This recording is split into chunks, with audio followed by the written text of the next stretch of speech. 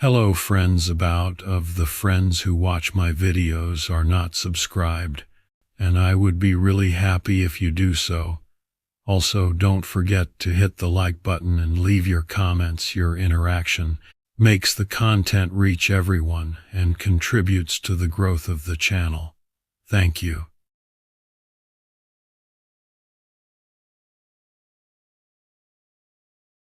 You hit the nail on the head. Sometimes those easy paycheck gigs turn into anything but.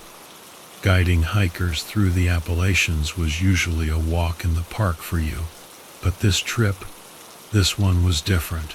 You'd been warned these were inexperienced hikers looking for a thrill. 4 college students from upstate New York, all energy and chatter, loaded down with gear they probably couldn't even use.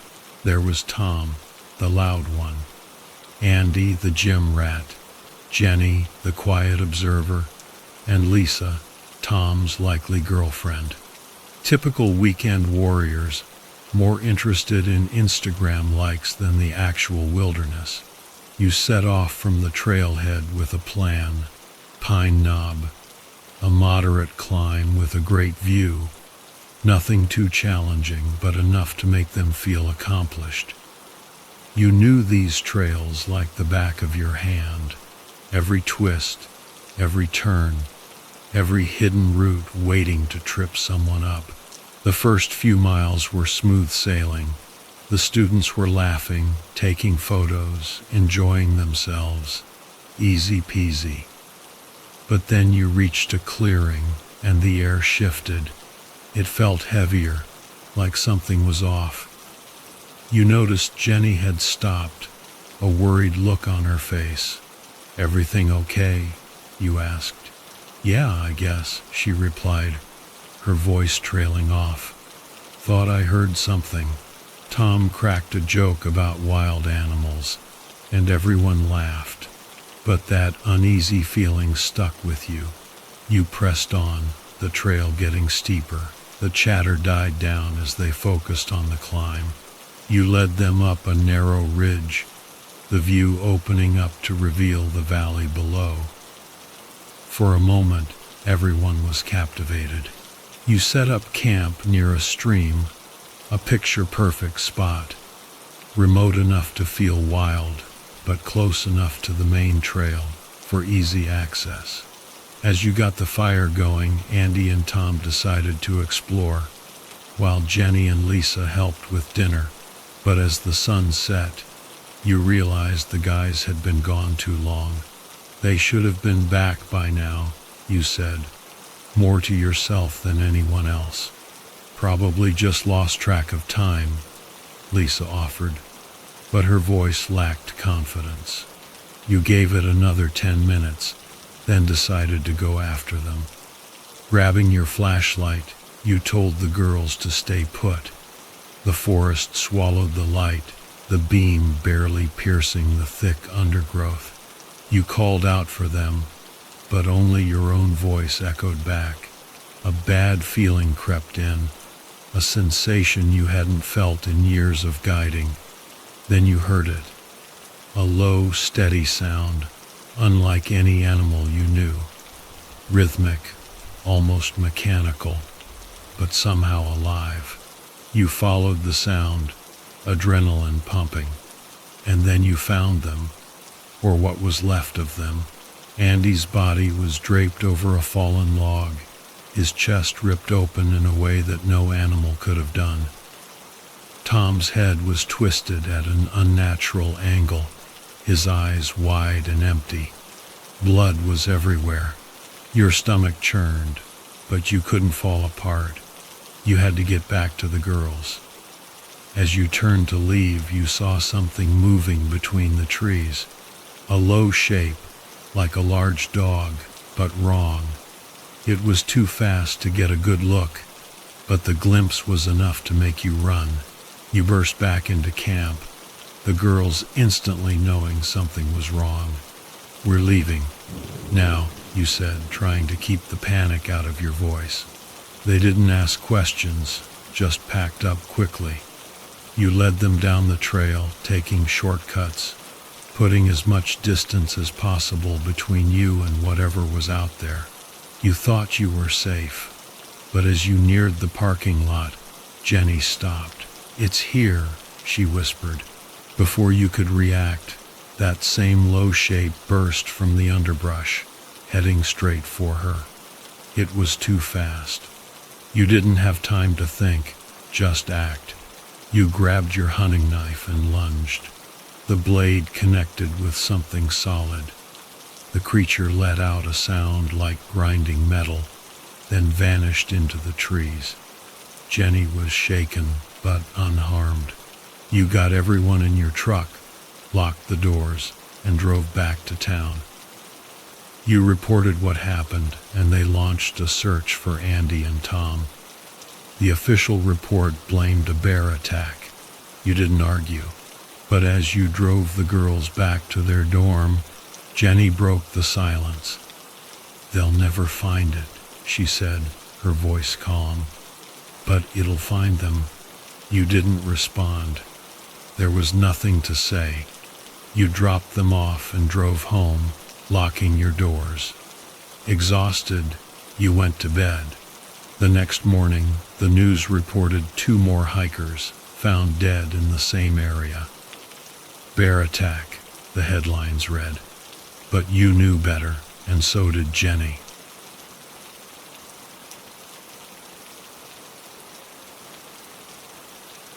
It all started with an argument over a camping spot, something so mundane it's almost embarrassing.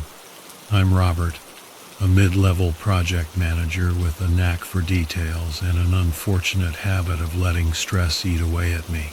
When my buddies convinced me to take a break and go on a hiking trip in the Adirondacks, I thought it might be the reset I needed. I should have known better. Vacations and I don't mix well. Our group consisted of 4. Me, of course. Tommy Thatcher, the loudmouth who never quite learned to keep his opinions to himself. Lucas Riss, a quiet guy, sharp as a tack, but too easily influenced by Tommy. And Zach Dawson, who was more into himself and his gadgets than any outdoor activity. We'd been friends since college, but time had a way of straining relationships. We all had our own lives now, and this trip felt more like an obligation than a joyride. The Adirondacks were beautiful, no doubt. Endless trees, clear lakes, the works. But I wasn't much for the outdoors. I preferred my comforts. Wi-Fi and air conditioning, not roughing it with bugs and the constant fear of bears. Still, I figured a few days away from the chaos of the office wouldn't kill me. It was the second day when things started to go downhill.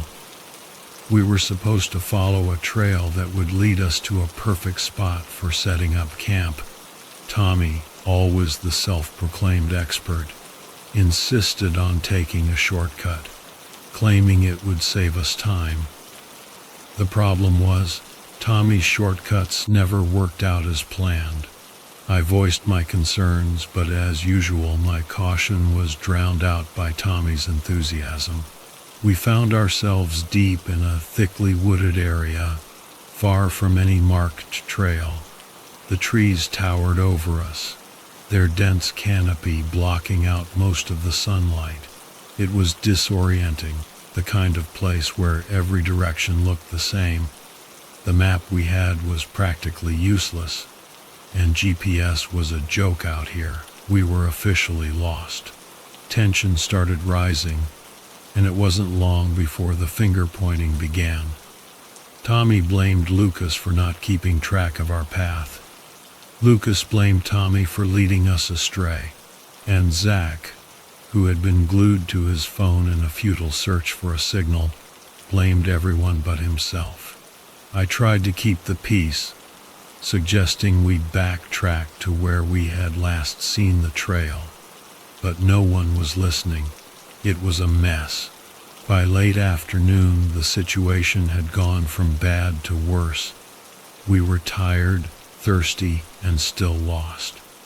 The woods had taken on an eerie quality, the silence oppressive and unnatural.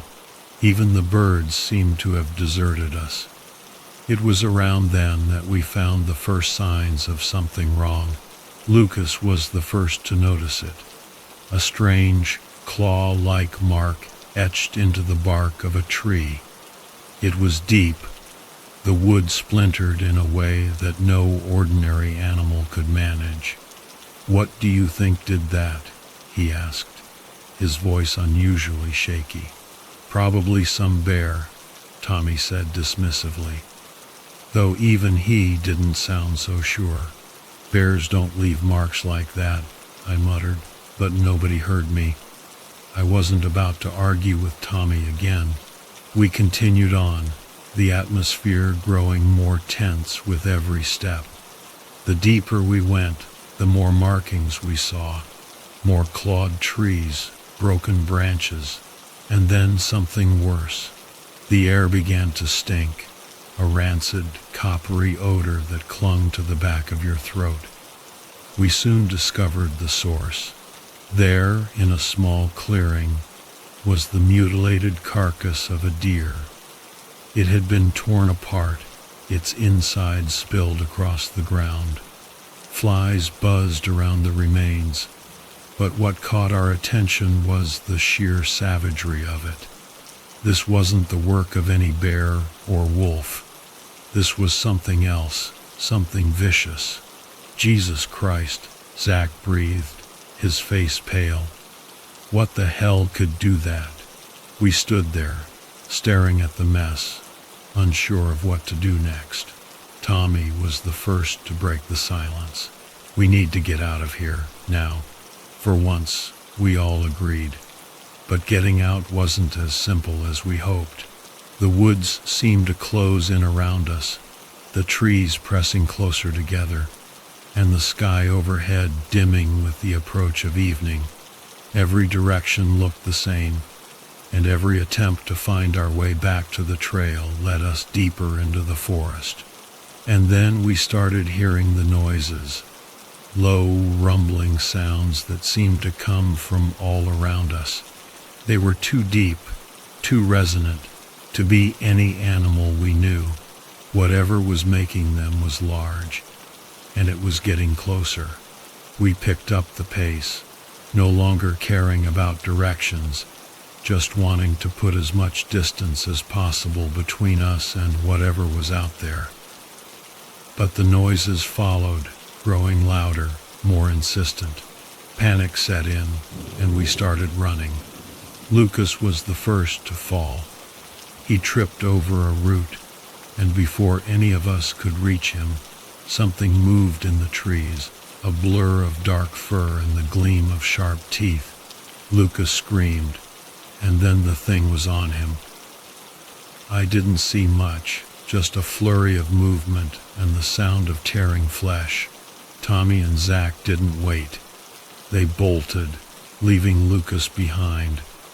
I hesitated, just for a second, but that was enough to see what happened next. The creature, whatever it was, dragged Lucas off into the underbrush, his screams abruptly cut off. I ran. The forest became a nightmare of shadows and noise. I could hear Tommy and Zach somewhere ahead, crashing through the undergrowth, but I couldn't see them.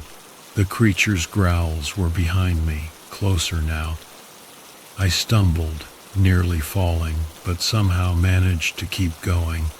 I don't know how long I ran, but eventually the sounds of pursuit faded. I found myself in another clearing, gasping for breath, my legs trembling. Tommy and Zach were nowhere in sight. I was alone. For a moment, all was silent, save for the pounding of my heart in my ears. Then I heard it, a rustling in the bushes nearby. I spun around, fists clenched, ready to face whatever was coming.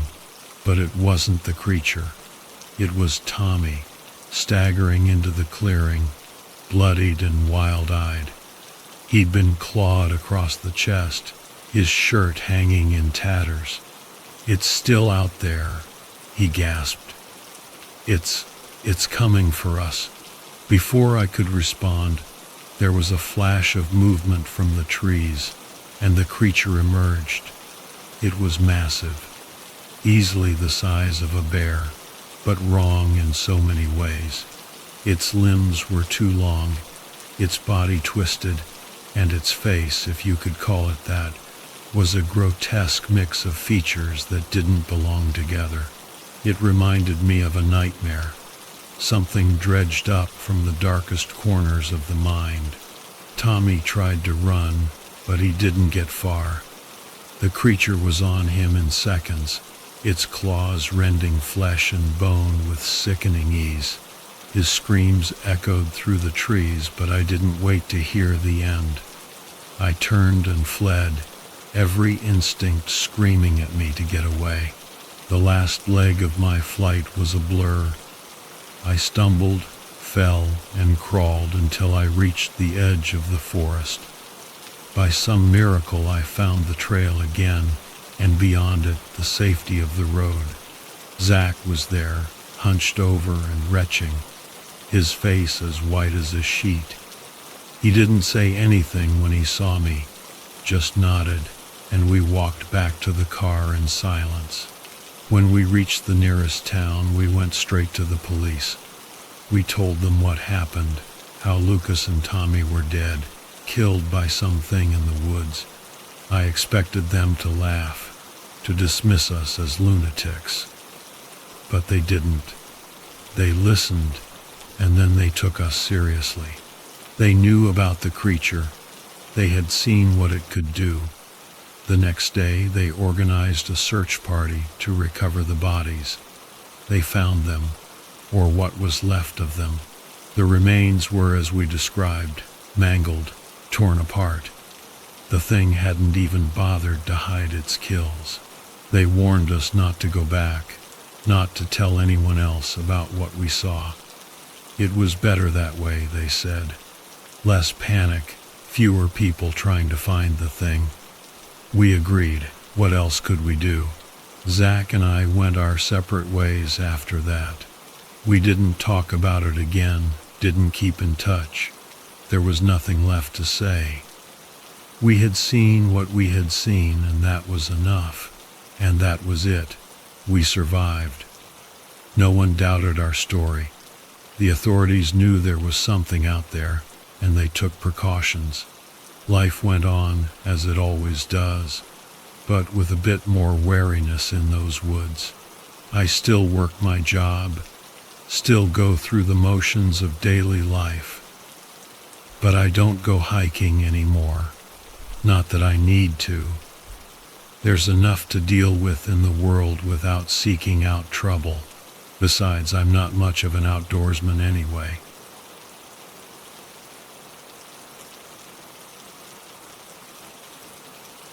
It started like any other Saturday morning. Clear sky, a brisk breeze, and that familiar smell of pine needles crunching under my boots.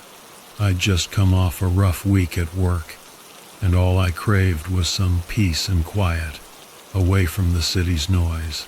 So I hit the road, heading for the Appalachians, deep in West Virginia.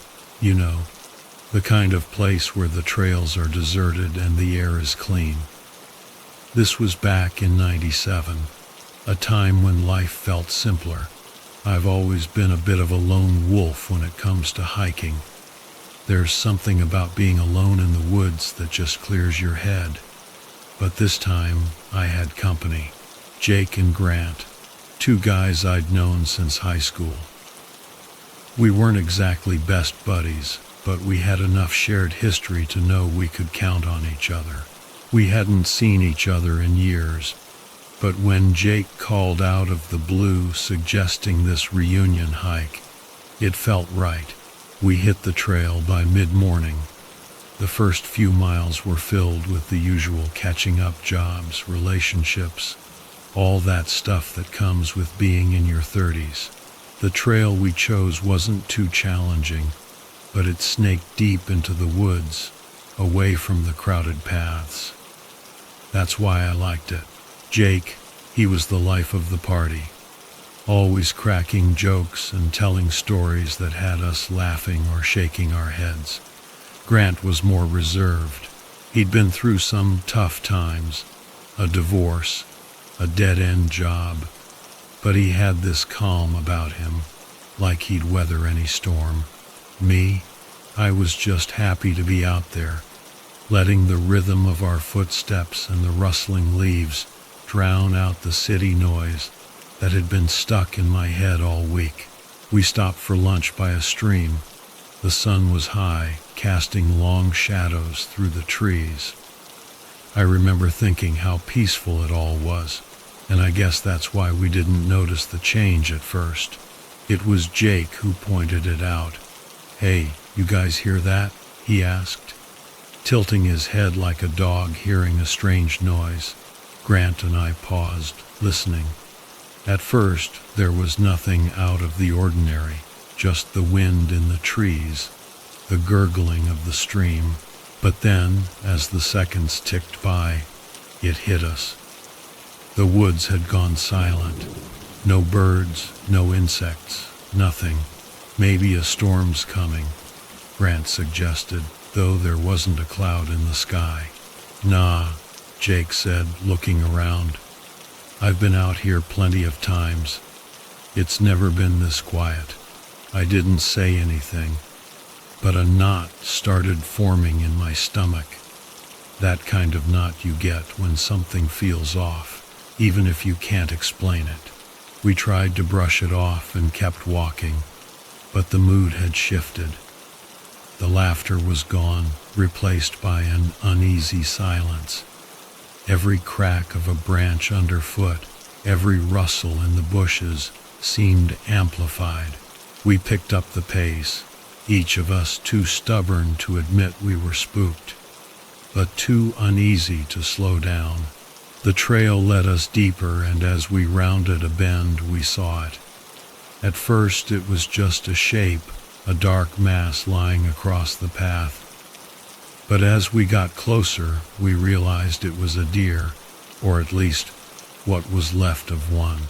The carcass was torn apart, its insides strewn across the trail like some sick display.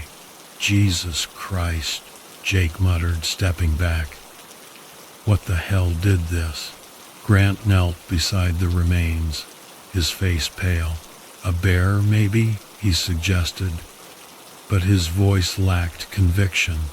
I knew better. I'd seen bears take down deer before, but this wasn't their work. Bears are messy, sure, but they don't leave things like this. This deer looked like it had been shredded. "Let's keep moving," I said, trying to keep the fear out of my voice. The others nodded, and we pushed on, trying to forget the carcass. But the woods wouldn't let us. The further we went, the more we found. Bits of fur, gnawed bones, all scattered like some twisted breadcrumb trail. And then the noises started. Low, distant sounds, like the groaning of old trees in the wind. But there was no wind.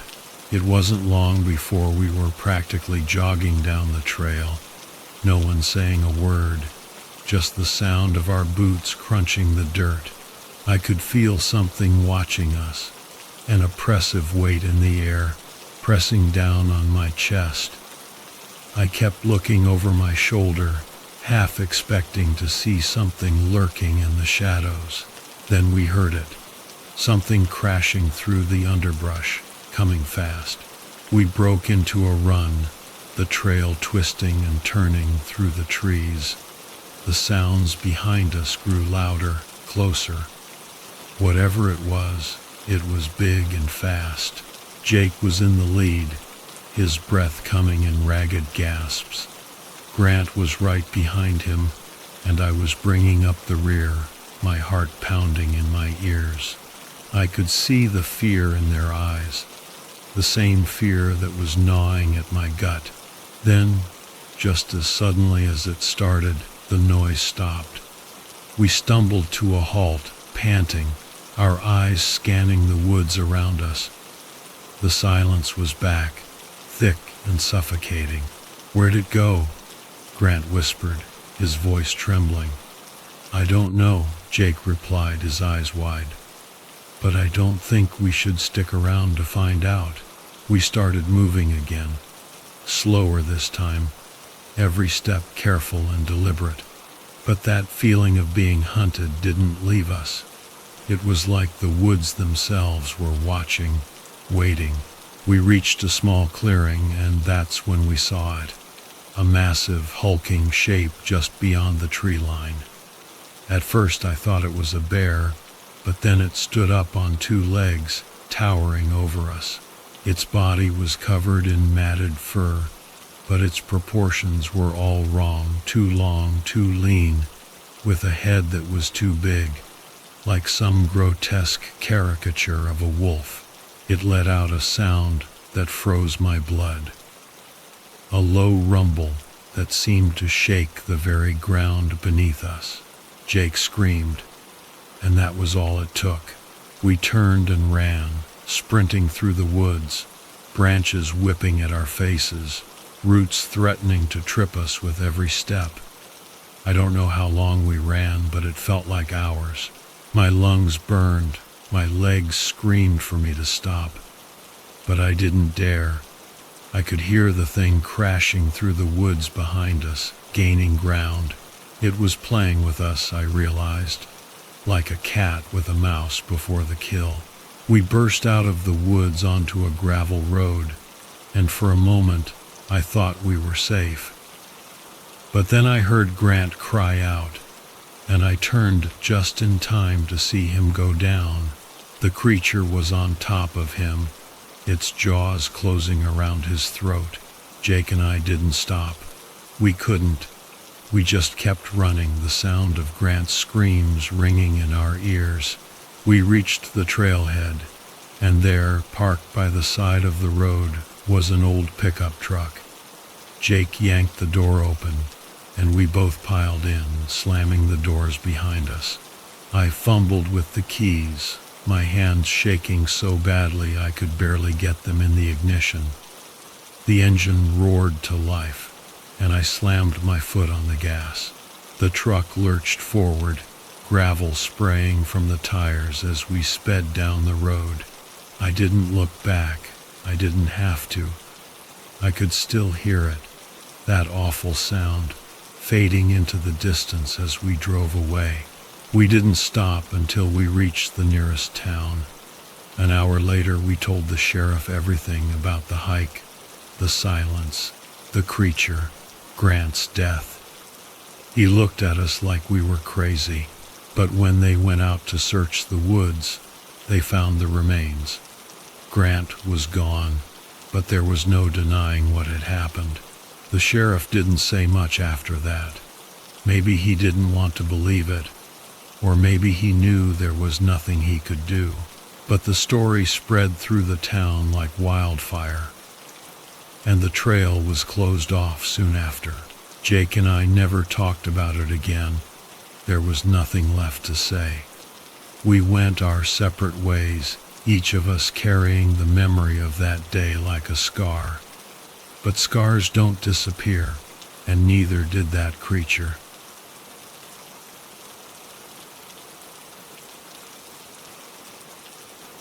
I've always been a loner, drawn to the quiet of the woods. Growing up in Kentucky, I spent most of my time exploring the thick forests and climbing the steep hills around our small town. There's something about being alone out there, just you against nature, that strips everything down to the basics. You move with a purpose, rely on your instincts, and nobody's there to hold your hand. This year, I decided to tackle the Daniel Boone National Forest. I'd heard stories about the place, whispers of strange happenings and missing hikers, but I never paid them much mind.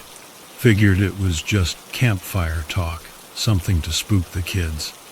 So, I packed my gear, loaded up my truck, and headed out, ready to lose myself in the wilderness for a few days.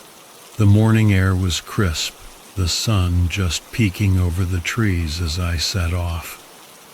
I'd planned a route that would take me deep into the forest, far from any marked trails. That's where I felt most at peace, away from the crowds. The forest was alive with the sounds of rustling leaves, birds calling, and the occasional snap of a twig under my boots. About an hour in, I came to a steep incline. The rocks were slick with dew, making the climb a real challenge. I paused for a moment, taking in the quiet before starting the ascent. It was tougher than I expected. Each step a careful maneuver to avoid slipping. But the challenge was exhilarating, a reminder of why I loved being out there. Reaching the top, I found myself on a narrow ridge with the forest stretching out below like a sea of green. I took a deep breath of the fresh air, feeling a sense of accomplishment. That's when I noticed it. An unnatural silence had fallen over the woods. The birds had stopped singing. The wind no longer rustled through the leaves. It was like the whole world was holding its breath. Then I saw it. A structure half hidden among the trees, a little further along the ridge. An old cabin, dilapidated and forgotten. The kind of place that had no business being that deep in the forest. Curiosity got the better of me, and despite a nagging feeling of unease, I headed towards it. Up close, the cabin was in even worse shape. The wood was rotting, the windows were shattered. But there was something about it that drew me in. I pushed open the door, and it creaked loudly, like it was warning me away. Inside, it was just as I expected, dusty and abandoned, with furniture that looked like it hadn't been touched in decades. A thick layer of grime covered everything, but the air was heavy and oppressive, with a strange sweet and rotten smell that clung to everything. I stepped inside, and the door slammed shut behind me with a bang that made me jump. The sound echoed through the cabin, but the door remained firmly shut, as if something had deliberately pushed it closed. I tried to shrug it off, blaming the wind, though I knew there wasn't even a breeze outside. Still, I wasn't going to let a creaky old door spook me. The cabin was small, just one main room with a kitchen area and a cot pushed against the far wall. There were signs that someone had lived here once, long ago. Rusty pots and pans in the kitchen, a worn book left on the cot, its pages yellowed with age. I picked up the book, brushing off the dust. It was a journal, the cover cracked and brittle. The first few entries were ordinary, recounting the daily life of whoever had lived here, weather observations, notes on hunting and fishing. But as I flipped through the pages, the entries became more erratic, more disjointed. The handwriting grew frantic. The words scrolled across the pages in a hurry. The last entry was almost illegible, but I could make out a few phrases. Can't escape it. It knows. God help me. My heart started pounding, and a cold sweat broke out across my forehead. The air in the cabin felt thicker, harder to breathe. I put the journal down and turned to leave, but something caught my eye. Movement in the corner of the room, a shadow that shouldn't have been there. I froze, my mind racing, trying to rationalize what I was seeing. Just a trick of the light, I told myself. Just my imagination playing tricks after reading that creepy journal. But the shadow moved again, and this time I knew it wasn't my imagination. It was real. and it was coming closer. My instincts kicked in, and I backed up towards the door, my hand fumbling for the handle. I had to get out of there, back to the safety of the open forest, but the handle wouldn't budge. It was like the door was sealed shut. Panic set in, my breath coming in short, rapid gasps. The shadow was almost upon me, and I could feel an intense heat radiating from it, like standing too close to a roaring fire.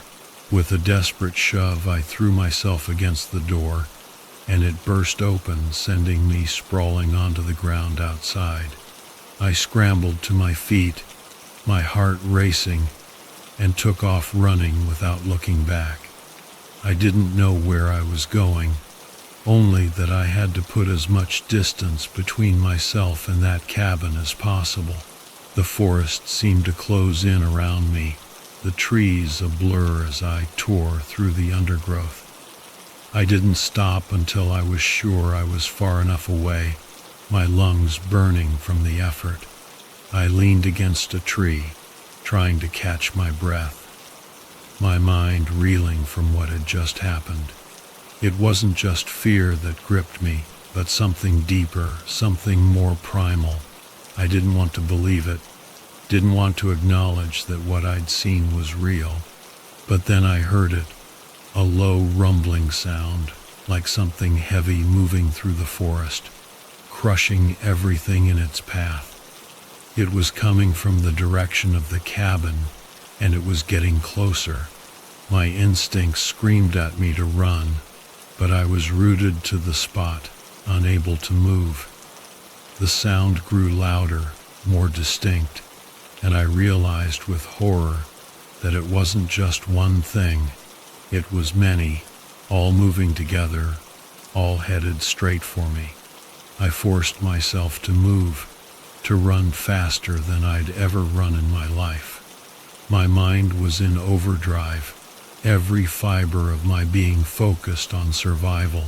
I could hear them behind me now, crashing through the trees, their snarls and growls filling the air. I didn't dare look back, knowing that if I did, it would be the end of me.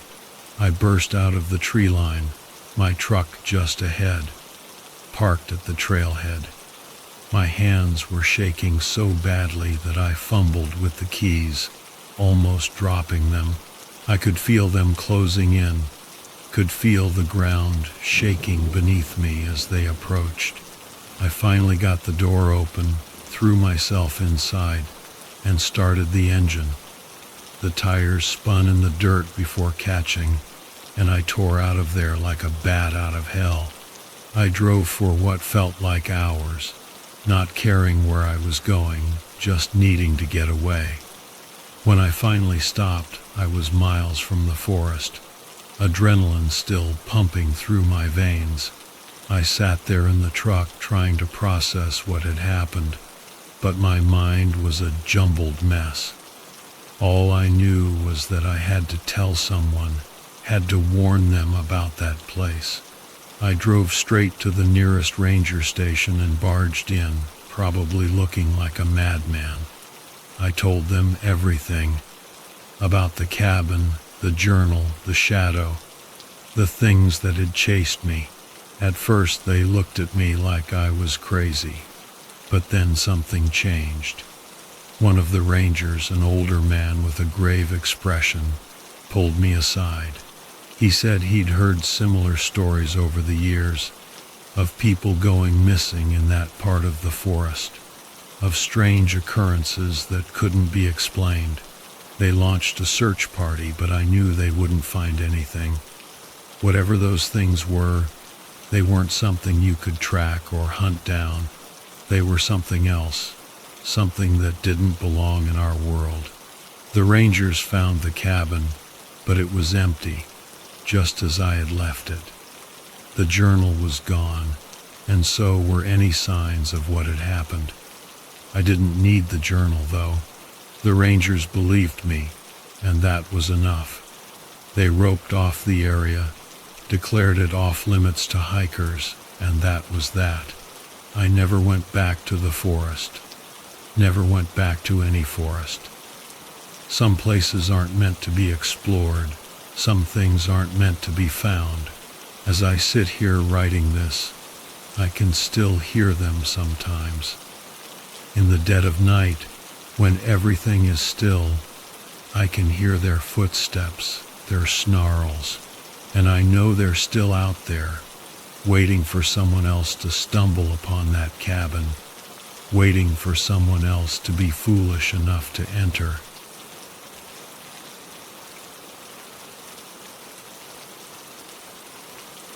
I'd never been much of a hiker, but after losing my job in '98, my fiancée Leslie suggested I take some time to clear my head. Why not? I thought, it's not like I had anything better to do. I always hated the idea of getting lost in the woods, but she said it might help with my anxiety. So I packed up an old rucksack I found in the attic, threw in some granola bars, and took off to the Pine Barrens in New Jersey, where I grew up. The place had this eerie charm, all tall pines and sandy trails. The kind of spot where the silence is a bit too loud, you know. I parked my car near Batstow Village, where the Pine Barrens stretch out in every direction.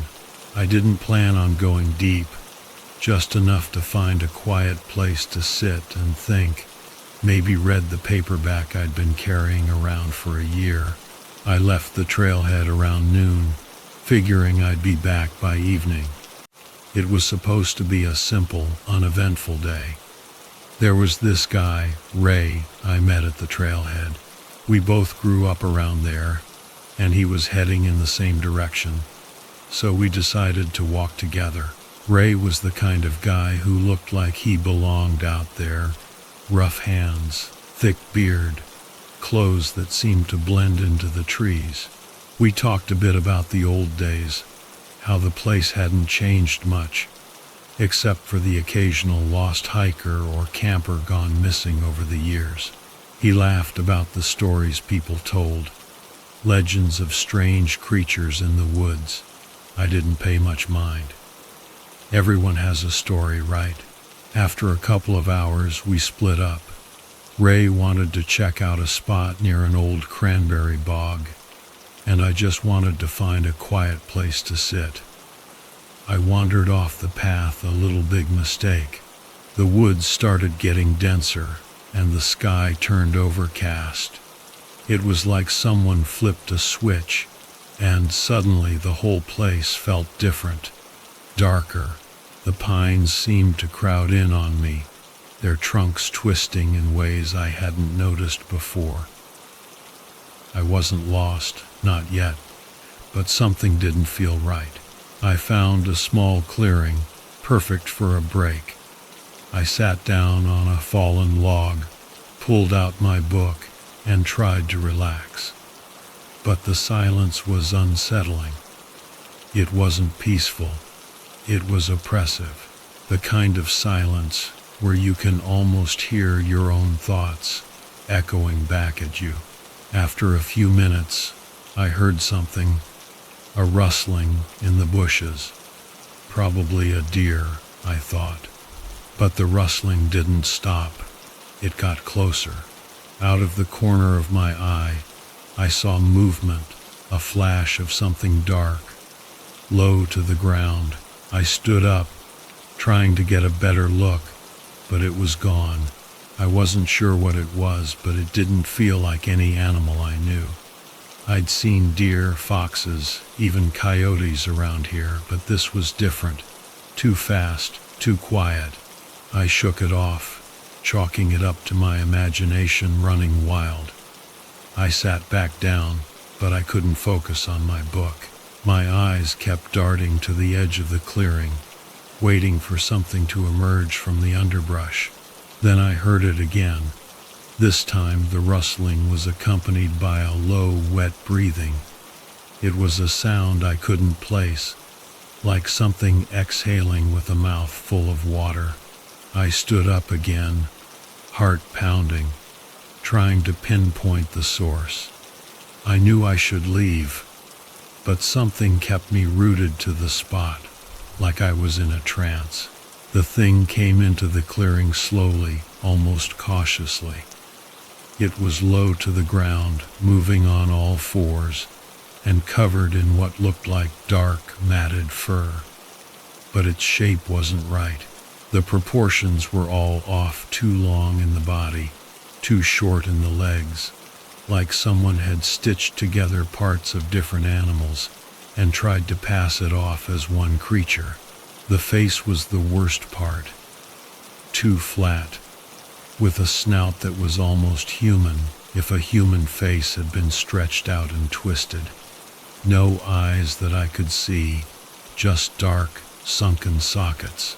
I froze, hoping it hadn't seen me. But it had. I could tell by the way it stopped and lifted its head, sniffing the air like it was tasting my scent. I backed up slowly, trying not to make any noise.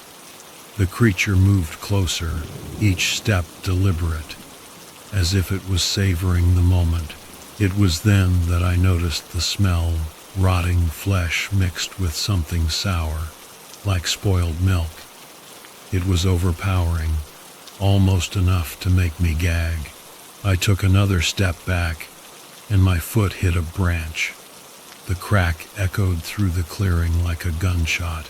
The creature snapped its head toward me, and I saw its mouth open, a maw lined with jagged, uneven teeth, yellow and stained. It let out a noise, a kind of wet, rasping sound that chilled me to the bone. I ran. I didn't think about direction, didn't care where I was going, as long as it was away from that thing. I heard it behind me, crashing through the underbrush, closer than it should have been.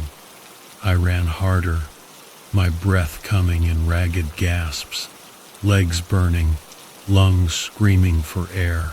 The ground was uneven, roots and branches tripping me up, but I didn't dare slow down. I burst out of the trees and onto the edge of the cranberry bog. The ground was soft and wet, and my foot sank into the mud, nearly sending me face first into the muck. I scrambled to stay upright, and that's when I heard Ray's voice. "Get down!" he shouted. I didn't think. I just dropped to the ground. Something whizzed past me, Ray's hunting rifle. The sound of the shot rang in my ears, deafening in the stillness of the bog. I rolled over in time to see the creature stumble, a gaping hole in its side, black ichor oozing out. It let out a shriek, something that sounded almost like a human cry, and then collapsed, twitching.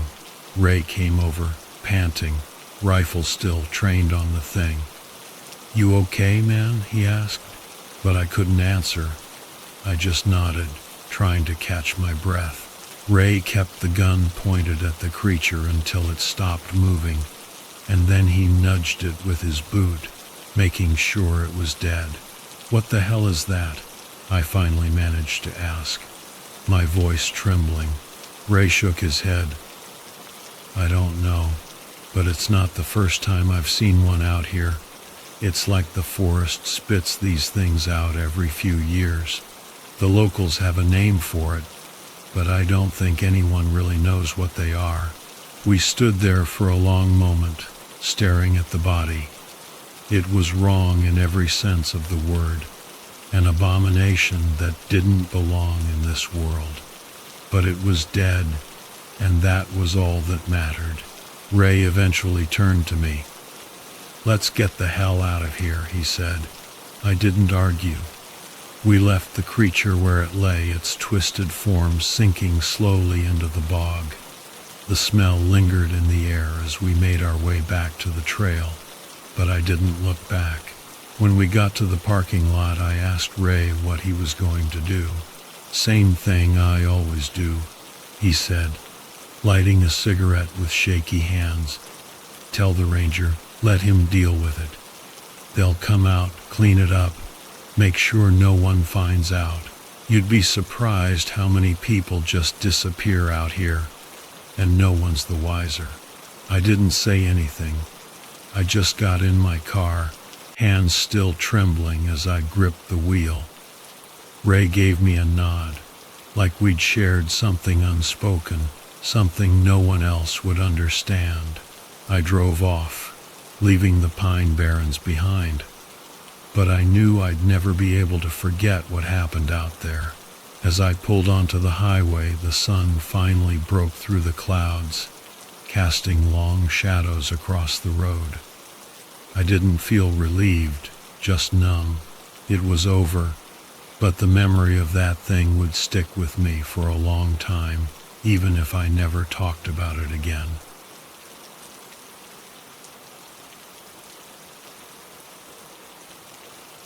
I get it. Not everyone's cut out for the hardcore hiker life. Some of us prefer our nature with a side of comfort. But hey, life throws curveballs, right? Losing your job at the factory probably wasn't part of the plan, but it sounds like it opened up a door to something unexpected. So, you're hanging out, trying to figure out what to do with all this newfound free time, when your buddy Lionel calls. Lionel, the adventurous type, always up for a challenge. He's got that infectious energy that makes even the most ordinary stuff seem exciting. And let's be honest, you could use a little excitement in your life. Next thing you know, you're packing your backpack and heading to the Cascades with Lionel. It's one of those perfect September mornings, crisp start, but with the promise of warmth later on. You've got your water, your trail mix, a flashlight, and a map that Lionel insisted you bring, even though he knows the trail like the back of his hand. He's got his fancy GPS watch and a machete strapped to his side, looking like he's about to discover a lost city. You're not so sure about all this, but you keep your doubts to yourself. After all, what could go wrong on a well-marked trail in a national park? Turns out, plenty. The trailhead is buzzing with other hikers. You recognize some local faces, a family with kids geared up in brand new hiking clothes, and a couple of college kids who look more ready to party than hike. Lionel gives them a nod, but you both keep your distance, wanting to enjoy the quiet of the woods. The first few hours are pretty uneventful.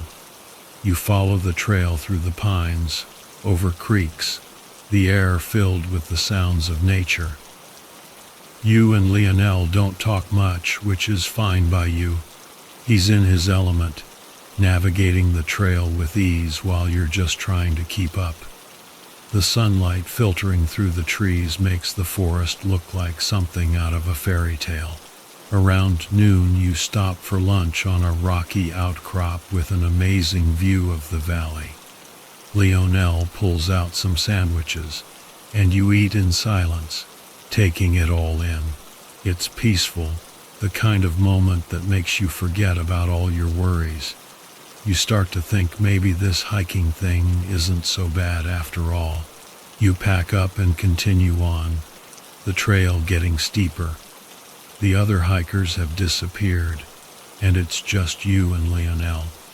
The forest gets thicker, the trees older and taller. The air is cooler, seeping into your bones. You notice Lionel checking his GPS more often, a worried look on his face. You sure we're on the right path, you ask, trying to hide your nervousness. Yeah, just a little off course, he says, not looking up from his watch. Don't worry, I know this area like the back of my hand. But something in his voice doesn't sound right. Lionel's always been confident, but now there's an edge to his voice, a hint of doubt that makes your stomach churn. The trail has practically disappeared, and you're pushing through dense undergrowth. Lionel is quiet, focused on getting you back on track. After another hour, you reach a small clearing. An unnatural silence hangs in the air, The ground is marshy, and the trees are different here, older, gnarled, with almost black bark. You feel a chill, a sense of wrongness that makes the hairs on your neck stand up. "Let's take a break," Lionel says, his voice tight.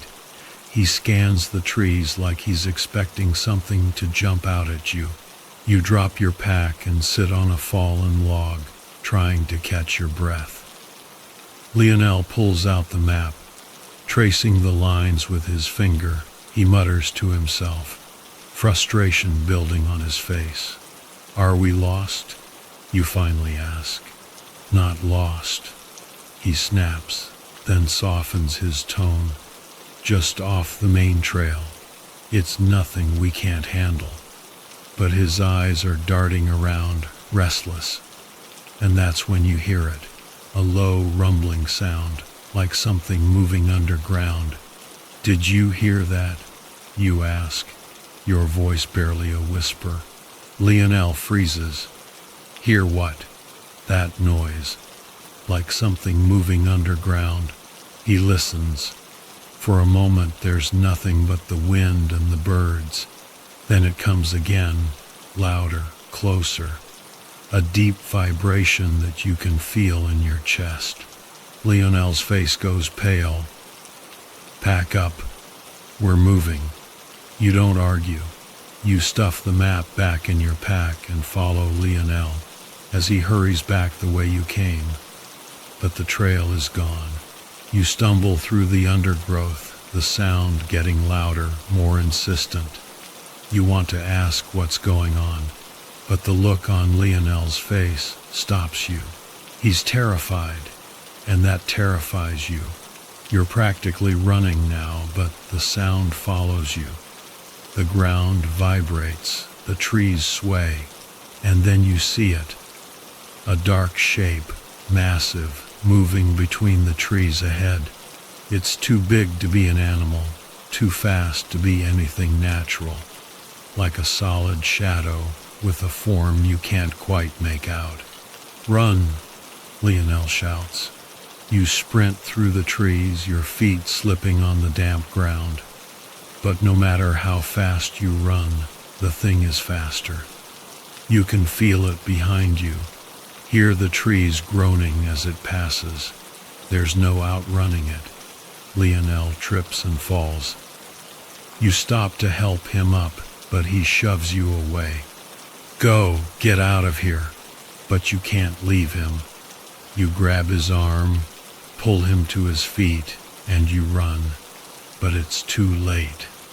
The thing is upon you, looming over you like a nightmare come to life. It doesn't make a sound, but you can feel its presence, its malice. Lionel shoves you again, sending you stumbling forward. You turn to see him draw his machete, his face grim. "Get out of here," he shouts again, swinging the blade. But it's like swinging at smoke. The machete passes right through it. The thing doesn't even flinch. You run. You don't want to, but you do. The sound of Lionel's desperate shouts echoes in your ears as you plunge deeper into the forest. The ground shakes, the trees bend and creak, but you don't stop. You burst into another clearing, even darker than the last. The trees are twisted, their branches like skeletal hands. The ground is littered with bones, animal bones, human bones, you can't tell. They crunch under your feet as you run, and then, as suddenly as it started, the sound stops. The forest is silent again. You collapse to the ground, exhausted, your body trembling. You don't know how long you lie there, but when you finally look up, the thing is gone. The clearing is empty, the trees still. It's as if nothing happened, but Lionel is gone too. His machete lies in the dirt beside you. You pick it up, grip it tightly, and stand on shaky legs. You scan the trees for any sign of him, but there's nothing, just the oppressive silence of the forest. You stumble back the way you came, your mind numb with shock. You don't remember much of the journey back, just the cold, the darkness, and the overwhelming sense of loss.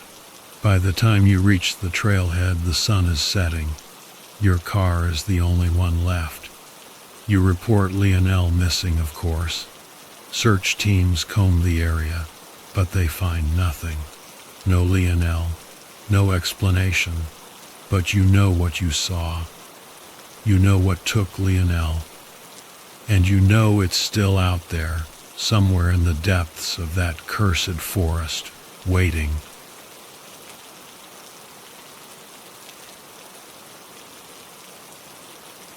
They say that the winds of West Virginia carry whispers of the past, but I never believed it, not until the summer of 1999. I was a man who thrived on the silence of the Appalachian wilderness, far from the noise of the city. I found comfort in the woods, in the solitude they offered. My name is Ella, a lifelong outdoorsman with a penchant for long hikes and the rugged embrace of the mountains. I wasn't looking for trouble. I was just looking for peace. That day I set out on the CER trail, a path not often traversed by the weekend hikers who preferred the more popular routes. CER was known for its ghost town remnants of the coal mining era, abandoned and left to rot in the shadow of the mountains.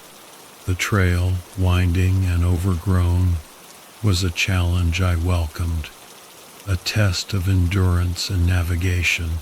My friend Jake Canover, a wiry man with a crooked smile, joined me. We had been hiking together for years, sharing stories of our glory days, but this was our first time on CER. Jake had a sharp wit, often joking about the dangers of the woods, though we both knew the only real threats were the occasional black bear or the rare timber rattlesnake. The air was thick with humidity, the kind that clung to your skin and made every breath feel like you were drinking water. The trees towered over us, their branches casting dark shadows that danced on the forest floor as the wind rustled the leaves. It was quiet, eerily so, with only the sound of our boots crunching on the gravel to break the silence.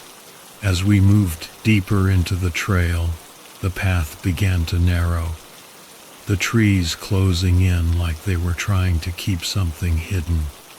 I noticed at first a strange smell, musky and putrid, like rotting flesh. Jake picked up on it too, his laughter fading as he wrinkled his nose.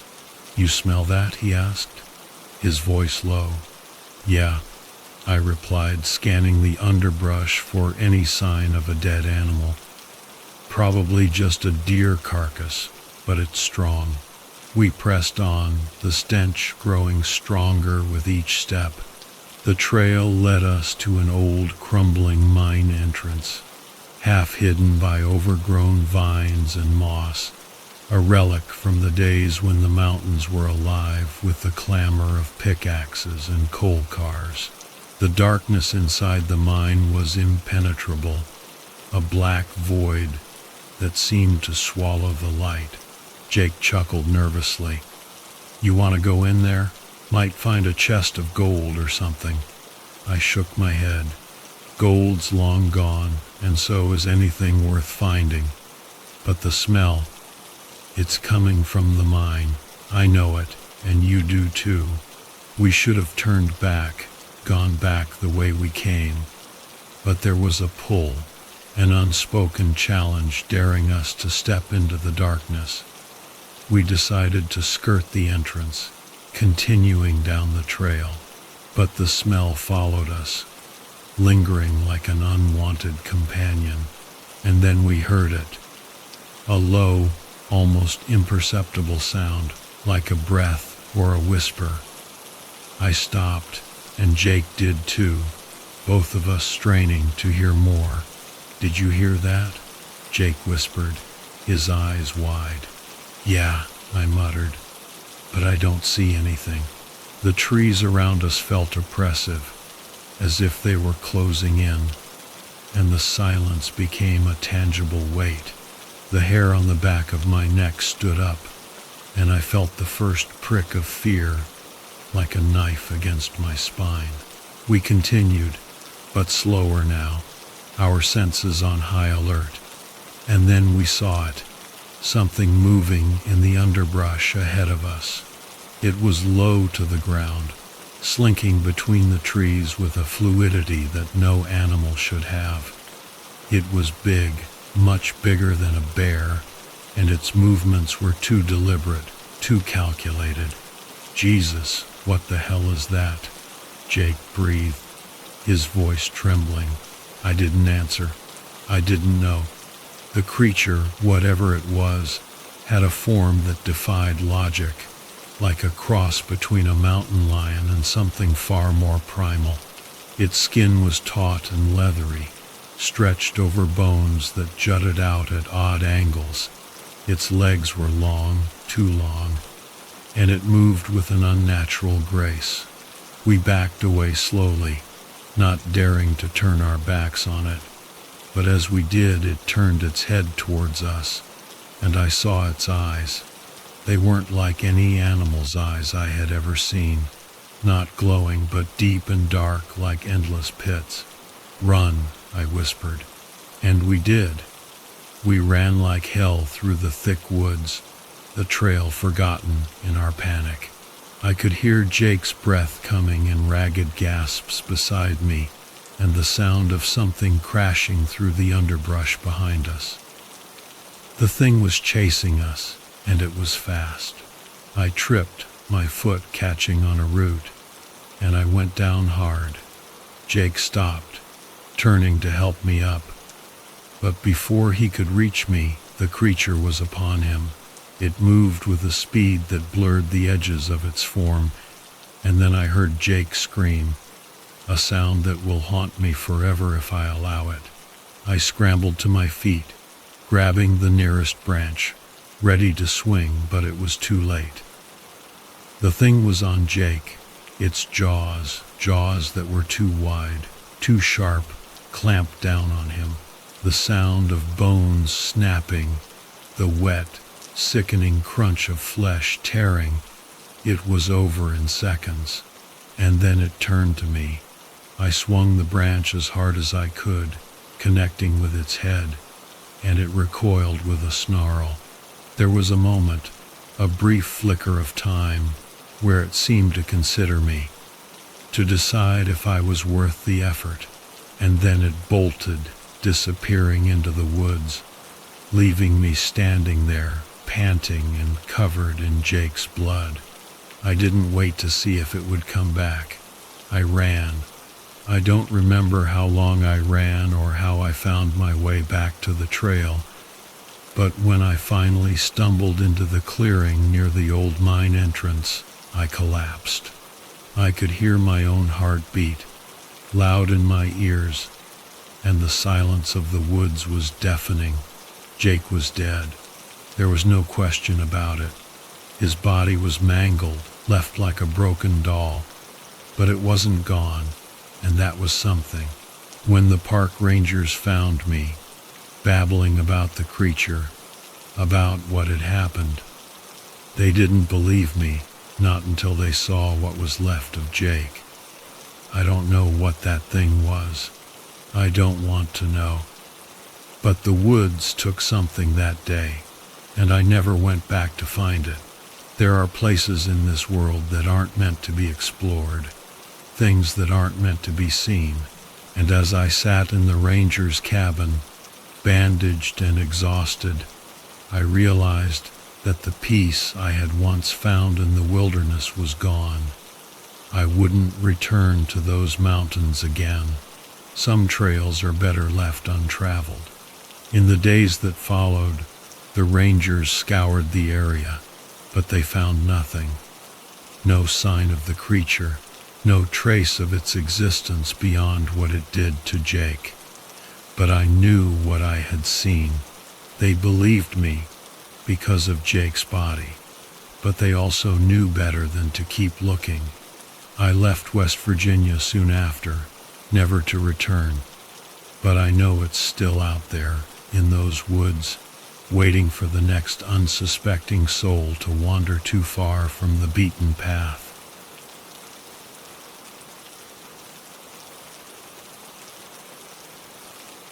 I always thought of myself as a resilient man, the kind of guy who could handle whatever life threw my way. My name is Victor DeWitt, and back in 1999, I was stuck in a dead-end job in Pittsburgh, punching the clock in a soulless office, living for the weekends when I could escape to the great outdoors. Hiking was my solace, the one thing that kept me from going stir-crazy in the concrete jungle. Every Saturday, I'd pack my gear, leave the city behind, and head into the mountains. It was my ritual, my way of staying sane. I wasn't one to shy away from the tougher trails. The more remote, the better. That's how I found myself in the Allegheny National Forest one chilly morning in late October, determined to conquer a trail I'd heard about from a buddy. He said it was untouched, unmarked on any map. Just a rumor whispered among those who sought something truly wild. It took hours of driving on twisting back roads to get there. The trailhead was nothing more than a gap between two trees, barely noticeable unless you were looking for it. I parked my old Chevy and started hiking, the forest closing in around me like a living thing. The trees were tall, ancient, their branches knotted and twisted like the veins of an old man's hand. There was no sound but the crunch of my boots on the fallen leaves and the occasional snap of a twig underfoot. The hike was supposed to be a loop, maybe 6 or 7 miles, nothing too strenuous. The air was crisp, the kind that stings your lungs but wakes you up all the same. As I moved deeper into the forest, the light filtering through the canopy began to dim, and a sense of unease crept over me. It was subtle at first, just a tickle at the back of my neck, like I was being watched. I shook it off, chalking it up to being out there alone, miles from civilization. After a couple of hours, I came across an old cabin. It wasn't on any map I had seen, and it looked like it had been abandoned for decades. The wood was gray with age, the windows boarded up, and the roof sagged under the weight of countless seasons of snow and rain. Curious, I approached, my steps cautious. As I neared the rotting porch, a sign nailed to the door caught my eye. The words were barely legible under layers of dirt and moss. "Do not enter." I should have turned back right then. Any sensible man would have. But something drew me in. I couldn't explain it. I pushed the door open, and it creaked like a dying animal. Inside, the air was thick, musty, filled with the scent of decay. Dust motes floated in the weak shafts of light that pierced the gloom. There was furniture, old and broken, and the remnants of a life long forgotten. Rusted tools, moldy books, a pair of boots by the door. Then I saw it. In the center of the room, a trapdoor. It was slightly ajar, and from beneath it, a smell seeped out. Something foul and sickly sweet. I hesitated, every instinct screaming at me to leave. But my feet moved on their own, taking me closer to that door. I can't say why I opened it. Maybe it was the morbid curiosity that gets us all in trouble. Or maybe it was something else, something more sinister. The hatch groaned as I pulled it open, revealing a set of stairs leading down into darkness. a darkness so complete it seemed to swallow the light from my headlamp. I stood at the top of those stairs for what felt like an eternity, my breath coming in shallow gasps. The smell was stronger now, overwhelming, and I had to fight the urge to retch, but I wasn't turning back. I couldn't. I took a step down, then another, the wood creaking beneath my weight. The air grew colder as I descended, and the walls seemed to close in around me. When I reached the bottom, I found myself in a small chamber. The walls were lined with something that looked like plaster but had a strange texture, almost organic, like the inside of a shell. The smell was unbearable now, and my head swam. In the center of the chamber, there was a table, and on that table, I'm not sure how to describe it. At first, it looked like a pile of bones, but as I got closer, I realized it was something else. The bones were arranged in a pattern, intricate and deliberate, like some kind of twisted art, and beneath them, a shape, something that shouldn't have been alive, but was. It looked like a mass of flesh, pulsating, with a texture like raw meat. I backed away, my heart pounding in my chest. Whatever it was wrong. It wasn't natural. I turned to leave, but then I heard it, a low, wet sound, like something being dragged across the floor. I whipped around, and that's when I saw it. The thing on the table moved, slowly, agonizingly. It began to rise, the bones clattering as they fell away. And beneath the flesh, I saw eyes. Not human, not animal, but something in between. They locked onto me, and in that moment, I knew I had made a terrible mistake. I ran. I didn't look back. The stairs seemed longer now, the darkness thicker, like it was trying to pull me back down. I burst out of the cabin, gasping for air, and sprinted into the woods. The sun was lower in the sky, casting long shadows that seemed to reach for me as I ran. But I didn't stop. I couldn't.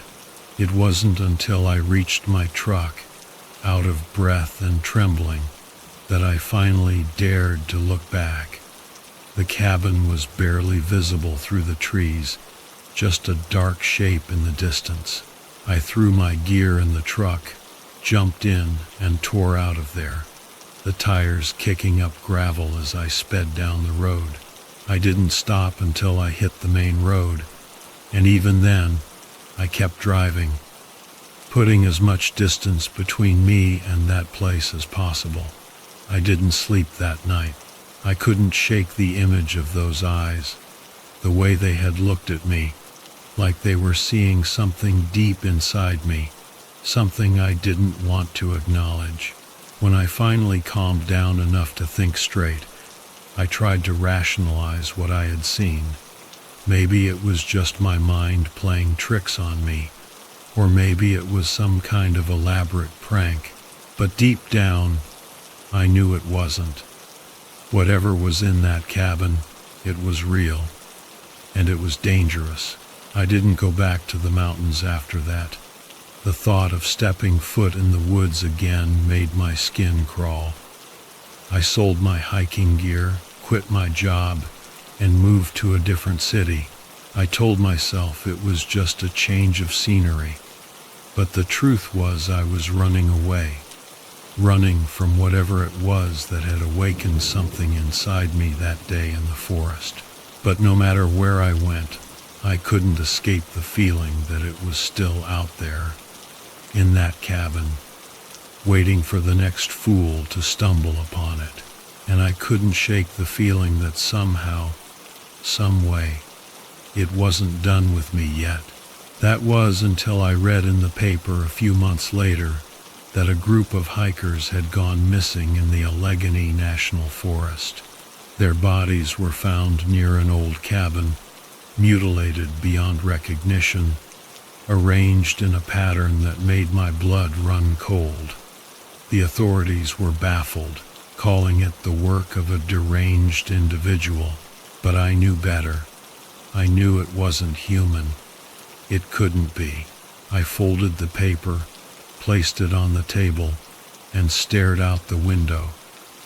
The sky was clear, the sun shining down on a world that had no idea what lurked in the shadows. I took a deep breath and let it out slowly, trying to shake the feeling that had settled in my gut. But it was no use. I knew that as long as that cabin stood, as long as that thing existed, I would never be free, and neither would anyone else who stumbled upon it. There was no way to stop it, no way to destroy it. All I could do was hope that I could stay far enough away, keep moving, and pray that it never found me again. As I sat there, a thought crossed my mind, a small comfort in the darkness that had taken root in my soul. I wasn't alone in this.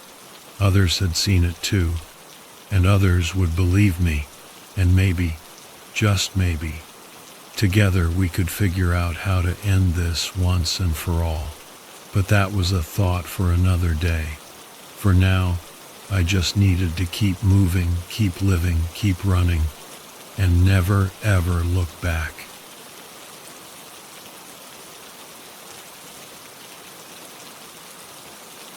The morning air was crisp, filled with that sharp pine scent that always cleared my head. I'd been hiking these woods since I was a kid, my uncle practically raising me on these trails. But today something felt off. The forest was eerily quiet, like it was holding its breath. I tried to shake off the feeling. I wasn't the type to get spooked easily. See, I'm Alex, a carpenter by trade, born and bred in Oregon. Always been an outdoorsman. When I wasn't building cabinets, I was out in the woods, finding peace in the trees and the quiet. The forest was my escape, a place where the world's noise couldn't touch me. That day, I was headed to my favorite spot, a clearing with a killer view of the Cascades. It was a tough climb, but the solitude and the scenery made it worth it. This time I brought a friend along, Luis Castillo, ex-Marine, tough as nails, with a sense of humor that could make a funeral feel like a party. "You sure this trail goes somewhere good?" Luis asked, his voice breaking the silence. "Trust me," I grinned. "You'll see." The trail wound upwards, getting steeper.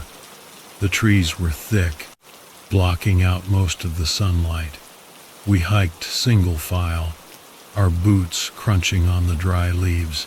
After about an hour, we reached the clearing, and damn, the view never disappointed. Mountains stretching out forever, their peaks dusted with snow. The forest below looked like a sea of green. It was peaceful, almost too peaceful. "You weren't kidding, Roscoe," Luis said, admiring the view. "This is something else." We sat down, took a swig of water, and just soaked it all in. But then something caught my eye, a flicker of movement in the trees, just a glimpse of something dark darting through the undergrowth. I squinted, trying to get a better look, but it was gone. "You see that?" I asked Luis.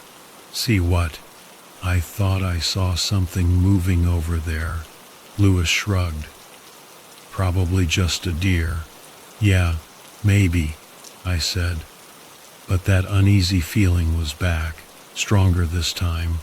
We finished our break and started back down. The descent was always harder on the knees, and we fell into a comfortable silence. But that feeling wouldn't leave me alone. Halfway down, we found something that stopped us dead in our tracks. A deer carcass, lying right in the middle of the trail. It looked fresh, but something was wrong. The animal was ripped open, its ribs exposed, and its head was missing, cleanly cut off. "What the hell?" Lewis muttered, kneeling down for a closer look. I scanned the trees, my hand instinctively going to the knife on my belt. "This isn't right, Lewis." "No, it's not," he agreed, standing up. "We should get moving." We picked up the pace, both of us on high alert. The forest seemed to press in on us.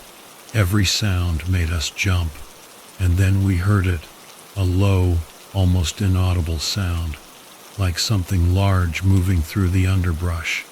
We froze, listening. It was coming from behind us, maybe 50 yards back. Whatever it was big, and it was following us. "Let's not stick around to find out what that is," I said, my voice tight. We practically jogged now, our eyes darting around. The sound behind us got louder, closer. I didn't want to look back, but I could feel it gaining on us. We burst out of the tree line onto an old logging road, but the thing chasing us didn't stop. It emerged from the woods, and for the first time I got a good look. It was like nothing I'd ever seen. 7 feet tall, covered in thick fur, with unnaturally long limbs and claws that looked like they could tear through steel. It didn't have a face, just a maw full of jagged teeth. "Keep running," I yelled. We sprinted down the road, the creature right behind us. The road was steep, and we were moving fast, almost losing our footing. I could feel it getting closer, hear its heavy breathing. Then, a gunshot, loud and close. The creature screamed, and there was another shot. It stumbled, veered off the road, and crashed into the trees. Lewis and I skidded to a halt, gasping for air. Further down the road, an older man stood with a rifle. "You boys all right?" he called out. "Yeah, I think so," Lewis managed to say, his voice shaky. The man walked over to where the creature lay, still twitching. He fired another shot into its head, and it finally went still. "What the hell is that thing?" I asked, my voice trembling. "Don't know," the man said. "But it's not the first time I've seen one. Name's Ellis. Live up in those hills. Whatever this is, it's been taking livestock and pets for years. Thought it was just coyotes until I saw one of these bastards myself." We stood there, staring at the creature's lifeless body. It was real. Whatever it was real, and it was dead. "Better get out of here," Ellis said, kicking the body. "I'll take care of this." We didn't argue. Lewis and I headed down the road, our legs still shaky. When we reached the trailhead, I looked back, half expecting to see that thing following us. But the road was empty, and the forest was silent. We got in Lewis's truck, and as we drove away, I couldn't shake the feeling that this wasn't over. But for now, we were safe. And that was all that mattered. I didn't look back again.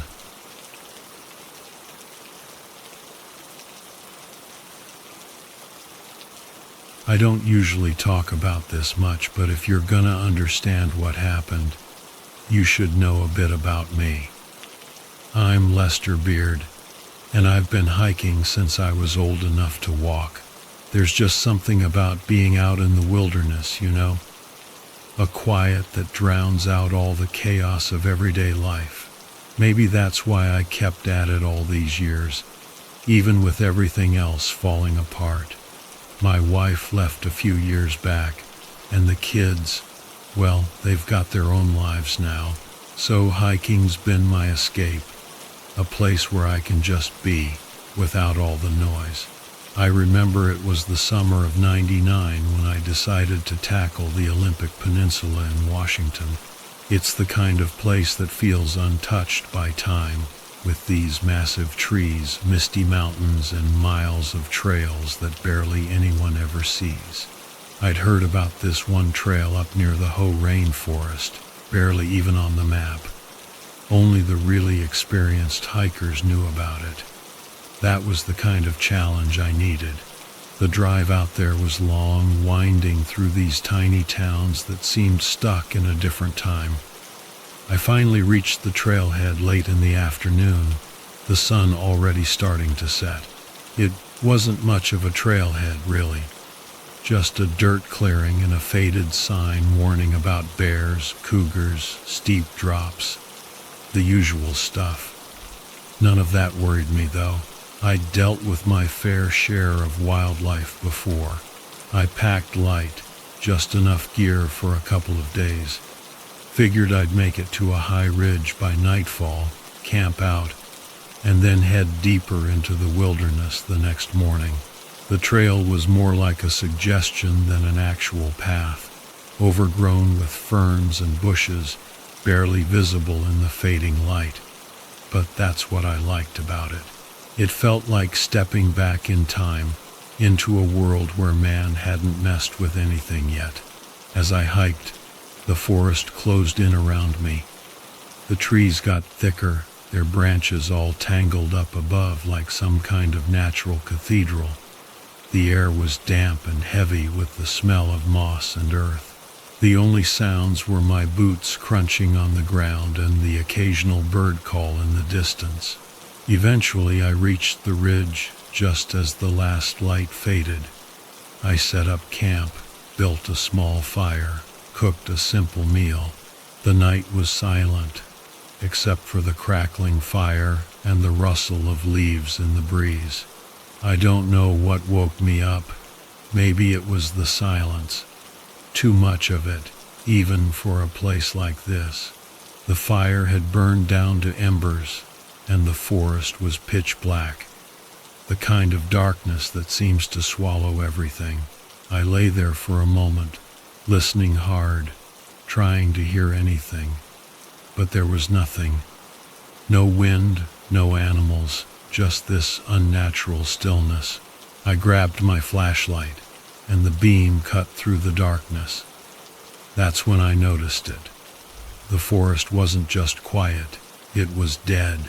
No insects buzzing, no rustling in the underbrush. I've spent enough time in the woods to know that's never a good sign. I sat up, every sense on high alert. The hair on the back of my neck stood on end, but I couldn't see anything out of place. Just the same trees, the same dense undergrowth. I tried to shake it off, told myself it was nothing, just my mind playing tricks on me. But as I started to settle back down, I heard it, this faint, almost imperceptible sound, like a twig snapping in the distance. My heart started pounding. It was too deliberate, too close. I pointed the flashlight towards the sound, but all I saw were shadows. I knew better than to shout or make any noise. If there was something out there, I didn't want to give it any more reason to come closer. For what felt like hours, I sat there, flashlight in hand, scanning the trees. The sound didn't come again, but that didn't ease my nerves. I knew something was out there, something that had silenced the whole forest. Finally, I must have dozed off, still clutching that flashlight. Morning came with a thick mist hanging over the ridge. The forest was still eerily quiet.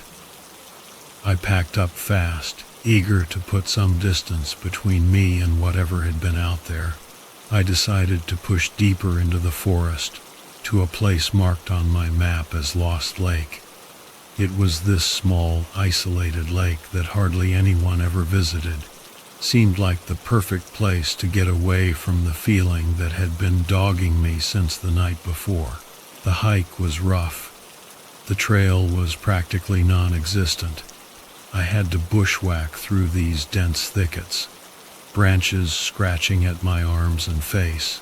The silence from the night before lingered, and every little sound made me jump. But I kept going, determined to reach that lake. When I finally broke through the trees and saw the water, it was stunning. Lost Lake was like a perfect mirror, reflecting the towering pines and the gray sky above. But even here, something felt off. The air was too still, the silence too deep. I set up camp on a small rise overlooking the lake, figuring I'd stay just long enough to shake this feeling that had been following me. That's when I saw it. Across the lake on the far shore, something moved between the trees. At first I thought it was just a trick of the light, maybe a deer or a bear, but then it stepped into the open and my blood ran cold. It was tall, way too tall for any animal I knew. It walked upright, its movements smooth, deliberate. I could only make out its silhouette, but that was enough to tell me it wasn't anything natural. I froze, heart hammering in my chest. The thing stopped at the edge of the water, like it was looking right at me, even though I couldn't see any eyes. For a moment, we were just locked in this silent standoff, neither of us moving. Then it let out this noise, a low, deep rumble that echoed across the lake. The sound was wrong, unnatural, like it didn't belong in this world. Panic surged through me, and I did the only thing I could think of. I grabbed my gear and ran. I didn't care about the trail or where I was going. I just needed to get away.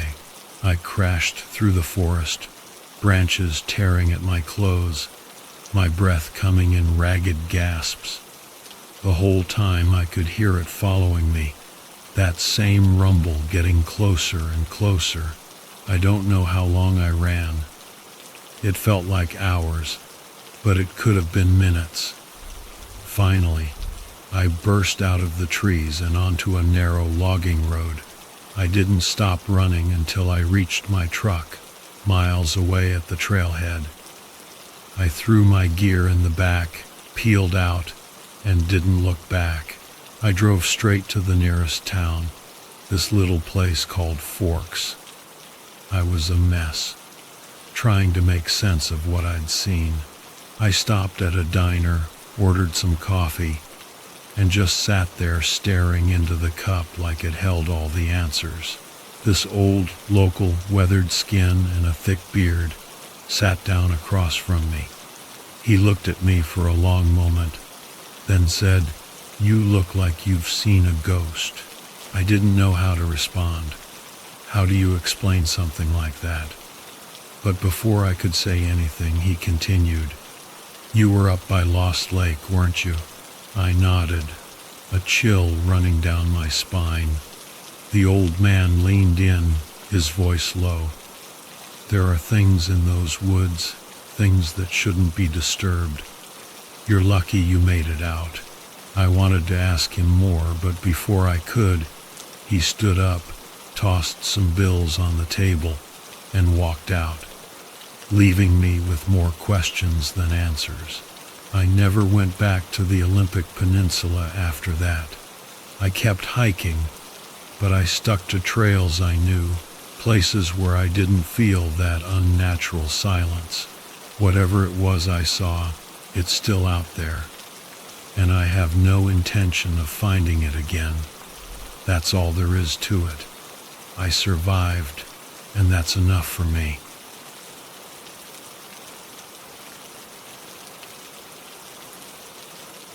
You're right, Rob.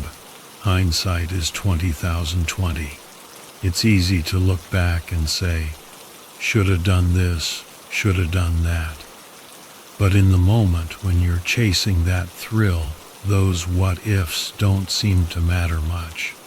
And let's be honest, sometimes those risks pay off with an adventure you'll never forget. even if it's not the kind you were hoping for. So, you're Rob, a financial analyst in the concrete jungle of New York City. 34 years old, good pay, but soul-crushing boredom. Sounds about right. I get it. Sometimes you gotta escape the daily grind. Find a place where you can actually breathe. For you, that's the wilderness. Pine-scented air, rustling leaves, your own personal reset button. This particular morning, you set your sights on the Adirondacks. No big plan, just a sudden urge to get the hell out of Dodge. You'd heard whispers of an off-the-beaten-path trail, something that promised solitude and a good dose of the unknown, just your style. The drive was your typical scenic route, endless trees, the occasional deer crossing the road. The trailhead was easy to miss, tucked away like a secret. But you found it, and with that familiar rush of excitement, you stepped into the woods. This wasn't your average manicured hiking trail.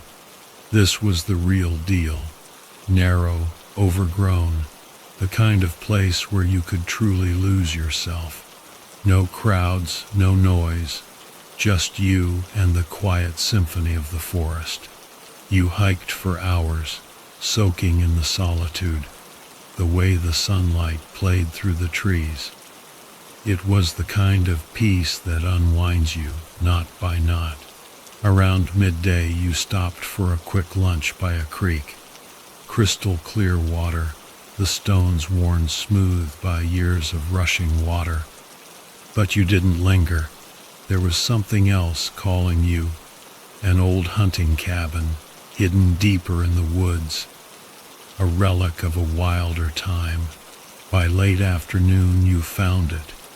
Half collapsed, roof caved in, reclaimed by nature. But there was a certain beauty in its decay, a defiance of time. You explored it carefully, the floorboards groaning under your weight. But the sun was setting, and you decided to head back to the trail, find a place to camp for the night. Dusk in the woods has its own magic, the shadows growing long, the nocturnal creatures waking up. But about a mile from the cabin, you noticed something was off. The usual sounds of the forest had vanished, leaving an eerie silence. It was unsettling, like the world was holding its breath. Then you heard it, a scream, distant, echoing through the trees but unmistakably human, a scream filled with terror. Your blood ran cold. You tried to figure out where it came from, but the forest played tricks on you, the trees seeming to close in. Another scream, closer this time, and you took off running. Maybe you thought you could help. Maybe it was just instinct. Whatever it was, you had to do something. The screaming stopped as suddenly as it began. You skidded to a halt, chest heaving, listening for any sound. Nothing but that suffocating silence. You found yourself in a small clearing, the air thick with the smell of decay. Something had died here, and then you saw it. A shape moving at the edge of the clearing. At first, you thought it was a person, but as it stepped into the light, you realized how wrong you were. Taller than any human, covered in coarse fur, with limbs that were too long, too thin, almost spider-like. Its head was a monstrosity, a jumble of predatory features. It moved with an unnatural grace, its body twisting and contorting in ways that made your stomach churn. You froze, your brain trying to make sense of it. This couldn't be real, but it was, and it was looking right at you. For a moment, you just stared at each other. Then it opened its mouth too wide, teeth too sharp, and let out a sound that sent a jolt of terror through you. You ran, You didn't care where, just away. You could hear it behind you, crashing through the underbrush impossibly fast. You pushed yourself harder, your legs burning, lungs screaming. Your foot caught on something, and you went down hard. Pain exploded in your ankle, but you didn't have time to think about it. You scrambled to your feet, but you knew it was too late. You felt its presence looming over you, its shadow swallowing the last of the daylight. You looked up. It was standing over you, those horrible black voids where its eyes should have been, staring down at you. It raised a clawed arm, and you knew this was the end. But then a flash of light, blinding in the darkness, and the creature recoiled. Another flash, and then voices, shouting, coming closer. The creature turned and fled. Two men burst into the clearing, one with a powerful flashlight, the other with a shotgun. They looked as shocked to see you as you were to see them. "What the hell are you doing out here, man?" one of them asked, his voice filled with disbelief. You didn't know what to say. Your mind was still reeling. "What was that thing?" you managed to ask. They exchanged a look that told you they knew but weren't going to explain. "We need to get out of here now," the one with the shotgun said. You didn't argue. They helped you to your feet, and you limped back towards the trailhead. They were on edge, constantly scanning the trees, weapons at the ready. You didn't ask questions. You just wanted to get out alive. They drove you to a small town, dropped you off at a motel, and disappeared before you could even thank them. You checked into a room, locked the door, and tried to make sense of what you'd seen, what had almost killed you. You didn't have answers, and you weren't sure you wanted them. The next morning you caught a bus back to the city. You didn't go to the police, didn't tell anyone what happened. Who would believe you? They'd think you were crazy, and maybe you were. All you knew was that you'd never go back to those woods again. A week later, you saw a news report. Hikers missing in the Adirondacks, their bodies found mutilated. The authorities blamed a bear attack, but you knew better. You knew what was out there, and you knew you were lucky to be alive.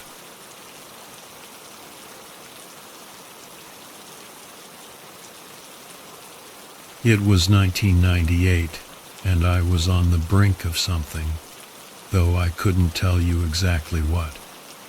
Maybe it was just a midlife crisis brewing early, or maybe I just needed to get away from everything. Whatever the reason, I found myself driving up to the Chattahoochee National Forest in Georgia. It was supposed to be a simple camping trip, a few days to clear my head. My name is Rora, and I'd always prided myself on being a practical guy. Grew up in New Jersey, worked as a machinist, and lived for the weekends when I could escape to the outdoors. I wasn't married, no kids, and I liked it that way. Life was simple, straightforward, and I wanted to keep it that way. I parked the truck near the trailhead of a lesser-known path that wound its way up Blood Mountain. The name didn't scare me. It was just another hike, another chance to disconnect from the monotony of life. I shouldered my pack, checked my gear, everything in its place, and set off. The first few hours were uneventful. The trail snaked through dense woods. The air was cool and crisp, and I could feel the tension in my shoulders start to ease. I was making good time, and for a while I let my mind wander. I thought about work, about the guys at the shop, about how they'd laugh if they saw me out here playing mountain man. About halfway up, I took a break by a small creek that cut across the trail. I was kneeling to refill my water bottle when I noticed something strange. The rocks around the creek bed were dark, almost black, and sticky with what looked like old blood.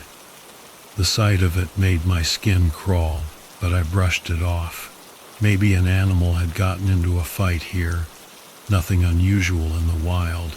As I continued up the trail, I couldn't shake the feeling that something was off. The forest seemed quieter, the air heavier. Every snap of a twig underfoot made me jump, though I tried to rationalize it away. I was alone, but not lonely, I told myself. I was in control. I made camp that night in a small clearing, the sky barely visible through the thick canopy of trees. I set up my tent, started a fire, and cooked a can of beans. The solitude was supposed to be comforting, but it wasn't. The silence was too deep, too empty. It felt like the woods were holding their breath, waiting for something. I tried to sleep, but the sounds of the forest, what few there were, kept me awake. A rustling here, a snap there, the wind whistling through the branches. It all felt too close. I told myself it was just nerves, that I was imagining things. I didn't know then that I should have listened to my gut. The next day, I decided to push on to the summit. The trail was rougher now, less traveled. It wound through thick underbrush and over rocky outcrops, the kind of terrain that would twist an ankle if you weren't careful. But I wasn't worried about that. I was more concerned about the odd tracks I kept seeing in the dirt. They weren't animal tracks, not like anything I'd seen before. They were too large, too deep, with claw marks that dug into the earth like something had been dragged. I stopped to examine one of the prints more closely, squatting down and tracing the outline with my finger. The hairs on the back of my neck stood up, but I couldn't look away. It was like nothing I'd ever seen, and I'd seen plenty of tracks in my time. That's when I heard it, a low rumbling noise from deep within the forest. It wasn't the wind or a distant thunderstorm. It was something else, something that didn't belong. I stood up slowly, my heart pounding in my chest. The noise came again, closer this time, followed by the unmistakable sound of something moving through the trees. I knew I should have run, but I didn't. I stood there, frozen, staring into the dense underbrush. I don't know what I was expecting to see, but when it came into view, it was worse than anything I could have imagined.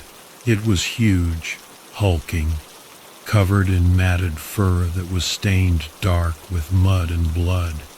Its limbs were long and powerful, its body twisted and malformed, like it had been put together wrong. But it was its face that made my blood run cold. It was almost human, but not quite. The skin was pulled tight over its skull, its mouth too wide, too full of teeth that looked like they belonged in the mouth of a predator. It let out a sound, a mix between a snarl and a scream, that shook me to my core. I turned and ran. My feet barely touched the ground as I tore down the trail, branches whipping at my face, roots threatening to trip me up. I could hear it crashing through the trees behind me, gaining ground with every step. The logical part of my brain, the part that had always kept me steady, told me there was no way I could outrun it. But I didn't stop. I don't know how long I ran, only that my lungs were burning, my legs screaming in protest. The trail was a blur, and I could feel it closing in, its breath hot on the back of my neck.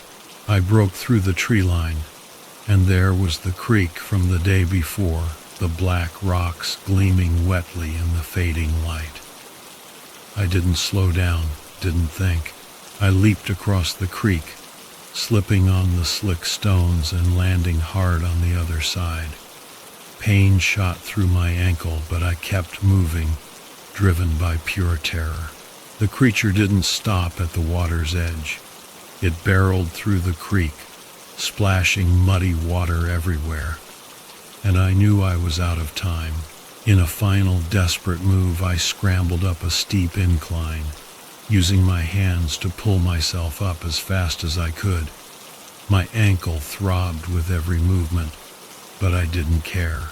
I reached the top, the ground flattening out beneath me, and I turned to see the creature below, clawing at the dirt, trying to follow me up. That's when I saw my salvation, a sharp, jagged rock jutting out of the ground nearby. I grabbed it, the weight familiar and comforting in my hand. When the creature lunged again, I didn't hesitate.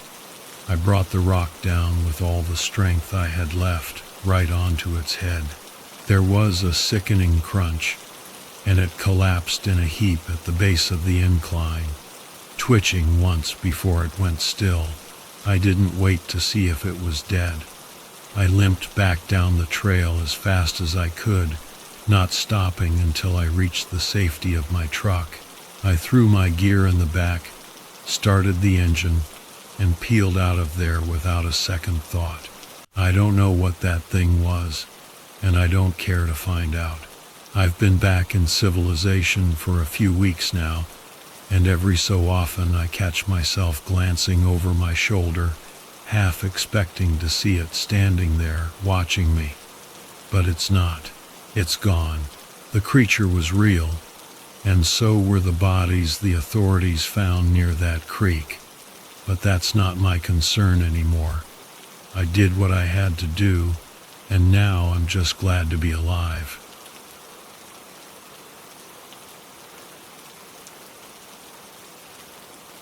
It was 1999, and I was itching for an escape. The grind of my job as a mechanic in Roanoke was getting to me. I'd been working in that same garage for years, and the monotony was suffocating. The thought of fresh mountain air, the smell of pine, the crunch of leaves under my boots, that was my idea of heaven. My name's Lester Darrow, and I've never been one to shy away from a challenge.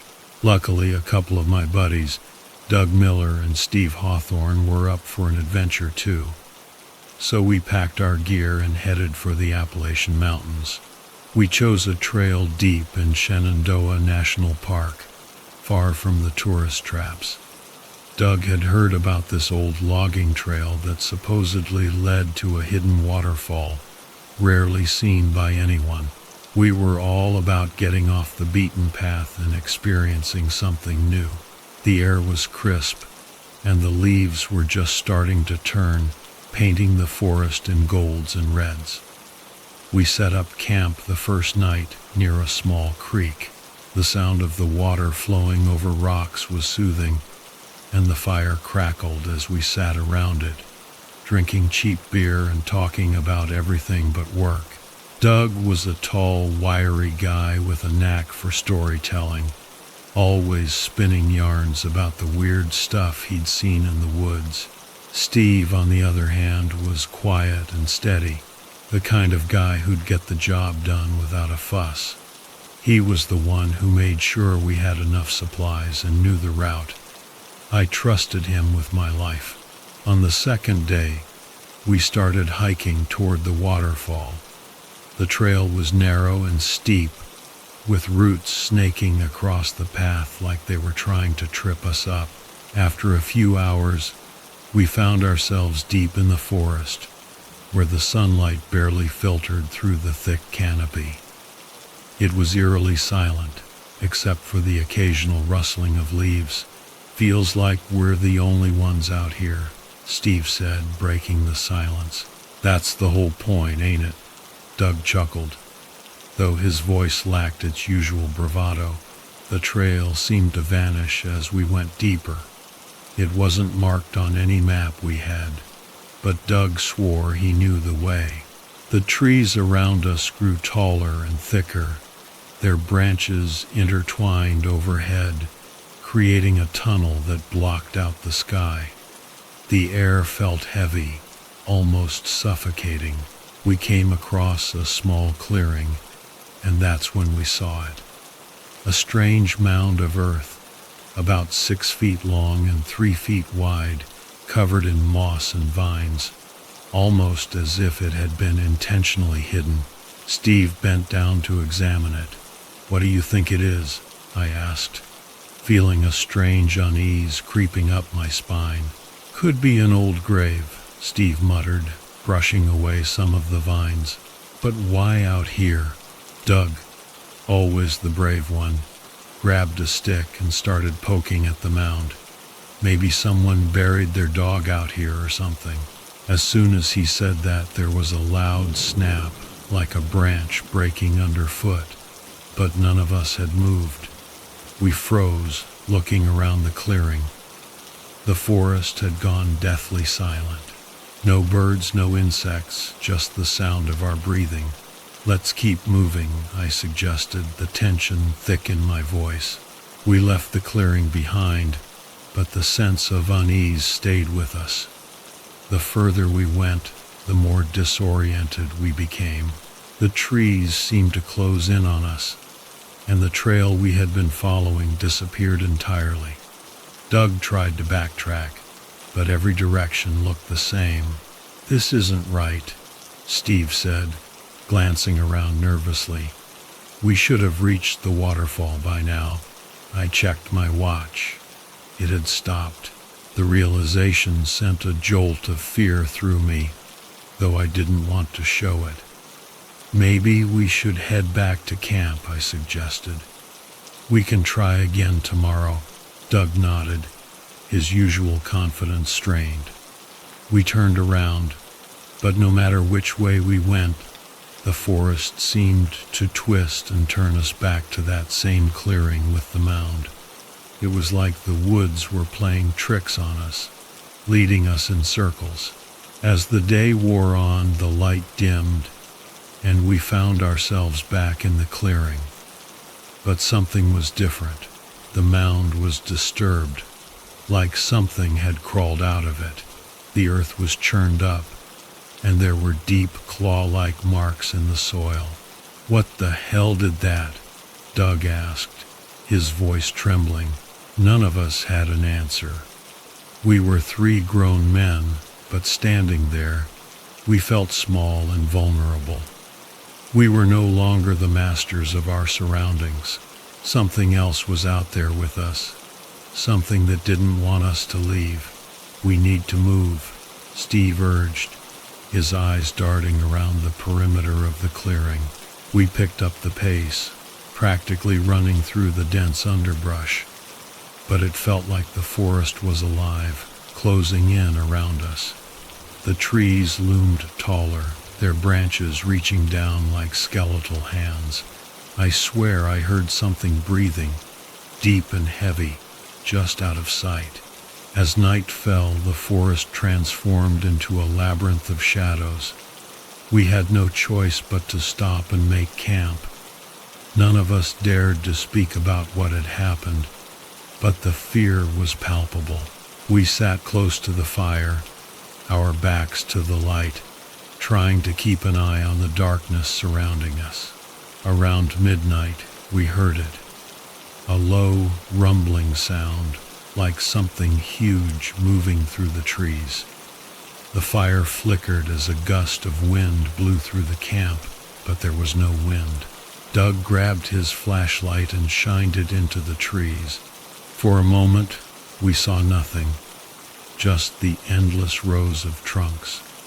Then the beam caught something, an enormous shape, hunched and twisted, with matted fur and limbs too long for its body.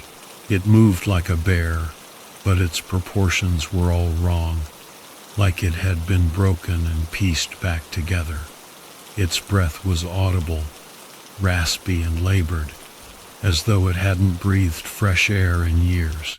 Doug screamed and bolted. Steve and I followed, abandoning the camp. We ran blindly through the forest, the creature's heavy footfalls crashing through the underbrush behind us. I could feel it closing in, its breath on the back of my neck. Suddenly, Doug tripped, and I heard the sickening crunch of his bones as the creature pounced on him. Steve and I didn't stop. We couldn't. We ran until our lungs burned and our legs threatened to give out. The creature's roar echoed through the trees, but it wasn't pursuing us anymore. It had what it wanted. Doug's screams were cut short, replaced by a wet, tearing sound that I knew would haunt me forever. When we finally emerged from the forest, the sun was rising. We were bloody, bruised, and missing one of our own.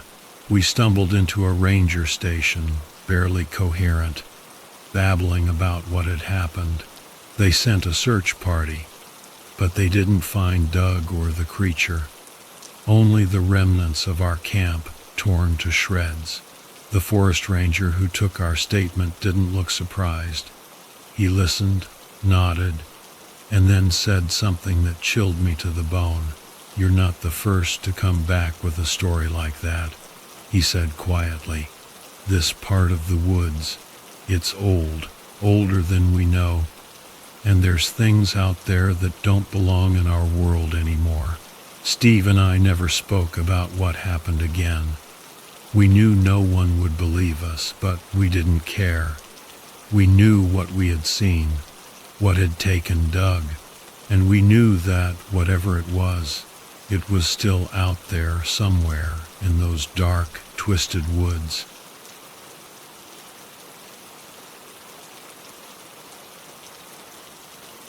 "19 and pissed off at the world.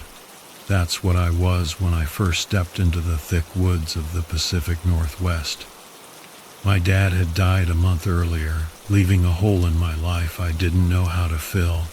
He was a hunter, a man of the wild, and I figured I could find some piece of him out there in the wilderness. Crying wasn't my style. I needed to feel something real. The bite of the wind, the prick of pine needles, the raw power of the mountains. A few years later, I found myself back in those same woods. Not because I was feeling sentimental, but because I needed an escape from the suffocating life I was living in Seattle. Stuck in a dead-end job with people I couldn't stand, doing work that meant nothing to me.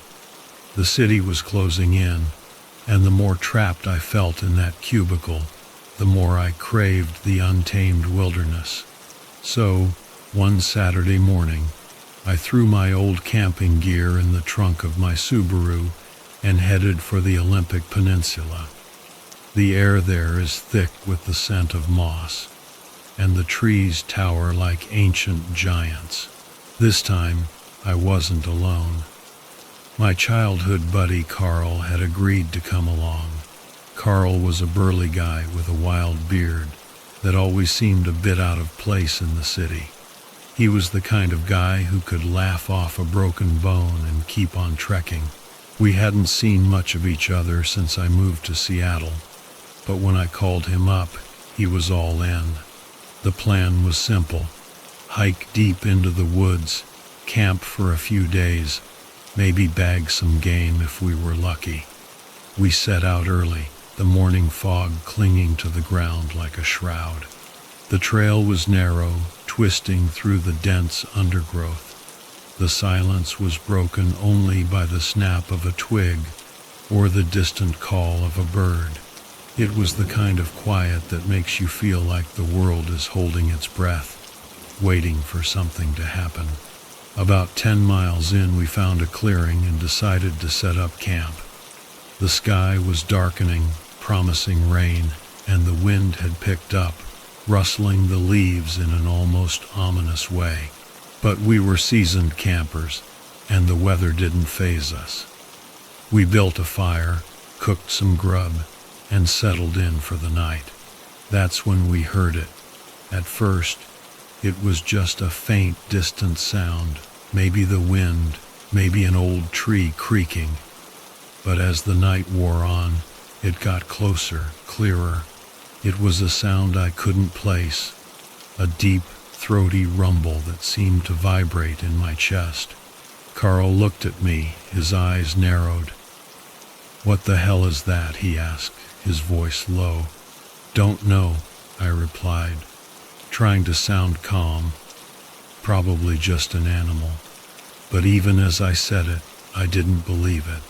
This wasn't like any animal I'd ever heard. It sounded too deliberate, too aware. We sat in silence, straining to listen. The sound came again, louder this time, closer. My hand instinctively went to the hunting rifle beside me, the cold metal reassuring. Carl stood up, scanning the darkness beyond the firelight. "I'm going to check it out," he said, his voice steady but with an edge I'd never heard before. "Maybe we should wait until morning," I suggested, not liking the idea of him going out there alone. He shook his head. "No.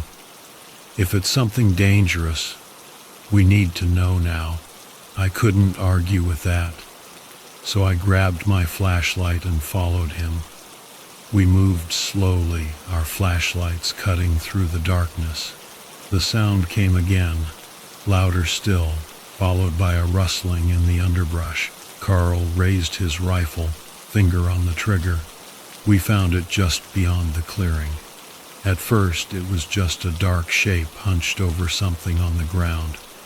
I thought it was a bear, but as we got closer, I realized it was something far worse.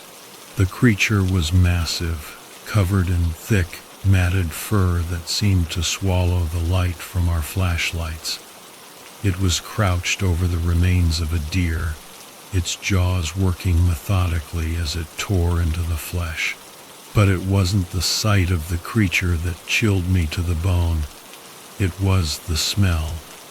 A thick, rancid stench that filled my nostrils and made my stomach churn. Carl didn't hesitate. He aimed his rifle and fired. The shot echoed through the forest, but the creature didn't even flinch. It turned to face us, and that's when I saw its face, if you could call it that. It was grotesque, twisted, with a mouth full of teeth that seemed too big for its skull, and a nose that was nothing more than two slits. But it was the eyes that terrified me most. There was an intelligence in them, something cold and calculating that made it clear this was no ordinary animal. Carl fired again, hitting the creature in the chest. It let out a roar that shook the trees, and for a moment I thought it would charge. But instead it turned and bounded into the darkness, vanishing as quickly as it had appeared. We stood there, adrenaline coursing through us, before Carl finally spoke. "What the hell was that thing?" he asked, his voice shaky. "I don't know," I replied, my mind reeling. "But we need to get out of here." We didn't waste any time packing up camp. The rain had started, and the wind was howling, but we didn't care. We needed to get out of those woods. We hiked back to the car as fast as we could, our nerves on edge the whole way. Every snap of a twig, every rustle of leaves made us jump, expecting that creature to reappear at any moment. When we finally reached the car, we threw our gear in the trunk and sped off, not stopping until we were miles away from the forest. We didn't talk much on the drive back. What was there to say? We'd seen something that defied explanation, something that shouldn't exist. Back in Seattle, Carl and I went our separate ways. We didn't talk about what happened that night, not to each other, and certainly not to anyone else. Who would believe us? I quit my job a few months later. The city felt even more suffocating than before, but this time the woods offered no solace. I moved to a small town in Montana, where the forests were thick, but the memories of that night were distant. I still go hiking sometimes, but never too deep, and never alone. As for Carl, he stayed in Seattle, but he changed. He grew quieter, more withdrawn. I haven't spoken to him in years. I heard he moved to Alaska, somewhere remote, where the woods go on forever. And me, I'm fine. Life goes on. People die in the woods all the time after all. And that creature, I'm sure it's still out there somewhere, waiting for its next meal.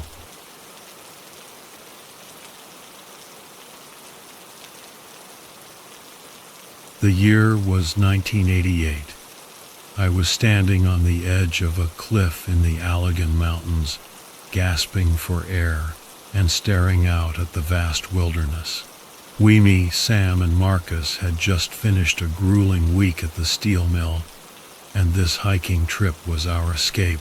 We'd been doing these trips since college, always chasing that perfect moment of solitude. But this time, things felt different. It was Sam who suggested we venture into the less traveled parts of the Allegan, far from the usual trails.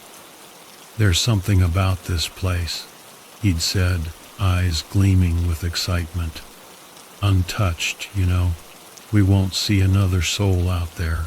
It was a tough sell at first. Marcus wasn't keen on straying from the known paths, and neither was I, truth be told. But Sam had a way of making things sound like the adventure of a lifetime, so we agreed. It wasn't the first time we'd trusted Sam's instincts, and usually it paid off. The first day was uneventful, which was exactly what we were hoping for. We hiked deep into the mountains, leaving civilization far behind. The air was crisp, and the trees thickened as we went, their branches weaving into a canopy that blocked out most of the sunlight. It was like stepping into another world, one where time moved differently. By late afternoon, we found a small clearing by a stream, the perfect spot to set up camp. Marcus started on the tents while Sam went off to gather firewood. I stayed by the stream, filling our canteens and soaking in the quiet. There was something about the place that gnawed at me, though. The silence was too thick, too still. I couldn't shake the feeling that we weren't alone. Sam returned with an armful of wood, his usual grin plastered on his face. "This place is something else, huh?" he said, dropping the logs near the fire pit Marcus had dug. "Not a soul for miles. It's perfect," I nodded, but the unease didn't leave me. We'd been in remote places before, but there was something different here. The forest seemed alive in a way I couldn't explain, as if it was watching us, waiting. We sat around the fire that night, trading stories and jokes, just like old times. Marcus, ever the skeptic, kept ribbing Sam about his perfect spot, but Sam just laughed it off. I didn't say much, just listened and kept an eye on the darkness beyond the firelight. It wasn't until the second day that things started to unravel. We woke early, planning to hike further up the mountain to get a better view. The trail was steep and treacherous, but the promise of untouched beauty kept us going. The further we climbed, the thicker the air seemed to get, pressing down on us like a weight. Around noon, we reached a plateau where the trees thinned out, and the ground was covered in soft, spongy moss. It was eerily quiet. The only sounds our heavy breathing and the crunch of our boots on the ground. Sam was leading the way when he suddenly stopped, holding up a hand to silence us. "Do you hear that?" he whispered, his voice barely audible. I strained my ears but heard nothing. "What is it?" I asked, feeling the hairs on the back of my neck stand up. Sam didn't answer right away. He was staring into the distance, towards a cluster of trees at the far end of the plateau. "There's something out there," he said finally, his voice tight with something I'd never heard from him before. "Fear." Marcus, ever the pragmatist, scoffed. "It's probably just a deer or something. We're in the middle of nowhere, Sam. There's nothing out here but us." But Sam wasn't convinced, and neither was I. There was a tension in the air that I couldn't ignore, a feeling that something was wrong. I found myself glancing over my shoulder, expecting to see something lurking in the shadows. We pressed on, though none of us willing to admit that we were scared. The trail became harder to follow, and the trees grew closer together, their branches tangling above us like a web. The further we went, the more oppressive the atmosphere became. That's when we found the bones. They were scattered across the trail, picked clean and bleached white by the elements. At first we thought they were from an animal, maybe a deer or a bear. But as we moved closer, it became clear that these weren't animal bones. They were human. Marcus swore under his breath, his usual bravado gone. Sam was silent, his face pale as he knelt down to examine the remains. "This doesn't make any sense," he muttered. "No one comes out this far. How did they?" Before he could finish, a sound echoed through the trees, low and guttural, like nothing I'd ever heard before. It was close, too close. We all froze, fear tightening around our throats like a vice. "What the hell was that?" Marcus whispered, his eyes wide with panic. Sam stood up slowly, his hand inching towards the hunting knife on his belt. "We need to get out of here," he said, his voice trembling. We turned back the way we came, moving quickly but cautiously, every rustle of leaves sending us into a fresh wave of terror. The forest, once serene, now felt like a predator stalking its prey, the shadows lengthening and deepening with every step we took. That's when we saw it. At first it was just a shape, barely visible through the trees, but as it moved closer it became clear that this was no animal.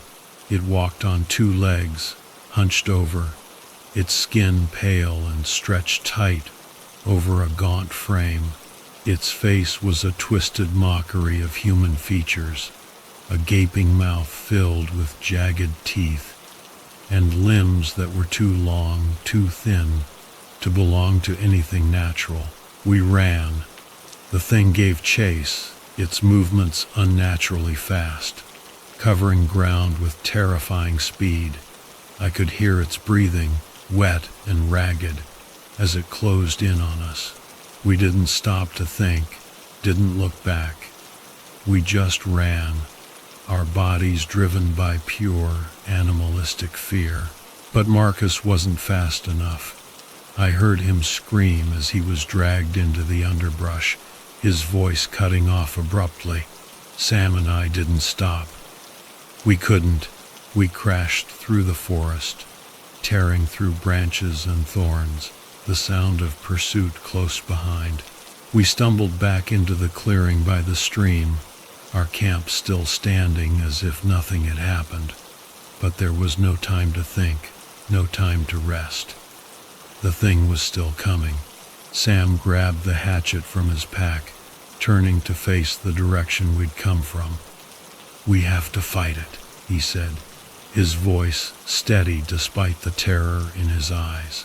I wanted to argue, to tell him we should keep running, but I knew it was pointless. We couldn't outrun it. We had to stand our ground. The thing burst from the trees, its mouth open in a soundless scream, its arms outstretched like claws. Sam swung the hatchet, the blade biting deep into its chest. But it didn't slow down. It slammed into him, knocking him to the ground, its teeth sinking into his shoulder. I grabbed a fallen branch, swinging it with all my strength at the creature's head. It barely reacted, its focus entirely on Sam. But the blow was enough to give him a chance. He rolled free, gasping in pain. As the thing turned its attention to me, I swung again, this time catching it in the jaw. It staggered back, and in that moment, Sam lunged forward with the hatchet, burying it in the creature's neck. The thing let out a high-pitched screech, flailing wildly as it tried to pull the blade free. And then it stopped. The creature collapsed to the ground, its body twitching before finally going still. Sam and I stood there, panting, staring at the lifeless form at our feet. It didn't vanish, didn't dissolve into the air. It was real as the blood on Sam's hands and the pain in my chest. We didn't speak as we packed up the camp, moving quickly and efficiently, the adrenaline still pumping through our veins. The body was still there when we left, lying in the dirt like a grotesque reminder of what had happened. The hike back to civilization was a blur, neither of us saying much, our minds too numb to process everything. When we finally reached the trailhead, it was as if a weight had been lifted from our shoulders. But the memory of what we'd seen, what we'd done, would never leave us. The authorities found the remains of Marcus the next day, along with the creature's body. It was reported as an unknown animal attack, something that defied classification. Sam and I were questioned, but we stuck to the story, knowing that no one would ever believe the truth. As we drove back to the city, the mountains fading into the distance, Sam looked over at me, his face pale but determined. "We did what we had to do," he said simply, and that was that. There was nothing more to say.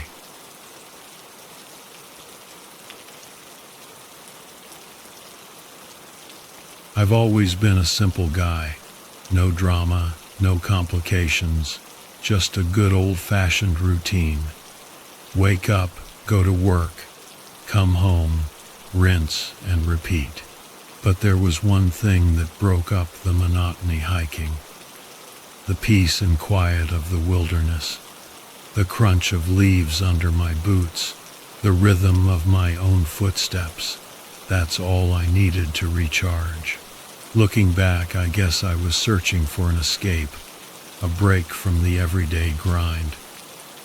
And boy, did I get one. It was 1999, and I'd taken a few days off to clear my head. My job at this tech company in Seattle was sucking the life out of me, and I desperately needed a reset. The Cascades were my usual stomping grounds, and I'd conquered most of the trails. But there was this one trail, a hidden gem, unmarked and off the map. I'd heard about it from some guy at a bar, and it sounded like just what I needed. So I packed light, just the essentials, and hit the trail early one morning. The trailhead was practically invisible, tucked away behind a wall of trees that felt like a portal to another world. The path was narrow, winding its way up into the dense forest. As I walked, the sounds of civilization faded away, replaced by the rustling of leaves and the chirping of birds. There was something strange about the air that day, an eerie stillness that I couldn't quite put my finger on. I brushed it off as pre-hike jitters, but looking back, it was like a warning. About 2 hours in, I spotted the first sign that something was amiss. Deep claw marks raked across a tree trunk. My first thought was a bear, but the marks were too high, too far apart for any bear I'd ever seen. Still, I wasn't going to let a few scratches ruin my day. I kept going. As I climbed higher, the trees thinned out. revealing a breathtaking view of the valley below. I stopped to catch my breath and soak it all in, and that's when I heard it. A rustle in the bushes behind me, followed by a low grunt. My heart leaped into my throat, but I told myself it was probably just a deer or maybe an elk, nothing to worry about. But then I saw it. At first, it was just a shadow, a dark shape moving between the trees. But it was big, way bigger than any animal I'd ever seen in the wild. I froze, hoping it would just pass me by. It didn't. It moved closer, slowly, deliberately, like a predator stalking its prey. My hands trembled as I reached for the knife in my pack. Not that I thought it would do much good. Whatever this thing was, it wasn't something a knife could handle. It stepped out from the trees, and I got my first clear look. It was like a wolf, but distorted. Its body was too long, its limbs too thin, and its head was all wrong. The mouth was a gaping maw filled with razor-sharp teeth, and its skin was a patchwork of fur and scales. It looked like something out of a prehistoric nightmare, an abomination that didn't belong in this world. Instinct took over. I turned and bolted down the trail, not caring where I was going, just needing to get away from that thing. I could hear it behind me, its heavy footsteps pounding the earth, gaining on me with every stride. I was a decent runner, but it was faster, stronger. My legs burned, my lungs screamed for air, but I couldn't stop. I crashed through the underbrush, branches whipping at my face and arms. The trail was long forgotten. I stumbled and fell, tumbling down a steep slope, landing with a thud in a thicket of bushes. My pack snagged on a branch, and I wrestled to free myself, all the while knowing that thing was getting closer. I could hear it now, a wet, guttural sound coming from its throat. Not a growl, but something much worse. Then I spotted a small cave, barely more than a crevice in the rock. I scrambled inside, pressing myself against the cold stone, praying it hadn't seen me. The sounds of pursuit grew louder, then stopped. I held my breath, every muscle in my body tense, waiting. But it didn't find me. The creature passed by, its shadow briefly darkening the cave entrance before moving on. I didn't move for what felt like hours. My mind raced, trying to process what I'd just seen, trying to make sense of it. But there were no answers, just more questions. When I finally crawled out of the cave, the sun was setting. I had no idea where I was, but I knew I couldn't stay there. I had to keep moving. I walked for hours, my body on autopilot, my mind numb, replaying the encounter over and over. Eventually, I found a creek and followed it downstream, hoping it would lead me to civilization. My legs were like lead, my body battered and bruised, but I kept going. Just as the last light faded, I saw it, a cabin, old and weathered, but a sign of life.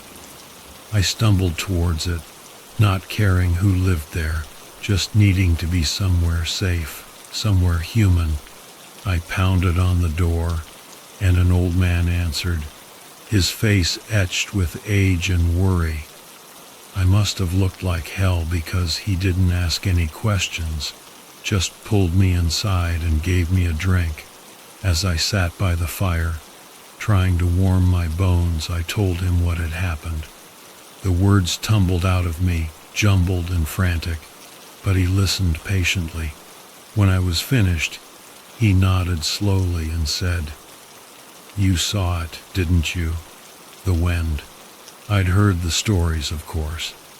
tales of a creature that roamed the northern forests, a spirit of hunger and madness. But I'd never believed them. They were just stories, campfire tales to scare kids. But looking into the old man's eyes, I knew he wasn't making it up. He believed it, and now, so did I. I stayed in that cabin through the night, the old man keeping watch while I tried to sleep. But sleep wouldn't come. My mind was too full, too raw. I kept thinking about that thing, about how close I'd come to dying, about how it was still out there somewhere. When morning came, I thanked the old man and made my way back to the trailhead. My steps were heavy with the knowledge that I'd never be the same. But life goes on, right? You can't let one bad day ruin everything. I went back to work, back to my routine, but something had shifted. I didn't go hiking again for a long time, and when I did, I stuck to the marked trails, the ones with plenty of people around. It wasn't fear, not exactly, but something close to it. A voice in the back of my mind that whispered every time I thought about venturing off the beaten path. That thing I saw, it's still out there. I know it is. But I don't talk about it anymore. What would be the point? No one would believe me. Hell, sometimes I barely believe it myself. But I know what I saw, and I know I was lucky to get out alive. The proof is out there in the scratches on that tree, in the blood that stained the forest floor where I fell. I don't need anyone to believe me. I know the truth, and that's enough.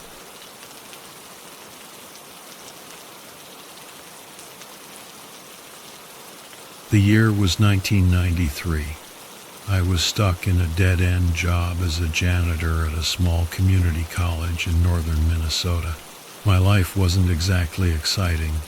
Sweeping floors, emptying trash bins, and listening to the faculty talk about how their lives were actually going somewhere. But on weekends, I had my escape. I'd drive out to the Superior National Forest, where the pine trees stood tall, and the lakes were so clear you could see the fish swimming beneath the surface. I'd hike alone, relishing the silence that was a world away from the buzzing fluorescent lights of the college halls. My name's Frank Clemens, by the way. Just a pretty ordinary guy, nothing special. Grew up in Duluth, spent my whole life up here in Minnesota. I guess you could say I'm a simple man with simple pleasures. Fishing, hiking, and keeping to myself. Never got around to marrying or having kids. I tell people it's because I never found the right woman, but the truth is, I didn't look too hard. I was content with my routines. That Saturday, the air was crisp with the first hint of fall. I had my usual gear, a backpack with some sandwiches, a canteen, and my trusty Swiss Army knife. I was heading for a trail I'd heard about from a ranger, one that wasn't on the usual maps. It was supposed to be more rugged, less traveled, just the way I liked it. The trailhead was nothing more than a gap in the trees, marked by an old weathered sign that had more moss than paint left on it. I hesitated for a moment, looking around. There was something off about the place, but I couldn't put my finger on it. Still, I wasn't one to back down from a little adventure. I pushed forward, the trail narrowing as the trees closed in around me. The first few miles were uneventful. The forest was dense, and the path was rough, just as promised. I didn't see a single soul, which suited me just fine. The peace was interrupted only by the occasional rustling in the underbrush. Probably a deer or a rabbit, nothing to worry about.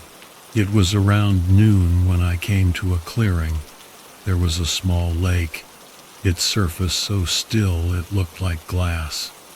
I sat down on a rock by the water's edge, took out my sandwiches, and enjoyed the view. The sun was high, and the warmth on my face felt good. I closed my eyes, soaking it in. That's when I heard it, a sound I couldn't place.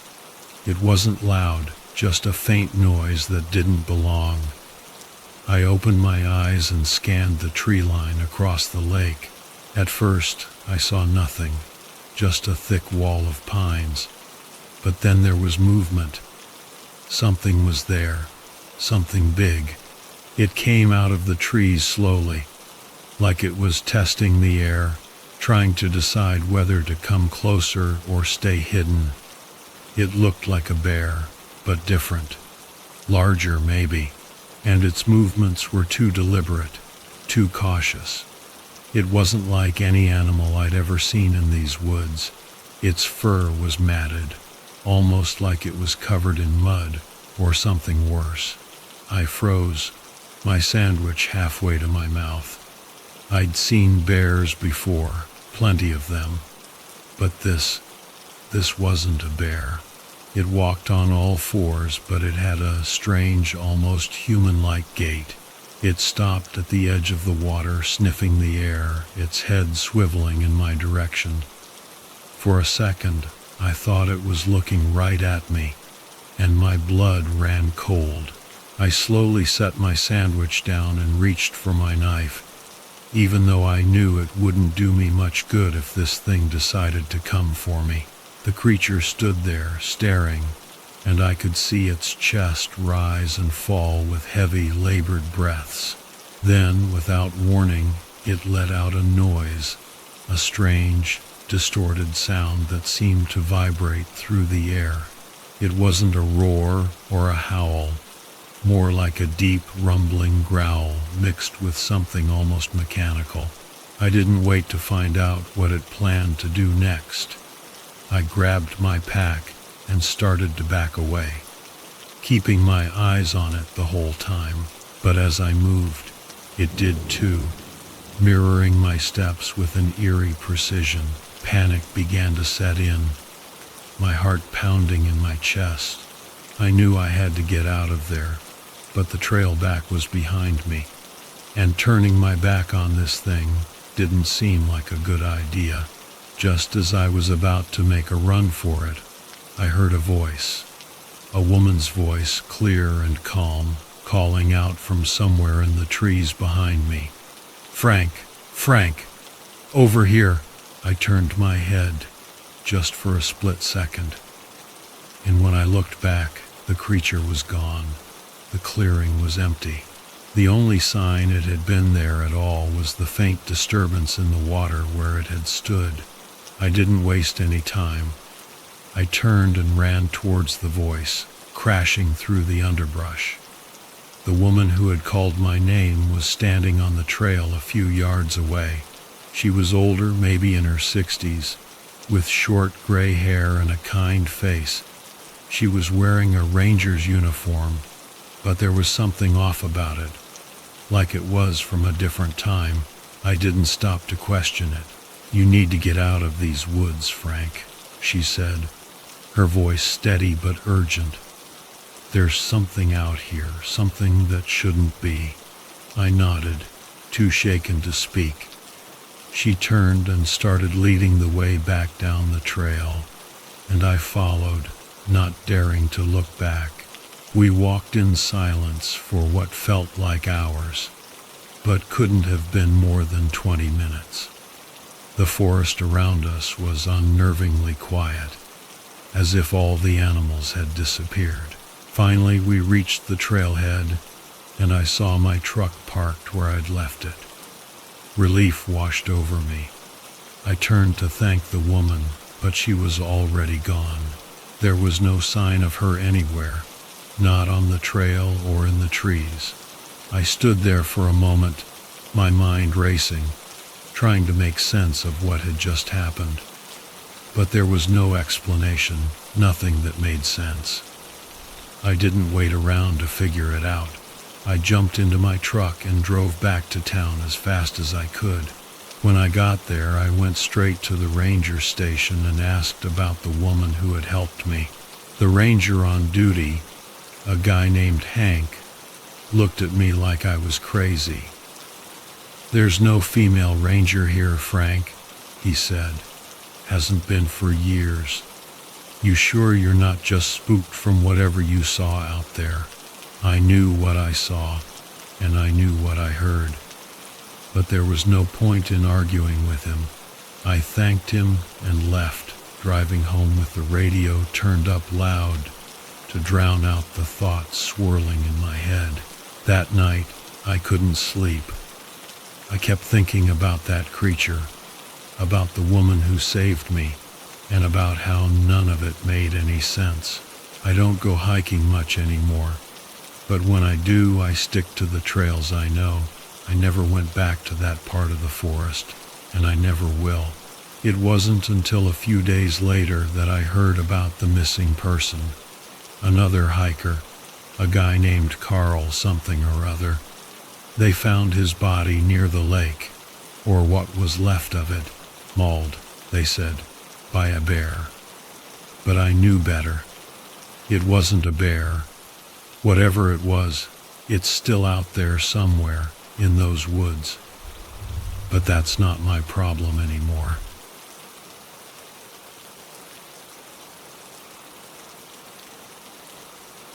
I was never one for solo adventures, but after the divorce, I figured hiking through the Ozarks might clear my head. My name's Elias Pedro, and I'd spent most of my life in New Orleans, the city of jazz and voodoo. But I needed a change, something that wasn't soaked in memories of my ex. That's how I found myself in a place I'd only ever seen in travel brochures, with nothing but a backpack and a head full of unresolved thoughts. I wasn't a complete novice when it came to hiking. I'd done a few trails around Louisiana, nothing too challenging. I figured the Ozarks would be manageable. The sun was low when I started up the trail, casting long shadows. There was something peaceful about the quiet. No cars, no people, just the rustle of leaves and the distant call of birds. It was exactly what I needed. About an hour in, I met a couple coming down the trail. They looked rattled, like they'd seen a ghost. The guy, tall and built like a linebacker, had a nasty scratch down his arm. His girlfriend, or maybe wife, was pale and clutching a first aid kit. "Something up ahead, big guy," the guy said. "Wouldn't go any further if I were you." "What happened?" I asked, trying to keep my voice steady. I wasn't sure I wanted to know, but something in their eyes told me this wasn't just a bare encounter. "Don't know," he replied, shaking his head. "But it's not natural." His words hung in the air as they continued down the trail. I should have turned around then, but I've never been good at taking advice. Maybe it was stubbornness, maybe just curiosity. Either way, I kept walking. The trail wound higher into the mountains, the trees closing in like a tunnel. The air grew cooler, carrying the scent of damp earth and something else, something metallic, like blood. I told myself it was my imagination, but my gut was screaming otherwise. An hour later, the sun dipped below the horizon, and I was alone in the dark woods with nothing but a flashlight. I'd brought a tent, planning to camp overnight. But the further I walked, the less appealing that idea became. I decided to find a clearing, somewhere I could see what might be coming. That's when I saw the first sign. It was a scrap of fabric caught on a branch at eye level. At first I thought it might be from the couple I'd passed, but the fabric was old, frayed, and stained dark with something I didn't want to identify. A chill ran down my spine that had nothing to do with the night air. I kept going, telling myself I was being ridiculous. But then I found the second sign, a footprint, half hidden in leaves, but unmistakably human. It was fresh, and it was big. Too big for that couple. Too big for anyone I'd want to meet out here. I wasn't scared yet, just cautious. I've always believed in facing things head on, so I followed the trail. It was hard to see in the dark, but the flashlight caught the glint of metal on the ground. A knife, its blade snapped in half. The handle was wrapped in leather, worn smooth from years of use. Someone had dropped it here, and recently. My heart was pounding now, instincts screaming at me to turn back. But I didn't. I couldn't. Something was pulling me forward, deeper into the woods, like a magnet. I wanted to see what was out there, even if it was something I couldn't unsee. The trail led to a clearing, and I stopped dead in my tracks. In the middle of the clearing was a cabin, ancient and half collapsed. Its roof caved in and vines crawling up the walls. It looked like it had been abandoned for decades, but the door was ajar, and a dim light flickered inside. I don't know what possessed me to walk towards it. Maybe it was the need to prove I wasn't afraid, that I could face whatever was waiting. Or maybe it was something else, something I still can't explain. The inside of the cabin was worse than I'd imagined. The walls were covered in strange symbols carved deep into the wood. Some looked like animals, snakes, wolves, birds with too many eyes. But others were shapes I couldn't recognize, twisted and unnatural. A fire burned low in the hearth, casting an eerie glow. In the corner, there was a table, and on that table was something that made my blood run cold. It was a collection of bones, human bones, arranged in a way that suggested some kind of ritual.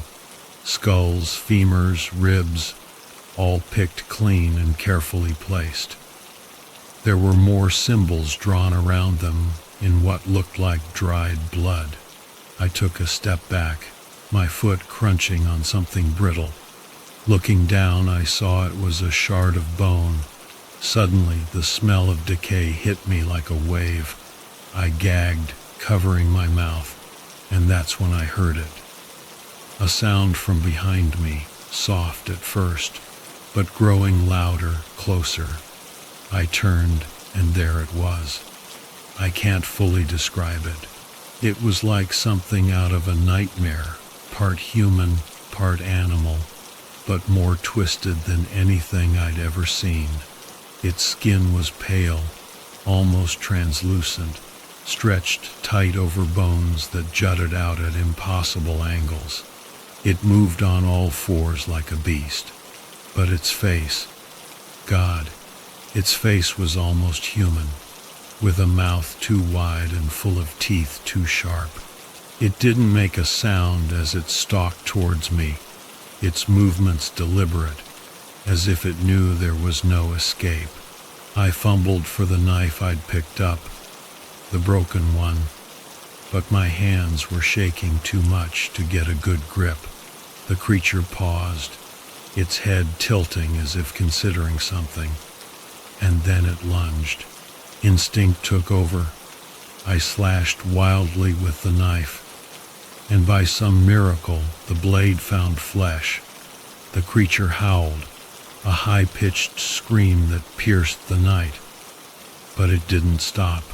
It lashed out with a clawed hand, catching me across the chest and knocking me to the ground. The pain was instant and overwhelming, but adrenaline kept me moving. I scrambled backward, trying to put some distance between us, but the creature was faster. It was on me in seconds, pinning me down with impossible strength. I thought I was done for, that this was how it would end, alone in the dark with a monster tearing me apart. But then something happened. The creature stopped, its body convulsing as if in pain. It backed away, thrashing against the air, its wide mouth opening and closing as if gasping for breath. I didn't wait to find out what was wrong. I forced myself to my feet and ran, sprinting through the woods, not caring which direction I was going, as long as it was away from that cabin. I must have run for miles before I finally collapsed, my lungs burning, my vision blurring. When I looked back, there was no sign of the creature, but I could still hear its screams echoing in my ears. I don't remember much about how I got back to civilization. Somehow, I found my way to a ranger station, where they patched me up and called the authorities. They found the cabin, they found the bones, and they found the blood. But they didn't find the creature. I know what I saw, though, and so do they. I can see it in their eyes, in the way they avoid talking about what happened, the way they've quietly closed off that part of the trail. They might not say it out loud, but they believe me. And that's all that matters.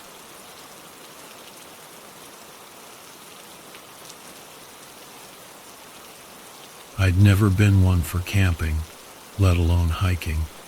So when my old college buddy Cindy invited me on a weekend trip to the White Mountains in New Hampshire, I wasn't exactly thrilled.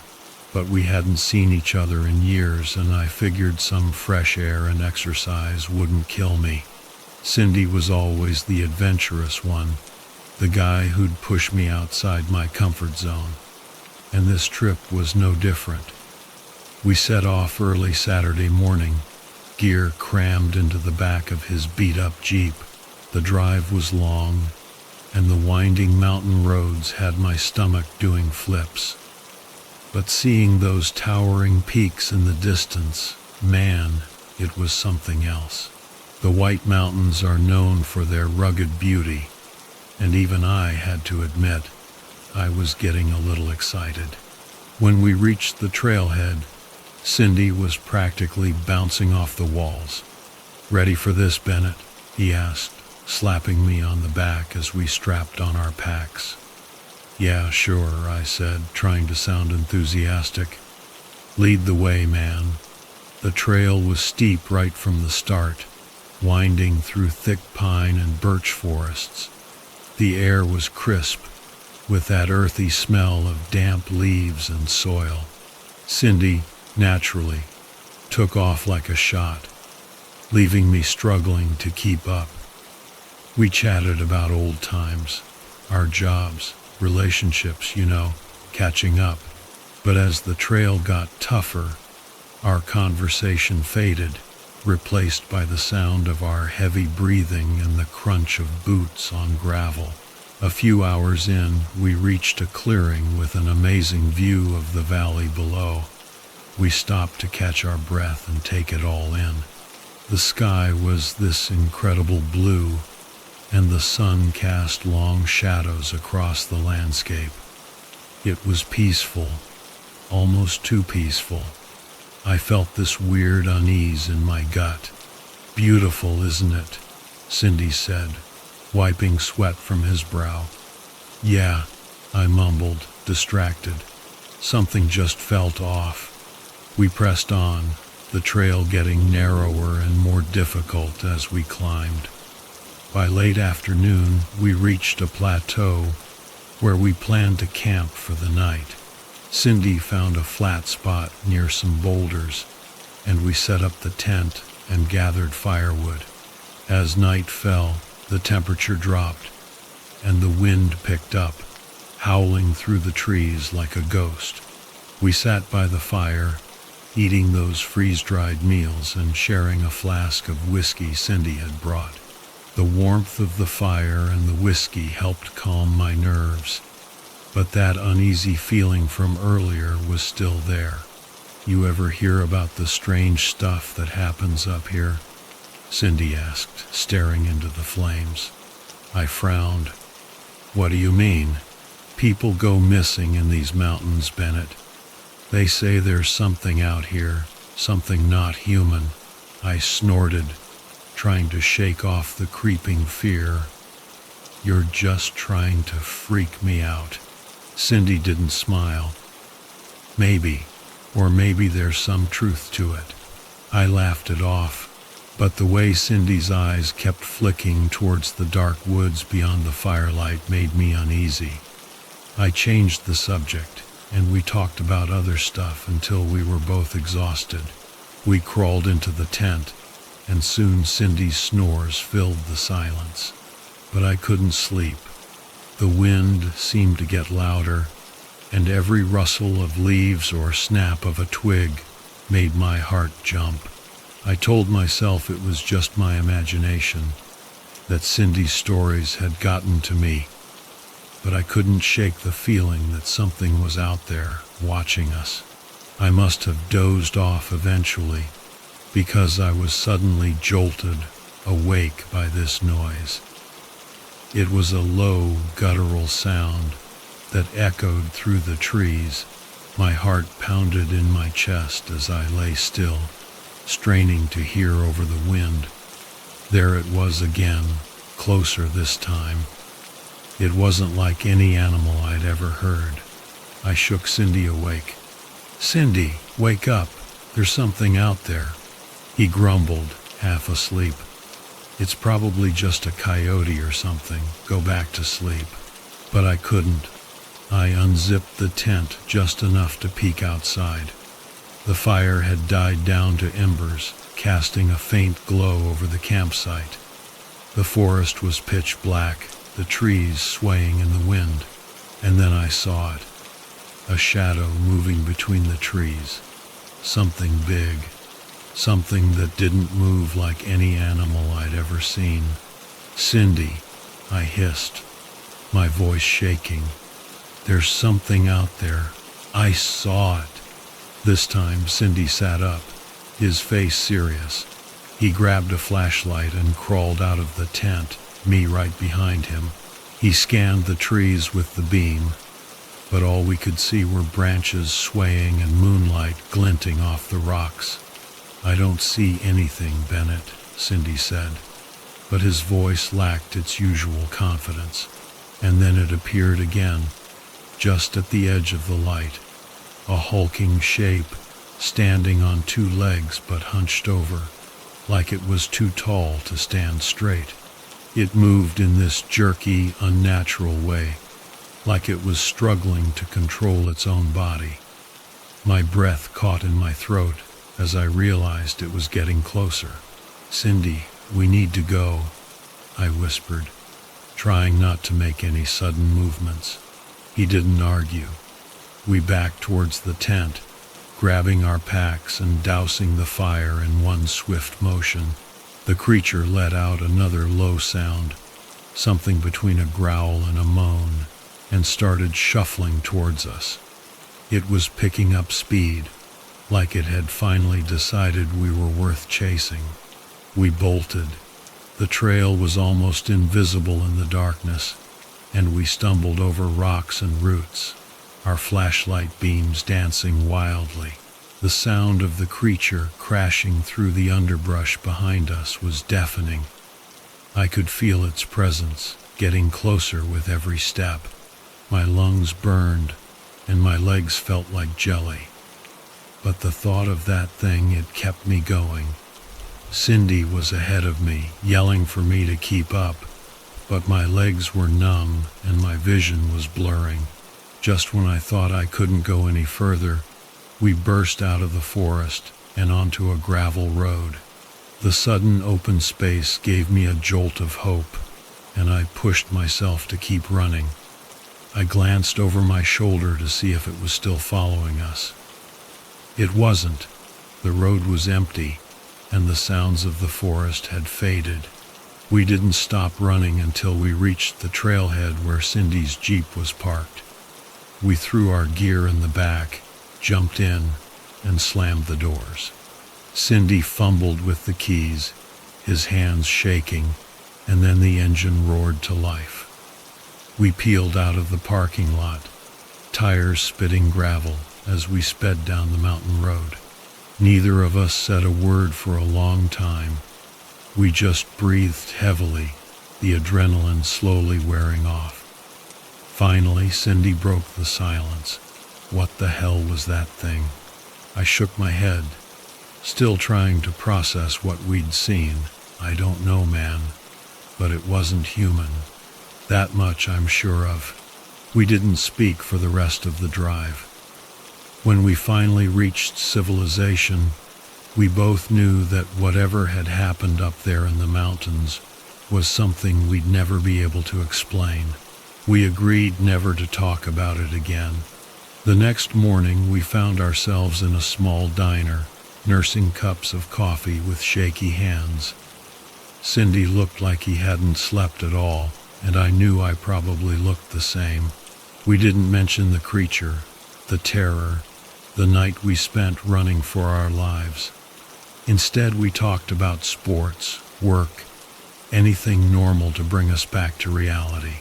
But there was this unspoken understanding between us, a shared knowledge that something unexplainable had happened, something we couldn't just forget or dismiss. As we left the diner, Cindy clapped me on the back, a gesture that felt more like he was reassuring himself than me. "Let's stick to the beaches next time, Bennett." "Yeah," I replied, managing a weak smile. "Sounds like a plan." And that was the end of it. We never went hiking again.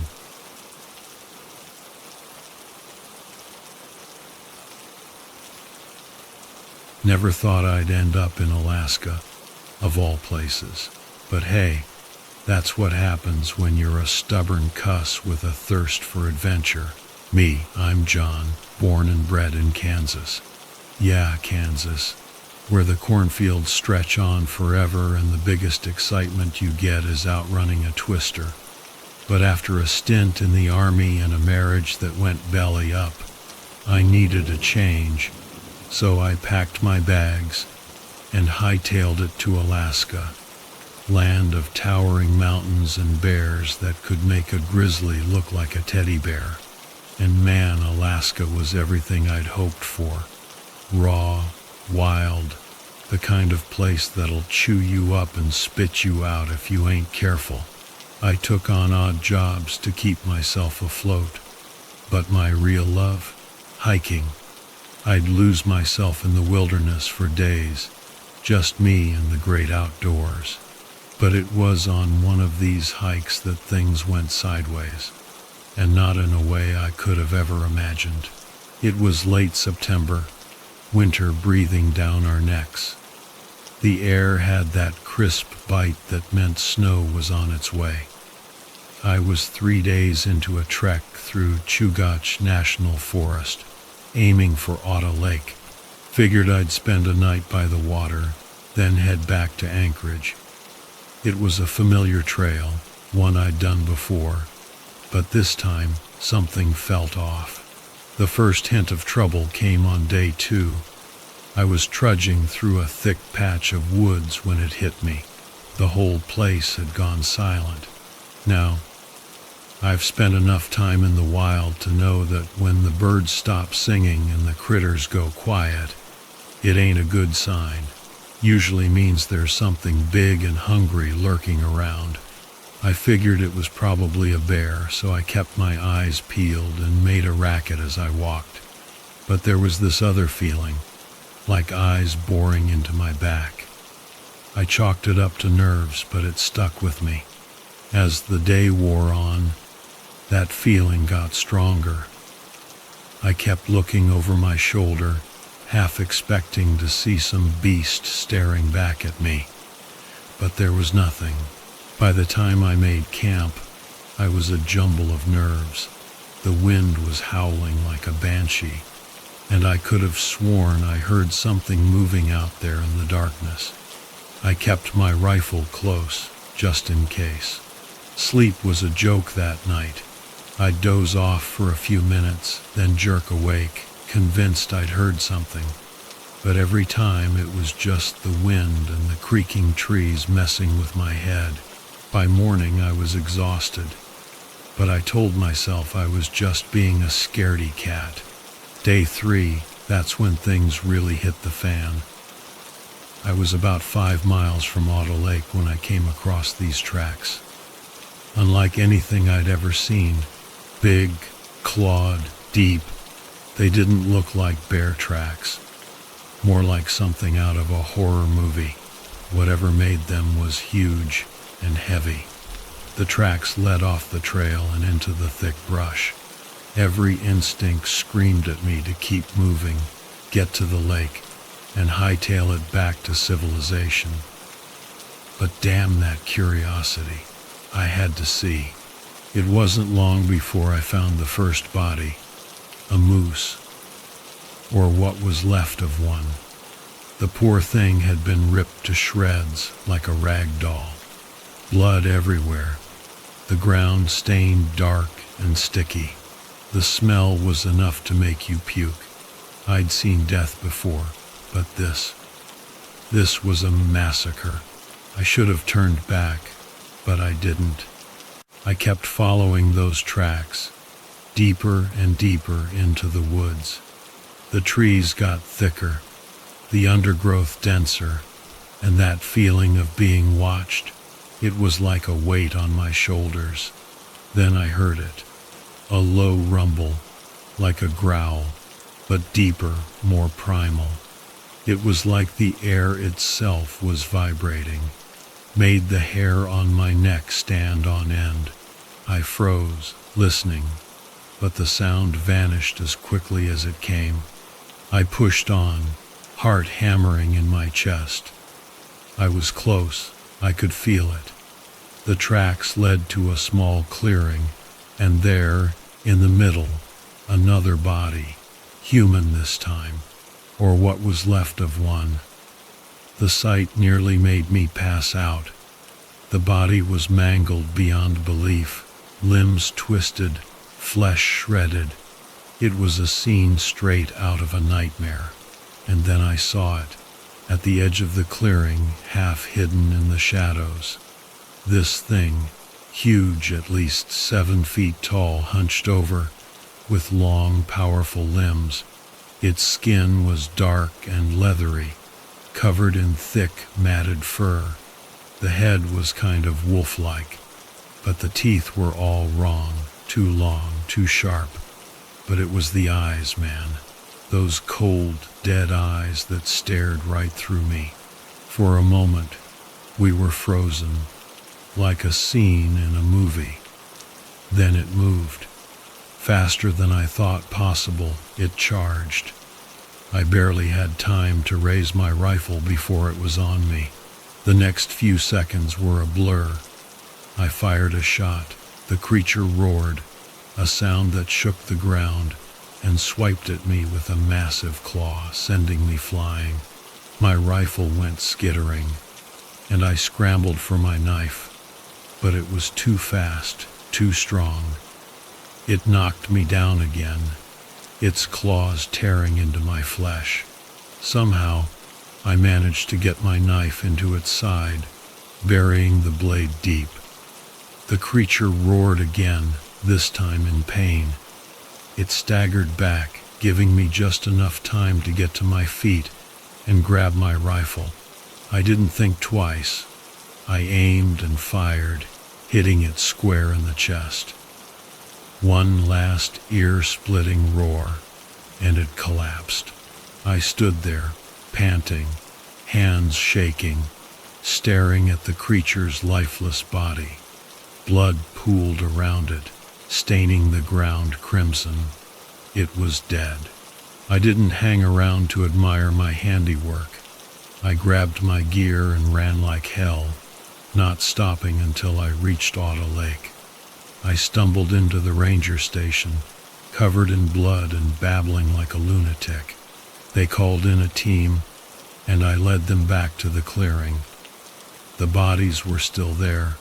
The creature's massive corpse sprawled among the carnage. They asked me what happened, and I told them the truth. They believed me, because how could they not? The evidence was right there in front of them. They took pictures, made reports, and I was hauled off to the hospital to get patched up. They said it was some kind of unknown animal, something they'd never seen before. Didn't have a name for it, but it was dead, and that's all that mattered. The authorities tried to keep it quiet, of course. Didn't want to start a panic. But the story got out, as these things always do.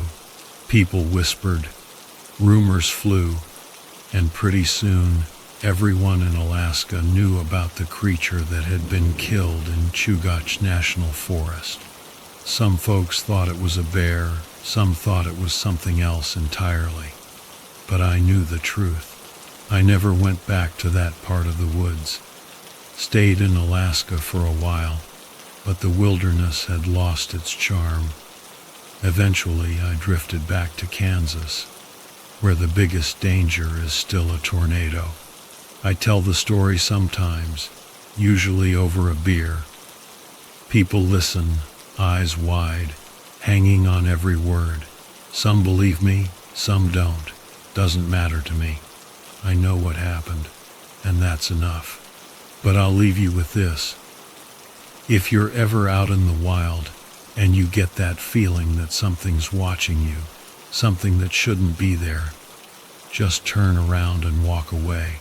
Some things are better left alone.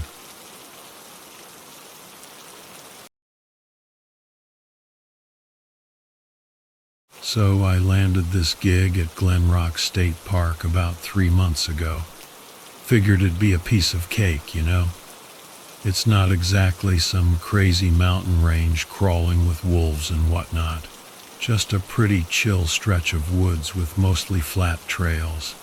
Boy, was I wrong. Barely a few days in, I get called out on a search and rescue. Now, this place isn't exactly known for people getting lost. I mean, you see families with little kids strolling to the waterfall, joggers getting their sweat on, folks having picnics. It's pretty tame.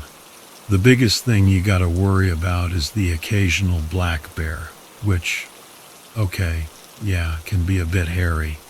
But it's not like we're dealing with mountain lions or serial killers lurking in the bushes. Anyway, this missing person was a young woman, Heather Ricks, early 20s. She'd taken her dog for a walk on the Red Trail, a 3-mile loop, nothing too strenuous. Should have been a walk in the park, literally.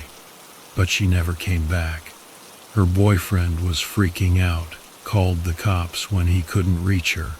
He was sure something was up. They had plans. She wasn't the type to just disappear. No phone activity, nothing. Vanished into thin air. So, we gear up for the search. It's me, Donnie, this rookie ranger who's still in college, and Miranda, a veteran ranger who's seen it all. We hit the Red Trail, eyes peeled for any sign of Heather, and that's when we found her dog, just wandering around a quarter-mile off the trail, totally wiped out. Donnie took the poor thing back to the station to get some food and water. We kept searching, but no Heather. Miranda just muttered, "Damn it, not another one." "Another one?" I asked. "People go missing here often." "We've had some bear attacks," she said. 3 in the last year. "Yeah, that was a mood killer." We pushed deeper into the woods. About halfway through, Miranda and I decided to split up. She headed south, I went north. "You got a compass, Mark?" she asked before we took off. "Nah, I've got my phone," I said. "Reception can be spotty," she warned, pulling out a compass. "Here, take this." I took it to be polite, but honestly, I wasn't worried. The park wasn't that big. I figured I'd have service everywhere. Famous last words, right? So I'm trekking through the woods, and I come across this stream. It's kinda weird, the water's black, but it's making this cool gurgling sound, like one of those white noise machines. Super chill. I pull out my phone. just to double check I'm heading in the right direction, and that's when things start to get a little off. The map on my phone doesn't show the stream, like at all. Usually there's a little blue line for even the smallest creeks, but this one? Nothing. I switched to satellite view, thinking maybe it's just hidden under the trees, but nope. Just a solid block of green. Guess the trees are pretty thick, I mumbled to myself. I walk over to the stream and the water's kinda warm. Not hot, but definitely warmer than it should be for November. I mean, it should be freezing, right? I shrugged it off and kept moving. "Heather," I yelled. "Heather, can you hear me?" Nothing, just the birds and the wind. I lose sight of the stream and keep heading north. Then, bam, I spot something. A purple knitted hat lying on the ground. My heart practically stopped. It was Heather's.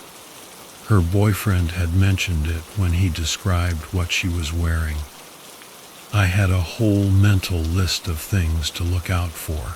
I snapped a picture and texted it to Miranda and Donnie. No response. Figuring they were busy, I decided to keep going. Maybe Heather was still out there. Maybe she needed help. I kept my eyes glued to the ground, hoping to spot her white puffer jacket, her pink sneakers, anything that would pop against the brown leaves. And then I saw it, a flash of white. I ran towards it, and there it was, her jacket. But something wasn't right. It was laid out perfectly flat on the ground, not crumpled or anything like you'd expect if she'd been attacked or something. Just placed there, neatly, and zipped up. Wait a minute, zipped up? Someone had to have zipped it up after she took it off. Unless she took it off herself, zipped it up, and just left it there. But why? It was freezing out. No way she'd just ditch her jacket in the middle of the woods, unless someone else put it there, for us to find. A shiver ran down my spine. The forest went silent. No birds, no wind, nothing. Just dead silence. And then ding, ding, ding. My phone went off. I nearly jumped out of my skin. It was Miranda. "Go back to the ranger station immediately." I looked at the picture of the hat I'd sent earlier. It was laid out flat, too. I quickly took a picture of the jacket and sent it to her. I found her jacket, but it looks like it's been staged. 3 dots popped up. She was typing, "Get out of there now." Snap. A twig snapped somewhere nearby. I looked up, and there was movement in the trees. I couldn't see anything clearly, just a flicker of something in the shadows. I took off running. I was hauling ass, my heart pounding like a drum solo. I whipped out my phone to check my location, trying to get back to the trail. It felt like an eternity, but I finally stumbled onto the path. Even though my legs were screaming and my lungs were burning, I sprinted back towards the ranger station. I didn't stop running until I burst through the doors, gasping for air. I collapsed into a chair, trying to catch my breath. Miranda was on the phone, giving someone urgent instructions. She shot me a look, then continued into the receiver. "Yes, vacate immediately. Tell them it was another bear attack, and it isn't safe." She paused, then said, "Let me know when you're done," before hanging up. Turning to me, she said, "We're closing the park. Can you set up the closure signs at the trailhead?" She tossed me a roll of caution tape and a big red closed sign. Okay, I stammered, still trying to process everything. "Donnie should be back any minute. When you see him, tell him to help you clear out the parking lot. Davis and Jackie are clearing the trails." I had a million questions, but I did as I was told. Donnie showed up just as I was finishing up, and we started getting people out of the park. Within an hour, the place was deserted, the gates were locked, and the 5 of us were huddled inside the ranger station. Jackie, Davis, and Miranda were clearly in the know about something. They were having a hushed conversation in the back room with the door closed, which left me and Donnie in the main room twiddling our thumbs. "She doesn't want us to leave," I said, messing around on my phone. "Which is kinda dumb, 'cause we're not really doing anything here." "Hey, we're still getting paid, right?" Donnie replied. "I'm not complaining." "Yeah, guess you're right." An awkward silence fell between us. Donnie was like 10 years younger than me, and I had no idea what to say to the kid. "So she didn't tell you what's going on either?" I asked, trying to make conversation. He shook his head. "There's no way it's just bears," I said. "I think it's a serial killer," Donnie whispered, leaning in conspiratorially. "They just don't want to say it on the news and freak everyone out. I mean, laying out her clothes like that, trying to lure you in. That's totally something a serial killer would do." "Great. Thanks, Donnie. Real helpful." I got up and walked over to the window. It was getting dark outside, that deep blue twilight settling in. I could see some deer moving around, birds flying back to their nests. I reached out to close the curtains when something caught my eye. No way. The caution tape I'd just put up was ripped in half.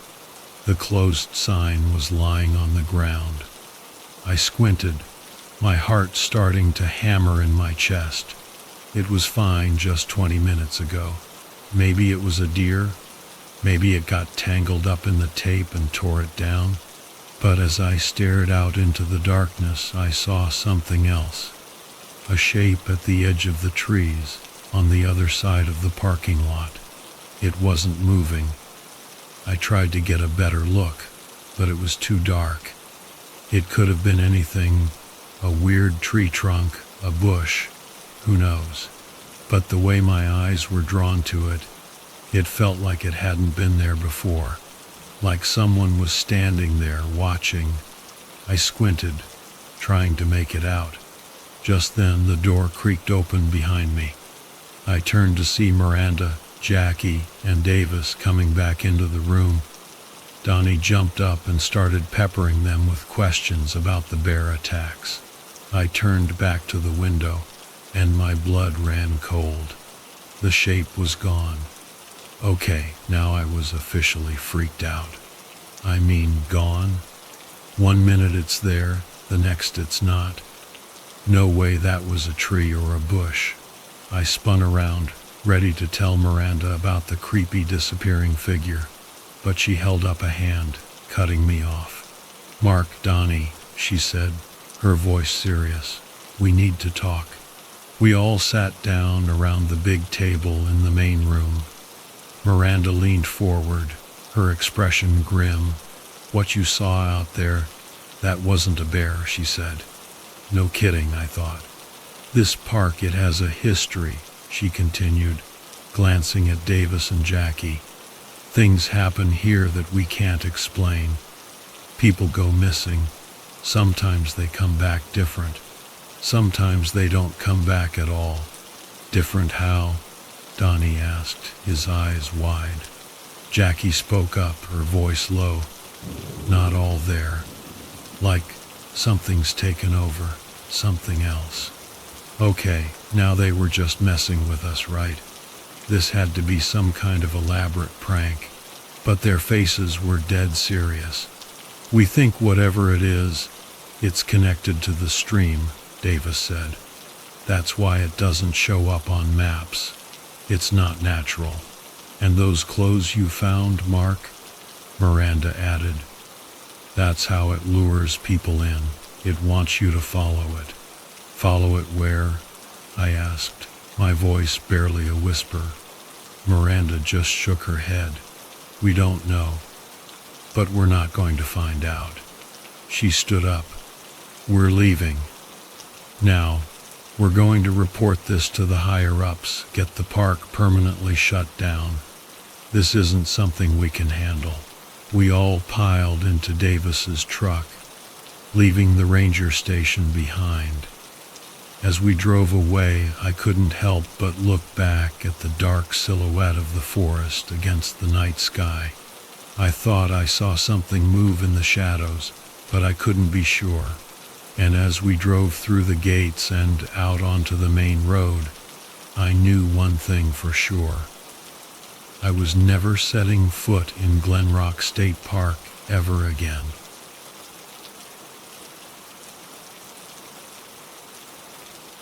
I was done with the city, the noise, the constant pressure. My job had burned me out, my relationship had imploded, and I was spending my nights staring blankly at a screen, feeling utterly lost. I craved something real, something different. So when I saw that ad, remote cabin available in Alaskan wilderness, limited amenities, abundant solitude, it felt like an answer to a prayer. The village wasn't even marked on the map. After 2 flights, a rickety bush plane, and a bone-jarring snowmobile ride, I finally arrived. Village might have been a bit generous, actually. It was more like a handful of cabins scattered across a valley, hemmed in by thick forest and endless frozen tundra. There was a tiny general store that doubled as a post office, a few narrow trails barely visible under the snow, and a radio tower that looked like it had been there since the Stone Age.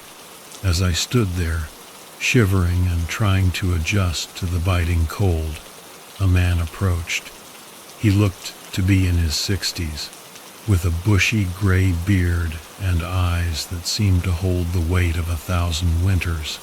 "You the new guy?" he asked, his voice rough but not unfriendly. "Yeah, that's me," I replied, sticking out my hand. "Name's Walter," he said, shaking it firmly. "Welcome. Ain't much, but it's home for some of us. Your cabin's over that way." He pointed towards a narrow trail disappearing into the trees.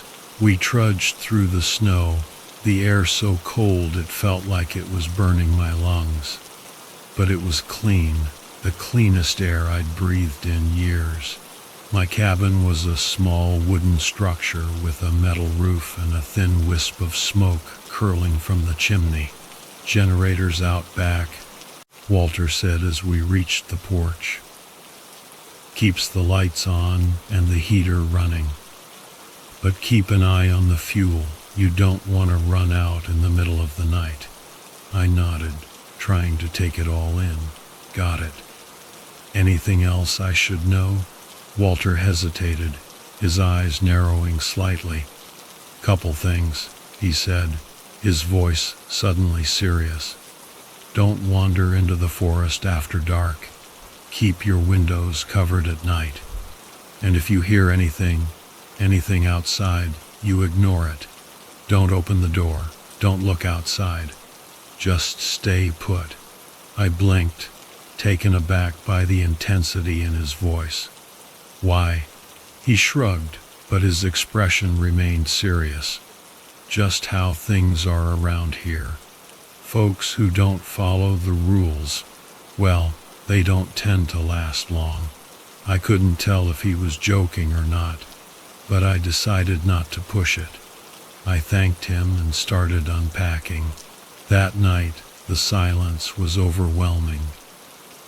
Back in the city, there was always some kind of background noise, traffic, sirens, music. Here, there was nothing but the occasional crackle of the wood-burning stove. I was just drifting off to sleep when I heard it, a soft tapping at the window. At first, I thought it was just a tree branch, But then I remembered there were no trees close enough to the cabin. The tapping continued, slow and deliberate, like someone or something was testing the glass. I sat up in bed, my heart pounding. Walter's warning echoed in my head. If you hear anything outside, ignore it. The tapping stopped, replaced by a faint, muffled sound. It almost sounded like a voice, but I couldn't make out any words. Every instinct screamed at me to look, to see what was making that noise. But I stayed put, gripping the edge of the blanket like it was a lifeline. After what felt like hours, the sound faded. I didn't sleep for the rest of the night. The next morning, I found fresh snow had fallen, pristine and untouched except for a set of footprints leading from the edge of the forest to my cabin. They stopped just below my bedroom window.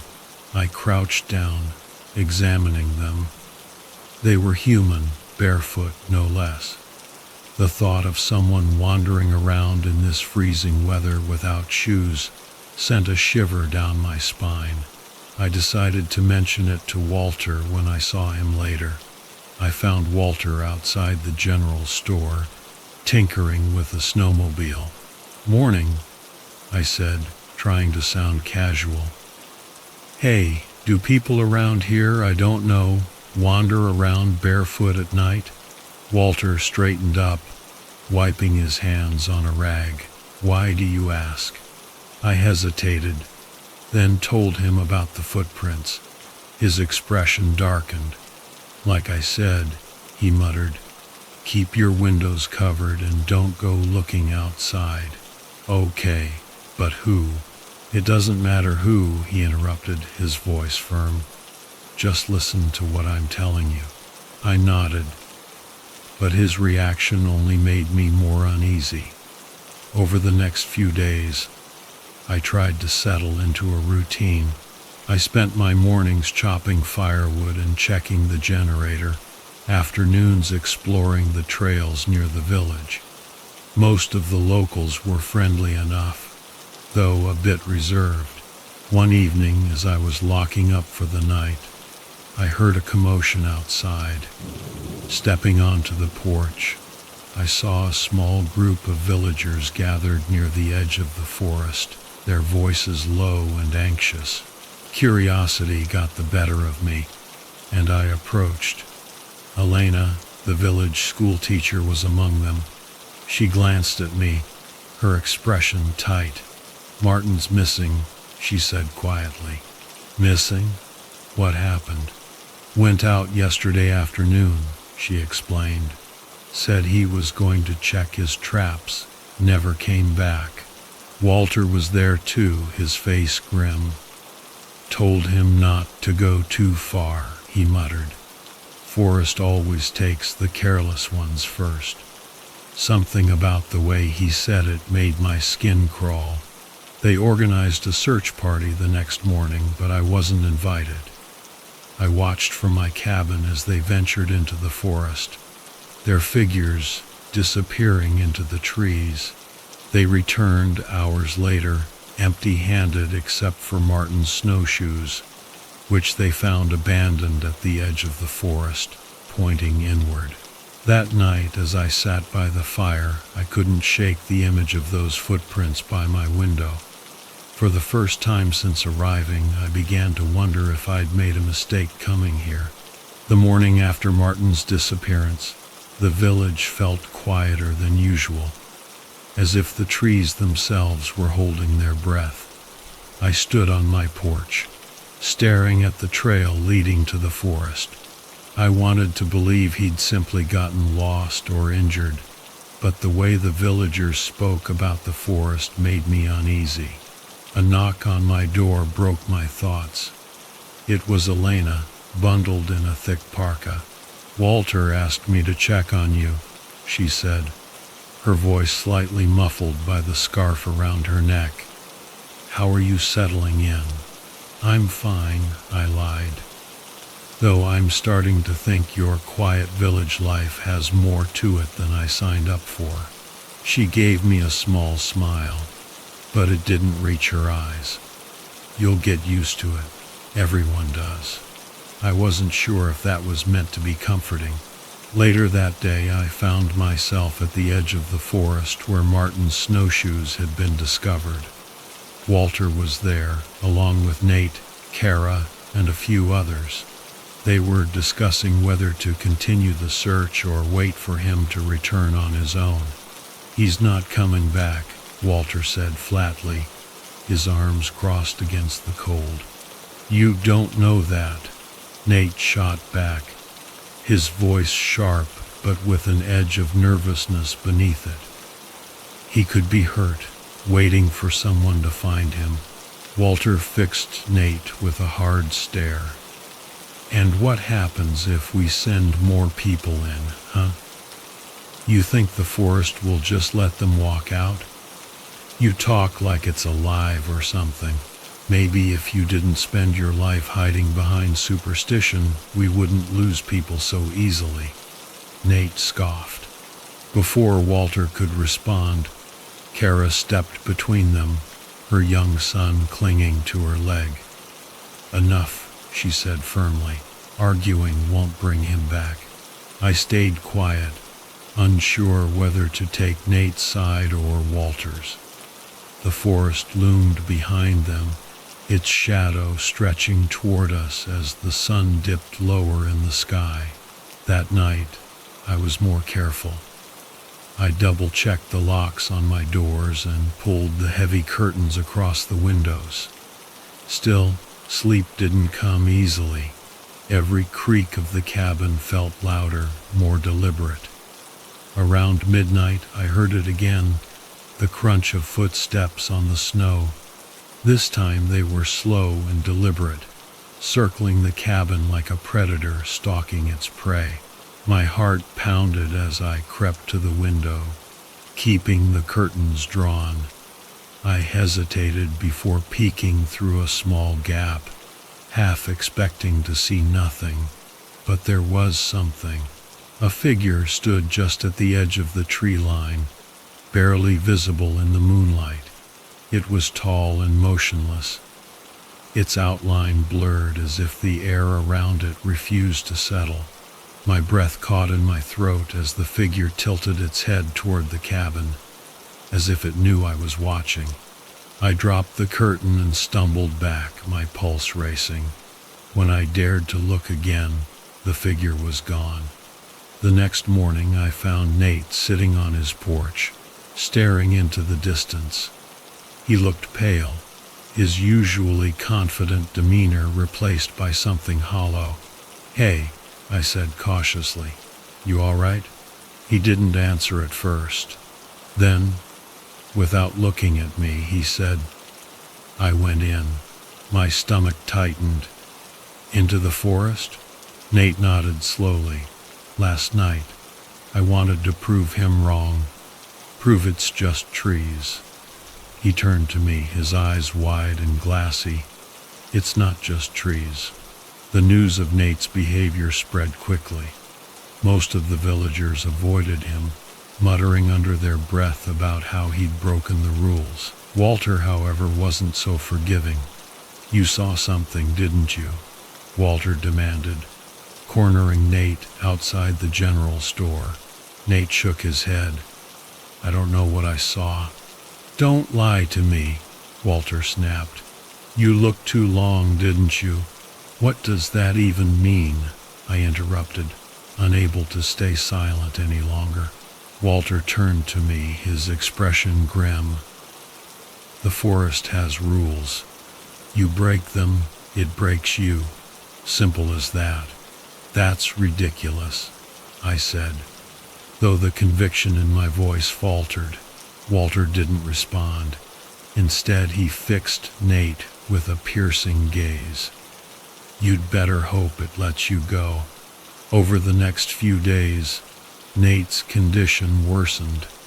He refused to leave his cabin, muttering incoherently to himself whenever someone tried to check on him. Kara tried to bring him food, but he wouldn't open the door. I found myself spending more time with Elena, who seemed to be the only one willing to talk about what was happening. "Walter's right about one thing," she admitted as we walked along the edge of the village. "The forest has rules. No one really knows why, but things happen when you don't follow them." "Like what?" She hesitated, as if choosing her words carefully. "You've already seen it, haven't you? The footprints, the figure. It's not just superstition." I wanted to argue, to find a logical explanation for everything, but deep down I knew she was right. One evening I heard someone calling my name outside the cabin. "Sam." The voice was faint but familiar. "Sam, it's me," it said again, louder this time. I froze. It sounded like Nate, but something about it was off, like an old recording played at the wrong speed. The voice continued circling the cabin, just like the footsteps had. "Sam, come out." My hands trembled as I reached for the curtain, but I stopped myself. Walter's warning echoed in my head. "Don't open the door. Don't look outside."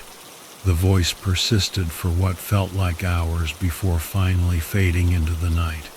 The next morning I found a single boot in the snow outside Nate's cabin. It was pointed toward the forest. Walter's words haunted me as I stood there staring at the empty doorway. He looked too long. The morning after Nate's disappearance, the village seemed to shrink.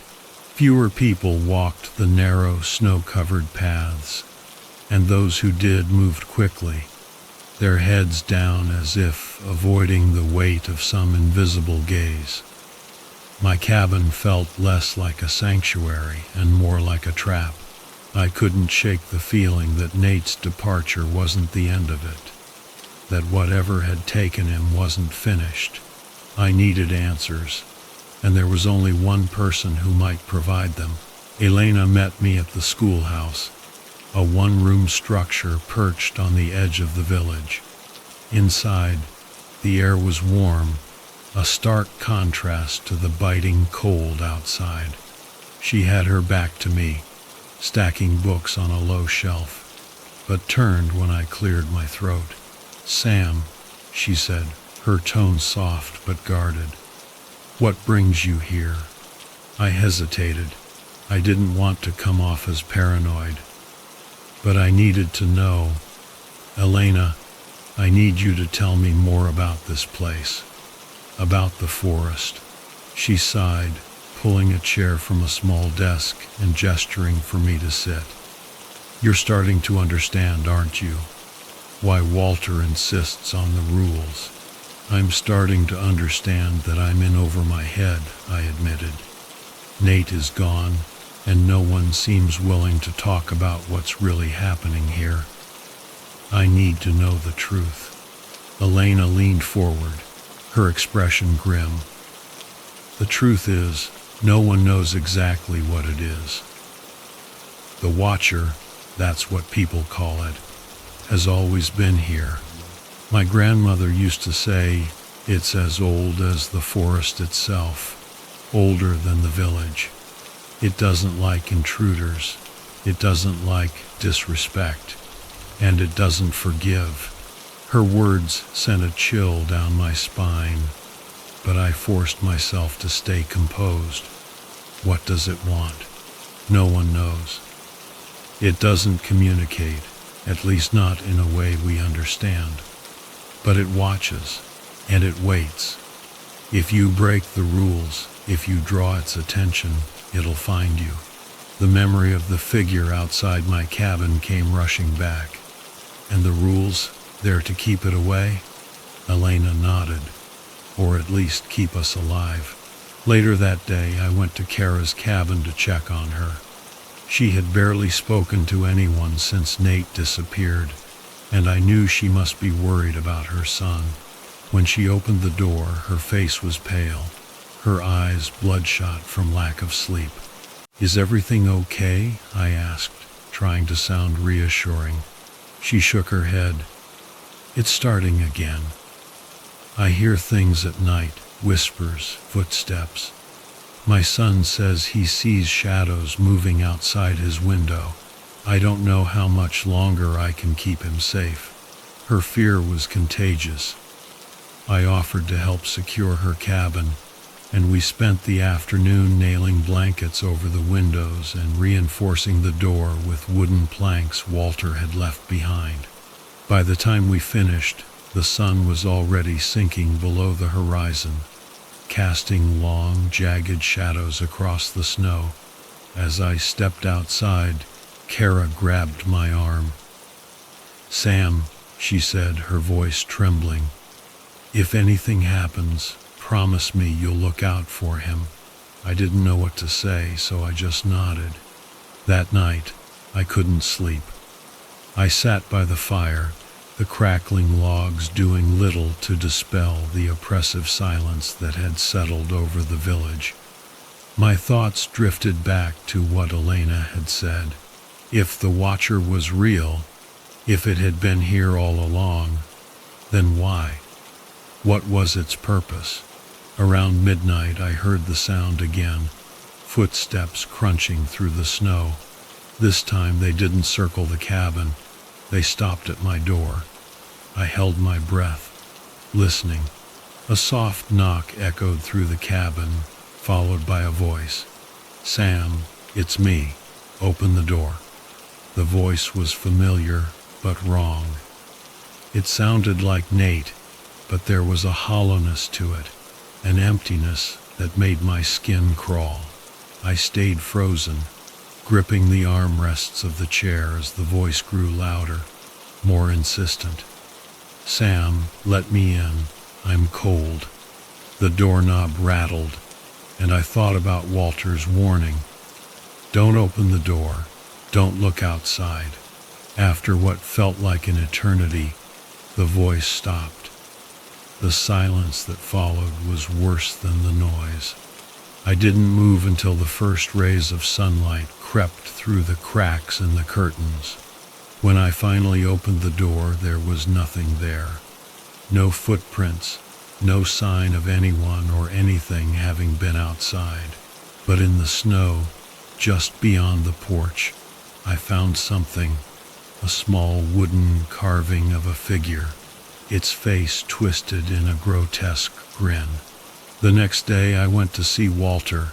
He was outside his workshop, repairing a snowmobile with his usual gruff efficiency. "I need to know what's going on," I said, skipping any pretense of politeness. "I need the truth, Walter."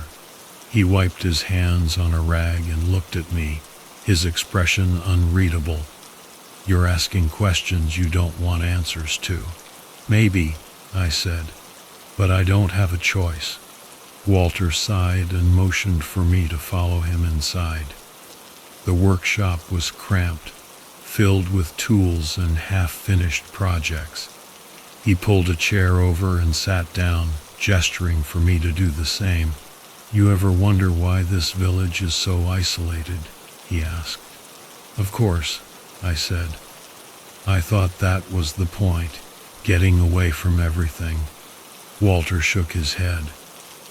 "No one comes here by accident, Sam. People end up here because they're running from something. Trouble, mistakes, regrets. But the thing is, this place doesn't care what you're running from. It only cares about what you bring with you."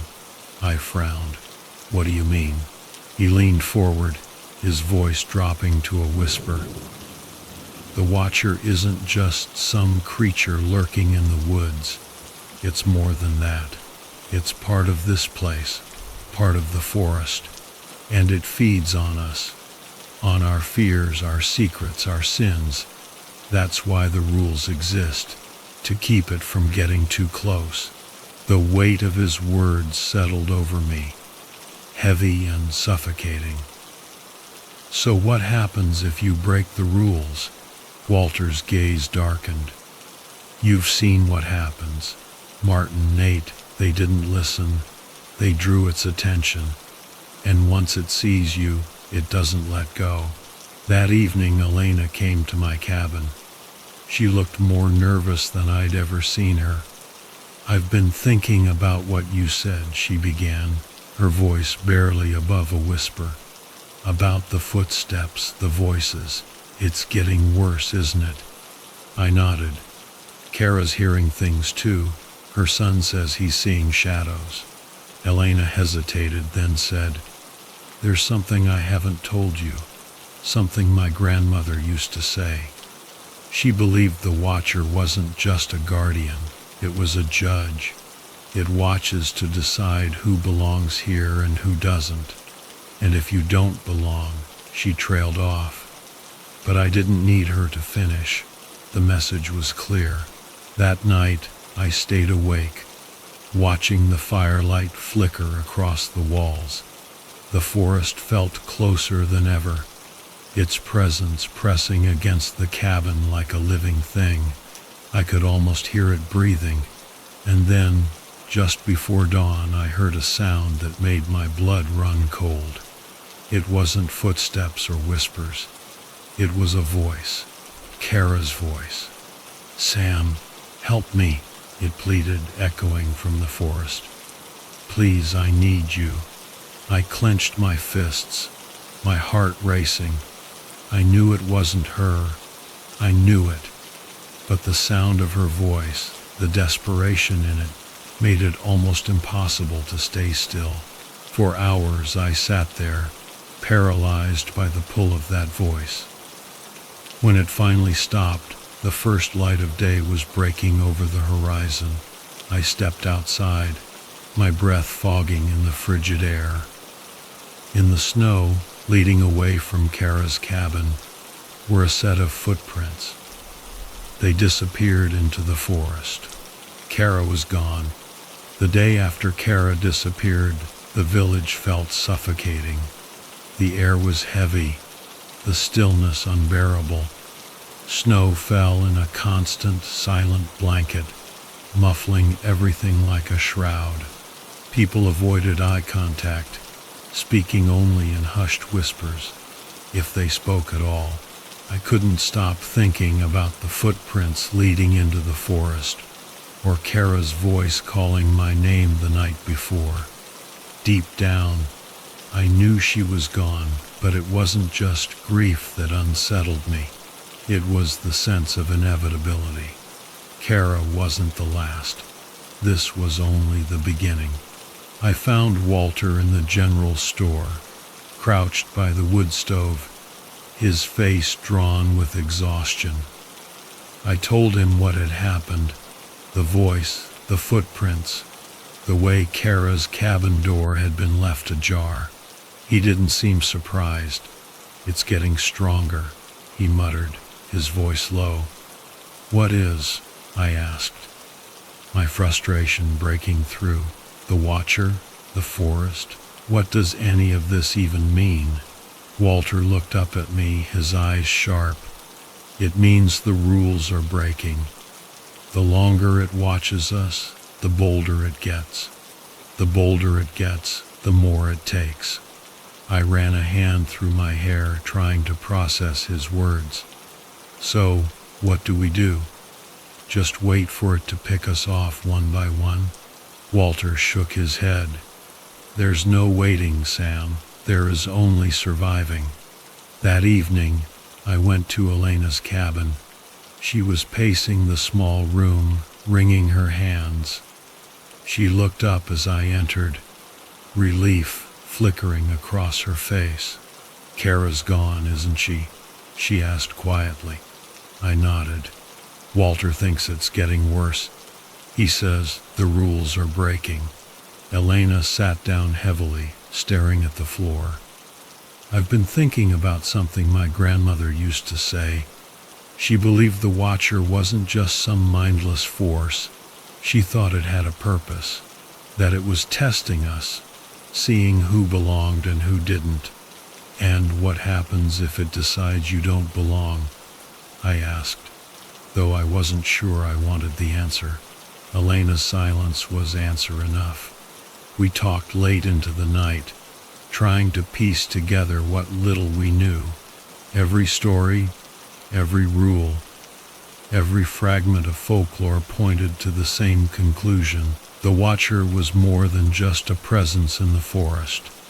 It was a force, ancient and unrelenting, that thrived on fear, isolation, and disobedience, and it was growing stronger. The blizzard came 2 days later. Thick, swirling snow engulfed the village, cutting off what little connection we had to the outside world. The radio tower went silent, and even the most seasoned villagers refused to leave their cabins. The storm howled like a living thing, its icy fingers prying at doors and windows. I stayed inside, lighting every lamp and candle I could find. The light felt like a fragile shield against the encroaching darkness. But even with the fire roaring and the cabin sealed tight, I couldn't escape the feeling that I wasn't alone. That night, the voices started again. "Sam," they whispered, barely audible over the wind. "Sam, come outside." This time it wasn't just one voice. It was a chorus. Kara, Nate, even Martin, their tones blending into an eerie, dissonant harmony. I pressed my hands over my ears, trying to block it out, but the voices grew louder, more insistent. "You can't hide forever," they said. "You don't belong here." I forced myself to stay put, reciting Walter's warnings like a mantra. Don't open the door. Don't look outside. Don't answer. But as the night dragged on, I began to doubt myself. What if it wasn't the Watcher? What if it really was Kara, or Nate, or someone else who needed help? What if I was condemning them by staying inside? The voices stopped just before dawn, leaving an oppressive silence in their wake. When I finally stepped outside, the snow was untouched except for a single trail of footprints leading from my cabin to the forest. They weren't mine. By the third day of the blizzard, the village was in chaos. Kara's son, a quiet boy who rarely spoke, had vanished during the night. His small boots were found by the forest's edge, the snow around them undisturbed. Kara's disappearance had been shocking, but this was something else entirely. The villagers were panicked, desperate. Their fear was turning into anger. "It's your fault," one man snarled at Walter as a small crowd gathered in the center of the village. "You and your rules. They don't work. People keep disappearing." Walter stood firm, his expression hard. "The rules aren't the problem. It's those who break them. You think rules will stop that thing?" Another voice shouted. "It's taking us anyway." Elena and I watched from the sidelines, both of us too stunned to intervene. The villagers were unraveling, their fear and frustration bubbling over into accusations and threats. For the first time since I'd arrived, I realized how fragile the village's unity was, how quickly it could fall apart under pressure. That night, Elena and I decided to act. The rules weren't enough anymore. We needed a plan. "We have to leave," she said as we huddled in her cabin, the storm still raging outside. "The longer we stay, the worse it gets. If we don't go now, we won't survive." "And go where?" I asked. "The forest surrounds the village. We don't even know what's out there." "Exactly," she said, her eyes burning with determination. "We don't know what's out there, but we know what's here. If we stay, we'll end up like the others." It wasn't a good plan, but it was better than waiting to be picked off. We gathered supplies, food, water, extra fuel, and decided to use Walter's snowmobile to try and reach the old weather station a few miles away.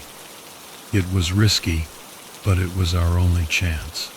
The storm began to die down the following morning, the wind easing into an eerie stillness. Elena and I loaded the snowmobile under the cover of darkness, avoiding the prying eyes of the remaining villagers. Walter caught us as we were preparing to leave.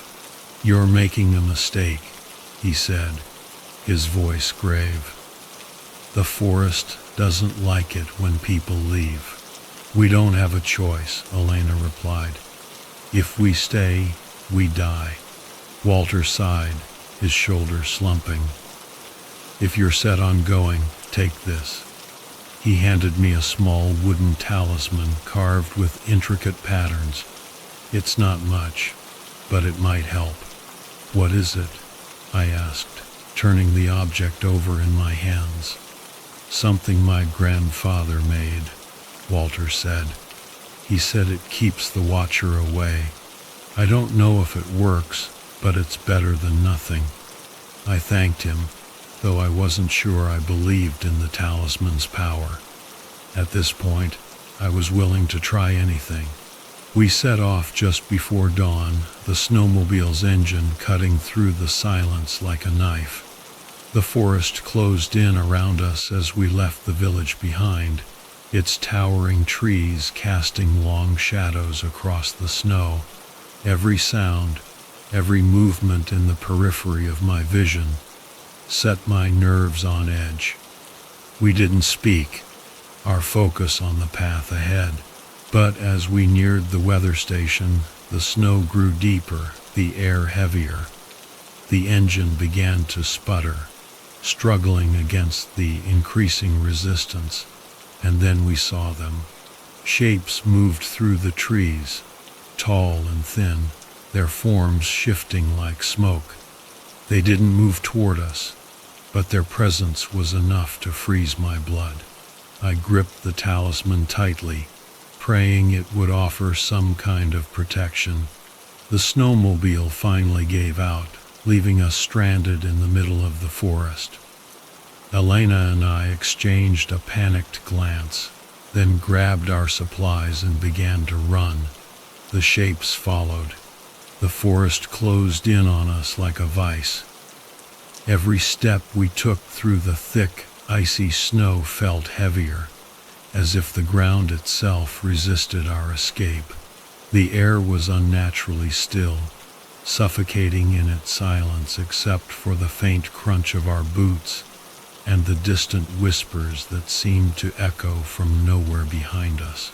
The shapes moved tall, shifting shadows that didn't hurry but didn't stop. Their presence was a reminder that this was no simple chase. They didn't need to rush. They knew we had nowhere to go. "Elena!" I shouted, my voice barely audible above the wind. "The weather station." Elena gripped my arm as we stumbled forward, her breath coming in short, ragged gasps. "We're close," she whispered, though I wasn't sure if she was trying to convince me or herself. The weather station. It was our only hope. A structure just sturdy enough to shield us, just distant enough from the village to maybe, just maybe, break the Watcher's hold. We reached it as the sun began to rise, pale and weak against the horizon. The building was a skeletal, weather-beaten shell, but it stood. The sight of it filled me with a fleeting sense of relief. We didn't slow down. The shadows behind us didn't fade, but they stopped at the edge of the clearing, watching, waiting.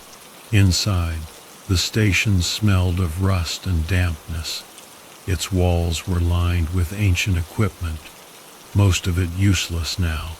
I slammed the door shut and shoved a rusted metal desk in front of it, while Elena collapsed onto the floor, clutching the talisman Walter had given us. "We made it," I said, trying to convince myself. "We're safe here." "No," Elena murmured, her voice hoarse but her eyes sharp. "Not safe, just hidden. For now." She was right. The whispers were gone, but the silence pressed down on us like a weight. I checked the small transmitter at the center of the room. The dials lit up weakly, flickering like a dying candle. "It works," I said, relief flooding through me. "I can send a signal. Will it reach anyone?" Elena asked, her voice tinged with doubt. "It has to." I started turning the dials, sending out a desperate message. "This is an emergency.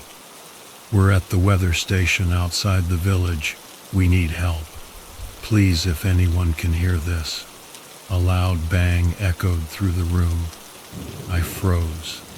The door rattled violently, as if something massive was testing its strength. "It's here," Elena whispered. She clutched the talisman tighter, her knuckles white. The door didn't break, but something was outside.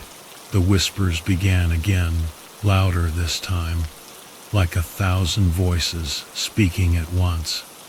They weren't begging or pleading anymore. They were angry. "Sam," a voice hissed, low and guttural. It was Kara's voice, but warped, twisted into something unrecognizable. "You don't belong here." My chest tightened. The Watcher wasn't just outside. It was everywhere. It had surrounded us, seeping into the very air we breathed. The station felt smaller, its walls closing in. "Why us?" I asked aloud, my voice trembling. "What does it want?" Elena didn't answer at first. She was staring at the talisman, her lips moving silently as if in prayer. Finally she looked up. "It doesn't just want us gone, it wants to consume us. Our fear, our guilt, it feeds on it. The more we run, the stronger it gets." "Then what do we do?" I asked. "We can't outrun it. We can't fight it." Elena's eyes locked with mine, and in that moment I understood. We couldn't run, we couldn't fight, but we could stop being its prey. "We need to face it," Elena said, her voice steady. "If we don't, it'll take us anyway. We have to break the cycle." My heart pounded. Facing the Watcher meant stepping outside, into its grasp. But Elena was right. We couldn't stay here forever. The Watcher thrived on fear, on our refusal to confront it. If we wanted to survive, we had to take away its power. I nodded, my throat dry. "Let's do it." We moved together, dragging the desk away from the door. The whispers grew louder, almost deafening, as if they knew what we were planning. My hands shook as I reached for the handle. Elena gripped the talisman, holding it in front of her like a shield. I opened the door. The clearing was empty, but the air was thick with tension. The shadows stood at the edge of the forest, watching us with unblinking intensity. They didn't move. They didn't need to. The presence of the Watcher was overwhelming, like a storm about to break. Elena stepped forward, holding the talisman high. "We're not afraid of you," she shouted, her voice echoing through the clearing. The shadows stirred, shifting like smoke. The whispers turned into a low, guttural growl that vibrated through my bones. My instinct screamed at me to run, but I stood my ground. "We don't belong to you," I said, forcing my voice to stay steady. "We're not your prey." The growl grew louder, the air crackling with energy.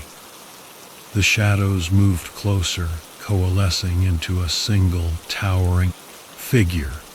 Its form was indistinct, more absence than presence. But its gaze was unmistakable. It was the Watcher, and it was furious. Elena held the talisman out, her hands trembling. "This ends here," she said, her voice barely audible. The Watcher stopped for a moment, The world seemed to hold its breath. And then, without warning, it lunged.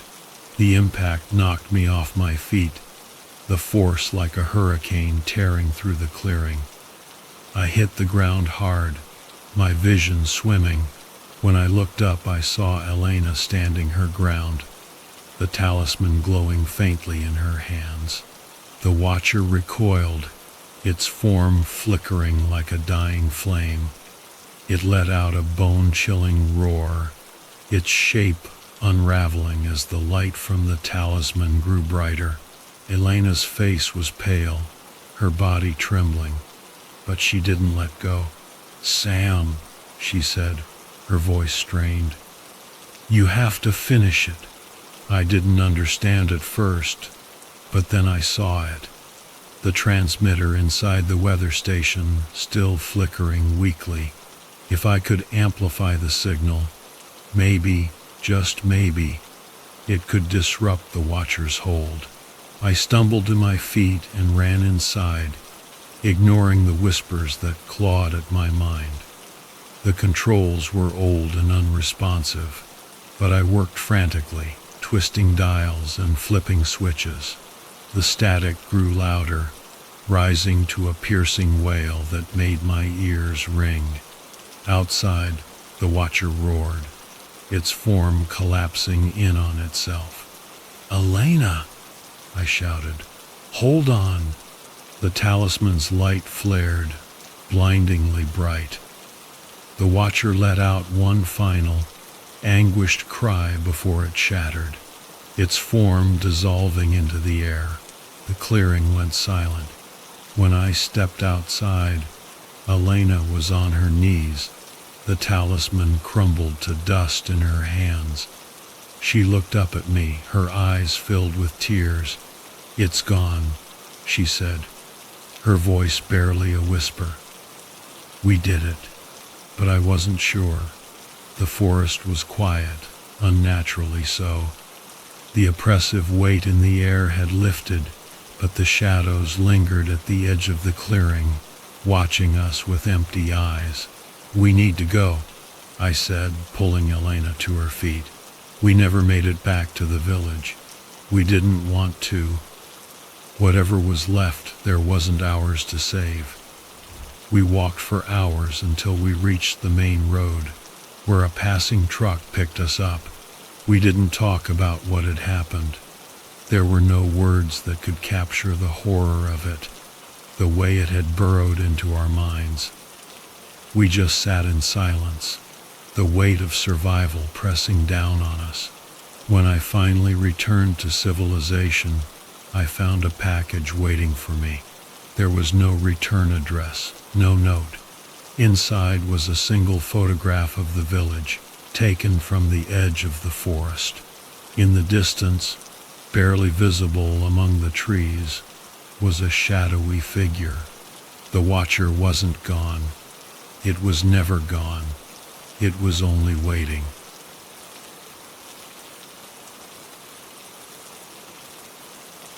I was stuck in this tiny town in Alaska. Seriously, tiny. I'd been there almost a week, waiting to get the perfect shot. My job was simple enough: capture the wild Alaskan wilderness for some travel magazine. But something about those endless forests, the way they just went on, and the creepy silence at night, it was getting to me. I thought I'd find this peaceful, beautiful place, but it was more like everything was holding its breath, waiting for something bad to happen. So there I was, in this dimly lit diner, trying to warm up with a cup of coffee that had gone ice cold. The place was pretty much empty, just a few locals minding their own business. I was scrolling through the pictures on my camera, trying to find something, anything, that was worth publishing, when the door creaked open and this guy walked in. He looked like he'd seen a lot, grizzled beard, weathered face, probably in his 50s.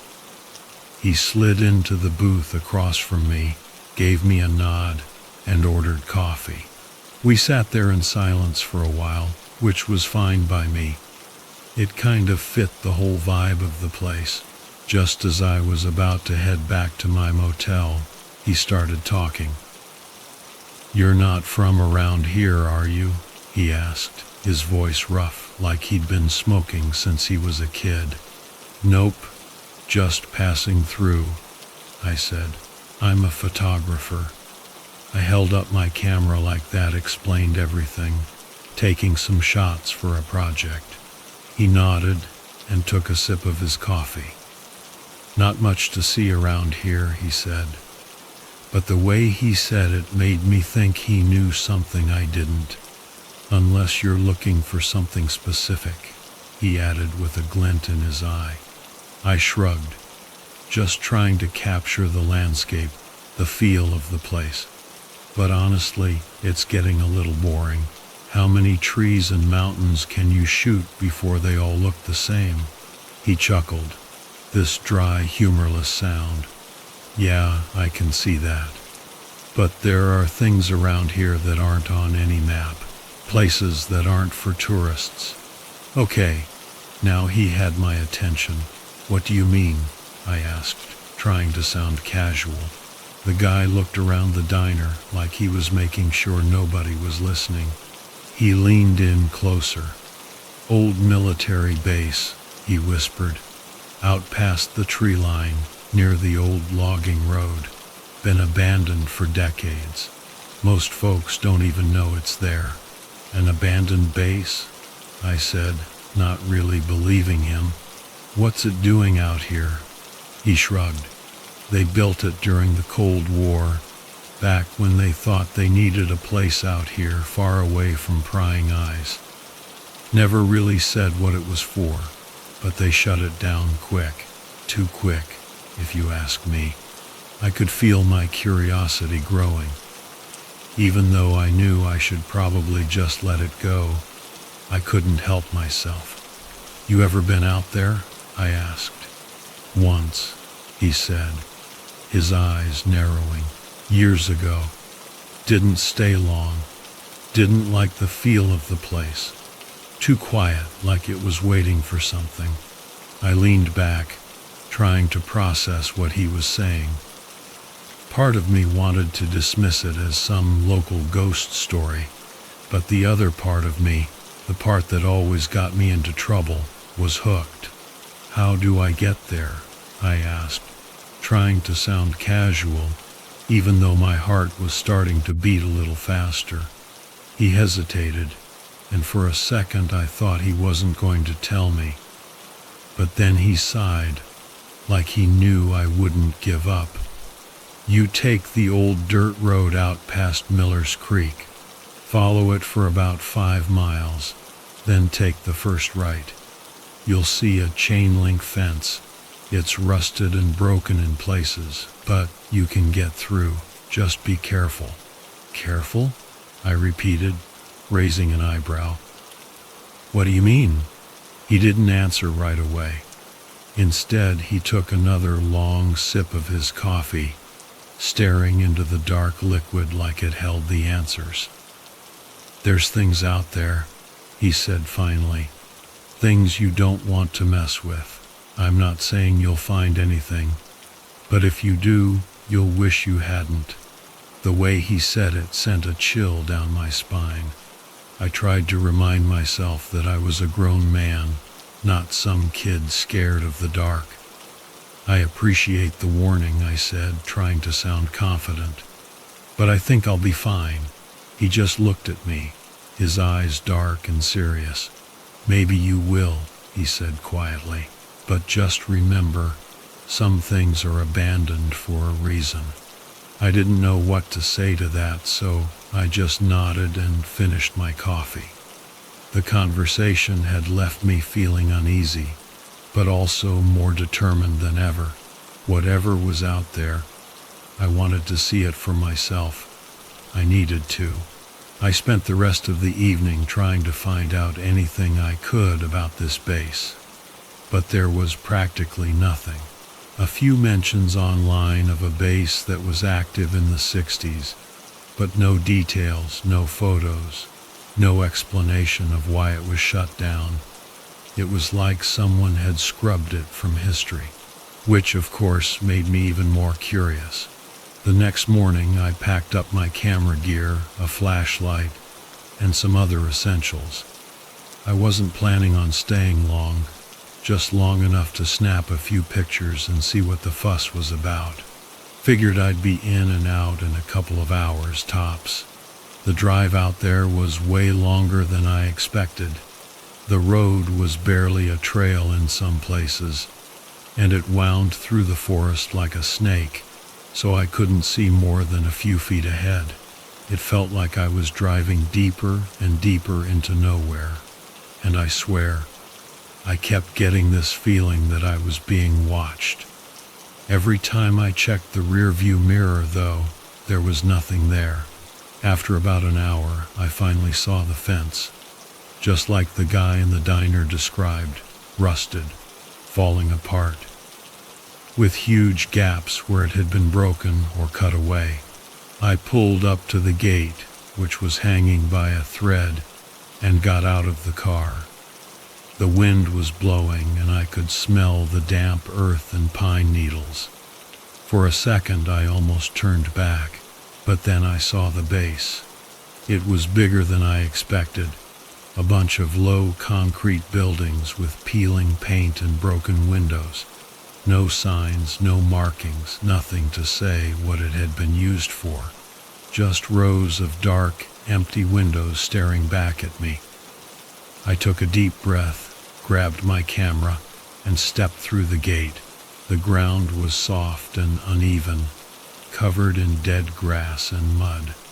I could see old equipment scattered around, rusted pipes, broken crates, and the occasional piece of machinery that looked like it hadn't been touched in decades. It was creepy, but also kind of fascinating, like walking through a ghost town. I started taking pictures, trying to capture the whole desolate vibe of the place.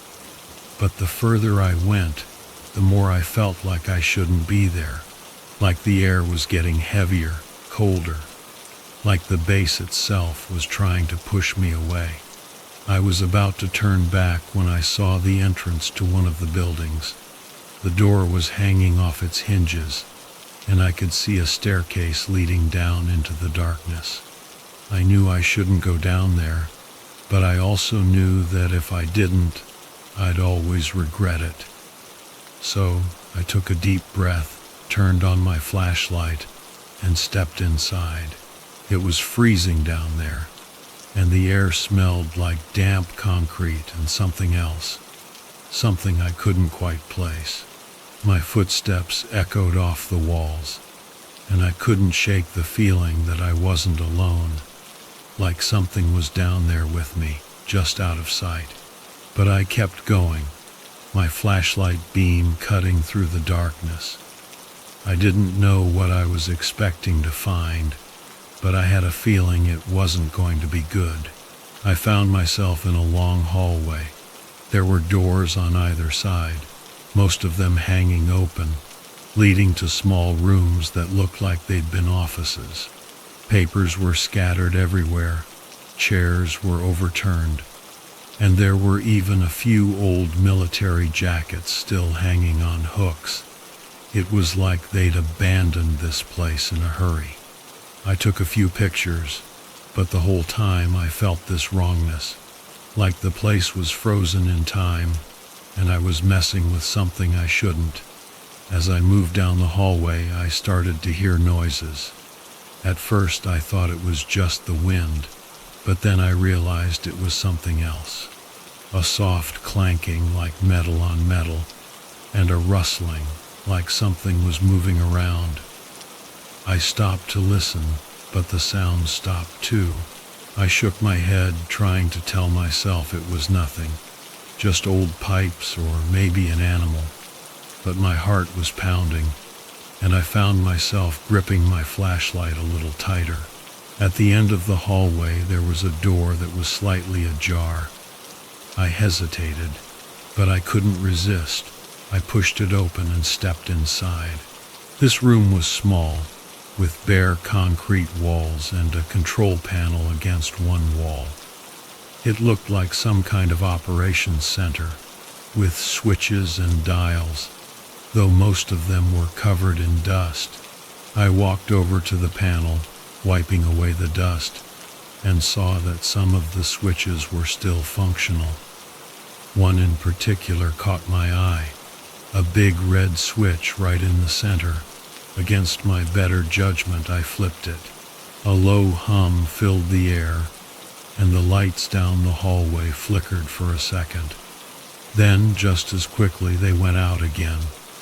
But that wasn't the worst part. From somewhere deep in the base, I heard a sound. Footsteps, slow, deliberate footsteps echoing through the darkness. I froze, my breath catching in my throat. The footsteps were distant, but they were getting closer. And there was something about them. They didn't sound human.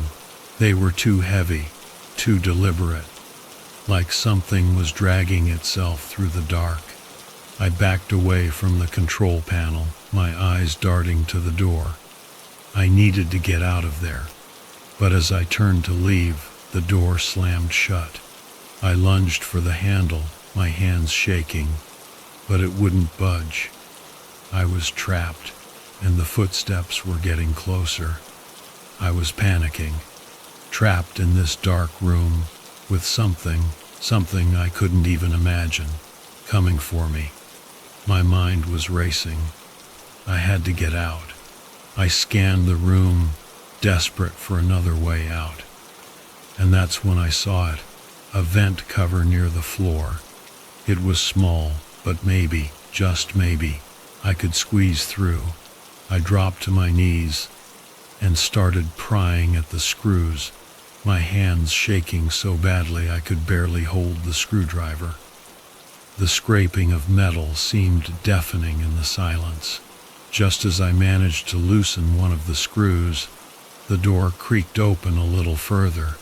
I glanced over my shoulder, and my flashlight beam caught a glimpse of something. A shadow, long and distorted, creeping across the floor towards me. I didn't wait to see any more.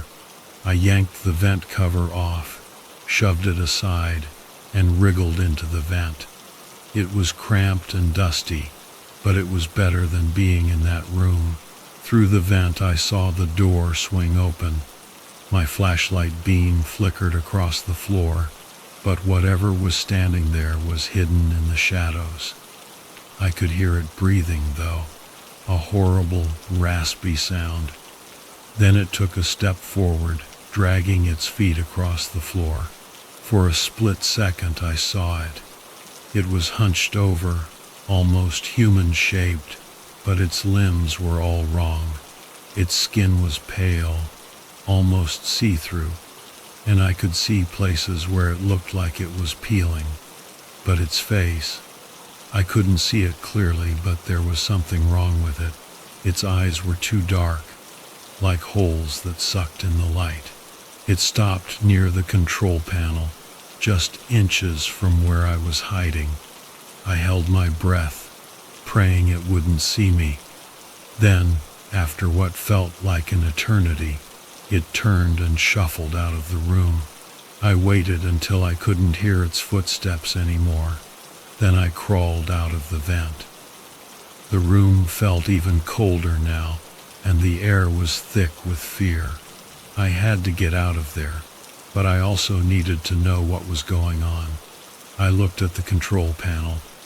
If that thing had been so interested in it, maybe it held some answers. I walked over to it, and my eyes fell on a switch that was different from the others. It was marked with one word: containment. My mind screamed at me to leave, but I couldn't resist. I flipped the switch. The building shuddered, and a low hum filled the air. The lights flickered on, and a set of screens above the panel came to life. They showed live feeds from different parts of the base: empty hallways, decaying equipment, and then a long corridor lined with thick metal doors. Something was moving in that corridor. It was the same creature I'd seen in the room, but now I could see there were more of them. 3, maybe 4, all moving slowly, aimlessly. Then the screen flickered, and a message appeared. You shouldn't be here. Leave before it's too late. I didn't need to be told twice. I grabbed my flashlight and ran. The hallway outside was empty, but I could hear those dragging footsteps again. Closer now. I ran, my boots pounding on the concrete floor. I had to find the exit, but as I turned a corner I skidded to a halt. The hallway was different. Doors that had been on the left were now on the right. It was like the building itself was changing, twisting into a maze to keep me trapped. I could hear the creatures getting closer. I picked a direction and ran, hoping it would lead me somewhere, anywhere but here. The lights flickered, casting strange shadows on the walls. I could see movement out of the corner of my eye, but I didn't dare stop. Finally, I saw a door at the end of the hallway, slightly ajar. I didn't care where it led, I just needed to get out. I threw myself against the door and stumbled through. I found myself in a large room, and in the center was a massive glass chamber. Inside, I could see something horrifying. It was humanoid, but its proportions were all wrong. Its limbs were twisted, its skin pale and stretched, and its face, I couldn't see it clearly, but I knew it was something I never wanted to see again. I stumbled back, my stomach churning. What had they been doing here? Then I heard a noise behind me. I spun around, and my flashlight caught a glimpse of movement. Something darted across the floor, too fast for me to see what it was. The lights flickered on, revealing more of the room. I saw a desk against the wall, covered in papers. I grabbed a file and flipped it open. There were photos of the base, diagrams of the underground chambers, and then pictures of the experiments. One photo showed the creature in the chamber, but it hadn't been so deformed back then. It looked almost human, but its eyes were wide and dark, and its mouth was open in a silent scream. Another photo showed a team of scientists standing around the chamber, their faces blank. I flipped to the next page, and my blood ran cold. A handwritten note scrawled across the paper. Experiment compromised. Attempted control failed. Do not release under any circumstances. I dropped the file. It was all starting to make sense. They had tried to control something they didn't understand. And now, decades later, it was still here. A crash made me jump. The glass chamber had shifted, and the creature inside was moving. It was trying to get out. I ran for the exit, my heart pounding. I could hear the creature growling behind me. I climbed a ladder, my hands scraping against the metal rungs. I reached the top, threw open the hatch, and slammed it shut. I didn't stop running until I was outside, in the cold air. I could see my car in the distance. I ran towards it, my lungs burning. I got in the car, slammed the door, and jammed the keys into the ignition. The engine roared to life, and I tore out of there. As I drove, I kept glancing in the rearview mirror, half expecting to see something chasing me. But there was nothing, just the dark, empty road. I made it back to town, but I couldn't shake the feeling that I had unleashed something terrible, something that wouldn't stay contained. I tried to sleep that night, but the images of the base and the creatures haunted my dreams. When I woke up, I knew I had to go back. I had to find out what was really going on. I drove back to the base, the road seeming even longer and darker this time. I felt like I was walking into a trap, but I couldn't turn back. I found my way back to the control room. The monitors were still dark, but the air was thick with tension. I could feel them watching me. I searched the room, looking for anything I had missed, and that's when I found it, a journal tucked away in a drawer. I opened it, and my heart sank. The writing was frantic, filled with fear and desperation. The researchers had been trying to control something, but it had become too powerful. They had lost control. The last entry was chilling. "We were wrong. It's not a subject, it's a signal, and it's calling to them. We can't stop it. If anyone finds this..." The sentence trailed off. I dropped the journal. A signal. What did it mean? Then I heard it. A rhythmic sound, like a heartbeat, pulsing through the walls. I turned my flashlight, and that's when I saw it. One of the monitors had come to life. It was showing the corridor with the metal doors.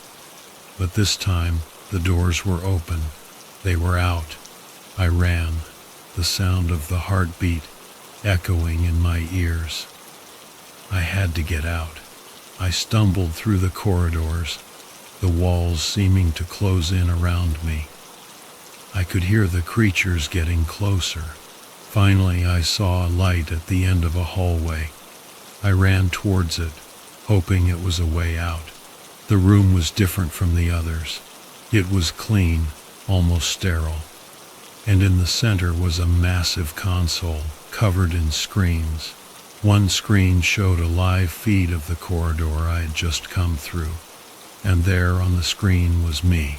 I turned around, but there was nothing there. I looked back at the screen, and that's when I saw it. Movement behind me. I whipped around, but the hallway was still empty.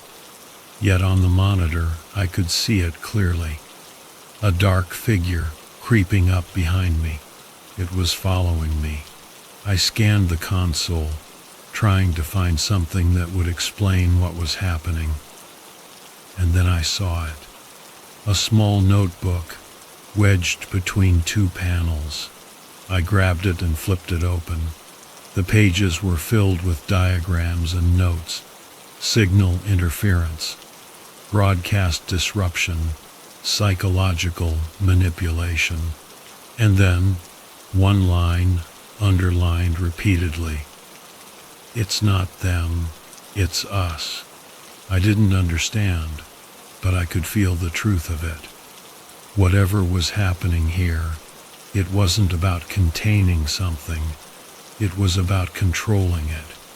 They had found a way to send out a signal that could manipulate the mind, make you see things that weren't there, hear things that weren't real, and I had been caught in it. I had to get out. I ran back into the hallway, the hum growing louder. It was in my head now, a constant drone. I could see the exit, a sliver of light in the distance. I pushed myself harder, ignoring the pain in my legs. I burst through the door and stumbled outside, collapsing on the ground. I lay there, gasping for breath, feeling the wind on my face. But then I heard it, the hum. It wasn't coming from the base, it was coming from inside me. I sat up, my head spinning. It hadn't stopped. It was in my mind, and it wasn't going away. I got to my feet and staggered towards my car. I fumbled with the keys, my hands shaking. The engine roared to life, and I drove away. But the hum followed me. I drove for hours, but it didn't matter. The hum was still there, a constant presence in my mind. It was like a part of me now. I don't remember how I made it back to the motel.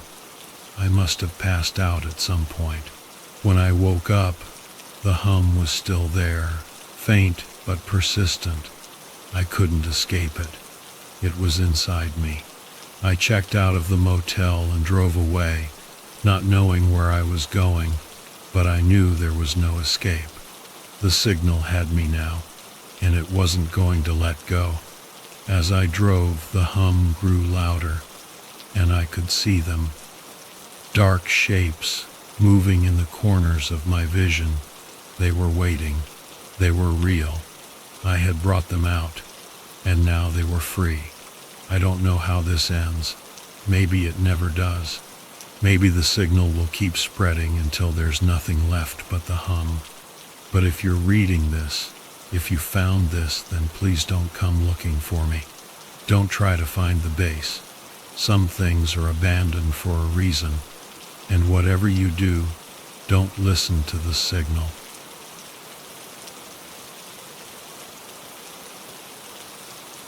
I'm not gonna lie, this whole thing still freaks me out. I'm writing this down not to scare you, but to tell you what really went down during my last days at Oran's Lighthouse. Maybe then you'll get why Scotland's last manually operated lighthouse is now just abandoned. Its lights gone out for good. Getting to Oran's Lighthouse was a total pain, even in broad daylight. The trail was narrow and all messed up, with loose rocks that kept falling into the waves below. The lighthouse itself was this looming thing, its once bright red and white stripes all faded and chipped away from years of salty air and wind. But its beam was still going strong, cutting through the mist, guiding ships away from the rocks. My boots crunched on the gravel as I got closer. I was nervous, sure, but also kind of excited. This was it, my new home for who knows how long. The Maritime Board was weirdly eager to fill the position, like they practically threw the keys at me, along with this ancient manual that looked like it was from the dinosaur age. Didn't matter though, I was ready for a change. The front door creaked open, and I stepped inside. The air was damp and smelled like a mix of seaweed, rust, and something metallic. An old oilskin coat hung by the door, stiff and damp, and there were these muddy boots underneath it, way too big to be mine. It was like the person wearing them just disappeared. Inside, the lighthouse was a total time capsule. The spiral staircase groaned with every step I took, like it was saying, "Who dares disturb my peace?" There were water stains on the walls in weird shapes that seemed to shift and change when you looked at them from different angles. The keeper's office was on the second floor. This tiny room crammed with old stuff, a telescope with cracked lenses, yellowed nautical charts, a dusty barometer that still ticked even though the needle never moved. It was creepy as hell. And then I found the rules. They were carved into the desk, all jagged and rough, like someone had done it in a hurry with a rusty nail or something. The wood was splintered around each letter, like they really dug in deep.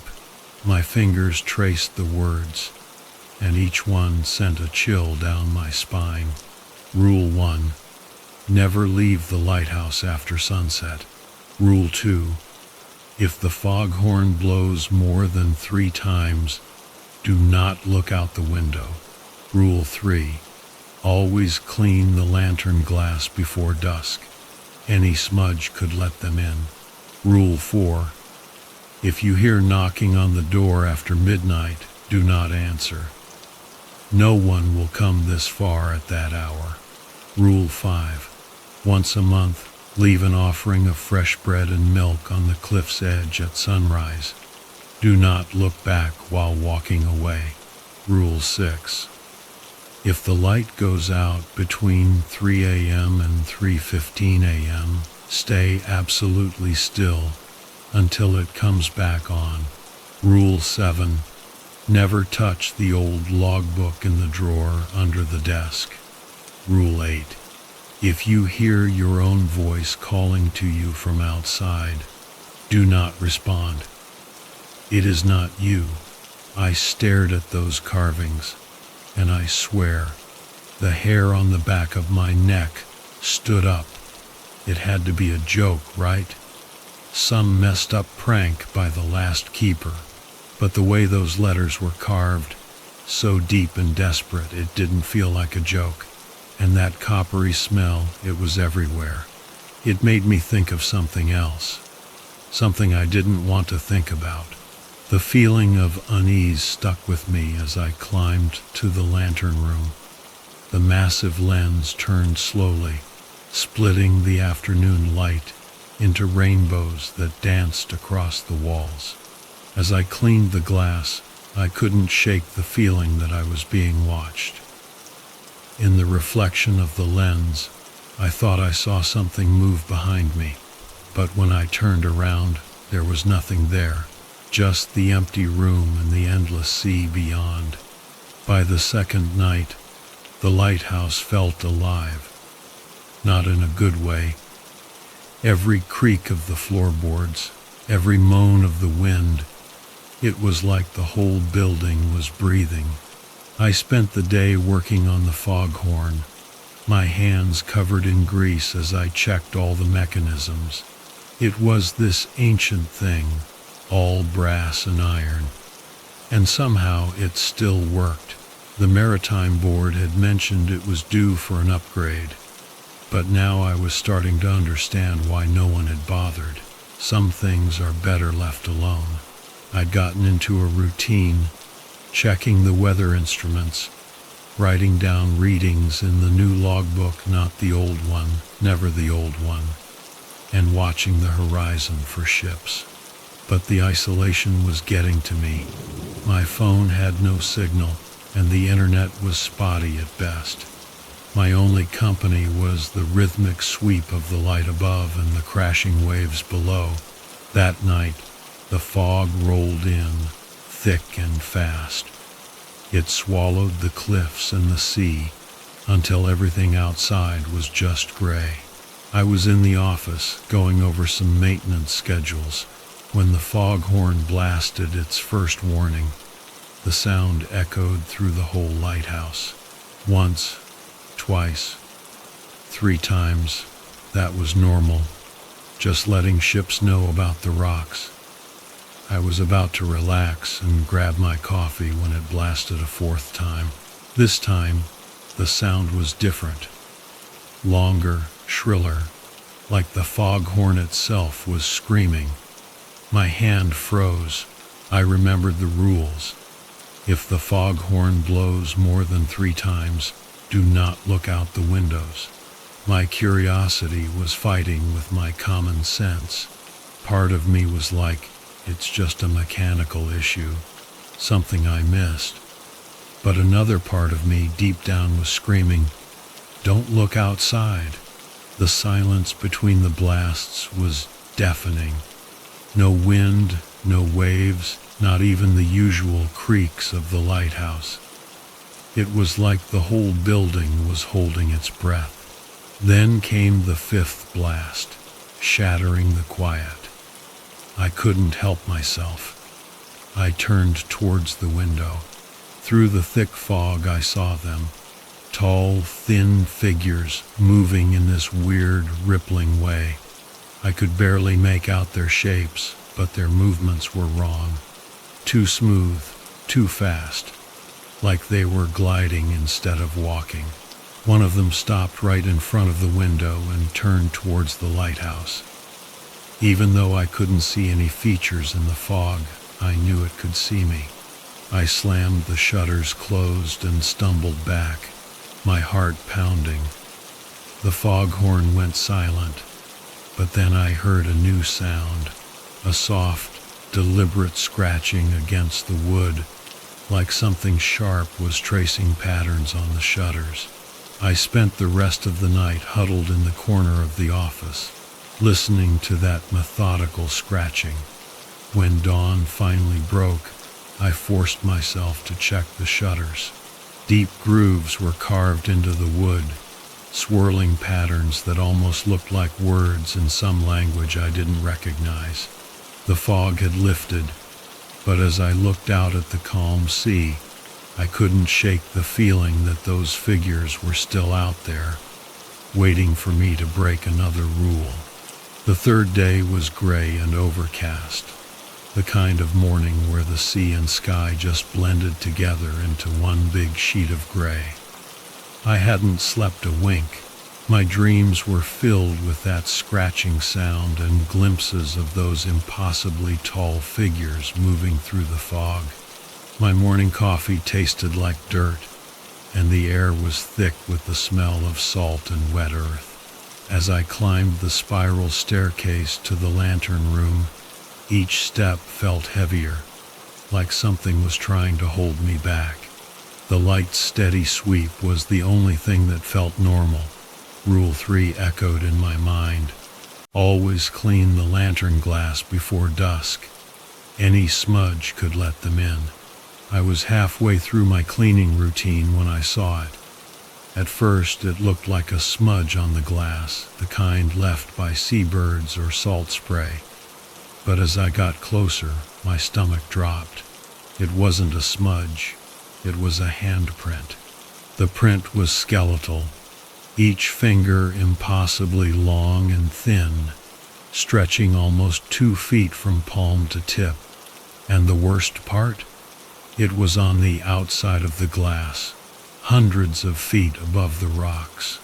No human could have reached it without climbing gear. The fingers seemed to ripple in the morning light, like they were still wet, still fresh. I felt sick. I forced myself to clean it, my hand shaking like crazy.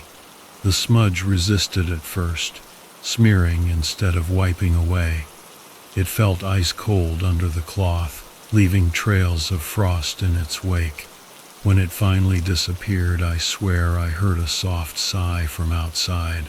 Back in the office, I tried to calm down with another cup of coffee. That's when I saw it, another handprint, this time on the inside of the window by the desk. It was smaller than the one upstairs, but the fingers were still freakishly long. And then I realized something that made my blood run cold. It was still being formed. The glass was slowly frosting over in the shape of a skeletal hand, like something invisible was pressing against it from the other side. I stumbled back, knocking over my chair. The handprint finished forming, and then, as I watched, a single fingertip started moving, scratching 4 words into the frost. "We see you, James." The Maritime Board's manual said nothing about this. Nothing about handprints appearing out of nowhere. Nothing about fog horns that screamed. Nothing about the rules carved into the desk. I fumbled for my phone, desperate to call someone, anyone. But the screen just showed static, and through the speaker, I heard a sound like waves, and beneath them, distant laughter. When I finally got the nerve to look at the window again, the handprint and the message were gone. But as I leaned closer, I noticed something that made my heart stop. My own reflection seemed off. Its eyes met mine a fraction of a second too late. I spent the rest of the day checking every window in the lighthouse, cleaning each pane until my arms ached. But I couldn't shake the feeling that with every smudge I removed, I was giving them exactly what they wanted. Another clean surface to reach through, another path into my world. The wind picked up as evening approached, battering the lighthouse. I sat at the desk, pretending to focus on the maintenance logs, but my mind kept replaying the handprints, the figures in the fog, the rules that seemed more like desperate prayers than actual instructions. My dinner sat untouched. The isolation was getting to me. 4 days since I'd spoken to another human being. 4 days of nothing but the wind, the waves, and the increasingly creepy sounds echoing through the lighthouse. I glanced at my watch. 11:58 p.m. The rules had made me obsessed with time. In a place like this, minutes could mean the difference between safety and whatever happened to the last keeper. Then it started. 3 perfect knocks, evenly spaced, like someone was keeping time. I checked my watch again. 12:01 a.m. Rule 4 screamed in my head. If you hear knocking on the door after midnight, do not answer. No one will come this far at that hour. The knocking got louder. I stared at the office door, watching the old iron latch rattle with each impact. The wind had died down completely, making the knocking seem even louder, more insistent. Then came the voice, a low, raspy whisper that somehow filled the whole room. James, let me in. I backed away from the door, my chest tight. That voice, I knew it. It was impossible, but I knew it. It belonged to my brother, Michael, who had disappeared off the coast of Norway 2 years ago. His body was never found. James, please, I'm so cold out here. Just let me in. It was Michael's voice, exactly as I remembered it. But Michael was gone. I'd identified his belongings when they washed ashore. His wallet, his watch, his wedding ring. Jimmy, the nickname he'd used since we were kids. Jimmy, why won't you help me? Something scratched at the door, a slow, dragging sound like fingernails on wood. The latch started to turn, metal grinding against metal. I watched, paralyzed, as it lifted a fraction of an inch, then stopped. The silence that followed was absolute. No breathing, no footsteps, nothing. Just the weight of something waiting. I don't know how long I stood there, muscles cramped, watching that latch. Hours, maybe. The first hint of dawn was breaking when I finally found the courage to approach the door. There were new marks on the wood, deep grooves that spelled out words in my brother's handwriting. I'm still drowning, Jimmy. Below the words was a perfect impression of his hand, the same hand I'd shaken the morning he left for his last voyage. But the fingers were wrong, stretched and distorted, like the ones in the handprints on the glass. I spent the rest of the night frantically researching the lighthouse's history on my dying laptop. In the past century, 17 ships had wrecked on the rocks below. In every case, survivors reported seeing lights on the cliffs, hearing familiar voices calling them towards the rocks. They said the lighthouse beams seemed to guide them straight into disaster. Dawn came reluctantly, the sky a dull gray. My hands shook as I checked the calendar. It was the 1st of the month. Rule 5 echoed in my mind. Once a month, leave an offering of fresh bread and milk on the cliff's edge at sunrise. Do not look back while walking away. I hadn't slept a wink. Michael's voice, the scratches in his handwriting, they'd kept me awake, huddled in the corner of the office. But rules were rules, and something told me breaking this one would be worse than facing whatever waited outside.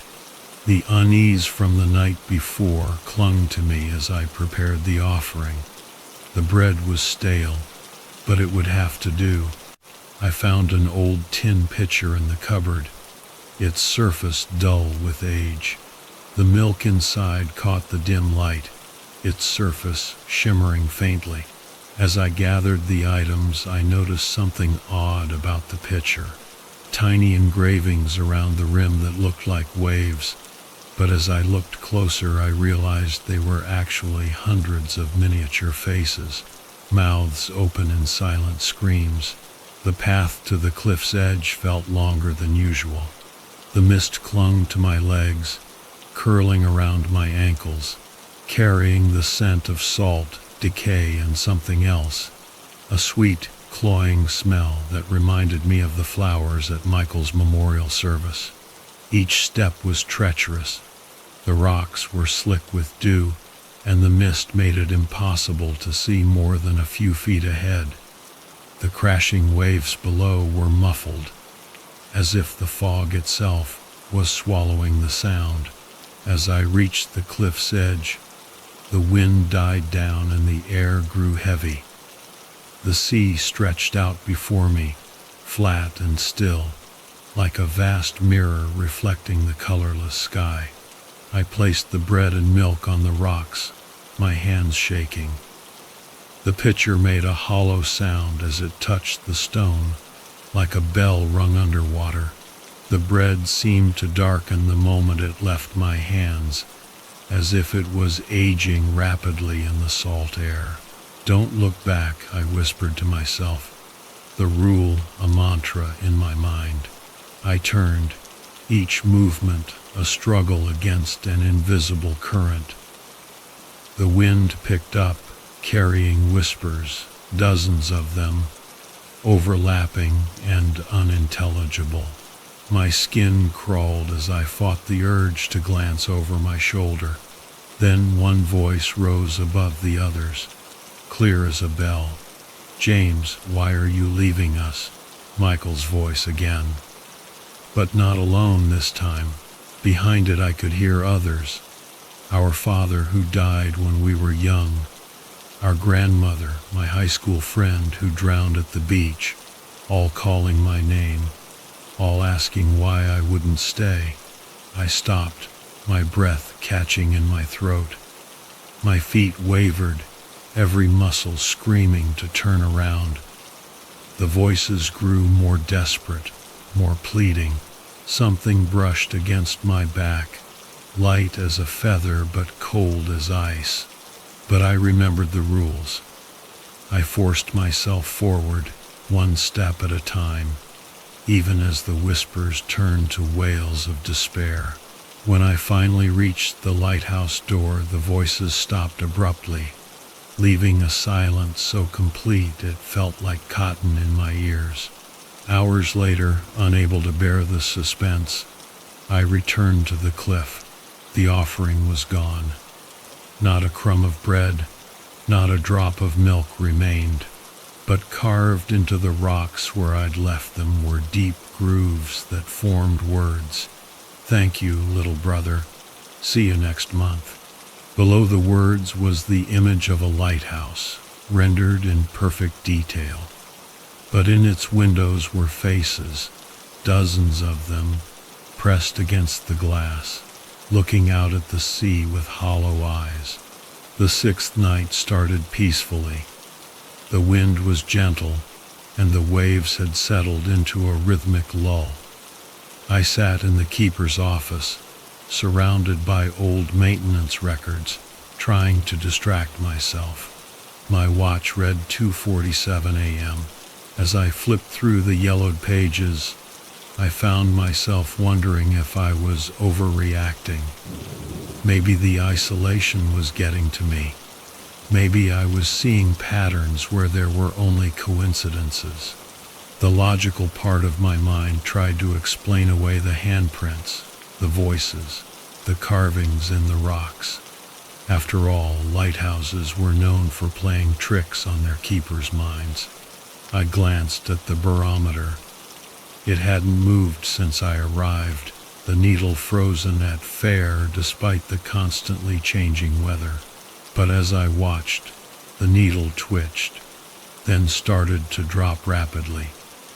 The glass face frosted over despite the warmth of the room.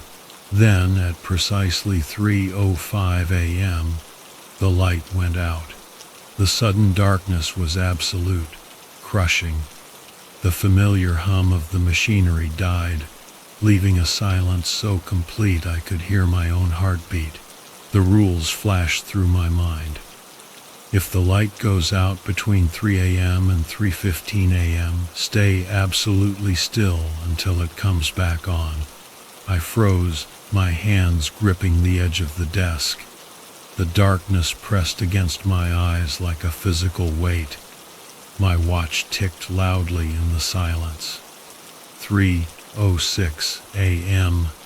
9 more minutes to endure. Then came the footsteps. They started at the bottom of the tower, soft and deliberate. Not the heavy boots of a maintenance worker or the hurried steps of someone coming to help. These were slow, measured, almost delicate.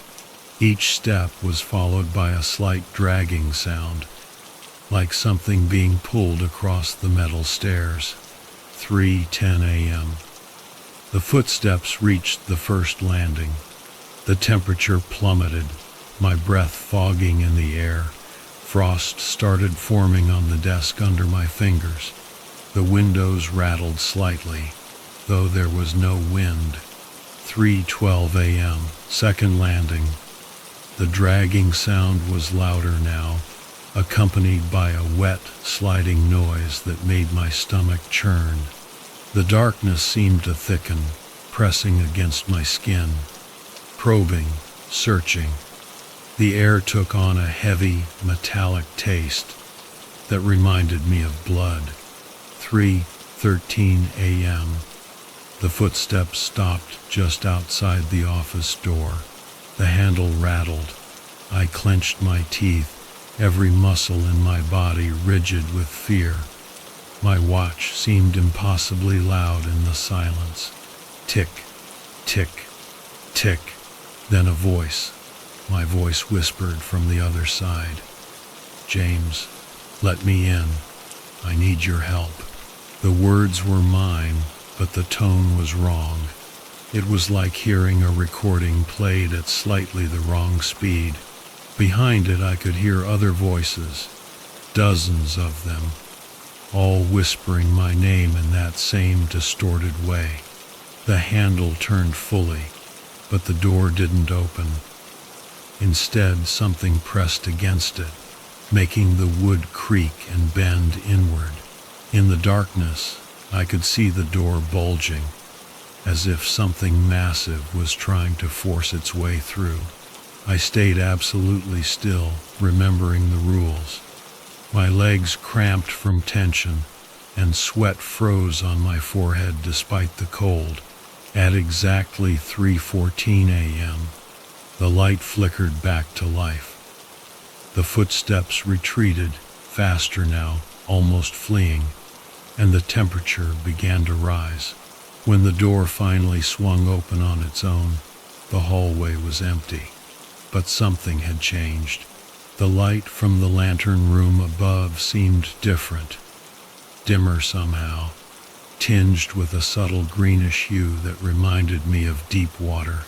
And in its beam, I could see that the walls of the office were now covered in tiny handprints, as if made by children. When I checked the maintenance log later, I found an entry from exactly 100 years ago. Third time this month the light has gone out at 3 a.m. Each time they get closer to breaking through.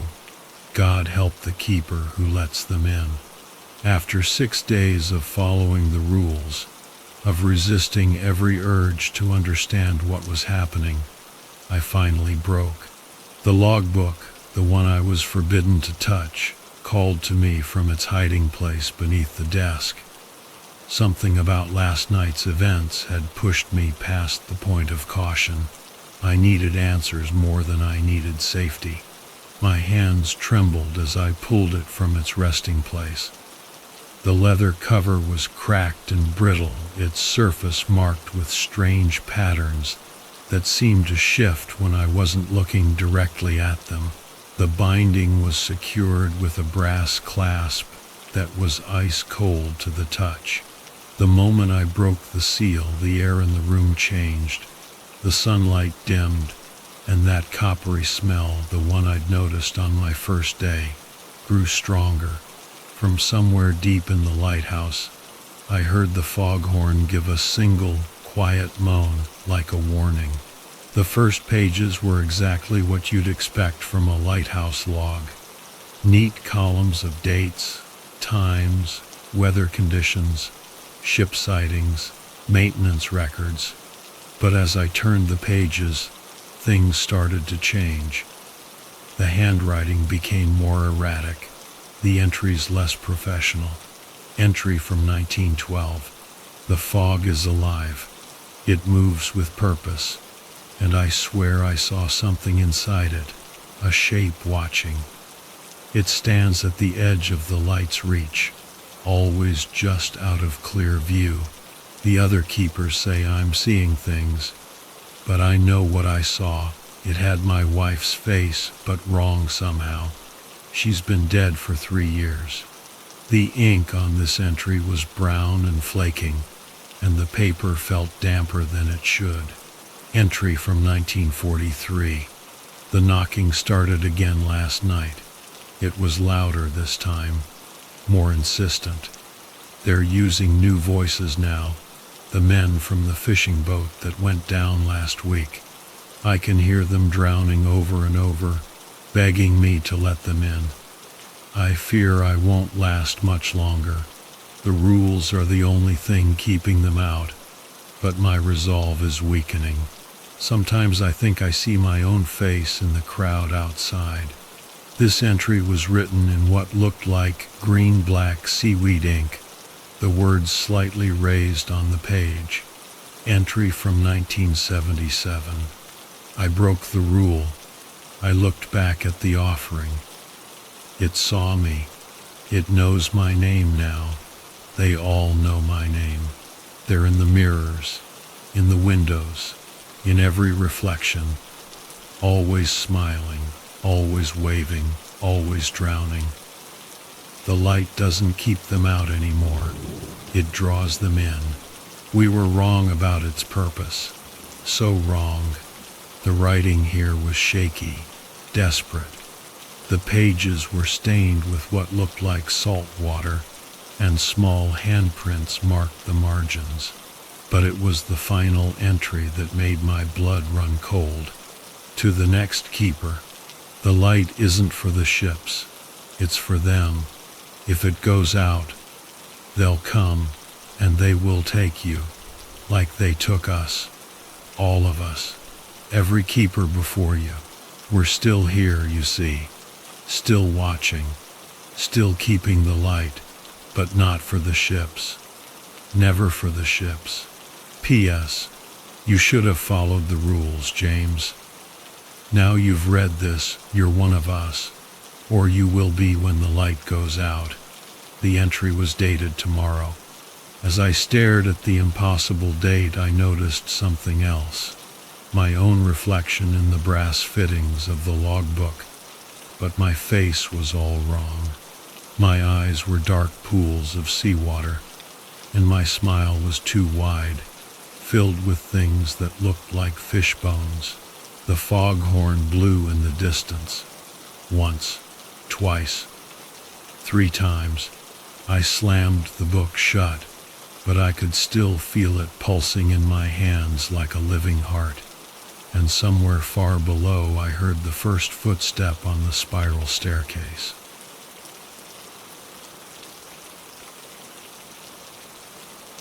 This camping trip with my best friend Alex had been in the works for months.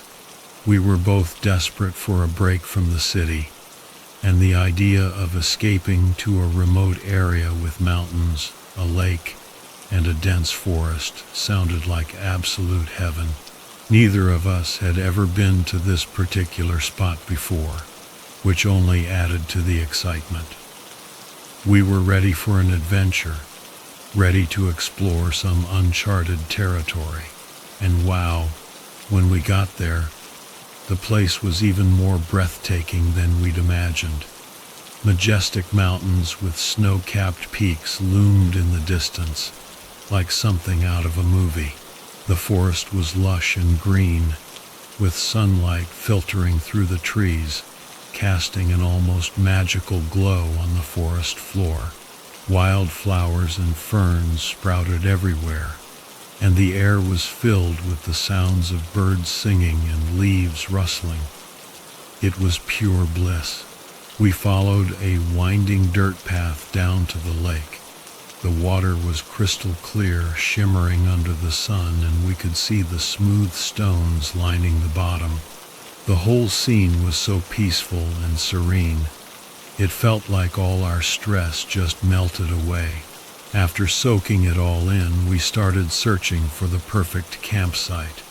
We wanted to be close enough to the lake for easy access to water and fishing, of course. But far enough away to avoid any unwanted encounters with curious wildlife. Eventually, we found a small clearing tucked away among the trees. The ground was soft and covered in leaves, perfect for pitching our tent. There was a babbling brook nearby, adding to the tranquil atmosphere. It was ideal. We set up camp, built a fire pit with rocks from the lakeshore, and gathered firewood. As the sun began to set, casting a golden glow over everything, we sat by the fire, ready to enjoy our first night in this incredible place. We were both exhausted from the drive, but totally energized by the beauty of our surroundings. The next morning, we woke up to the sun filtering through the trees and the fresh smell of pine needles.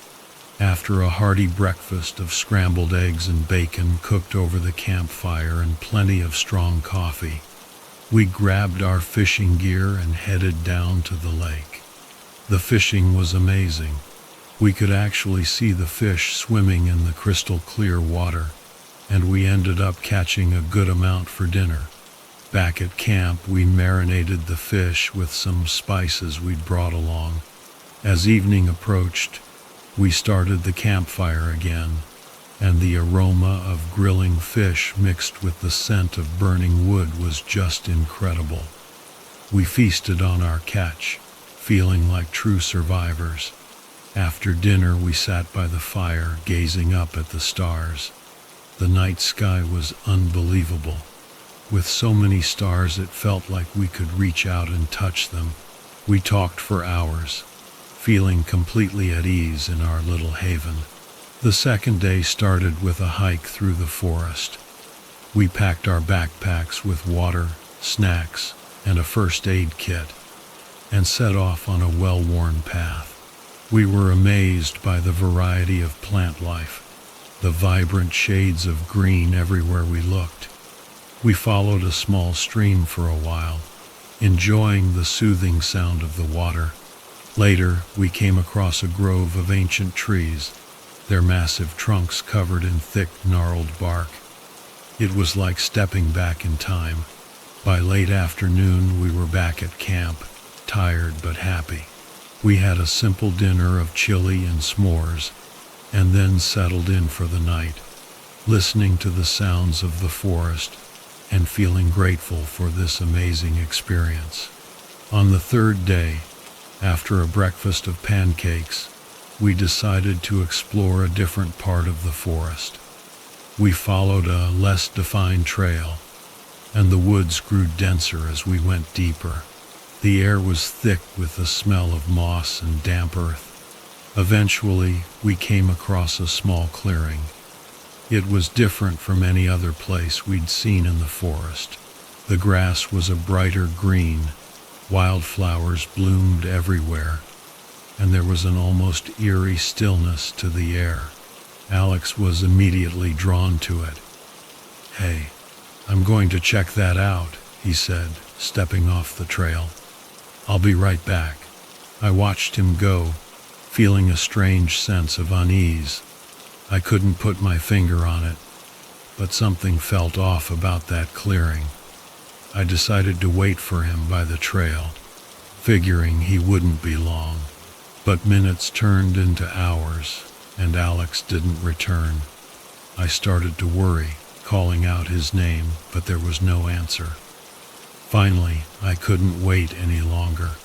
With my heart pounding, I ventured into the clearing. It was even stranger up close, but there was no sign of Alex anywhere. I spent hours searching, calling his name, but it was like he had vanished into thin air. As the sun began to set, I knew I had to get back to camp. Maybe, just maybe, he'd somehow found his way back there on his own. With a heavy heart, I retraced my steps, and as I approached our campsite, I saw him. Alex was sitting by the fire, staring into the flames. Relief washed over me, and I rushed to his side. "Where have you been?" I asked, my voice filled with relief and frustration. "I've been searching for you for hours. I just got a little lost," he replied quietly, his eyes avoiding mine. "I'm sorry." Even though I was incredibly relieved to have found him, I couldn't shake the uneasy feeling that had been growing since he disappeared. Something about him seemed different, and as the days passed, that feeling only intensified. Small changes in Alex's behavior started to emerge, subtle at first, but they were definitely there. He became distant, disengaged, his responses brief and empty. He developed a strange fascination with the wildlife, watching the animals with an unnerving intensity. His appetite changed, and he seemed to have an aversion to the food we'd brought. But the most unsettling change was his newfound ability to navigate the forest. Alex, who had always been directionally challenged, now seemed to have an innate understanding of the woods. He would wander off alone, always returning to camp without any difficulty. It was like he had some kind of sixth sense. His sleeping habits became erratic too. Some nights he'd lie awake, staring at the ceiling. Other nights he'd slip out of the tent and disappear into the woods, only to return just before dawn. All of these strange behaviors combined made me increasingly uneasy. I couldn't shake the feeling that something had happened to Alex in that clearing, and that the person who had returned wasn't the same person who had entered. As our camping trip neared its end, I started to dread going back to civilization. I had a terrible feeling that whatever had happened to Alex in the woods wasn't over, and that things were about to get much, much worse.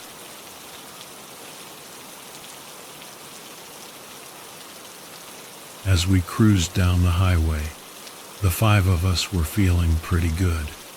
The open road, the wind in our hair, the freedom to go wherever we wanted it was exhilarating. Ella, our resident history buff, kept us entertained with stories about forgotten towns and weird settlements scattered across the country. Max, our free-spirited artist, was constantly sketching the amazing landscapes we passed. Sarah, the practical one, made sure we didn't veer too far off course. And Jake, our tech-savvy engineer, and Chris, our resident musician, kept things lively with their endless debates about gadgets and music. We were a pretty good team, and our bond grew stronger with every mile we covered.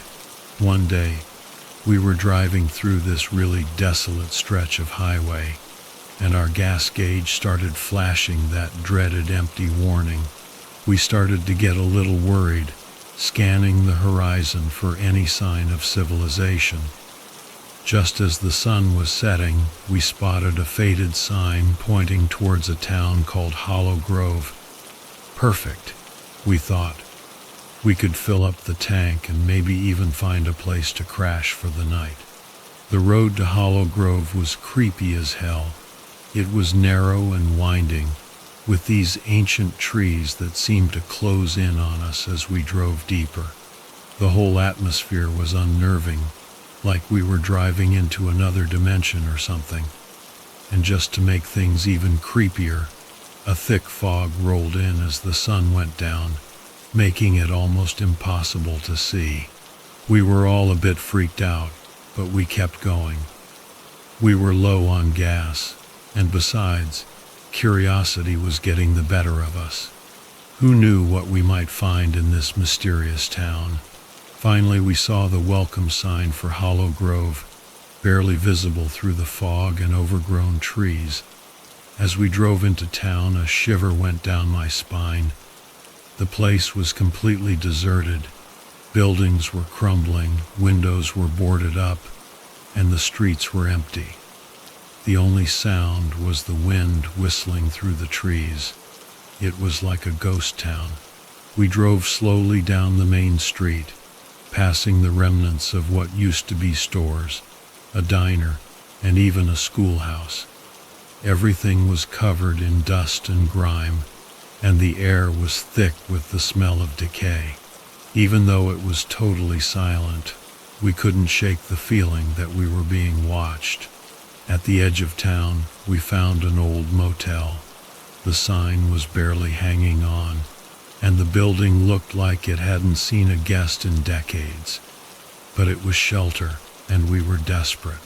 We parked the car and cautiously made our way to the entrance. The glass door to the lobby was shattered, and we could see into the dark, dusty interior. Ella grabbed her flashlight and led the way. The lobby was a mess, cobwebs everywhere, wallpaper peeling off the walls, and a thick layer of dust covering everything. Max found a rusty key rack behind the reception desk, and to our surprise, there were still a few keys hanging there. Sarah suggested we each take one and try to find our rooms. The hallway was dimly lit, and the floorboards creaked with every step. The doors were all warped and chipped, like they'd been through a war. Chris tried to lighten the mood by strumming a tune on his guitar, but the music just seemed to echo eerily in the silence. We finally found our rooms and hesitantly unlocked the doors. The rooms were surprisingly intact, considering how decrepit the rest of the motel was. The carpets were faded, the paint was peeling, and the furniture was covered in dust, but the beds were still there, and they looked surprisingly comfortable. As we started unpacking, Sarah found an old newspaper tucked under the curtains. The headline read, "Entire town of Hollow Grove vanishes overnight." We all exchanged nervous glances. This place was definitely more than just an abandoned town. There was something seriously strange going on here. That night, we took turns keeping watch. None of us could shake the feeling that we weren't alone. And we were right. As the night wore on, we started hearing whispers, faint at first, but they grew louder and louder. It was like the voices of the people who used to live here, talking about their lives, their dreams, their regrets. It was chilling. Then, we started seeing things. Faint figures moving outside the windows, shadowy shapes flitting through the hallways. We realized that the motel was haunted by the ghosts of Hollow Grove's lost residents. By the time dawn broke, we were exhausted and terrified. We knew we had to get out of there, but first, we needed to figure out what happened to this town. Ella, our history buff, suggested we check out the library. Maybe we could find some answers there. So we set off, walking through the silent streets towards the library. Inside, it was a disaster. Books and newspapers were scattered everywhere, and the air was thick with the smell of mildew. We started searching for anything that might give us some clues. Ella found a hidden door that led to a small room filled with old maps, town records, and journals. As we started piecing together the information, we discovered the horrifying truth about Hollow Grove. Decades ago, a meteor had crashed near the town. It emitted some kind of strange energy that warped time and space, causing people to vanish without a trace. The journals were filled with stories of missing townspeople, their families left behind with no explanation. We also learned about an ancient ritual that was supposed to break the curse and free the trapped souls of Hollow Grove. It required specific items and incantations, and it had to be performed at the site of the meteor crash. We knew what we had to do. We split up to gather the necessary items. Ella and Max searched for the incantations. Sarah and Chris went to find herbs and plants in the forest, and Jake started building an altar at the crash site. We worked tirelessly all day, driven by the knowledge that the spirits of Hollow Grove were depending on us. As the sun began to set, we met at the crash site, ready to perform the ritual. The energy in the air was intense. We could feel the presence of the spirits all around us. Ella started reciting the incantations, her voice strong and clear. Max arranged the herbs and plants in a protective circle, and Jake lit them, filling the air with a strange, otherworldly scent. Sarah and Chris played a haunting melody on their instruments, and the music seemed to resonate with the spirits. As the ritual reached its climax, a blinding flash of light erupted from the center of the circle. The meteor itself seemed to pulse with energy. The ghostly figures of the townspeople were drawn to the light, their faces filled with hope. One by one, they stepped into the light and disappeared, their souls finally free. When the light faded, we were left standing in the quiet clearing. The oppressive atmosphere was gone, replaced by a sense of peace. We had done it. We had broken the curse of Hollow Grove. Exhausted but triumphant, we returned to the motel for a few hours of sleep. The next morning we left Hollow Grove, knowing that we had helped set the lost souls free. The experience had changed us, bonded us in a way we never thought possible. We would carry the memory of Hollow Grove with us forever.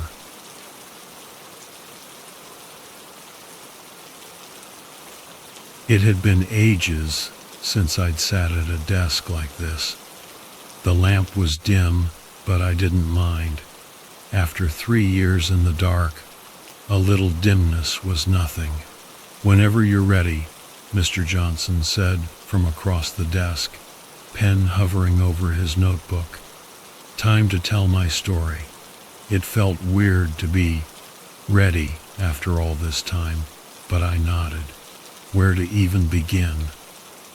3 years ago, I went hiking in the woods up north, I started.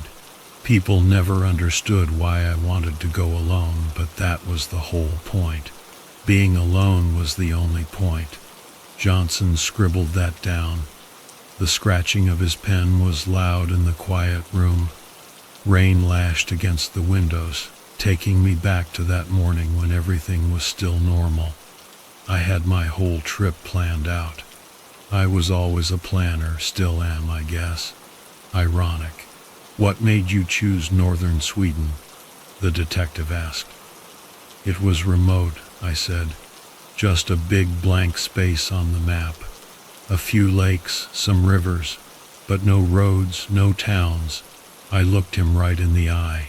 "To someone who hates people, it's paradise." I parked my car at the trailhead, double-checked my gear. It was heavy, but I was used to it. "That emergency beacon," the detective said, making a note. "You pressed it when?" "In a minute," I replied. I needed to do this right. I remembered stepping onto that trail. It was everything I'd imagined. Fresh air, total peace. "You said in your earlier testimony you didn't see anyone that first day." "No one. That was the whole idea," I said. "Early September, after the summer hikers, before the first snow. No tourists, no hunters, just me." I took a sip of water. That first day was perfect, just like I'd pictured. The trail was an easy climb, old-growth forest. I kept a good pace, only stopping to check the map or take in the view. By mid-afternoon, I'd hiked 20 kilometers and reached the creek where I planned to camp. "Still alone?" the detective asked. "Yup, all alone." Pitched my tent, cooked a simple meal, watched the sunset paint the sky with colors you never see in the city. I thought, wow, this is it. This is what I was looking for. No texts, no emails, no people. Just peace and quiet. I clasped my hands together. They were shaking. I knew it was too good to be true. How was the next morning different? I packed up early like before. Wanted to cover ground before it got too hot. But the trail got tougher. Steeper climbs, switchbacks. The trees got weirder, older, gnarled. The spaces between them felt wider. I paused. Around noon I heard something strange. What kind of sound? A scream. Maybe, or maybe not. Maybe an animal, a bird. But it made me stop. It felt like a cry for help, like something was wrong. He stopped writing and looked up. "What did you do?" "What I always do when I see something I don't like." I pretended I didn't. Convinced myself I was imagining things. I chuckled. I should have just kept walking, but I couldn't. I heard it again, closer this time, and there was a new sound now, the sound of running, of bushes being trampled. It was coming towards me. The detective looked up from his notebook. "This is when you met Lisa?" I nodded. I didn't know who or what it was. I just stood there, listening. Then I heard a loud bang from somewhere in the building. I flinched, and then she came bursting onto the path, maybe 50 feet away, clothes ripped, covered in blood and dirt, running like she was being chased. And when she saw me, she shouted, "Help me! Oh God, help me!" I stopped. The detective waited. He knew this was the important part. "That's when I had to make a choice," I said quietly. Every instinct in my body screamed at me to turn around, run away, don't get involved. But you didn't. "No," I whispered. "I didn't." And that's when the real nightmare began. The detective leaned forward. "Can you tell me about the dream, Mr. Johnson?" I heard a low rumble of thunder and jumped. That sound will forever remind me of that day. The day everything went wrong. "Maybe we should take a break," I said. "Before I go on, I need to be calm to explain this properly." He turned off the recorder and nodded, but he wasn't satisfied. He knew this wasn't the real story. This was just the beginning. We took a 15-minute break. I drank 2 cups of coffee, trying to calm my nerves. Then I sat back down across from the detective. I locked up my car, put on my backpack, and started walking, I said. It was still raining a bit, but it wasn't supposed to last. I checked my map. I paused, the memory vivid. A sudden, violent storm hit while I was on an exposed ridge. I had to scramble down into the valley for cover. It rained for hours, the thunder deafening, the trail turning into a mudslide. When it finally stopped, it was already afternoon. I could hear a creek to the east. Hoping it was the one on my map, I started heading that way. The water was freezing, the rocks slippery. I had to be careful not to fall. A couple of times, I had to stop and think about which way to go. Just like in real life, the girl screamed again, and I moved towards the sound, even though I knew I shouldn't. I saw a flash of blue up ahead, and then I saw her, hiding behind a huge tree trunk, terrified. Her hair was matted with blood, her clothes torn and filthy. "Don't come any closer," she shouted. She was shaking, out of breath. "I'm not going to hurt you," I said, raising my hands. It felt stupid. "I heard you screaming. Are you hurt?" She looked over my shoulder, back into the forest. "They might be following me. We have to." "Who is we?" I asked, even though I wasn't sure I wanted to know. "The men," she said, hugging herself. "They took us, my family, 2 weeks ago." She was gasping between sobs. "From the bunker, underground." "What's your name?" "Lisa. Lisa Jensen."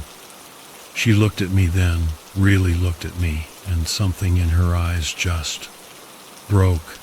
"Oh God, you're real. You're actually real." That sent a chill down my spine. "My name is Johann. I have a first aid kit. Can I help you?" She nodded, but her legs buckled, and she collapsed. I lunged forward and caught her before she hit the ground. It felt strange, touching someone after all this time. Whoa, I got you," I said, lowering her onto a fallen tree trunk. She laughed, a hollow, broken sound. "Safe? None of us are safe. You don't understand." "Then help me understand," I said, grabbing my backpack. I found the first aid kit and started cleaning a nasty cut on her forehead. She kept talking. Hiking trip with her family, parents, younger brother. They were all taken. Men in black. Underground facility.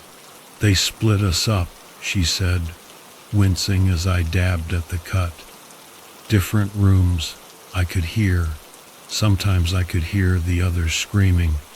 I put a butterfly bandage on the cut, trying to keep my hands from shaking. "What did they want?" "I don't know. They never said. They just watched, took notes, talked about subjects and trials." She suddenly grabbed my wrist, her fingers digging in. "My brother Tommy. He's still there. They're all still there." I pulled my hand away. "We need to call for help. I have a distress beacon." "No," she shouted, her voice cracking. "No cops. They can tell. They always know. If someone comes for them, they'll relocate them, or..." She couldn't finish the sentence. Part of me wanted to activate the beacon anyway, but the look on her face stopped me. "Where is this facility?" I asked, even though I knew I shouldn't. She pointed northeast. "About 3 kilometers that way. There's a ridge with 3 peaks. The cave is in the rock face below." I closed the first aid kit. I didn't know what to do. I should just activate the beacon and let the authorities handle this. "Please," she said, sensing my hesitation. "If we don't hurry, they'll be dead." She said "we." I suddenly realized who she was. She was like me. No, she was me, but she had been through more than I could imagine. "I'm not," I started, then stopped. "Not a hero. Not brave. Not..." There was a noise in the distance, like an engine. Lisa's eyes widened. "They know I'm missing. They're activating the perimeter defenses." I wasn't doing this out of bravery or selflessness. I was doing it because I didn't have a choice. "Describe the layout of the place," I said. "Every single room." As she talked about tunnels and security measures, I felt my plans slipping away. The darkness of the forest felt like an ominous presence. This wasn't my story anymore. It hadn't been since I heard that scream. I was just a character in someone else's story, and the only way out was to go deeper in. There was no turning back now. Thunder rumbled in the distance. A storm was coming. I had a feeling it wouldn't be the only one. The storm was closing in fast. We had to get to the facility before it broke. How long until they come looking? I asked. Minutes, maybe less, Lisa said, struggling to her feet. They'll send the drones first. Drones. I couldn't help but repeat the word. It felt so out of place here, like a smartphone in a medieval castle. Little ones, quiet. They pick up heat signatures. I glanced upwards, realizing how exposed we were. Maybe the storm would help. Rain blocks infrared, I said. We followed a game trail, moving as quickly as Lisa could manage. How did you get out? I asked during one of our short breaks. Power flicker, she said, her voice flat. The locks released for about 30 seconds. I just got out, without thinking, without looking back. It started to rain. I pulled my jacket out of my backpack and put it around Lisa's shoulders. Let's find somewhere to hole up, I said. Somewhere to regroup and figure out what we're doing. She shook her head. No time. They're coming. There's no way you're getting anywhere on foot. We have to. I heard a mechanical whine getting closer. Get down, Lisa hissed. We ducked into the bushes. The noise passed overhead, a shadow barely visible through the trees. My heart pounded so hard I was worried its infrared signature would give us away. They're going in a grid, Lisa whispered. We have about 5 minutes until it swings back. There's a ravine about half a kilometer east, I said. It might help us hide our body heat. We picked up the pace. The rain was helping now, covering our tracks and muffling our sounds. But it also made the terrain treacherous. Every step was a risk. Lisa slipped on a wet rock and almost went down.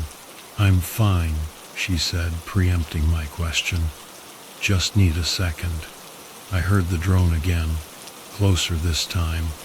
We wouldn't make it to the ravine. Where else can we go? I looked around for a place to hide. I tried to think like an animal. Finally, I spotted a fallen tree with a massive, upturned root system. This way, I said, helping Lisa up. We squeezed in underneath the roots and waited as the drone hovered above us for a terrifying moment, then moved on. Hey, I said. Breathe. In through your nose, out through your mouth. She nodded, trying to keep still. Her body was shaking against mine. We waited for what felt like an eternity, the sound of the rain drumming on the leaves. After a while, the drone noise disappeared completely. They'll be sending in ground teams next, Lisa said. How many people? 3 teams of 4. They usually go in different directions. I thought about this, strategizing like it was a game. But games don't smell like mud and terror. We go after dark, I said. Cover of night, cover of rain. Lisa made a noise that might have been a laugh. They have night vision, thermal scopes. But they're still just men, I said. Men who get tired. Men who mess up, especially in these conditions. There was a long pause. Then she said, Why are you helping me? Why did you come back? I countered. Because you asked, she whispered. It always is. That's what they count on. People walking away, looking the other way. A thunderclap boomed above us. I saw the fear in her eyes and realized she was just as afraid as I was. Get some sleep, I told her. I'll keep watch. She didn't answer, but I could feel her relax against the wall of dirt. I listened to her breathe until she fell asleep. I kept watch. As the rain dripped from the roots, I thought about what we had. A backpack with some food, a knife, a medical kit, and what they had. A small army with weapons and technology I didn't even want to imagine. We didn't stand a chance. But then again, none of that mattered. It hadn't mattered for a long time. The rain continued to fall. In the distance I heard footsteps. But for now, we were safe. Tomorrow would be a different story. I checked my watch. 6:42 p.m. Night was coming. So was our next move. The night was long and tense. I forced myself to stay awake, checking my watch every few minutes as the rain slowly subsided. By the time dawn broke, my body ached from sitting still, and I was freezing. The forest was still dark, but the nighttime sounds faded, replaced by birdsong and rustling leaves. Lisa was still asleep, exhausted. I checked my watch again. 5:17 a.m. I didn't want to wake her, but I needed to scout ahead. I crawled out from under the roots. The weather had cleared slightly, but a heavy mist limited visibility. Good. I'll be back soon, I whispered to Lisa, though she couldn't hear me. I tried to retrace my steps, heading back towards the road. I knew this forest well, but it felt different now, disorienting. I left markers to help me find my way back. A snapping twig made me freeze. I didn't hear anything else, but I felt eyes on me. You're being paranoid, I told myself, pushing on. I reached a section where I expected to find the ravine, but it wasn't there. The landscape was wrong. I heard a bird call behind me, turned, but saw nothing. Come on, Johann, I muttered, pulling out my compass. The needle spun wildly, pointing in every direction but north. I smacked it a few times, but it didn't budge. My skin prickled with the feeling of being watched. I looked for cameras, drones, anything, but found nothing. Then I heard it, a soft rustling, like clothes brushing against bark. It seemed to be coming from all around me. Hello? I called out, instantly regretting it. The sound echoed back, distorted, alien. I tried to retrace my steps, but my markers made no sense. The twigs were pointing in different directions, the stones scattered. It took me almost an hour to find my way back to the fallen tree. Lisa was awake, sitting against the wall of our makeshift shelter, staring into the mist. They're coming, she said before I could even speak. Her voice was flat, empty. Who? I asked. The search parties? She shook her head. Not them. You fool. The others. The ones they don't talk about. The ones they're really studying. I knelt beside her. Lisa, you need to calm down. There are no others. You know, don't you? She said, staring right through me. I can tell by the look on your face. The eyes. The wrong way. The noises. I shivered.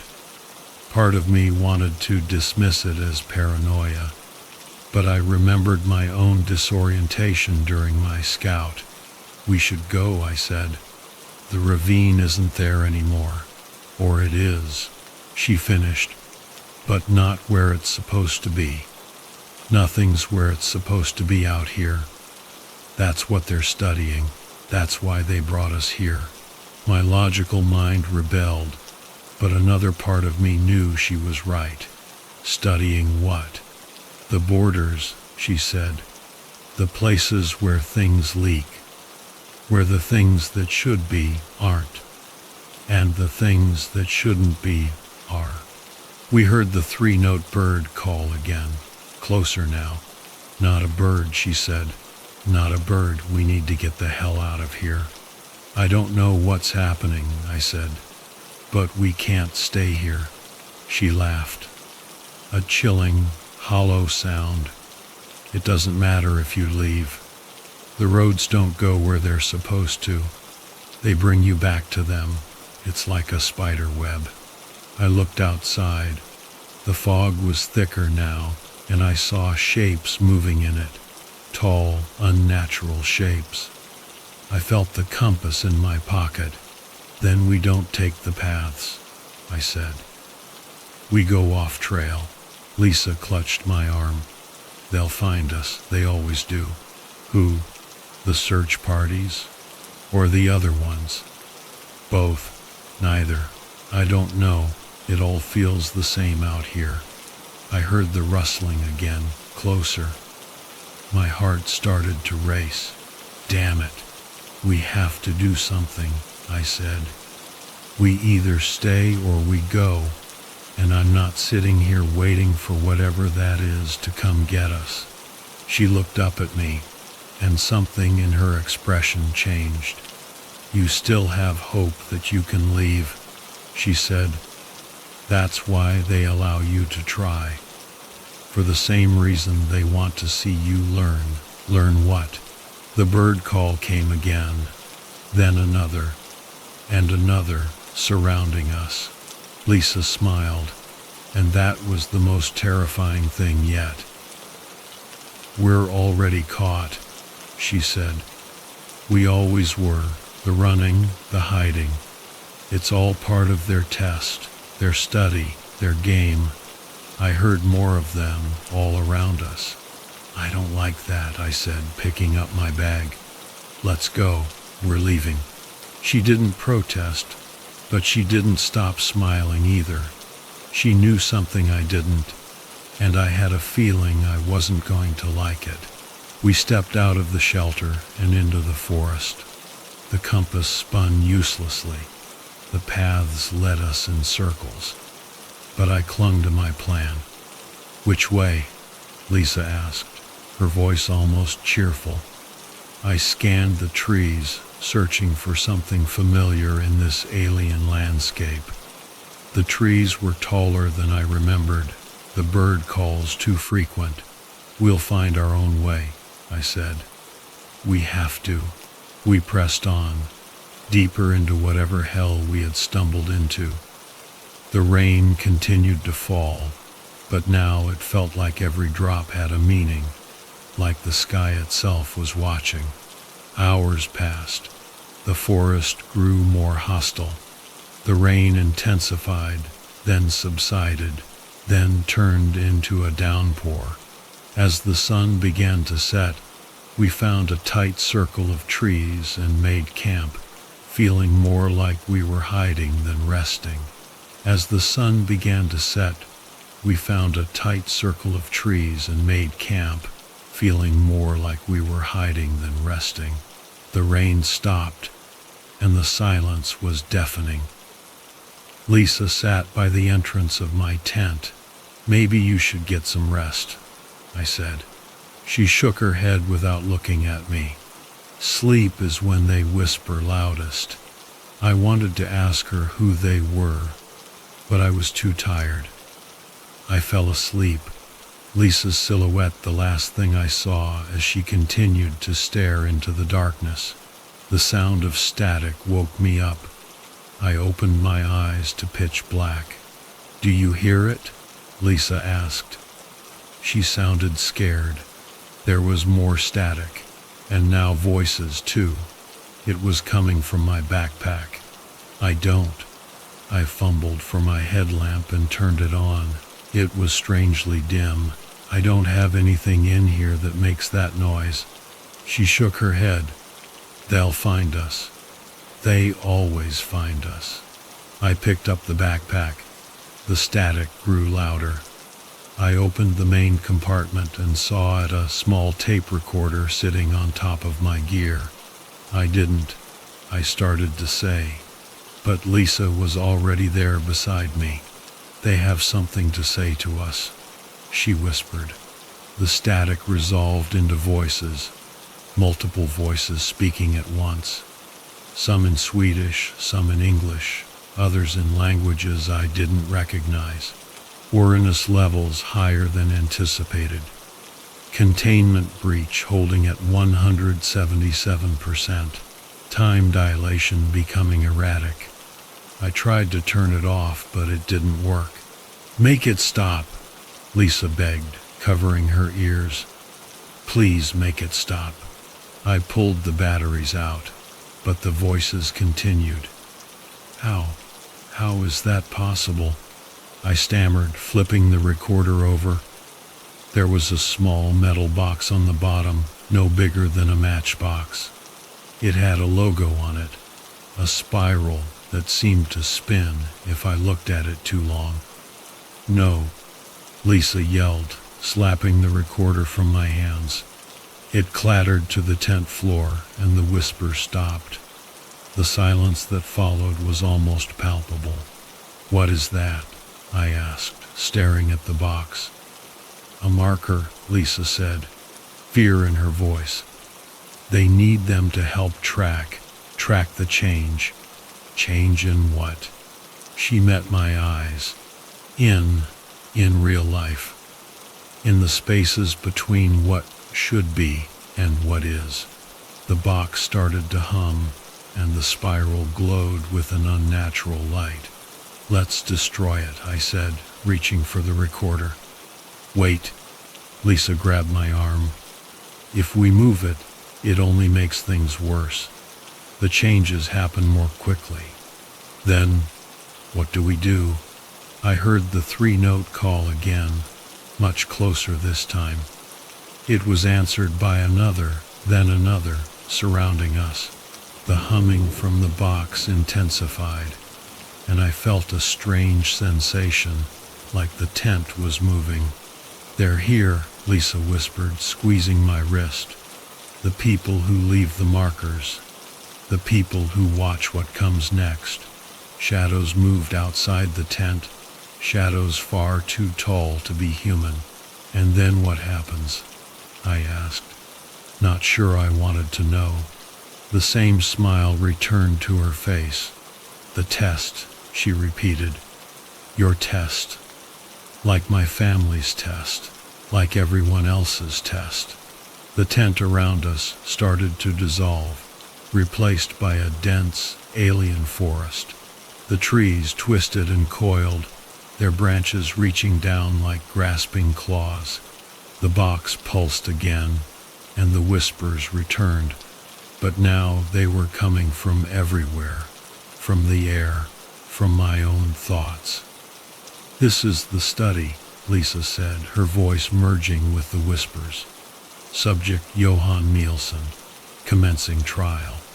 I realized this was only the beginning of whatever test we had walked into. Or was it the test? I didn't even know anymore. The world blurred and spun. I felt like we were moving through time at lightning speed, or maybe slowing it down.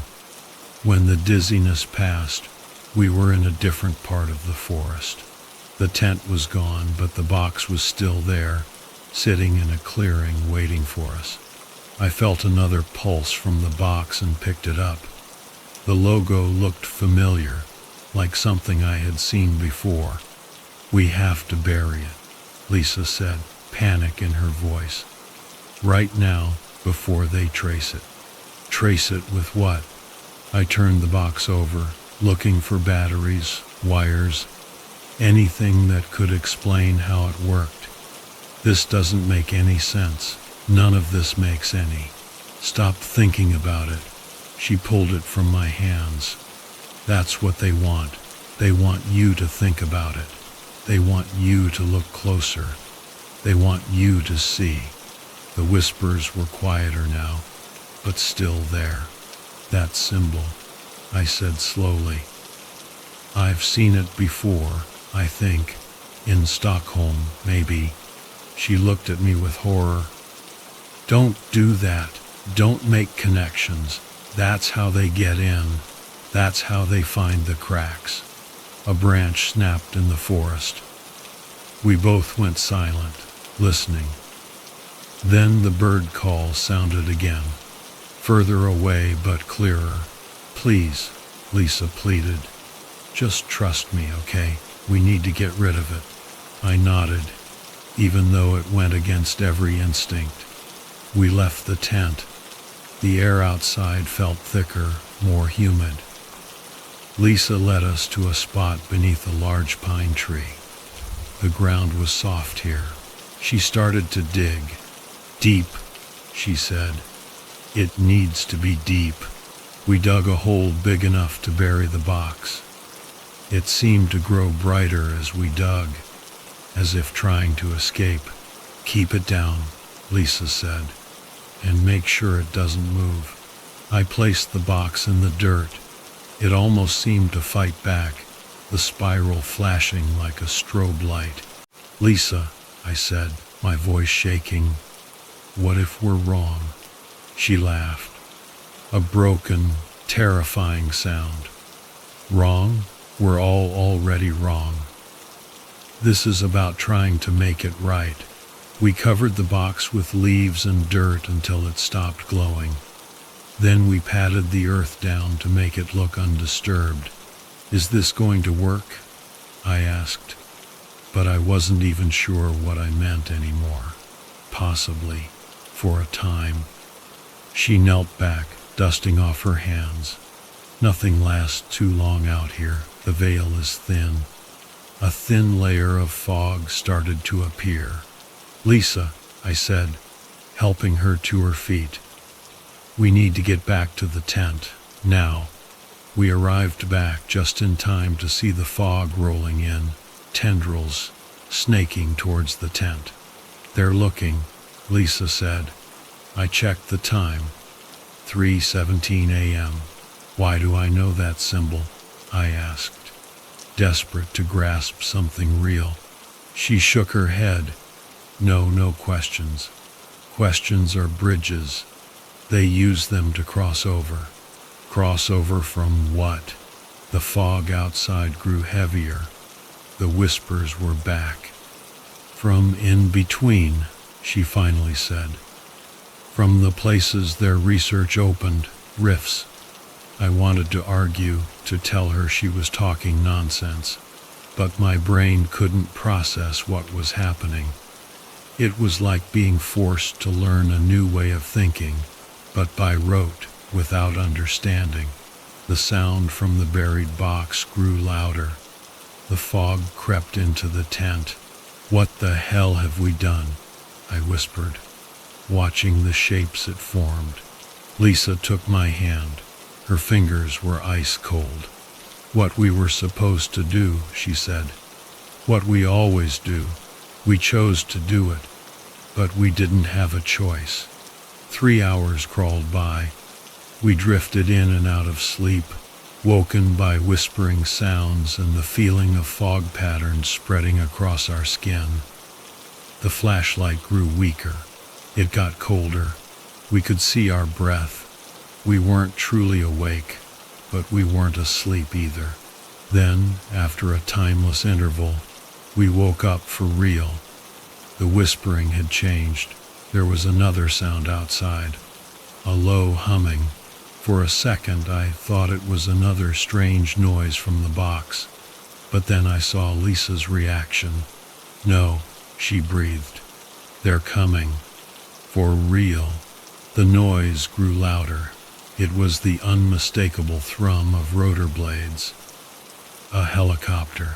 We need to leave, I said, grabbing my bag. We can't. Lisa's voice was monotone. Once they send the birds, they don't fail.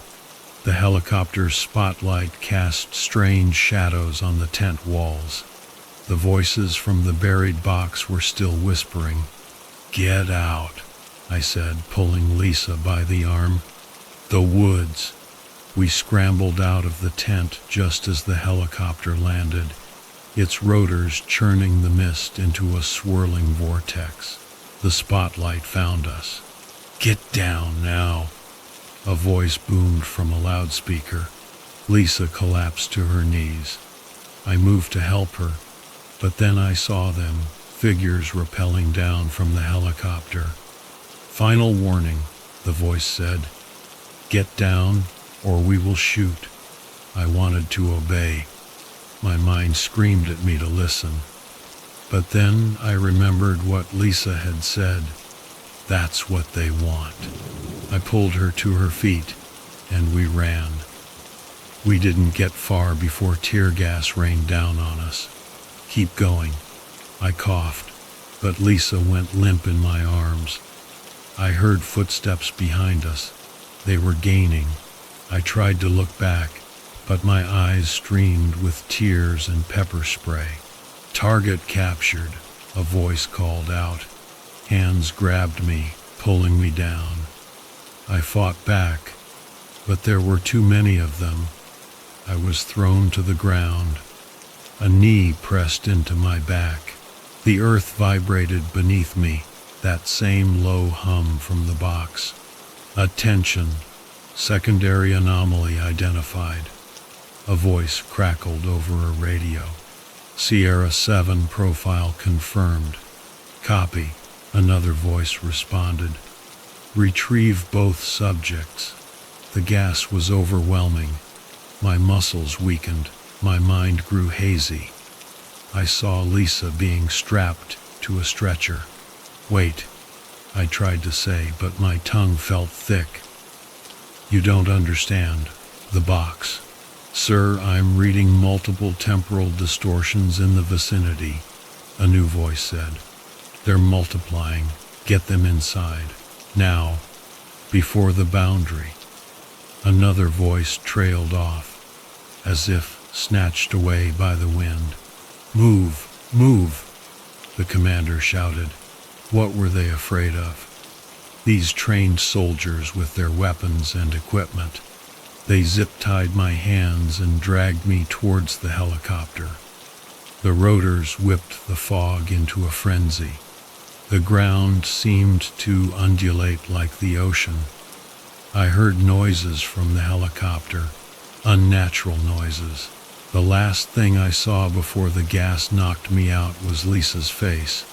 She was smiling at me, that same knowing grin. The test, she said, but her voice was lost in the roar of the rotors. It's just starting.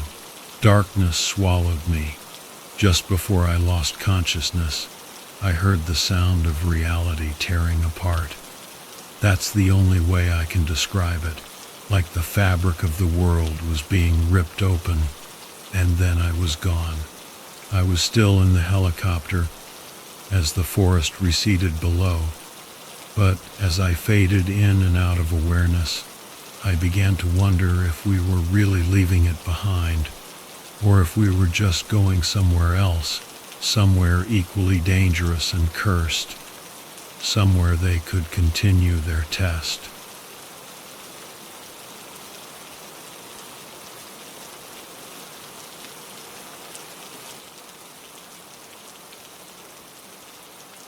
Mountains, man, they hold secrets, I always used to say.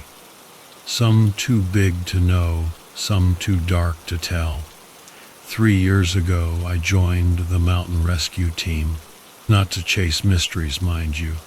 I just wanted to help, to be part of something bigger than myself. Little did I know, this job would make me question everything I thought I knew. It all started with a call that came in at twilight, just as the last bit of sun was dipping behind those jagged peaks. Our radio crackled, and the quiet of our little rescue station was shattered. Emergency beacon activation, coordinates received, the dispatcher's voice said, all professional, but I could hear the worry in it. Solo hiker. Beacon triggered once, then went silent. Last known location near Ridge 34B. Ridge 34B. Locals called it the Shattered Spine, and for a damn good reason. Sharp, uneven rocks jutted out like broken bones. Not a place you'd want to be caught in, especially not alone, and definitely not as night started creeping in. Gear up, Maru, our team leader said, his face a mask of calm determination. He was already pulling on his jacket. "We're moving out in 10, John grunted as he laced up his boots. "Solo hiker? Again? They never listen, do they?" "No, they don't," Veta murmured, packing medical supplies into her backpack. She was always quiet, always prepared. Me, I was stuffing my own gear into a bag, hands shaking a little. I wasn't new to this, but something about the silence outside felt heavy, like the mountains were holding their breath, waiting. By the time we headed out, darkness was already starting to swallow the slopes. Our headlights cut thin beams through the gathering mist, lighting up patches of frost-covered ground and trees that looked like skeletons. The air was sharp and cold, the kind that stings your lungs with each breath.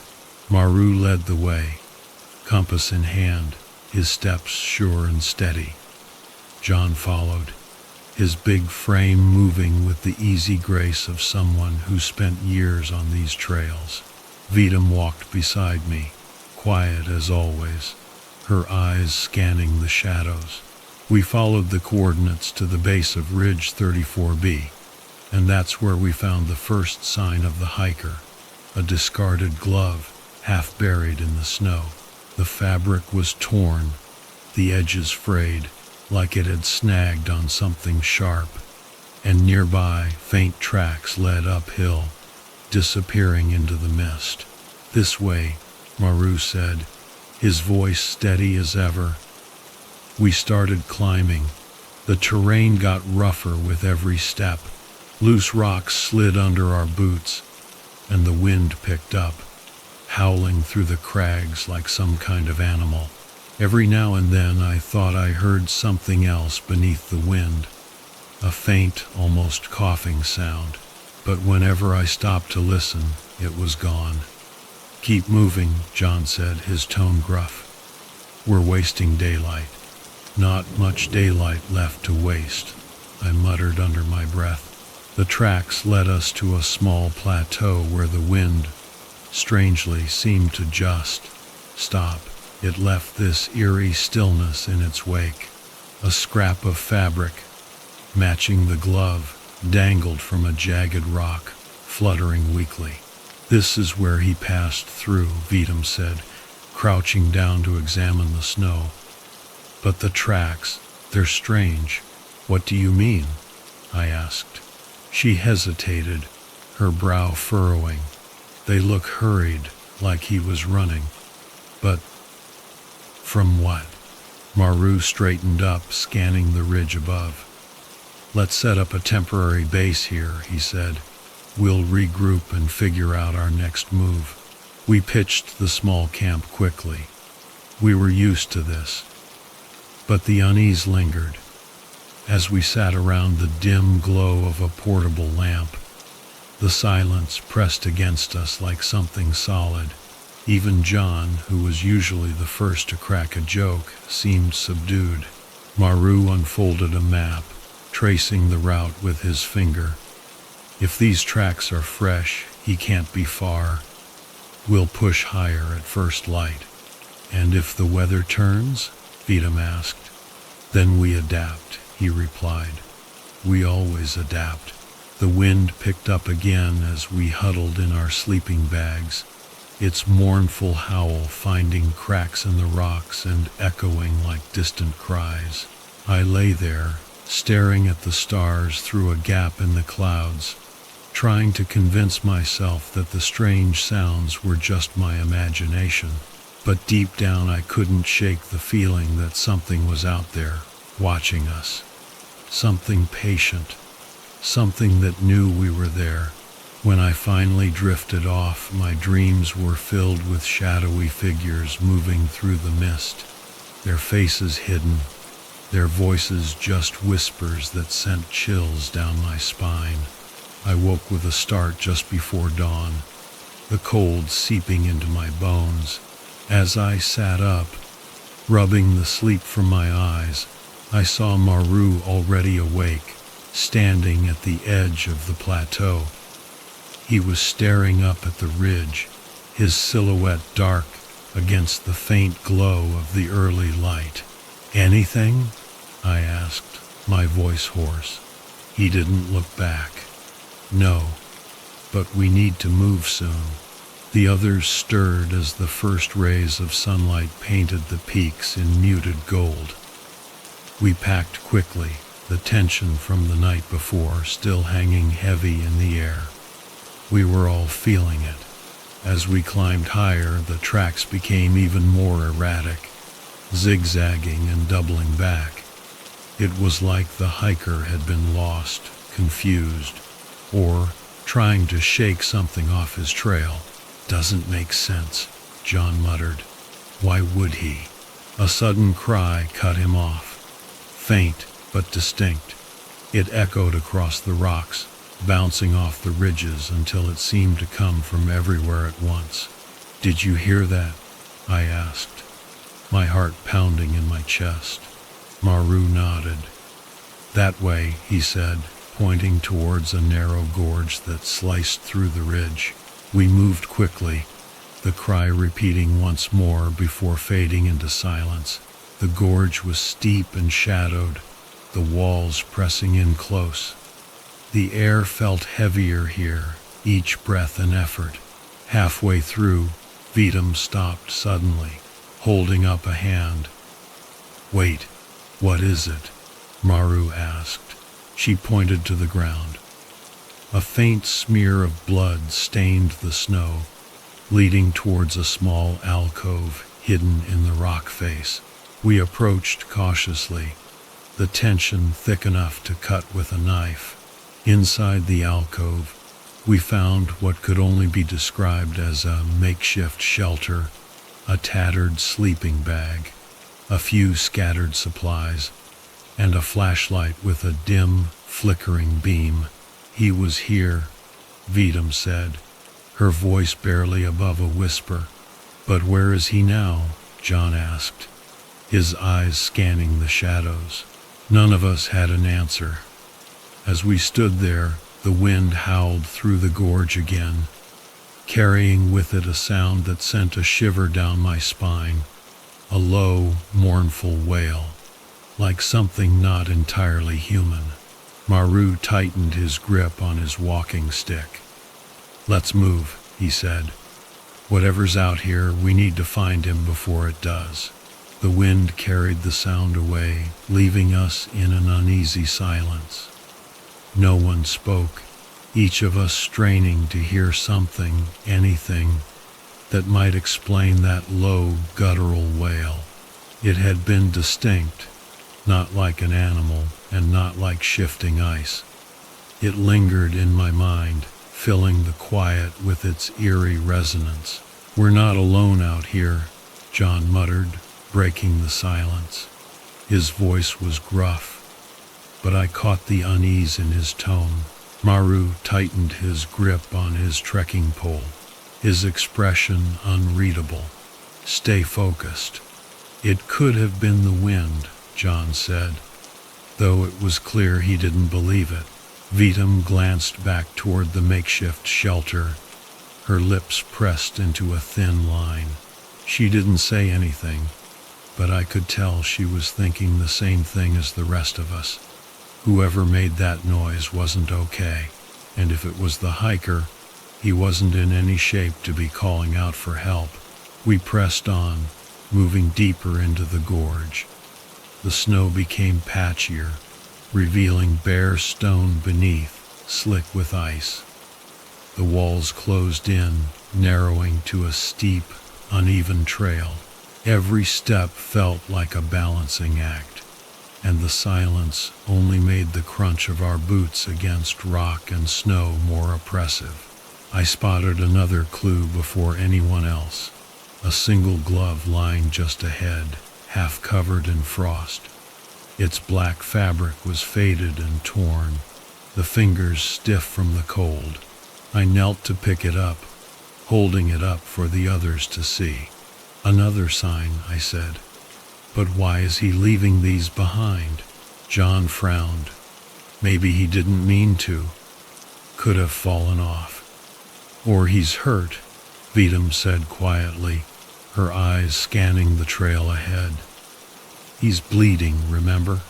The reminder of the bloodstains from earlier made my stomach tighten.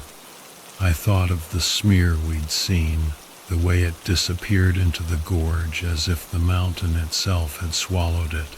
Maru nodded toward the trail. We keep moving. If he's injured, he won't get far. The tension grew heavier as we climbed. Shadows stretched long and dark across the walls, the sunlight above barely touching the bottom of the gorge. It was colder here, the air thin and biting. I struggled to keep my breathing steady, each inhale stinging my lungs. We came across another sign a short while later, a patch of trampled snow, disturbed as if someone had struggled there. A faint streak of red cut through it, trailing toward a nearby outcrop. Vidam crouched down, brushing her fingers lightly over the ground. "This isn't from an animal," she said. "The tracks are too erratic. It's like he was dragged." "Dragged? By what?" John snapped. "He was alone, right? No one else was supposed to be out here, that we know of," Vidam replied, her voice barely audible. Before John could argue, a faint sound stopped us in our tracks. It was soft at first, almost imperceptible, a low, rhythmic noise that reminded me of coughing.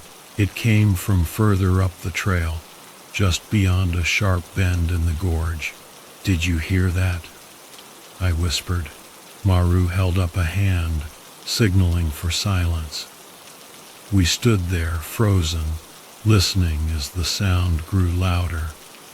It wasn't coughing, not exactly. It was more like the ragged gasps of someone struggling to breathe, each exhale punctuated by a faint rasp.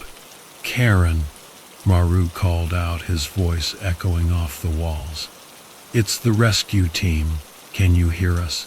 The gasping stopped abruptly, leaving only the hollow whistle of the wind in its wake. My pulse quickened, the silence amplifying every noise, the shift of snow beneath my boots, the faint rustle of fabric as I adjusted my gear. "Let's go," Maru said, his voice steady but low. "Stay close." The trail twisted sharply, leading us to a narrow ledge that hugged the side of the gorge. Below, a steep drop disappeared into darkness, the bottom obscured by mist. We moved single file, each step careful and deliberate. My palms were sweaty despite the cold, and I kept my eyes on the person in front of me, afraid to look down. "Fresh footprints," Vidam said, pointing to the snow ahead. They were deep, erratic, as if the person making them had been stumbling. We followed them until the ledge widened, leading to a small clearing partially sheltered by overhanging rock. There, nestled against the wall, was a crude lean-to made of branches and torn fabric.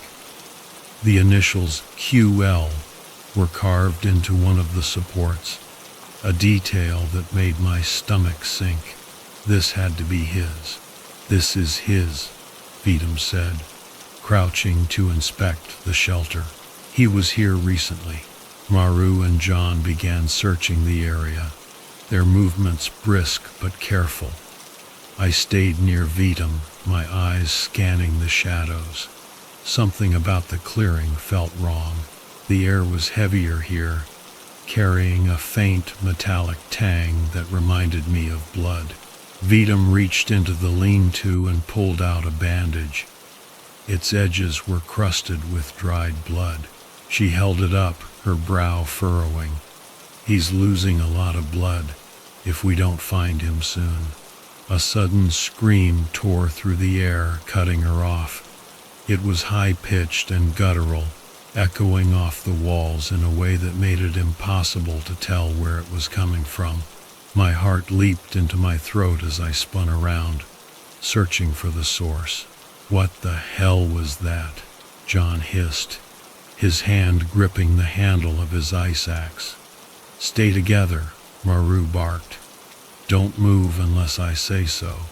The scream came again, this time fainter, as if it were being carried away by the wind.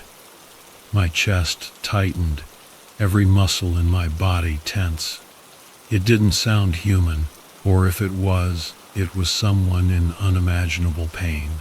"Is it him?" I asked, my voice barely above a whisper. "I don't know," Maru said. "But we're not splitting up. Vitam, mark this location. We'll keep following the tracks." The footprints led us higher, winding through a narrow corridor of jagged rocks. The walls were streaked with ice, reflecting the dim light in strange, fragmented patterns. Every sound, every crunch of snow, every shift of rock seemed louder here, the echoes stretching unnaturally long. Then, the tracks stopped. We stood at the edge of a steep incline, the snow untouched beyond it. It was as if the hiker had vanished into thin air. "He didn't just disappear," John growled. "There has to be something." A faint sound interrupted him, drawing all our attention. It was coming from below, deeper in the gorge, a soft, rhythmic tapping, like stones knocking against each other. It was steady, deliberate, and too regular to be natural. "What is that?" I asked, my voice trembling. Maru didn't answer. He stared down into the darkness, his jaw clenched. For the first time, I saw uncertainty in his eyes. "We'll find out," he said finally. "But not tonight. We're setting up camp." No one argued. The tapping continued as we descended to a flat area sheltered from the wind, its rhythm haunting us with every step. That night, as I lay in my sleeping bag, I couldn't shake the feeling that we were being watched. Every gust of wind, every creak of the rocks felt like a warning. I stared up at the dark sky, my mind replaying the scream, the footprints, the strange tapping. Sleep didn't come easily. The night dragged on in restless silence. I barely slept, the occasional clinking sound from the gorge below prickling my nerves. It was as if the tapping stones were calling out in some kind of rhythm I couldn't decipher, an erratic pulse echoing through the rock walls. My thoughts spiraled, my mind conjuring images of what might be waiting for us out there. By the time the first pale light crept over the ridge, I was already awake, sitting by the remnants of our small fire. The others stirred one by one. John stretched, his movements sluggish.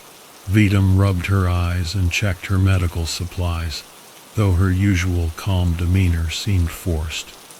Only Maru appeared focused, already packing his gear and scanning the horizon. "Today we find him," Maru said firmly as we gathered, "and we end this search." The certainty in his voice didn't match the unease on his face. I nodded, though my chest tightened at the thought of what we might find. We broke camp quickly, the air heavy with anticipation. The faint trail of footprints we'd followed yesterday was gone, erased by the night wind. Maru directed us toward the gorge where the clinking sound had grown fainter but still lingered in the background. The descent into the gorge was steep and treacherous. Ice covered the rocks, forcing us to move slowly, testing each step. The tapping grew louder as we neared the bottom, each knock distinct yet inexplicable. When we reached the floor, the sound stopped abruptly, leaving us in an oppressive silence, broken only by our own breathing. "What the hell was making that noise?" John asked. his voice bouncing off the jagged walls.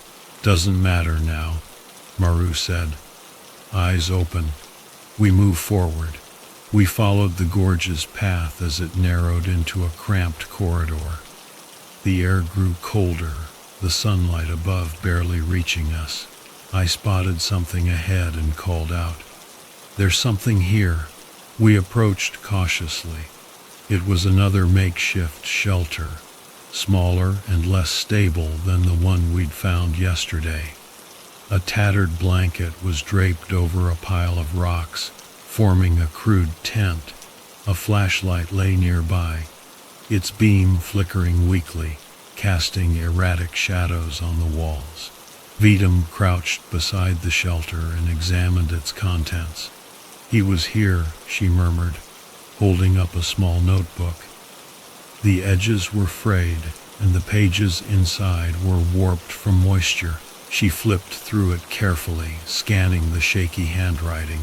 "What does it say?" I asked. Vidam hesitated, her brow furrowing. "It's rambling. He writes about hearing things, seeing things that aren't there. He mentions shadows moving in the corners of his vision, voices calling his name." "Hallucinations?" Maru asked, his tone skeptical. "Possibly, but he sounds terrified," Vidam replied. She handed the notebook to Maru, who skimmed it briefly before tucking it into his jacket. John kicked at the rocks near the shelter, his frustration evident. "This doesn't help us find him. He's either losing his mind, or he's already dead." "We don't know that," Maru said sharply. "And until we do, we keep searching." The tension between them was palpable, but there was no time to dwell on it. As we moved further into the gorge, the tapping returned, faint but steady. Each sound seemed to press against my chest, my breaths growing shorter. We came to a sudden stop when the trail opened into a small clearing. In the center was a shallow pit ringed with blackened stones, as if someone had attempted to build a fire but never lit it. Around the edges were scattered belongings, a torn jacket, an empty water bottle, and what looked like scraps of a map. "He was here," I said, my voice barely audible. Vidam bent down to pick up the scraps of the map. Her fingers brushed against something in the snow, and she froze. "Wait," she whispered. "What is it?" Maru asked, stepping closer. She pointed to the ground. Embedded in the snow was a series of symbols, crudely drawn and overlapping. They were circles and lines, some jagged, others smooth, forming patterns that didn't make any sense. The snow around them had hardened, as if the symbols had been etched with something hot or sharp. "What is this?" I asked, my voice trembling. "I don't know," Vidam said, her tone unsteady. "But Karen mentioned symbols in his notebook. He wrote that they were always there but didn't explain what they meant." John took a step back, shaking his head. "This is nuts. We're chasing a lunatic into God knows where, and now we're finding this. What if he's not running from something? What if he's the danger?" "Enough," Maru said firmly. "This doesn't change the mission. We find him and bring him back. Let's move." The unease was thick as we continued. The gorge walls closed in again, the space feeling suffocating. The symbols lingered in my mind, their nonsensical shapes burning into my thoughts. I tried to shake it off, focusing on the trail ahead, but the air seemed heavier with each step. Then we heard it, a low, guttural sound, almost like breathing. It came from somewhere ahead, echoing faintly. Maru signaled for us to stop and motioned for silence. The sound grew louder, irregular and wheezing, like someone struggling to draw breath. "Karen!" Maru called out cautiously. The sound stopped abruptly. We waited, the silence stretching on until it became unbearable. Maru gestured for us to follow as he moved toward the source of the noise. My heart pounded in my chest, every nerve on edge. The gorge opened into another clearing, this one larger and littered with debris. Broken branches, shredded fabric, and torn pieces of paper were scattered across the ground. In the center was a figure, hunched over and trembling. It was Karen. He was unrecognizable from the man in the photo we'd been given. His face was gaunt, his eyes sunken and bloodshot. His clothes were in tatters, and his hands were raw and bloody. He clutched a sharpened stick, holding it out in front of him like a weapon. "Stay back!" he screamed, his voice hoarse and panicked. "Don't come any closer." "Karen, we're here to help," Maru said, keeping his voice calm. He took a cautious step forward, his hands raised. "You activated your beacon. We're here to bring you home." "You're lying," Karen shouted, his voice cracked and tears streamed down his face. "You're not here to help. You're here to take me." "No one's taking you," Maru said. "We just want to help. You're injured. Let us take you back." Karen's grip on the stick tightened, and he backed away. "You don't understand. They're watching. They're always watching." "Who's watching?" I asked, my voice trembling. His eyes darted around the clearing, scanning the shadows. "You don't see them? They're right there. Right there." There was nothing there, just shadows and snow. Before we could react, Karen lunged forward, his stick aimed at Maru. John intercepted him, grabbing his arms and wrestling the stick away. Karen thrashed and screamed, his words incoherent. "Hold him down," Maru ordered. It took all of us to restrain him. His strength was wild and desperate, fueled by sheer terror. When he finally collapsed, exhausted and sobbing, we let go, keeping a cautious distance. Vidam knelt beside him, her voice soft and soothing. "Karen, you're safe now. We're here. No one's going to hurt you." He looked up at her, his eyes hollow. "You don't understand. It's not safe. It's never safe." "What's not safe?" I asked. He didn't answer. Instead, he curled into himself, trembling. The weight of his words hung over us like a storm cloud, heavy and oppressive. As night fell, we prepared to make camp in the clearing. None of us spoke, the events of the day leaving us shaken. The shadows around us seemed deeper, the cold more biting, and in the distance, the faint tapping resumed its rhythm, echoing in the dark. The night was restless, weighed down by Karen's muttered warnings and the unrelenting tap, tap, tap that echoed through the gorge. We took turns keeping watch, though none of us could truly relax. Every rustle of the wind, every crack of settling snow felt amplified in the stillness. I found myself staring at the faint glow of the portable lamp, the rhythmic tapping gnawing at my nerves. Karen sat apart from us, his back pressed against the rock wall. He rocked slightly, muttering under his breath, his eyes darting to the shadows. Vidam stayed closest to him, her voice gentle but firm as she tried to coax him into clarity. The rest of us exchanged uneasy glances, unsure whether we were protecting him or ourselves.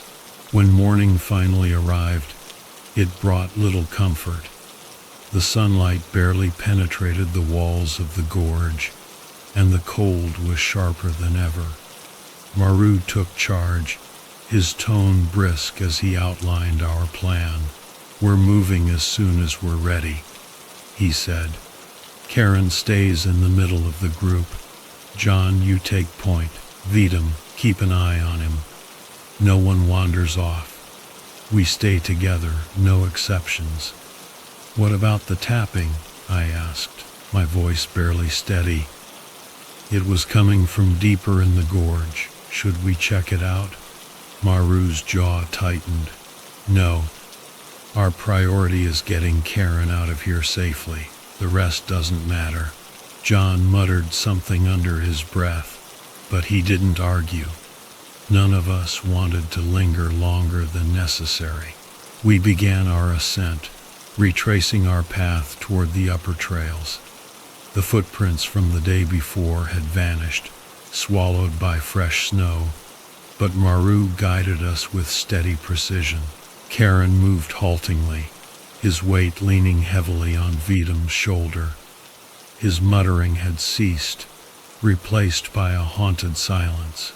The tapping, however, had not stopped. It followed us, faint and intermittent, as if it were moving parallel to our path. Every time it grew louder, I found myself glancing at the others, searching their faces for reassurance. John's expression was tense, his shoulders hunched as if expecting something to spring from the shadows. Vidam focused on Karen, her jaw set, while Maru's face betrayed nothing. By midday, we reached a narrow ledge that offered a view of the gorge below. The air was thinner here, and the climb had left us winded. Maru called for a break, his eyes scanning the horizon. We're making good time, he said. Though his voice lacked conviction, John stood at the edge of the ledge, his gaze fixed on the distant ridges. I don't like this, he muttered. That noise, it's not natural. And Karen's not making any sense. He's traumatized, Vidam said sharply. He's been out here for days, injured and alone. Wouldn't you be a mess? John turned to her, his expression hard. Sure, but that doesn't explain the tapping, or the symbols, or why he's acting like we're the ones chasing him. Enough, Maru interjected, his tone sharp. We don't have time for this. Stay focused. The tension between them simmered as we resumed our climb. Karen stumbled frequently, his legs weak and unsteady. Each time, Vidam caught him, her patience unwavering. I admired her calm, though I could see the strain in her eyes. The tapping grew louder as we approached another bend in the trail. This time it was accompanied by a faint, irregular scraping, like metal against stone. My pulse quickened, and I saw John's hand tighten around his ice axe. Wait, Maru said, raising a hand to stop us. Stay here. He moved ahead cautiously, his steps deliberate. I held my breath as he disappeared around the bend, the scraping sound growing louder. Seconds felt like minutes as we waited, the silence between us oppressive. When Maru returned, his expression was grim. There's a backpack ahead, he said. It's torn open. Looks like Karen's. Karen's head snapped up at the mention of his name. No, he choked, his voice raw. Don't go near it. Don't touch it. We need to check it for supplies, Maru said evenly. It might tell us what happened. Karen shook his head violently, his eyes wide with panic. It's theirs now. You can't take it. They'll know. Who's they? I asked, my voice trembling. What are you talking about? But Karen didn't answer. He buried his face in his hands, rocking back and forth as he mumbled incoherently. Vidam placed a hand on his shoulder, her expression torn between concern and fear. Let's move, Maru said. We'll grab the pack and keep going. The backpack was exactly as Maru had described, torn open, its contents scattered across the snow. I recognized some of the items from our initial briefing: a small first aid kit, a water filter, a partially crushed energy bar. But there was something else, something that made my stomach drop. Symbols, the same ones we'd seen in the snow, etched into the fabric of the pack. They were crude but deliberate, their shapes jagged and overlapping. A faint dark stain spread across the bottom of the pack, the edges crusted with ice. Blood, Vita murmured, her face pale. Looks fresh, John said grimly. Whatever happened here, it wasn't long ago. Maru didn't respond. He crouched beside the pack, his gloved fingers brushing over the symbols. I could see the tension in his shoulders, the way his jaw clenched as he stared at them. This doesn't make sense, he said finally. Why would he do this? Maybe he didn't, I said quietly. Maybe someone else did. The words hung in the air, heavy and unspoken. None of us wanted to entertain the possibility, but the symbols were there, undeniable and unnerving. We keep moving, Maru said, his voice firm. No more stops until we reach the upper ridge. The climb grew steeper as the day wore on. The tapping followed us, sometimes distant, sometimes disturbingly close. Karen's condition deteriorated, his steps growing slower and more labored. Vidam did her best to support him, but it was clear he wouldn't last much longer without proper care. By the time we reached the ridge, the sun was beginning to set. The wind howled across the exposed terrain, biting through our layers. Maru directed us toward a cluster of rocks that offered some shelter from the elements. We camp here, he said. One last push tomorrow. The mood was somber as we set up camp. Karen lay curled in his sleeping bag, his breathing shallow. Vidam checked his vitals, her expression grim. He's dehydrated, she said. We need to get him off this mountain soon. Maru nodded, but his gaze was distant, his thoughts elsewhere. John sat apart from us, sharpening his ice axe with deliberate precision. I couldn't tell if he was trying to calm himself or prepare for something. As darkness fell, the tapping returned, louder and more persistent than ever. It seemed to echo from all around us, bouncing off the rocks in a way that made it impossible to pinpoint its source. We're not alone, John said quietly, his voice taut with tension. No, Maru replied. We're not.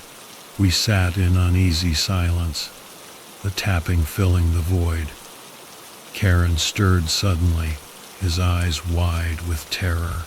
They're here, he whispered. They found us.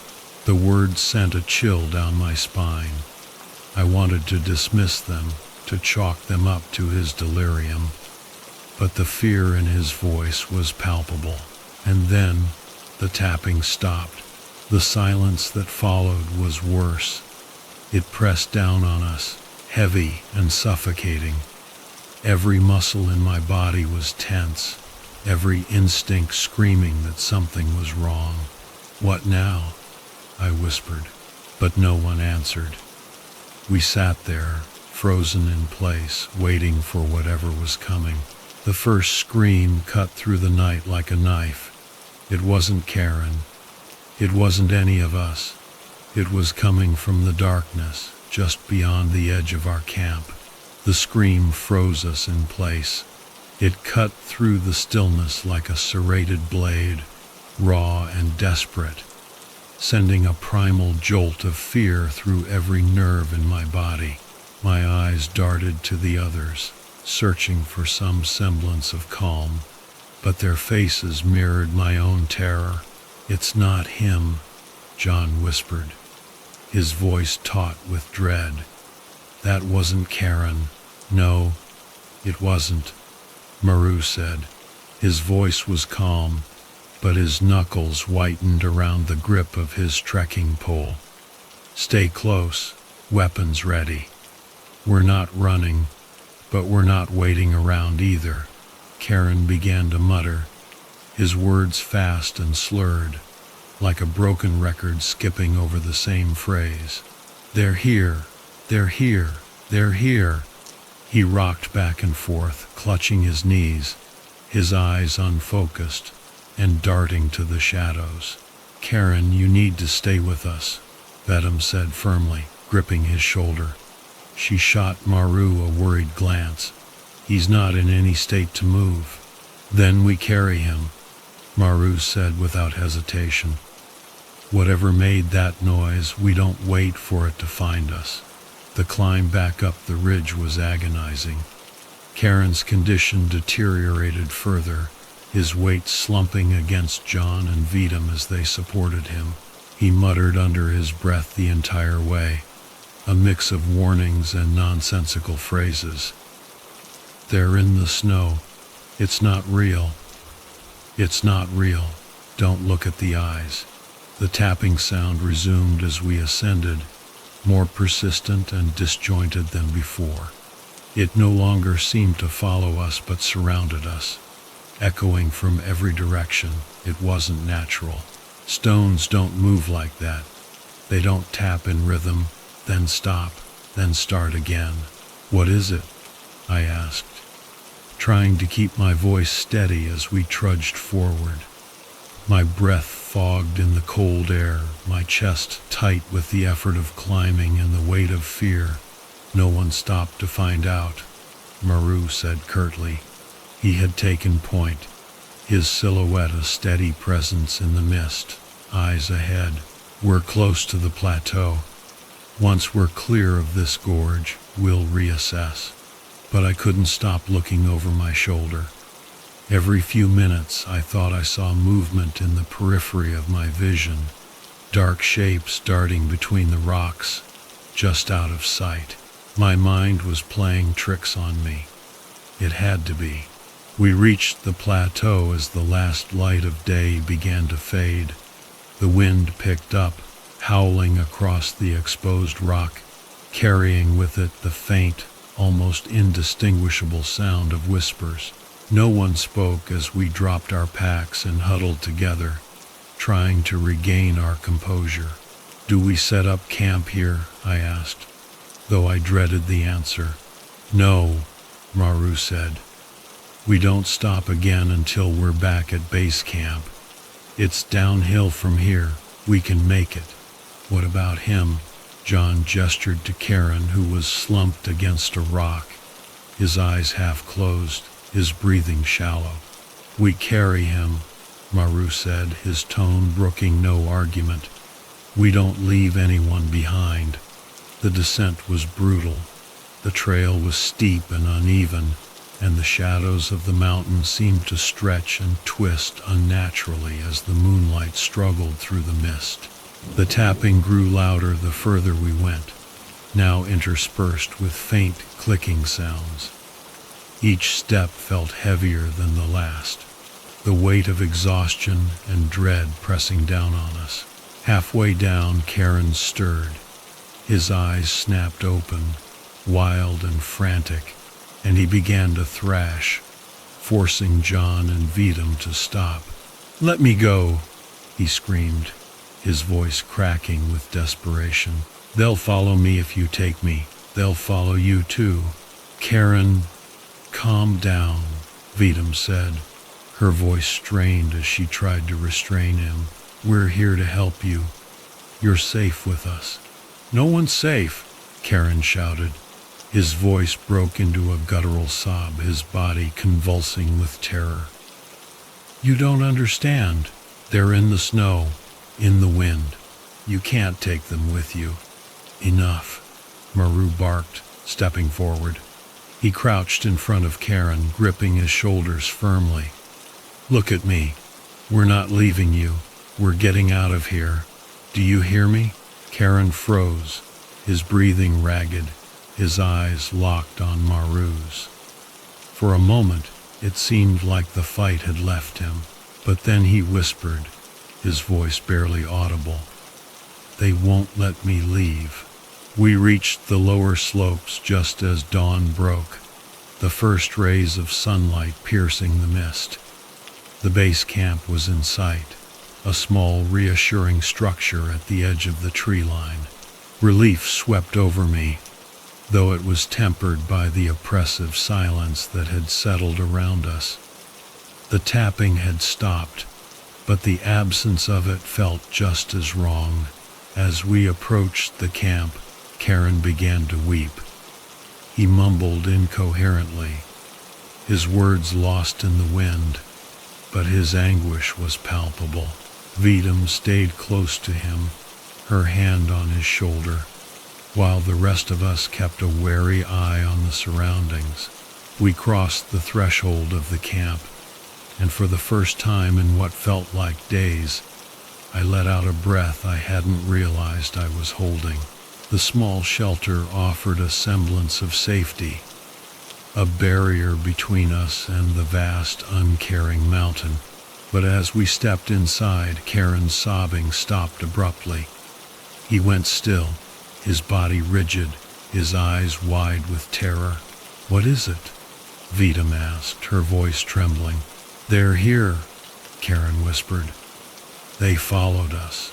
I turned to look out the window, my stomach twisting into knots. At first, I saw nothing, just the barren landscape, the snow stretching endlessly into the horizon. And then I saw them, dark figures, standing motionless at the edge of the tree line. Their shapes were indistinct, their presence undeniable. "Shut the door," Maru said quietly, his voice devoid of emotion. John slammed it shut, bolting it with trembling hands. We stood in silence, the air thick with fear, as the shadows outside remained still, watching. "They won't come in," Karen said, his voice hollow. "They never come in." The retrieval team arrived hours later. By then, the figures were gone, leaving no trace of their presence. Karen was taken to the nearest medical facility. His condition critical but stable. He said nothing as they carried him away, his eyes fixed on the mountains. As we packed our gear, I found myself standing at the window, staring at the place where the shadows had been. I wanted to believe it had been a trick of the light, an illusion born of exhaustion and fear, but deep down I knew better. The mountain kept its secrets, and some of them were too dark to be uncovered. As we left, I cast one last glance at the peaks. For a brief moment, I thought I saw movement, a faint, fleeting shadow disappearing into the mist. But it was probably just my imagination, wasn't it?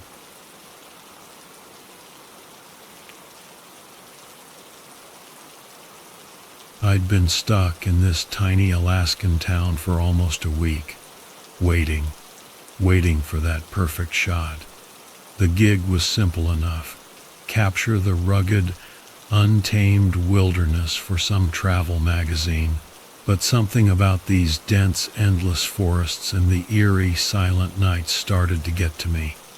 I'd come here expecting some kind of serene beauty, but instead, it was just oppressive. Like the whole landscape was holding its breath, waiting for something big to happen. That's how I ended up in this small, dimly lit diner one evening, nursing a cup of black coffee that had long since gone cold. The place was practically empty, just a couple of locals scattered around, keeping to themselves. I was scrolling through the day's photos on my camera, trying to find anything that actually stood out, when the door creaked open and this guy walked in. He was older, maybe mid-50s, with a grizzled beard and this look that said he'd seen more than his fair share of rough winters. He slid into the booth across from me, nodding a quick hello before ordering his own coffee. We didn't speak for a few minutes, and honestly I didn't mind. The silence felt natural, like it was just part of the environment. But then, just as I was about to get up and head back to my motel, he spoke. "You're not from around here, are you?" he asked. His voice was low and gravelly, like he'd been smoking since he was 12. "No, just passing through." "I'm a photographer," I replied, holding up my camera as if to prove it, taking some shots for a project. He nodded, taking a slow sip of his coffee. "Not much to see around here," he said, but there was something in his tone that made me think he didn't entirely believe that.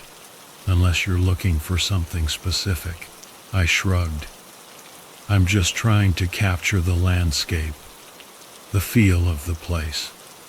But honestly, I'm getting a little bored.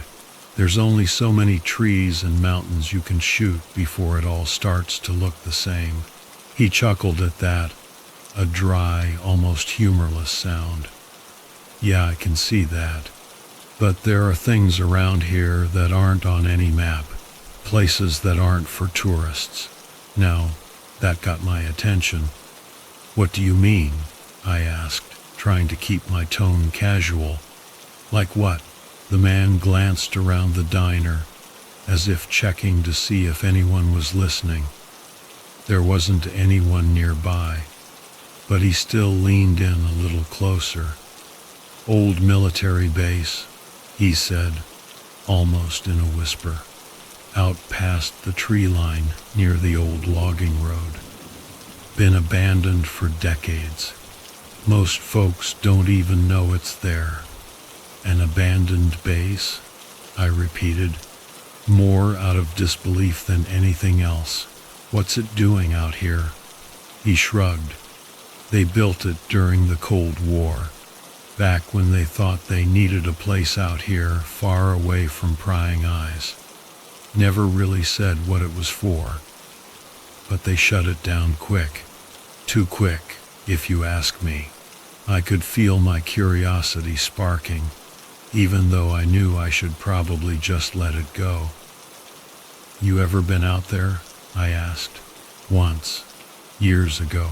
Didn't stay long," he said, his eyes narrowing slightly. "Didn't like the feel of the place. Too quiet, like it was waiting for something." I leaned back, trying to process what he was saying. There was a part of me that wanted to brush it off as just another local ghost story. But there was also a part of me, the part that had gotten me into trouble more than once, that couldn't resist the idea of exploring a place like that. "How do I get there?" I asked, trying to sound casual, even though I could feel my heart beating a little faster. He hesitated, and for a moment I thought he wasn't going to answer. But then he sighed, as if resigning himself to the idea that I wasn't going to let it go. "You take the old dirt road out past Miller's Creek. Follow it for about 5 miles, then take the first right. You'll see a chain-link fence. It's rusted and broken in places, but you can get through. Just be careful." "Careful?" I repeated, raising an eyebrow. "What do you mean?" He didn't answer right away.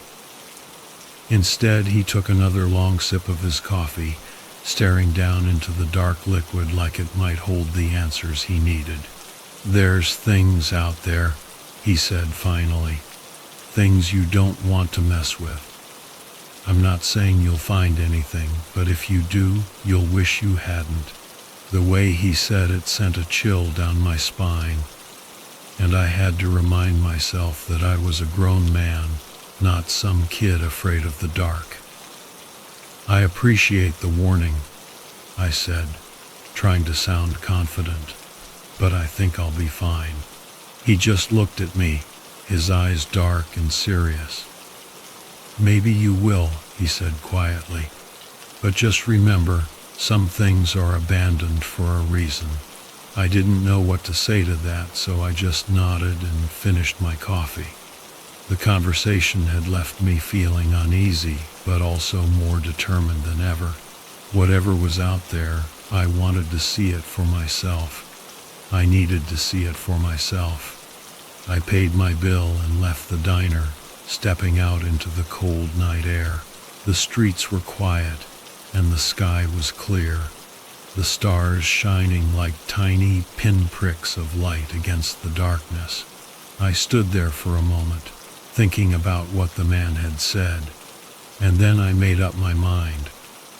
I was going to check out that base. I spent the rest of the evening doing a little research, trying to find anything I could about the place. But there was almost nothing. A few mentions of a base that had been operational during the 1960s, but no details, no photos, nothing to explain why it had been shut down so abruptly. It was like someone had gone out of their way to erase any trace of it. That only made me more curious. The next morning, I packed up my camera gear, a flashlight, and a few other essentials. I wasn't planning on staying long, just long enough to get a few shots and satisfy my curiosity. I figured I'd be in and out in a couple of hours, tops. The drive out there was longer than I expected. The old dirt road was rough, barely more than a trail in some places, and it twisted and turned through the dense forest, making it impossible to see more than a few feet ahead. It felt like I was driving deeper and deeper into a place where I didn't belong, and I couldn't shake the feeling that I was being watched. But every time I glanced in the rearview mirror, there was nothing there. After about an hour, I saw the fence. It was just like the man had described, rusted, sagging in places, with sections that had been broken or cut away. I pulled up to the gate, which hung open on one hinge, and got out of the car. There was a cold breeze blowing, carrying the faint smell of damp earth and pine, and for a moment I almost thought about turning back. But then I saw the base. It was bigger than I expected, a collection of squat, concrete buildings with peeling paint and broken windows. There were no signs, no markings, nothing to indicate what it had been used for, just rows of dark, empty windows staring back at me like eyes, watching my every move. I took a deep breath, grabbed my camera, and stepped through the gate. The ground was soft and uneven, covered in patches of dead grass and mud. I could see the remains of old equipment scattered around. Rusted metal pipes, broken crates, and the occasional piece of machinery that looked like it hadn't been touched in decades. It was eerie, but also strangely fascinating, like walking through a place that had been forgotten by time. I started taking photos, trying to capture the bleak, desolate beauty of the place. But the further I went, the more I felt like I was intruding on something. It was like the air was getting colder, thicker, as if the base was trying to push me away. I was about to turn back when I saw the entrance to one of the buildings. It was partially open, the door hanging off its hinges, and I could see a staircase leading down into darkness. I knew I shouldn't go down there. I knew it was probably a bad idea, but I also knew that if I didn't, I'd always wonder what was down there. So I took a deep breath, turned on my flashlight, and stepped inside.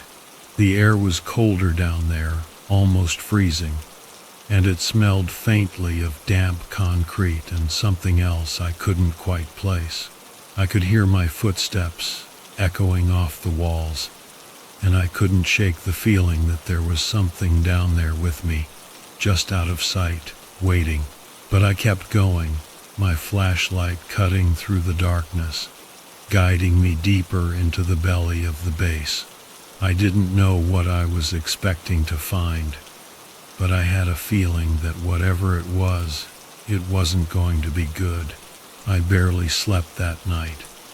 My mind was racing with images of the abandoned base and what could possibly be hidden there. As the morning light crept through the thin curtains of my motel room, I felt an uneasy excitement pushing me forward. This was what I lived, for the chance to uncover something forgotten, something no one else had dared to explore. After a quick breakfast that I barely tasted, I packed my gear. My camera, flashlight, and extra batteries were non-negotiables. I threw in a couple of energy bars, bottled water, and a small first aid kit, more out of habit than expectation of needing them. A sense of anticipation buzzed in the back of my mind, though I told myself it was just the thrill of a new discovery. As I drove out of town, following Dan's directions, I'd managed to remember his name. Had to be important, right? The scenery began to shift. The paved road gave way to gravel, and eventually, I found myself on a narrow dirt road that twisted and turned through dense trees.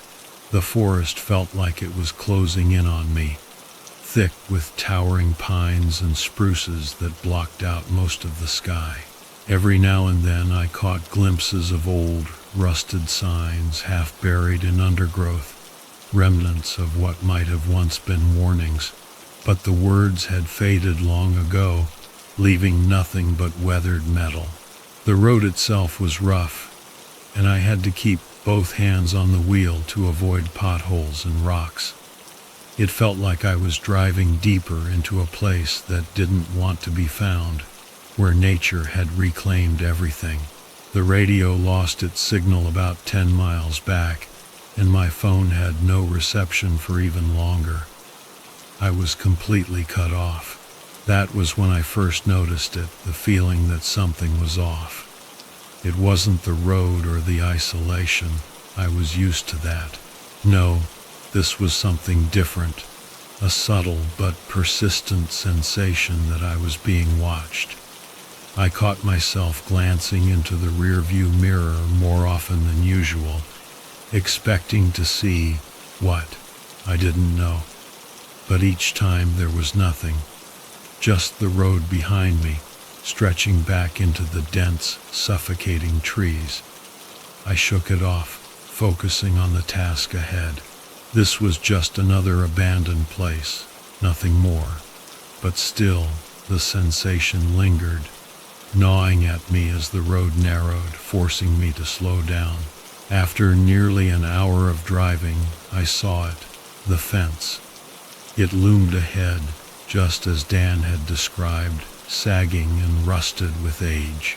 The chain link barrier was more of a suggestion than a defense now, with large sections broken or missing altogether. The gate itself hung open, one hinge completely gone, the other barely holding on.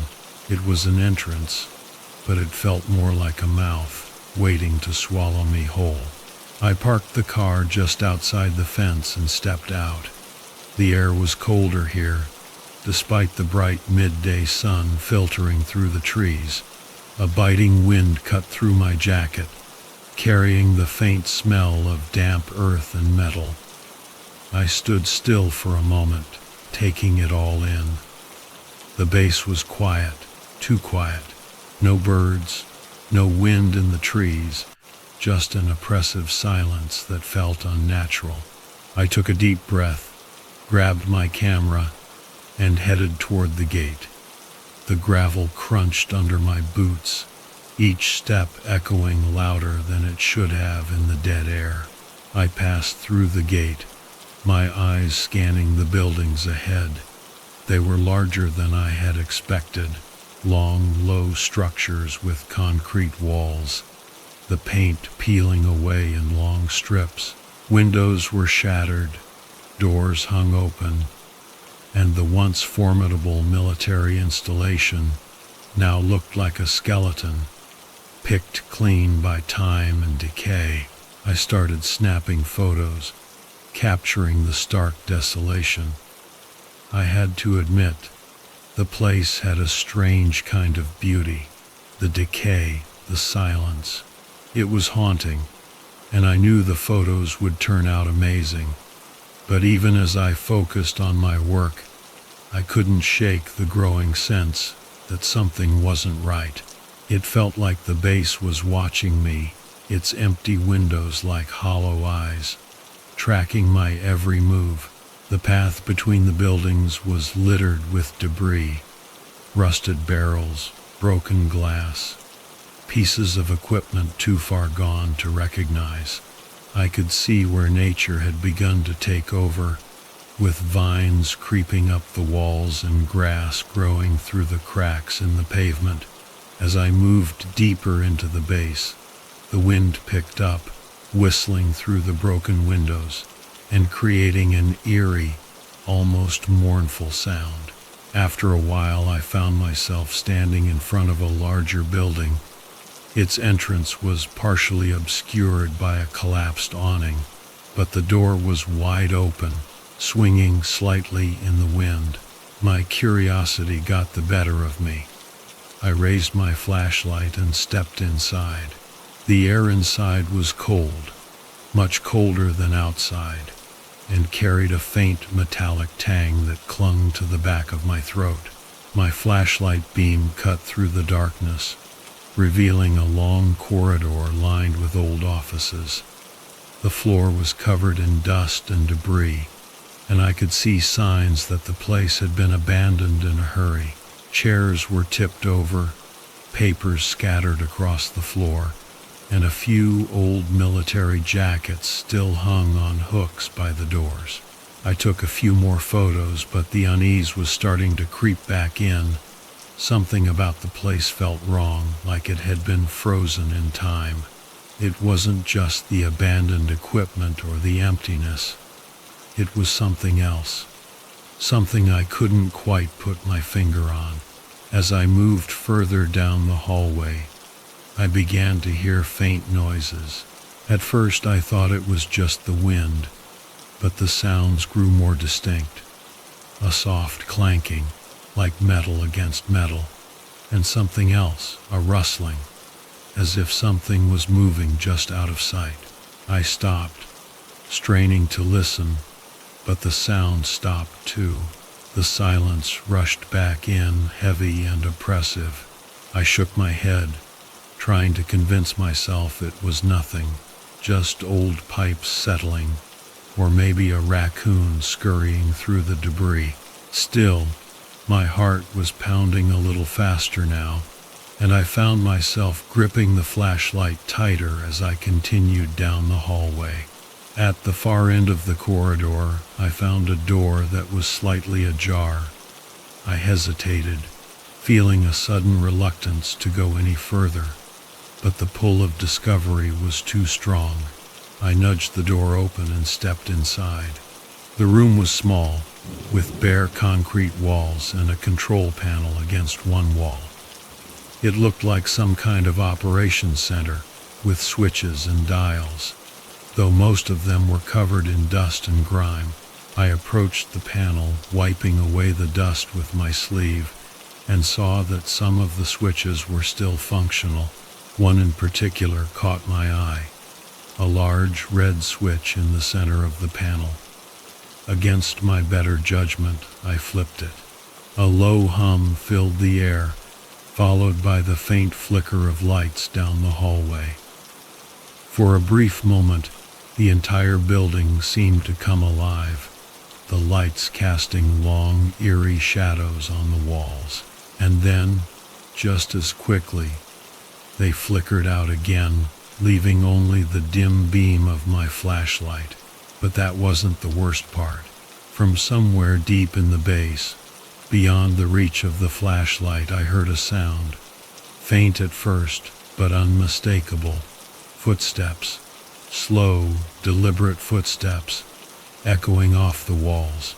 I froze, my breath catching in my throat. The footsteps were distant, but they were coming closer. and there was something off about them. They didn't sound like the footsteps of an animal, or even another person. They were too slow, too heavy, like something was dragging itself through the dark. My mind raced, trying to make sense of it. Maybe it was just the building settling. Maybe it was an animal, bigger than I thought. But deep down, I knew that wasn't it. Something was down here, something that shouldn't be. I backed away from the control panel, my eyes darting to the door. I needed to get out of there fast. But as I turned to leave, the door slammed shut with a deafening crash. I lunged for the handle, my hands shaking as I tried to yank it open, but it wouldn't budge. Panic surged through me. I was trapped, and those footsteps, they were getting closer. I could hear them now clearer than before. Heavy, deliberate, slow, like something was taking its time, enjoying the chase. I had to think. I had to get out. My mind raced, scanning the room for another exit, but there was nothing. Just bare walls and that cursed control panel. My pulse pounded in my ears as I braced myself against the door, trying to calm my breathing. And then the footsteps stopped, right outside the door. I didn't dare move. I didn't even breathe. I just stood there, pressed against the cold concrete, listening to the deafening silence that had replaced the footsteps. For a long moment, there was nothing. No sound, no movement, just the crushing weight of fear and the knowledge that something was waiting on the other side of that door. And then, slowly, the handle began to turn. The moment the handle began to turn, my entire body went rigid. I could feel my pulse throbbing in my ears, drowning out the silence. My eyes were glued to the door, and I was torn between bolting and freezing in place, praying that whatever was on the other side would change its mind and leave. But I knew better. Nothing that had come this far was going to walk away now.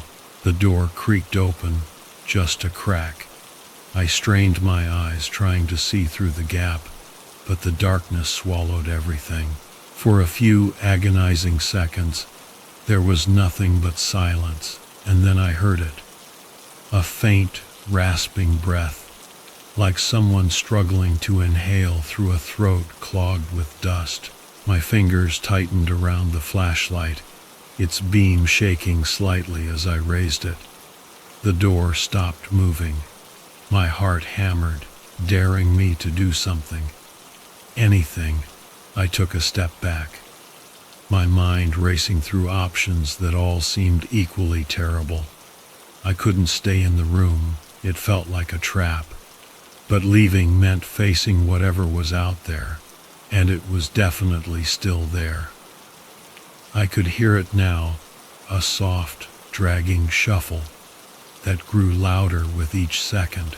In a burst of panic, I spun around, looking for another way out. My eyes landed on a vent cover near the floor. It was small, but if I could loosen it, I might be able to squeeze through. Desperate, I dropped to my knees and began to pry at the screws, my hands trembling. Each second felt like an eternity, the scraping of metal echoing louder than I thought possible. Just as I managed to loosen one screw, the door creaked open a little further. I froze, glancing over my shoulder.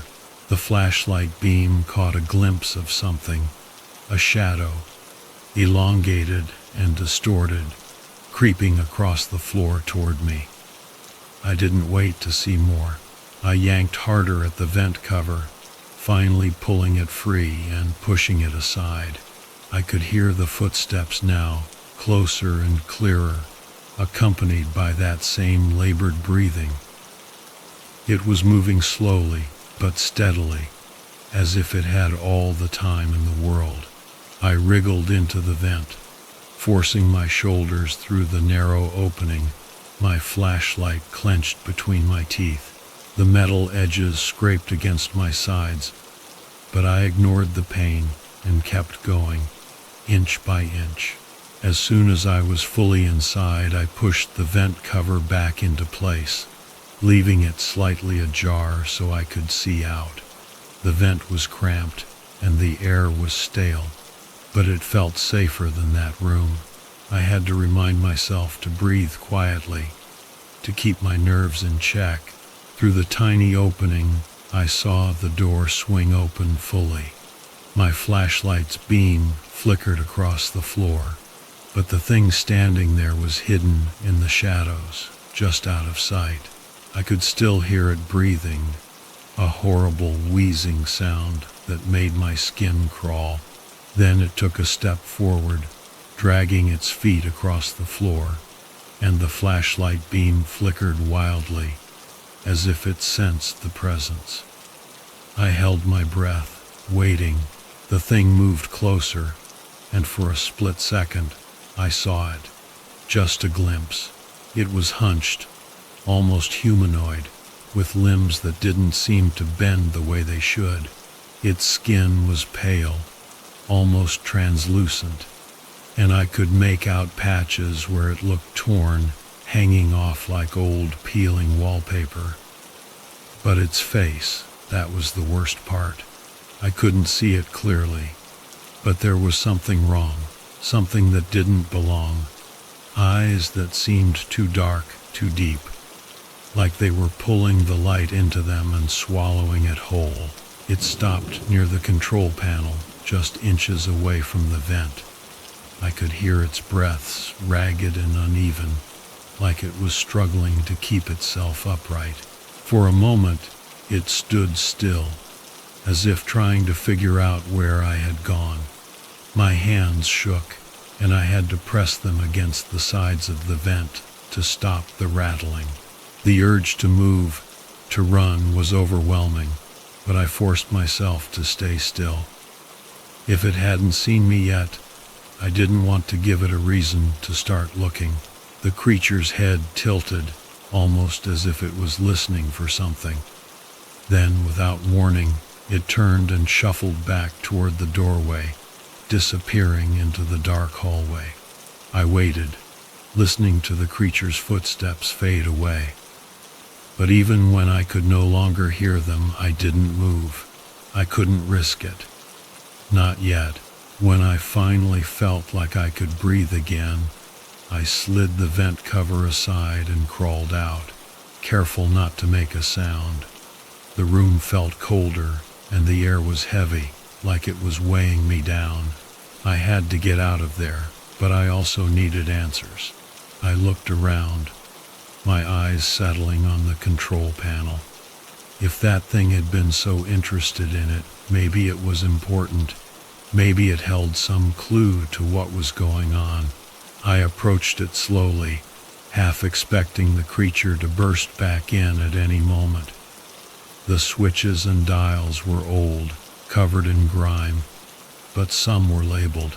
My eyes scanned over them, and I noticed one switch that was different from the rest. It was marked with a word that made my blood run cold: containment. I hesitated, my mind screaming at me to just leave, but my curiosity wouldn't let me. What were they trying to contain? Was it that thing I had seen, or was there something worse lurking in the shadows of this place? Against all reason, I flipped the switch. The building shuddered, and for a moment, I thought I had made a terrible mistake. Then a low mechanical hum filled the air, and the lights flickered on, illuminating a set of screens mounted above the panel. At first, they only displayed static, but slowly, one by one, the screens cleared, showing live feeds from different parts of the base. I could see dark, empty hallways, rooms filled with decaying equipment, and storage areas littered with debris. But there was one screen that made my stomach drop. It showed a long, narrow corridor lined with thick metal doors, each one secured with heavy locks. Something was moving in the corridor, pacing back and forth, its silhouette barely visible in the dim light. It was the same creature I had seen, but now I could see there were others, 3, maybe 4, all moving slowly, aimlessly, like they were waiting for something. Then the screen flickered again, and a message appeared. The same one I had seen earlier, but with an added line. "You shouldn't be here. Leave before it's too late." I didn't need to be told twice. I grabbed my flashlight and bolted for the door, my heart racing.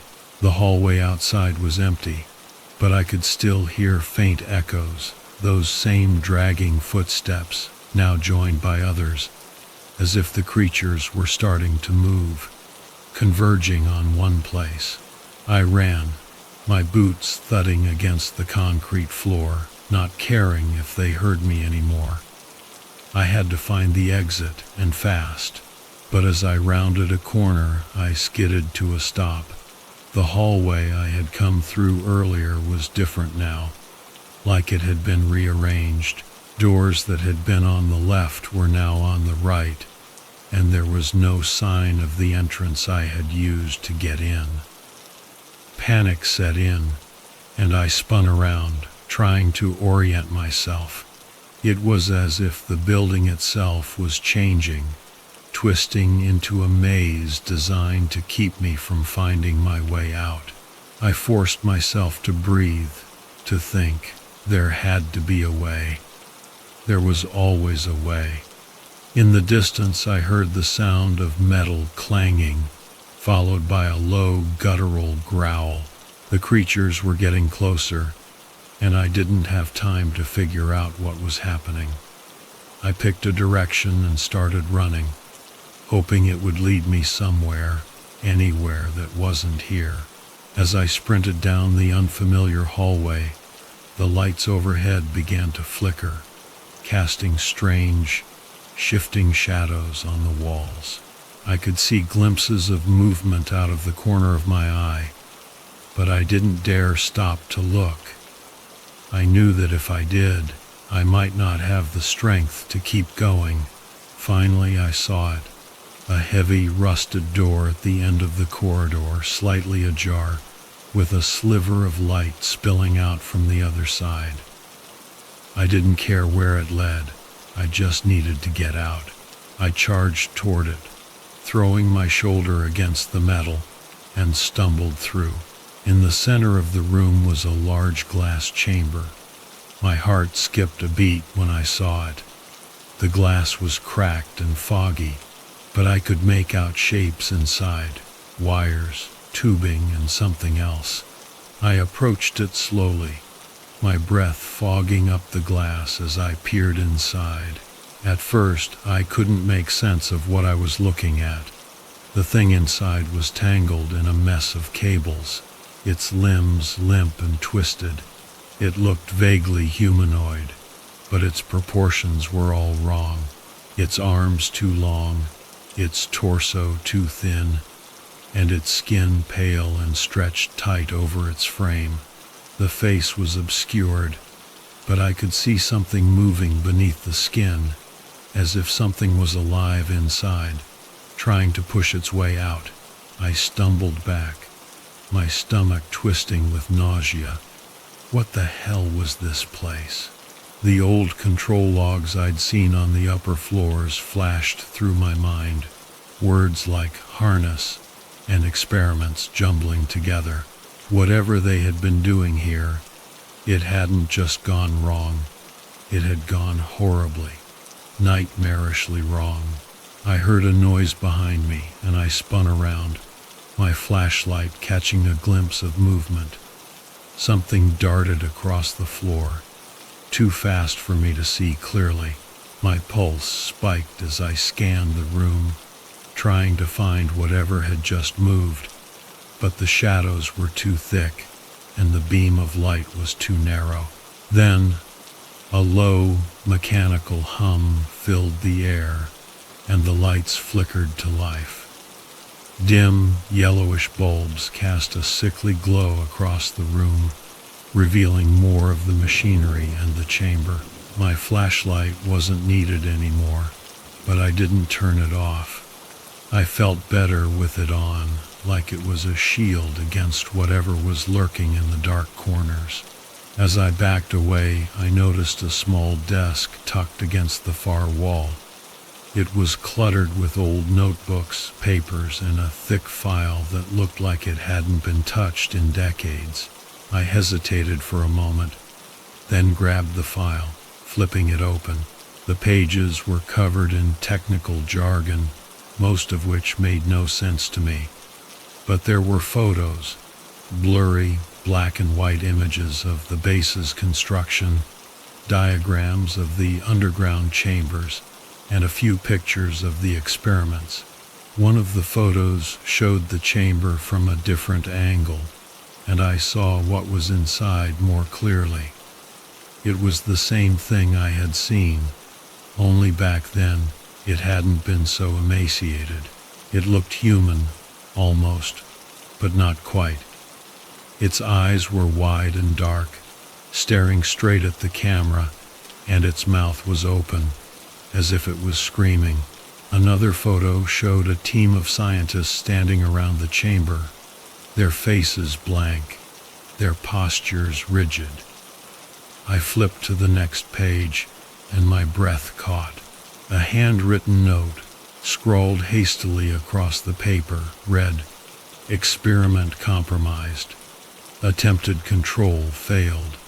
Do not release under any circumstances." I dropped the file, the papers scattering across the floor. It all started to make sense, but in the worst way possible. They had tried to control something they didn't understand, something they couldn't keep contained. And now, decades later, it was still down here, still waiting. A loud crash jolted me out of my thoughts, and I whipped around to see the glass chamber had shifted, tilting slightly on its base. The thing inside twitched, its limbs jerking as if waking from a long sleep. I backed away, my eyes locked on the chamber, but I knew I had to move, fast. Whatever they had trapped here, it wasn't going to stay trapped much longer. I bolted for the ladder, my mind racing as I started to climb. I heard a faint scraping noise below, followed by a low, guttural growl. I glanced down and saw the thing, its eyes open now, glinting in the dim light as it moved. Its limbs, still tangled in wires. It was trying to pull itself free, and it was succeeding. Panic gripped me, and I climbed faster, ignoring the pain in my hands as they scraped against the metal rungs. I could still hear the growling below me, louder and more desperate. My legs burned, but I forced myself to keep going, knowing that if I stopped, I might not get another chance. I reached the top of the ladder and threw the hatch open, scrambling out and slamming it shut behind me. I grabbed the chain and wrapped it around the latch, yanking it tight. It wasn't much, but it would have to hold. I took a step back, my chest heaving, and listened. The growling had stopped, but I could still hear movement, slow, deliberate, as if it was testing the barrier. I didn't wait to find out if it could break through. I turned and ran, sprinting down the hallway, my flashlight beam bouncing wildly as I searched for an exit. The base felt different now, more alive, as if it was reacting to what I had done. The walls seemed to close in around me, and I could hear faint whispers echoing through the corridors, voices that seemed to come from everywhere and nowhere at once. I stumbled upon a stairwell, the sign above it barely legible, but I didn't care. I took the stairs 2 at a time, desperate to get back to the surface. As I reached the top, I heard a loud metallic groan, followed by the crash of something heavy falling below. I didn't look back. I just ran, pushing through the door and out into the cold, open air. The sun was beginning to set, casting long shadows across the base. I could see my car in the distance, parked just outside the fence. It felt impossibly far away, but I forced myself to keep running, every step bringing me closer. I didn't dare stop until I was inside, slamming the door shut and jamming the keys into the ignition. The engine sputtered for a moment, then roared to life. I floored the gas, tearing out of there without a second thought. As I sped down the dirt road, I glanced in the rearview mirror and saw the base shrinking in the distance, its dark, empty windows staring back at me, unblinking. But just before the road turned, taking the base out of sight, I saw something. A light flickered on, just for a moment, in one of the upper windows, and I thought I could make out a figure standing there, watching me. And then, just as quickly, it was gone. The drive back to town was a blur. Even with the gas pedal pushed to the floor, it felt like I wasn't moving fast enough, like the road stretched longer and darker with every second. My hands were shaking, gripping the steering wheel too tightly, but I couldn't loosen my grip. I kept glancing in the rearview mirror, half expecting to see something darting between the trees, chasing me. But the road behind me was empty, just an endless stretch of dark, twisting forest. When I finally pulled into the motel parking lot, I slumped back in my seat, trying to catch my breath. My heart was still pounding, and my mind replayed everything I had seen. Those dark, empty corridors, the strange experiment trapped in the chamber, and the twisted figure that had almost found me in the control room. I felt sick, but there was a stubborn part of me that couldn't let go, that needed to know more. I knew I should drive away, forget everything, and never come back. But I couldn't shake the feeling that this wasn't over. I tried to sleep that night, but my dreams were restless and fragmented, filled with distorted faces and the sound of slow, dragging footsteps echoing through empty halls. When I woke up, I felt more exhausted than before. I lay there for a long time, staring at the ceiling, trying to convince myself that I had imagined it all. But I knew I hadn't. I had been there. I had seen it. The thought of leaving town, of putting as much distance as possible between myself and that base, was tempting. But it wasn't enough. Whatever had been left behind there, it had been waiting, and now it felt like it was awake. And I couldn't shake the feeling that I had started something that wouldn't just stay buried underground. I spent the morning pacing my room, trying to figure out what to do. My mind kept going back to Dan, the man who had sent me there in the first place. The way he had spoken, the way he had almost warned me but hadn't said enough. It didn't sit right. He knew more than he had let on, and I needed to talk to him again. I needed answers. I drove to the diner, hoping to find him there. But it was empty, except for a couple of locals who glanced up when I walked in. I scanned the room, my heart sinking when I didn't see his familiar grizzled face. I ordered a coffee and sat down, thinking maybe he'd show up if I waited long enough. But an hour passed, and there was still no sign of him. I was just about to give up when I heard the door creak open behind me. I turned, expecting to see Dan, but instead it was a waitress I hadn't seen before. She looked at me, then at the empty booth I had been staring at, and walked over. "Can I get you anything else?" she asked, her voice polite but distant. "No, I'm good," I was just wondering, you haven't seen a guy named Dan around here, have you? Older, kind of scruffy, always sits in that booth by the window. She frowned, shaking her head. I've been working here a few years, and I don't know anyone named Dan. Are you sure you have the right place? I blinked, taken aback. Yeah, I'm sure. I talked to him just a couple of days ago right here. He told me about that old base out past Miller's Creek. The waitress's expression changed slightly, her eyes narrowing. That place? Look, I don't know what you're talking about, but if I were you, I'd forget you ever heard of it. No good comes from poking around out there. The way she said it reminded me of Dan, the same careful avoidance, the same hint of fear, but this time I couldn't just let it go. What do you know about it? I asked, leaning forward. Why was it abandoned? She hesitated, glancing around like she was afraid someone might overhear. Then she sighed. Look, I don't know much, okay? Just bits and pieces, rumors from people who've been around long enough. They say it was some kind of research facility, but not the kind they talk about in the papers. Whatever they were doing out there, it wasn't meant to see the light of day. And when things went wrong, they buried it. They made sure no one would come looking. I felt a chill crawl down my spine.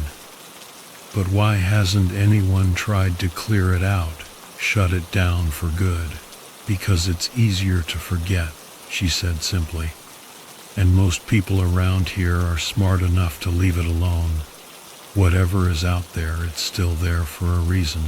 I thanked her and left the diner, but her words stuck with me. Easier to forget. Maybe that's what everyone had been doing, pretending the base didn't exist, like they could erase it from memory just by not talking about it. But the more I thought about it, the more I realized I couldn't do the same. I needed to go back. I don't know what drove me to make that decision. Maybe it was the nagging feeling that there was something I had missed, something important, or maybe it was just stubbornness, a need to finish what I had started. Whatever it was, it led me back to the base, back to the place I had sworn I would never see again. The drive felt different this time. The road seemed longer, the trees darker, and the air colder. It was as if the forest knew I was coming back, and it wasn't happy about it. When I reached the gate, I hesitated, my hand on the steering wheel, staring at the rusted metal fence. Part of me wanted to turn around, drive until I couldn't see the base anymore, but I knew that wasn't an option. Not now. I parked the car and got out, my footsteps crunching on the gravel as I approached the gate.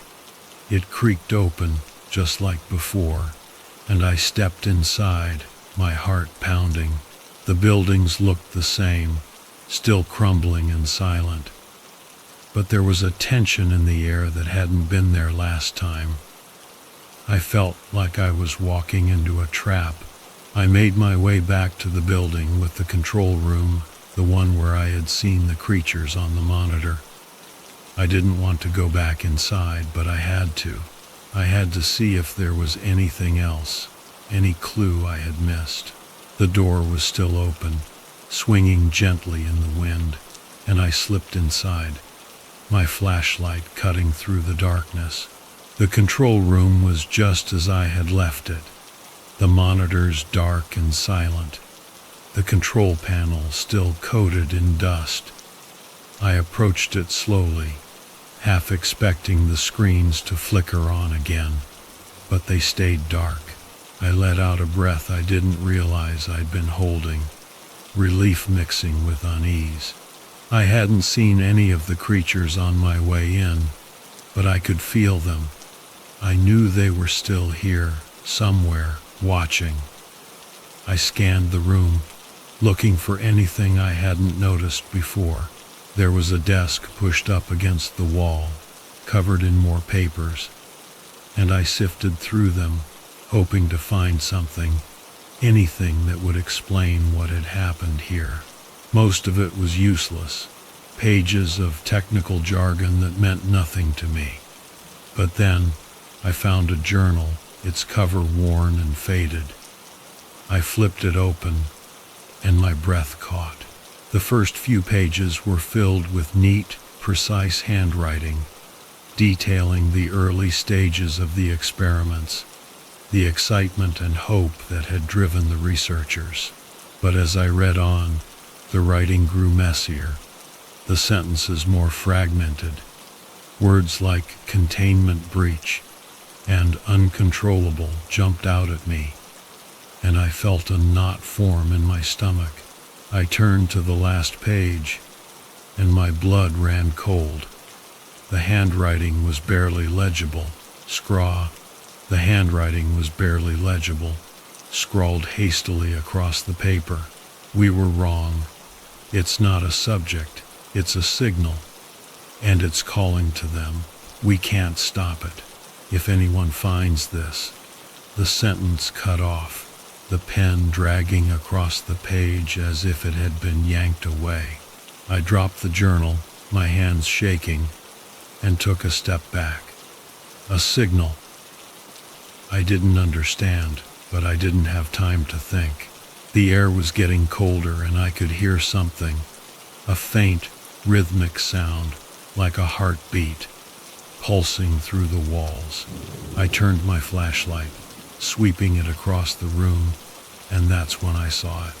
The monitor at the far end of the room flickered, then burst to life, showing the same dark corridor I had seen before. Only this time the metal doors were open, and the hallway was empty. I couldn't breathe. They were out. Whatever was down there, whatever they had been trying to contain, it was loose, and it wasn't just one anymore. I could hear the sound growing louder, like a drum beat echoing through the bass, and I knew I had to get out. I bolted for the door, my flashlight swinging wildly, casting long shadows that danced across the walls. But as I reached the hallway, I froze. Something was blocking the exit, a dark, twisted shape that stood in the doorway, its eyes glinting in the dim light.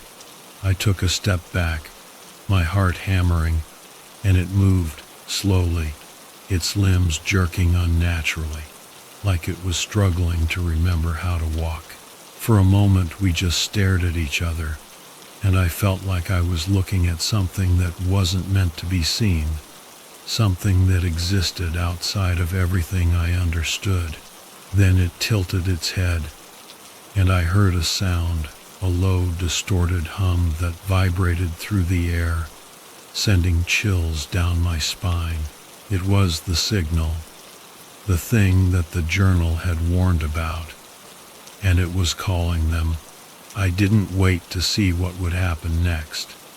I turned and ran, not caring where I was going, just needing to get away. The base felt like it was collapsing around me, the walls twisting and closing in, and I could hear that hum, growing louder, echoing in my head, pulling me back. I had to keep running. I had to get out before it was too late. As I stumbled through the darkness, I realized the truth. The base wasn't just hiding something, it was a beacon, and I had been the one to light it.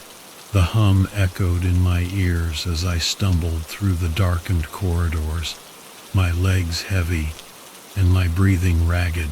The base felt alive now, like it was breathing around me, pulsing with an energy I didn't understand.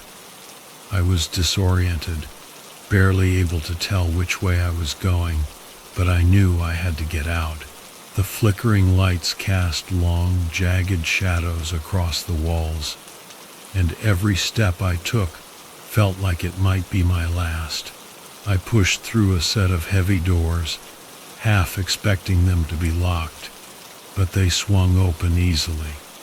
I was in another long hallway, lined with rooms that looked like they hadn't been touched in years. The rhythmic, droning hum was louder here, vibrating through the floor, and I felt it deep in my bones. I had to press on.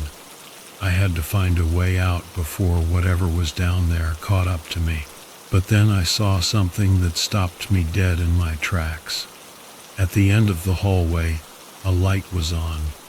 It was the only one shining, bright and steady, unlike the flickering bulbs that had lit my path so far. I hesitated, 1,000 thoughts racing through my mind. It could be a way out, or it could be a trap. Either way, I was out of options. I moved toward the light, my footsteps echoing unnaturally in the silence. As I got closer, I noticed that the door was slightly open, and inside I could make out the faint hum of machinery. I pushed the door open and stepped inside, my heart pounding, unsure of what I'd find. The room was different from the rest of the base. It was clean, almost sterile, and the hum was deafening now, like the steady drone of an engine. In the center of the room was a massive circular console, covered in switches, dials, and monitors. But what caught my attention was the screen directly in front of me. It was showing a live feed of the corridor I had just come through. And there, on the screen, was me. I stared at it, my mind struggling to comprehend what I was seeing. It was a clear image, not grainy or distorted like the other feeds. I could see myself standing in the doorway, looking back at the screen. My mouth was open, my face pale and covered in sweat. I turned around, half expecting to see a camera aimed at me, but there was nothing. Just the empty hallway, stretching out into the darkness. I turned back to the screen, and that's when I saw it. Movement behind me. I whipped around, but the hallway was still empty. Yet, on the monitor, I could see it clearly. A dark, distorted figure, slowly creeping up behind where I had been standing just moments ago. It moved in and out of the shadows, its form flickering like static, but its intent was clear. It was following me. My stomach twisted, and I fought the urge to bolt. Running wouldn't help. I needed to understand what was happening, why this place felt like a trap designed just for me. I scanned the console, my eyes darting over the buttons and switches, trying to find something, anything that would make sense of this nightmare. Then I saw it. A small, worn-out notebook wedged between two panels. I grabbed it and flipped it open, my hands shaking. The pages were filled with diagrams, notes, and messy handwriting. It was all technical, most of it incomprehensible. But there were phrases that stood out, phrases that made my blood run cold. Signal interference, broadcast disruption, psychological manipulation, and then one line underlined repeatedly, as if whoever wrote it wanted to make sure it was understood. It's not them, it's us. I didn't know what it meant, but I could feel the truth of it sinking into my gut. Whatever had been going on here, it wasn't about containing something. It was about controlling it, using it. They had found a way to send out a signal, one that could manipulate the mind, make you see things that weren't there, hear things that weren't real. And I had been caught in it, tangled up in a web of illusions and fear. My thoughts were interrupted by a sudden burst of static, and I looked up at the screen. The dark figure was gone, but the image was still there, flickering slightly. Then the screen went black, and a new message appeared, in the same font as before. You are the signal.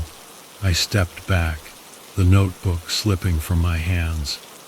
It didn't make any sense, but at the same time, it explained everything. The visions, the noises, even Dan, he had been part of it, guiding me here, drawing me in. But why? I had to get out. I had to get out before I lost myself completely to whatever this was. I ran back into the hallway, not caring about the noise I made. I could still hear the hum, louder now, almost like it was laughing at me, mocking my fear. The walls seemed to pulse with it, and I could feel it in my head, like a headache that wouldn't stop. But I kept running, forcing myself to focus on the way out. The exit was just ahead. I could see the dim light of the sky outside, a sliver of hope in the darkness. I pushed myself harder, ignoring the pain in my legs, the burn in my lungs. I was almost there, almost. I crashed through the door and stumbled outside, collapsing on the cold, damp ground. The sky was overcast, dark clouds swirling overhead, but it felt like freedom. I lay there, gasping for breath, feeling the wind on my face, and for a moment I thought I was safe. But then I heard it, the hum, not coming from the base, but from somewhere deeper, somewhere inside me. I sat up, my head spinning, and realized with a sickening dread that it hadn't stopped. It had never stopped. It was inside my mind, and it wasn't going away. I scrambled to my feet, staggering toward my car. I fumbled with the keys, my hands shaking so badly I could barely fit them into the ignition.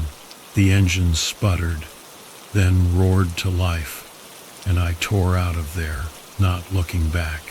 But as I drove, the hum followed me, a low, steady drone that I couldn't escape. I drove for hours, trying to get as far from that place as possible. But it didn't matter. No matter how far I went, I could still hear it, still feel it vibrating through my skull. It was like a part of me now, and I couldn't turn it off. I don't remember how I made it back to the motel. I must have passed out at some point, because when I opened my eyes I was slumped over the steering wheel, parked outside my room. The hum was still there, faint but persistent, like a whisper in the back of my mind. I stumbled out of the car, my legs barely able to hold me up, and made my way to the room. Inside I collapsed onto the bed, the world spinning around me. I reached for my phone, desperate to call someone, anyone. But there was no signal. Just the hum growing louder, filling my head until I thought it would split open. I didn't sleep that night. I just lay there, staring at the ceiling, listening to the hum. It wasn't just noise anymore. It was a voice, clear and cold, whispering things I didn't want to hear, things I couldn't ignore. And I knew, with a clarity that chilled me to the bone, that it wasn't going to stop. I was the signal. I had been all along, and now it was using me, broadcasting through me, spreading itself. Whatever they had done at that base, they had succeeded. The signal wasn't just a machine. It was a consciousness, something that could live inside you, feed off your thoughts, and turn your mind into its own. The next morning, I checked out of the motel, barely aware of what I was doing. I drove out of town, not knowing where I was going, just trying to get away. But I knew deep down that there was no escape. The signal had me now, and it wasn't going to let go. And as I drove, the hum grew louder, and I could see them, dark, flickering shapes moving in the corners of my vision, always just out of reach. They were waiting, watching, and I realized with a sickening clarity that they were real as the signal inside me. I had brought them out, and now they were free. I don't know how this ends. Maybe it never does. Maybe the signal will keep spreading until there's nothing left but the hum, until we're all just echoes in its endless, empty frequency. But if you're reading this, if you found this, then please don't come looking for me. Don't try to find the base. Some things are abandoned for a reason, and whatever you do, don't listen to the signal.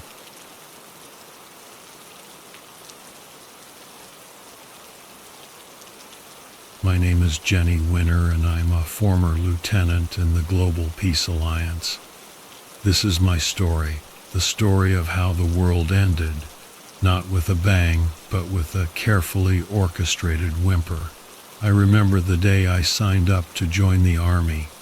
It was August 18th, 2012. There was a mega hurricane destroying the Caribbean, and there were forest fires raging across most of southern Europe.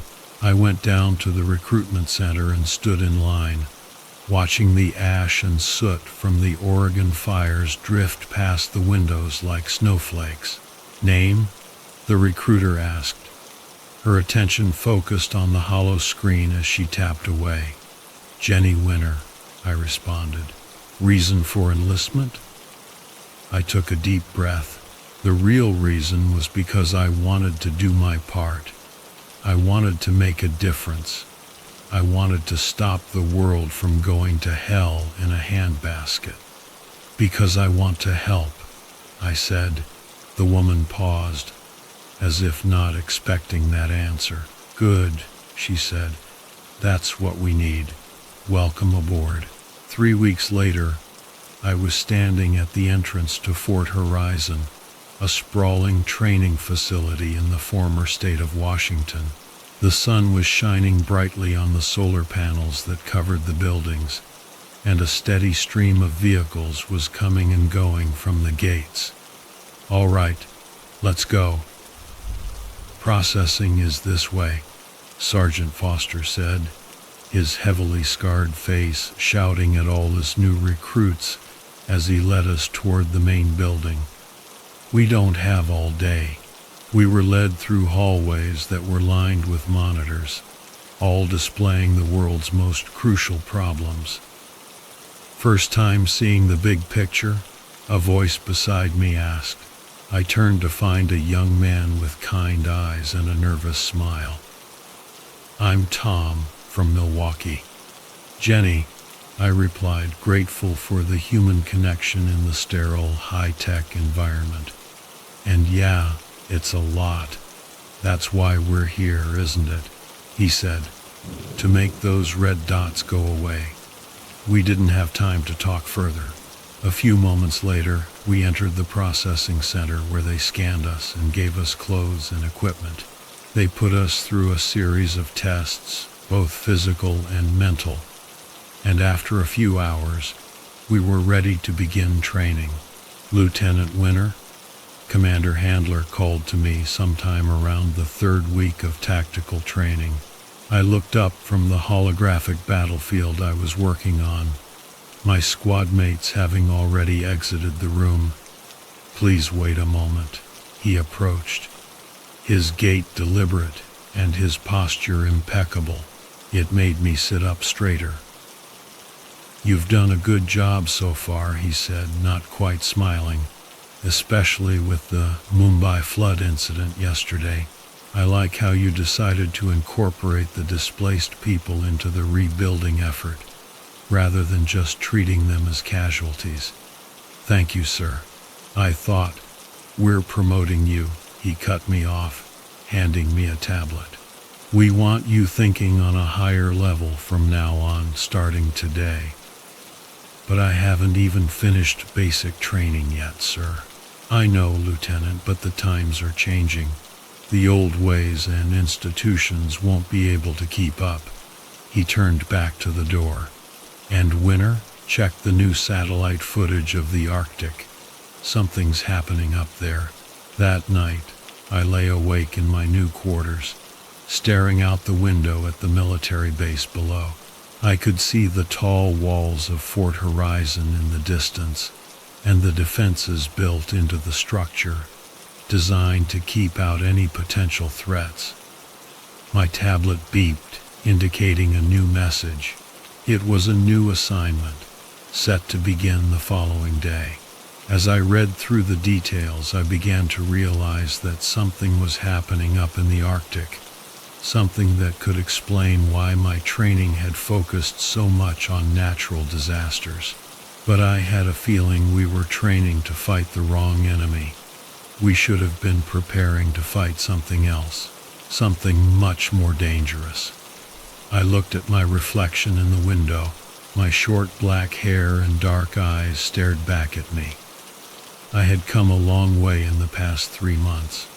I'd gone from being a civilian to being a soldier, and now I was about to face the unknown.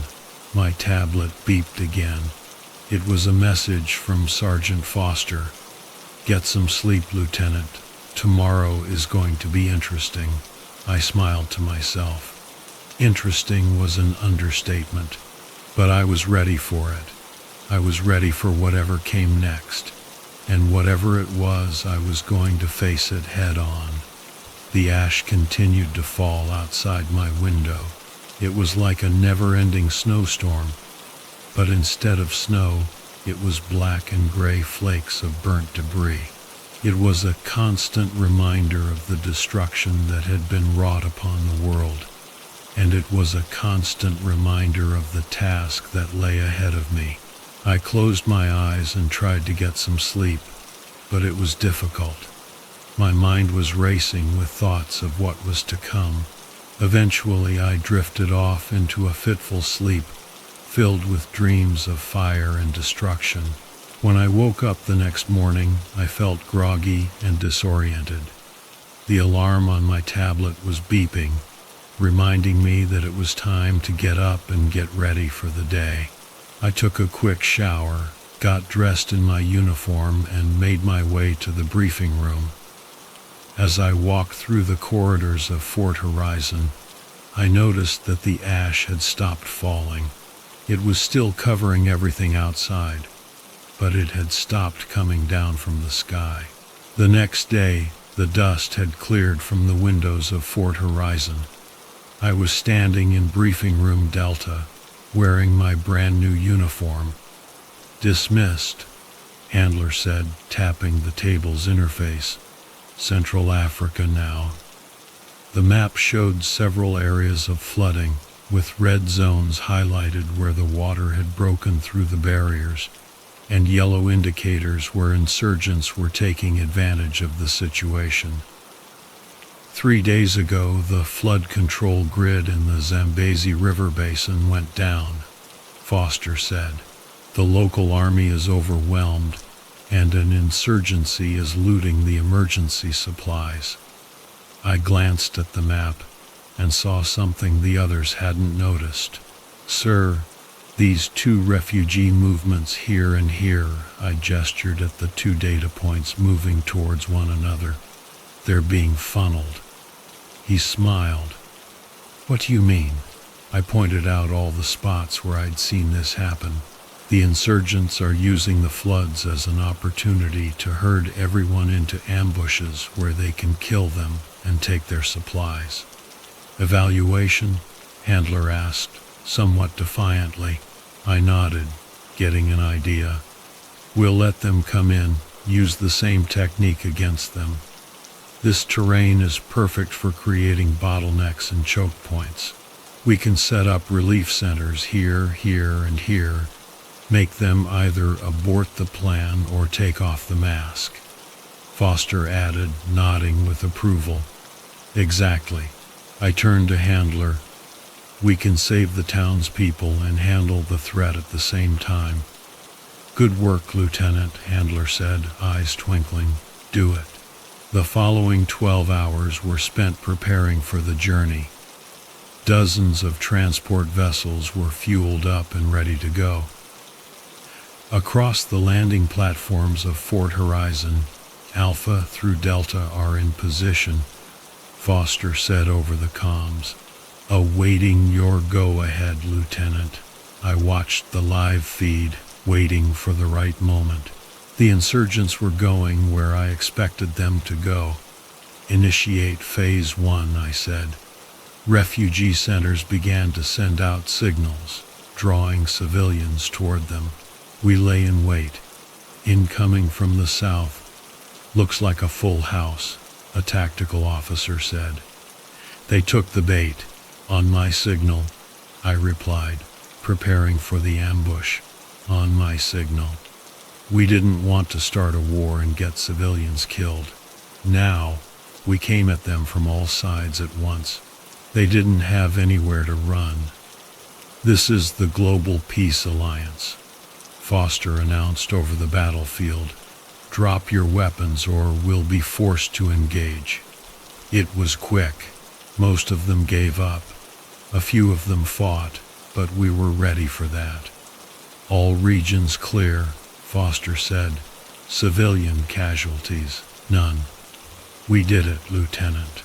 I felt a wave of relief wash over me, but there was still more work to be done to ensure the safety of the civilians and the distribution of supplies. Later that day, I made my way to Handler's office back at Horizon to give him my report. Nicely done, Lieutenant, Handler said, looking over the mission report. Innovative approach, low collateral damage, high yield. The higher-ups are happy. Thank you, sir. I paused. Sir, regarding the Arctic, Handler smiled. One problem at a time, Lieutenant. But yes, that situation is developing. Get some sleep. You deserve it. I left his office, thinking about how much had changed and how much more was yet to come. I saw my reflection in the glass. I looked the same, but I felt different. Sergeant Foster was waiting for me in the hallway. Hell of a first command winner, he said, joining me. But I have a feeling this was the easy part. The Arctic? I asked. He nodded. The handler has that look on his face, like he knows something we don't, but whatever it is. He didn't finish his sentence. I thought of the melt, and I felt a shiver run through my spine. I think we can figure it out, I said. Foster laughed. That's the spirit, Lieutenant, that's the spirit. As we walked through the corridors of Fort Horizon, I saw that the emergency alerts continued to flash on the walls. Besides the floods and the ongoing conflicts, I noticed more and more alerts coming in from the Arctic region, marked as classified. I knew one thing for sure. I was ready for the next step, whatever it was. But as I looked at the alert feeds, I couldn't help but feel that this was just the beginning of something much darker, something lurking beneath the melting ice. The rest of the night was a blur of classified reports and urgent alerts. I managed to get a few hours of sleep in my quarters, but my mind was racing with thoughts, trying to make sense of everything that was happening. The Arctic documents kept coming to mind, and I couldn't shake the feeling that the blacked-out sections were hiding something even more sinister than I had imagined. I was already awake, staring at the ceiling, when the emergency alert came. I laid awake in bed that night, thinking about the trip to the Arctic. At around 3 a.m. I received a notification on my tablet. It wasn't the usual environmental warning messages. All staff to Central Command viewing stations immediately. After a few minutes, I saw soldiers leaving their rooms. I made my way to the main viewing hall where hundreds of people were watching the giant monitors.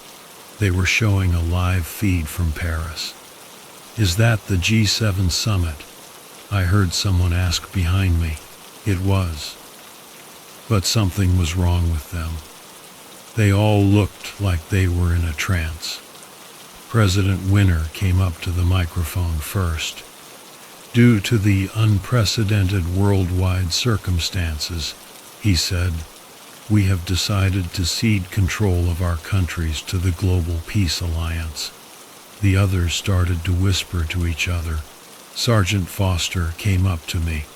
This is wrong, he said, his disfigured face reflecting off the monitors. One after another, they all said the same thing. They all gave the same prepared speech, offering up their countries to the United Nations, just like the President of the United States had done. Lieutenant Winter, Commander Handler called from the entrance. He was smiling again. In my office now. The trip to his office seemed to take forever. Everywhere we went, I saw the same images on the screens, the same impossible video playing over and over again. Handler was sitting behind his desk when I entered his office. He looked much more relaxed than I felt. What do you think, Lieutenant? Permission to speak freely, sir, always. This doesn't make any sense, I said, trying to put it delicately. These world leaders, they were missing for 3 days last week, during that Arctic emergency. Now, all of a sudden, they come back and they're abolishing their governments.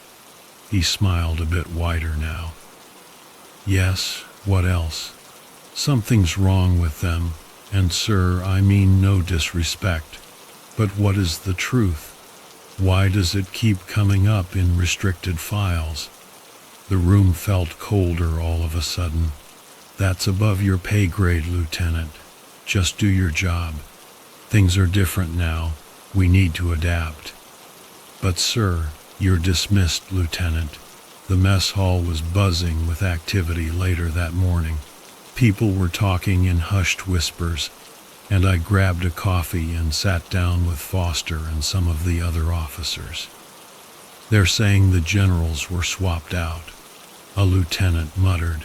Some kind of copies, clones, Foster said, chuckling. Try mind control. I was up in the Arctic last month. You wouldn't believe what we saw up there. What did you see? I asked, sitting up. He looked around and said, No, but it has something to do with the melters. The what? Shh, Foster said. That's just what we're calling them. People who, like, evaporate. First, it was just the people living near the ice sheets. I remembered some of the redacted sections in my briefing about the station's history and was about to ask more questions when an announcement came over the mess hall's screens. The Global Peace Alliance will now take command of all armed forces on the planet, a representative of the GPA said. All chain of commands will be restructured under a single command. And there's the catch, Foster said. Of course, some of them seemed to understand, but for others, it was like a light bulb had gone off in their heads, and they were beginning to see behind the curtain for the first time. A private from my tactical team sat down across from me. He handed me a tablet. Check this out, he said. I found it in the security footage from the G7 summit. The video showed a woman walking down a hallway. I recognized her as the German chancellor. A couple of seconds later, her body began to flicker like a bad TV signal, and then her entire being faded away. Jesus, I said. It gets worse, Torres said. Look what time she came back. The image skipped ahead, and there she was coming out from the same corridor, but the timestamp it was from before she had gone into the corridor. The screen went black. Commander Handler had arrived at our table and turned the tablet off, giving away classified information. Private Torres? He asked. Detention Block C, sir? I was only. Go. The man left the room, escorted by 2 security officers who had just entered. I looked at Handler and saw something in his eyes for the first time. "Don't forget what you're here for, Lieutenant," he said. "The world needs order. We bring that order. Nothing else matters." As he left, Foster turned to me. "Be careful, Winter. Things are going to get interesting." I looked at my cup of coffee. I had lost my appetite. The world had changed, and I was beginning to think Fort Horizon was at the center of it all, and maybe not in a good way. The screens on the walls were still broadcasting the New World Order, and the soldiers around us were still talking about the melting people and the secrets of the Arctic. I thought about the ash that had been falling from the sky the day I enlisted, and how it had seemed like a bad omen to me at the time. Perhaps I should have listened to my gut, and yet, what other choice did I have? 3 days later, I was called to Handler's office. I hadn't been able to sleep since my encounter with Foster, and I had spent the time restlessly pacing my room, listening to the news broadcasts and watching the ash. The ash had stopped falling 3 days later, but there was something else in the air now. I was in Handler's office, watching him brief me on my mission while smiling broadly. "North Korea is a special place, Lieutenant Winter," he said, swiping his fingers through the holographic interface. "There are some special things within the research labs of the previous regime." "What kinds of things, sir?" I asked, trying to act normal despite how uncomfortable I felt watching him swipe his fingers. "That's classified. Your mission is to extract the contents of Site 7. The map revealed a mountain complex buried beneath the eternal snow, with red warning symbols flashing around it. "You'll be working with our blackout units," Handler said. "Extraction will be handled by the Golden Birds." I had heard of the silent, golden helicopters that could appear and disappear in an instant, but no one really knew what they were. "Sir, the mess hall yesterday. Mission first, Lieutenant," he said, smile gone. "Carry on." As I exited Foster's office, the sergeant was standing there, his disfigured face looking as serious as ever. "You get the assignment?" he said, walking alongside me. "Some of it. You're coming with me. Someone's got to keep you safe, Winter." There's something off about Handler, his mannerisms, speech. It's like he's not really himself. I interrupted. Foster nodded. "Just like the G7 leaders." 12 hours later, we found ourselves on a stealth transport heading into North Korea. 5 minutes to drop, the pilot said. I glanced around at our team of 8, including 2 members of the blackout units. They were sitting away from the rest of us, wearing tactical masks which concealed their faces, and they hadn't said a word since they arrived. "All right, listen up, everyone. Our objective is recon and retrieval. Do not engage unless necessary." "What exactly are we retrieving, LT?" Private Rodriguez asked. One of them interrupted me, saying, "Concentrate on your duties." The air inside the helicopter became even colder. We landed, and after disembarking, we watched the helicopter fly away. 2 clicks north, movement, Foster said over the comm. We moved forward in formation, heading towards the research facility. "Contact," Rodriguez said. 3 targets, northeast corner. "Wait," I replied, staring at the thermal display. There were no heat signatures.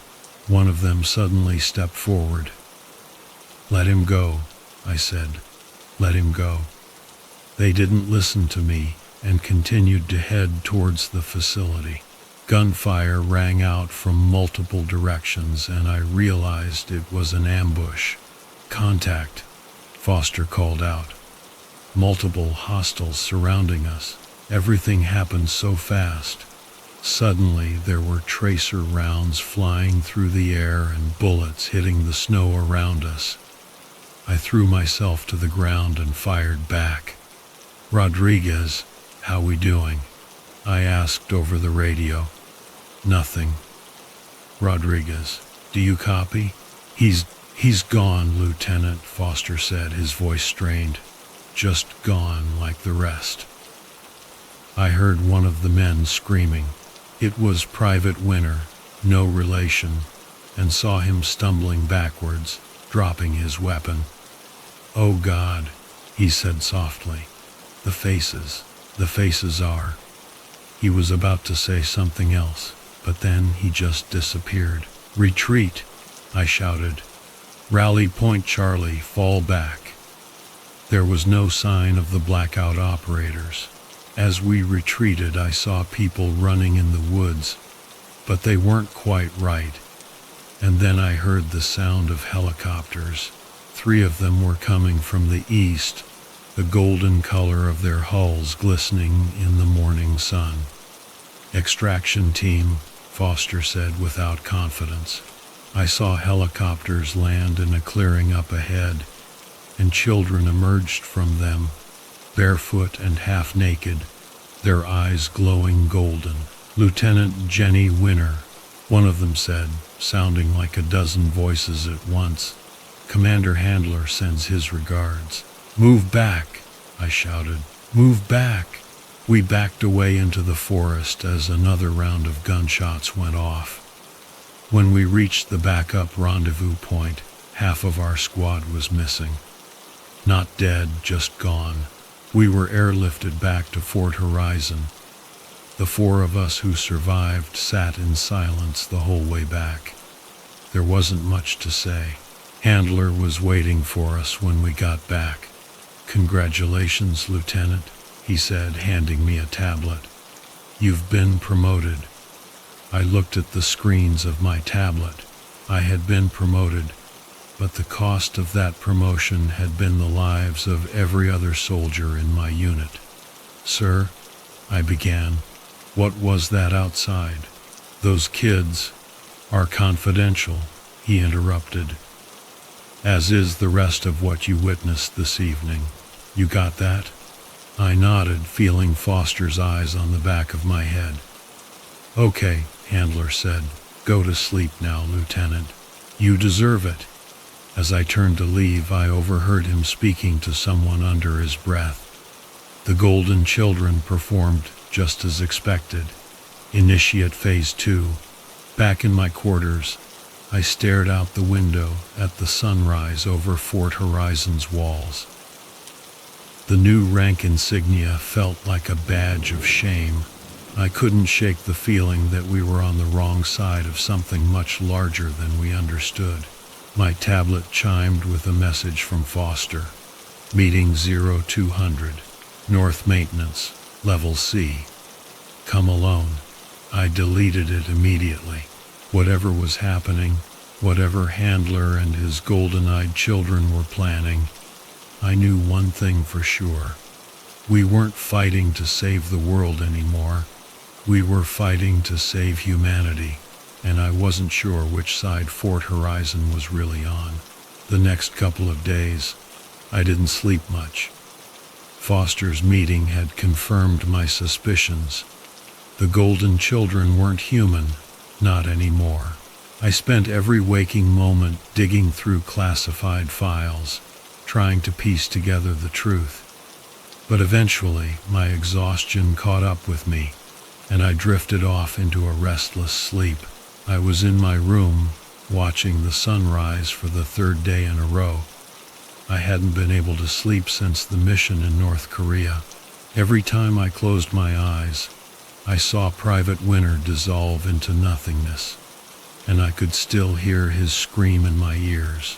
My tablet beeped with a priority message. It was Commander Handler.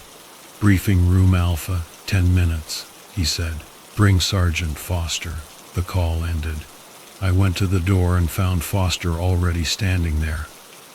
"Man, you look like Winter," he said, walking alongside me. "Thanks." You don't look so good either." As we made our way to the briefing room, I noticed that the hallways were mostly deserted. Those who we did pass by looked away quickly and hurried off. "Did you see what I saw?" Foster's asked as we neared the briefing room. "You mean other than the entire station looking like a wake?" "The security cameras. They've been pointing in different directions. It happened overnight." I looked up and saw he was right. The cameras were all pointed a little bit off to the side. Handler was standing at the front of the room beside a couple of officers who I didn't recognize. "Ah, Lieutenant Winter, Sergeant Foster, have a seat." A hologram lit up in front of us, indicating areas of concern. There were red marks all over the globe, but they weren't natural disasters. "In the last 3 days," Handler said, "we've identified 317 different melt incidents."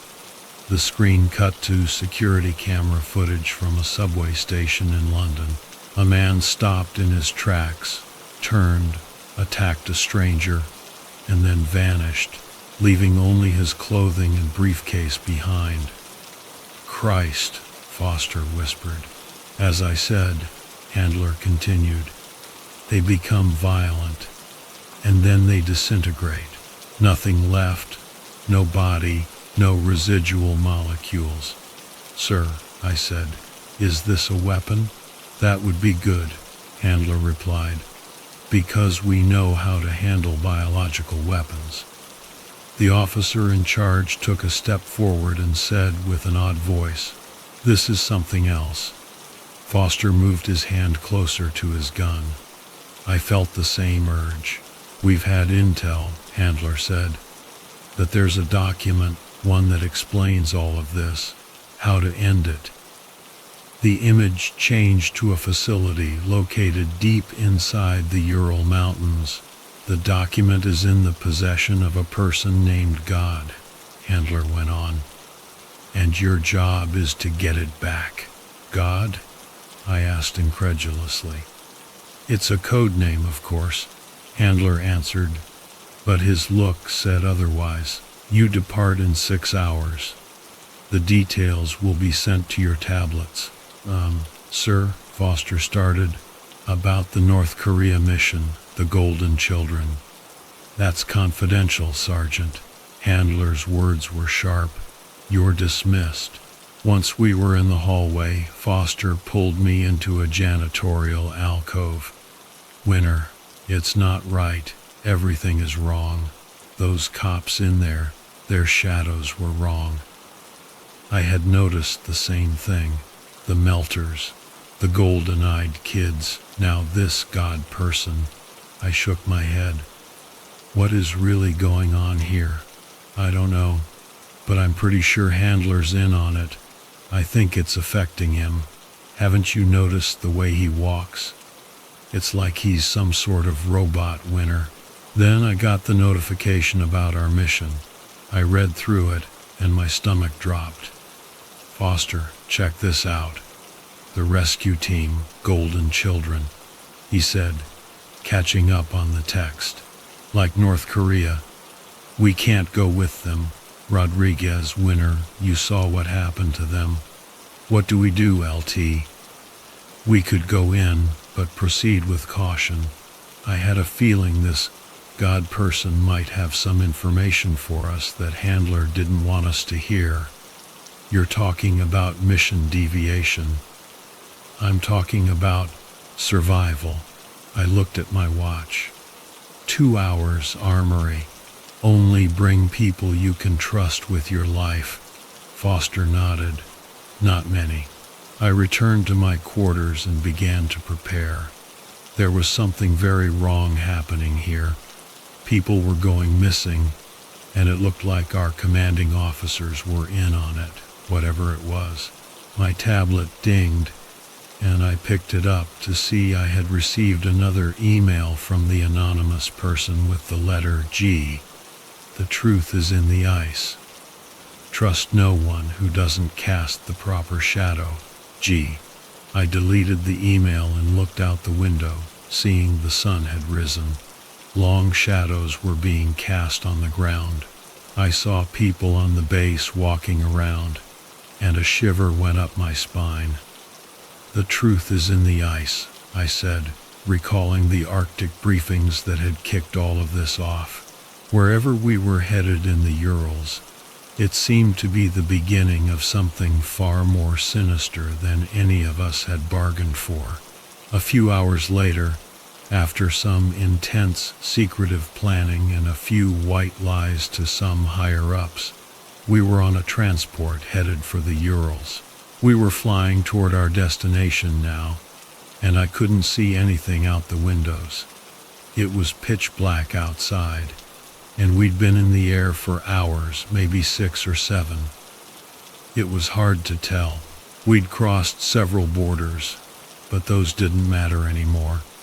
The GPA was in charge now. Foster was sitting across from me, checking his gun and his equipment.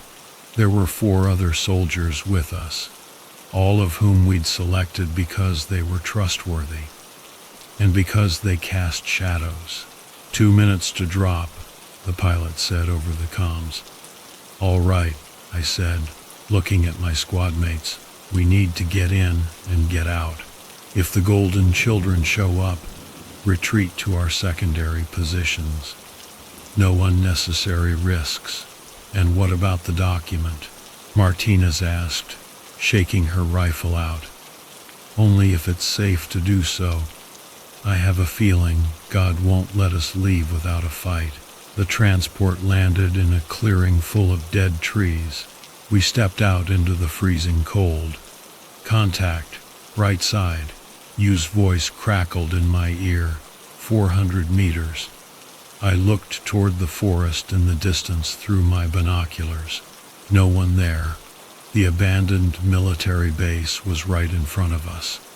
Close formation, I said. Foster, on point. We walked through the ruins in silence. No wind, no birds, no sound at all except for the crunch of our footsteps in the snow. Contact, Patel said, barely audible. Northwest corner, 2nd floor. Through my scope I saw movement, a small child, naked. Golden child, Foster was saying. Just one.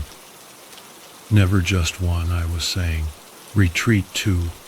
There was a sound of children laughing from all around us. Circle up, I yelled. Backs together. A moment later, a bunch of half-naked children with golden eyes came crawling up the hill, looking at us as if we were prey. Don't shoot, I commanded, ignoring my gut. Just hold. One of them, a girl who looked to be no more than 12 years old, stepped forward with a grin too wide for her face. Lieutenant Jenny Winter, she said, her voice a chorus of awful whispers. God is waiting. We're taking the file, I said, aiming my rifle at her center mass. Yes, the truth, she said, her head tilting at an unnatural angle. Are you sure you want it? Suddenly, fog began to pour in from all directions, and the golden children became indistinct, multiplying as the mist grew thicker. Contact, left, Jackson yelled, and then shots rang out. Everything became confused. I heard gunshots and saw shapes moving in the fog, some small and others large. He's down, Martinez shouted. We was down. He's gone. Regroup, I commanded. Rally point Alpha. Someone grabbed me from behind, spinning me around and making me pull the trigger of the shotgun. A quick look showed it had been the Golden Child. Foster, I shouted. Report. He didn't answer. I heard another scream and looked over to see Jackson being eaten alive by the creatures. His gun fell to the ground as he disappeared. Lieutenant, it was Patel calling out from somewhere to my right. They're trying to funnel us. She was right. They were trying to drive us toward the main building, using the fog and chaos to split us up. Martinez, Patel, get back to the transport, I said. Foster, if you can hear me. Suddenly, something hit me from the side, and I fell to the ground. I got up and pulled the trigger, but there was nothing there. The laughter and giggling was all around me now. The fog was getting thicker. A boy with golden eyes appeared right in front of me, smiling. The truth hurts, he said. I was hit in the back of the head by something and fell into the snow. As I was blacking out, I saw Foster's face appearing on the other side of the mist, trying to tell me something. Then everything went dark. When I woke up, I found myself back in the infirmary at Fort Horizon. Lieutenant, I heard Handler's voice. You've been out for 3 days. I couldn't turn my head. It hurt too much. Don't try to get up, he said. The golden children sometimes play a little rough. Foster, I gasped. The others? Sergeant Foster is in the other room. Martinez and Patel were successfully extracted. The rest. He smiled, thin-lipped. Casualties are a necessary part of the truth. But just before I faded out completely, I glimpsed Handler's shadow on the wall, and for a moment it looked all wrong. There was a child standing behind him, and it was grinning up at me with a smile that went from ear to ear. I never did find out what the truth was, but it felt like I was close, too close, and I would find out eventually, wouldn't I? Yeah, it was impossible to know how much time passed as I lay there in darkness, in unconsciousness, in sleep. My dreams were fevered and filled with golden eyes watching me from the shadows, and the shadow of Handler, and the sounds of children and laughing. But I couldn't wake up, despite my best efforts. I heard voices around me occasionally. I felt hands on me, but every time I tried to open my eyes, I just passed out again, falling back into the blackness. Finally, though, I came to my senses. I awoke a second time. It was day now, but still the same room. Good morning, Lieutenant Winter. A woman in a white coat stood at the foot of my bed. She held a tablet. I'm Dr. Wells. How are you feeling today? Like I got shot in the head, I replied. That's normal after getting shot in the head, she smiled. Do you remember what happened? I tried to remember the images that had flashed through my mind, but they were gone. Our assignment, I explained. The Urals. We were sent to find. That's quite all right, Doctor, Wells interjected. Gaps in memory are typical post-treatment. I tried to get up, but noticed I was tied to the bed. The doctor saw this. Standard protocol, she said. Sometimes the patients get restless during integration. Integration? Treatment? She smiled, almost convincingly. A nurse will be by soon with your medication.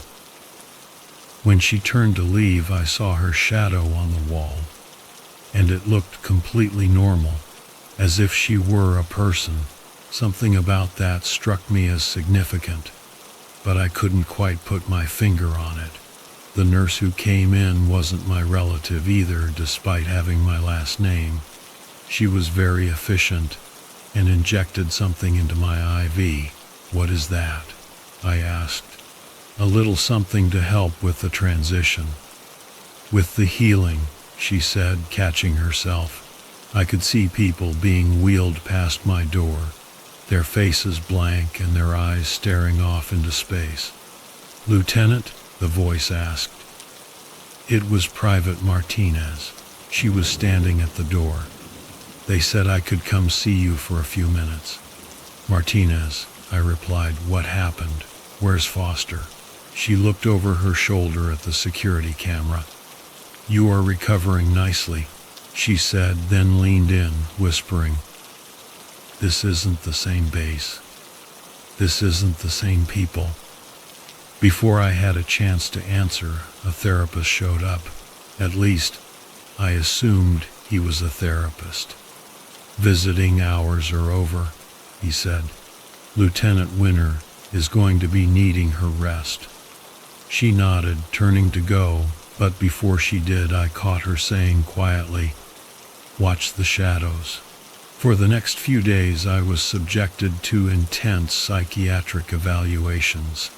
They asked me repeatedly about the mission, about the golden children, about the truth. I answered their questions as best I could, all the while watching the shadowy outline of the doctor on the wall behind him. "What can you tell me about Commander Handler?" he asked one day.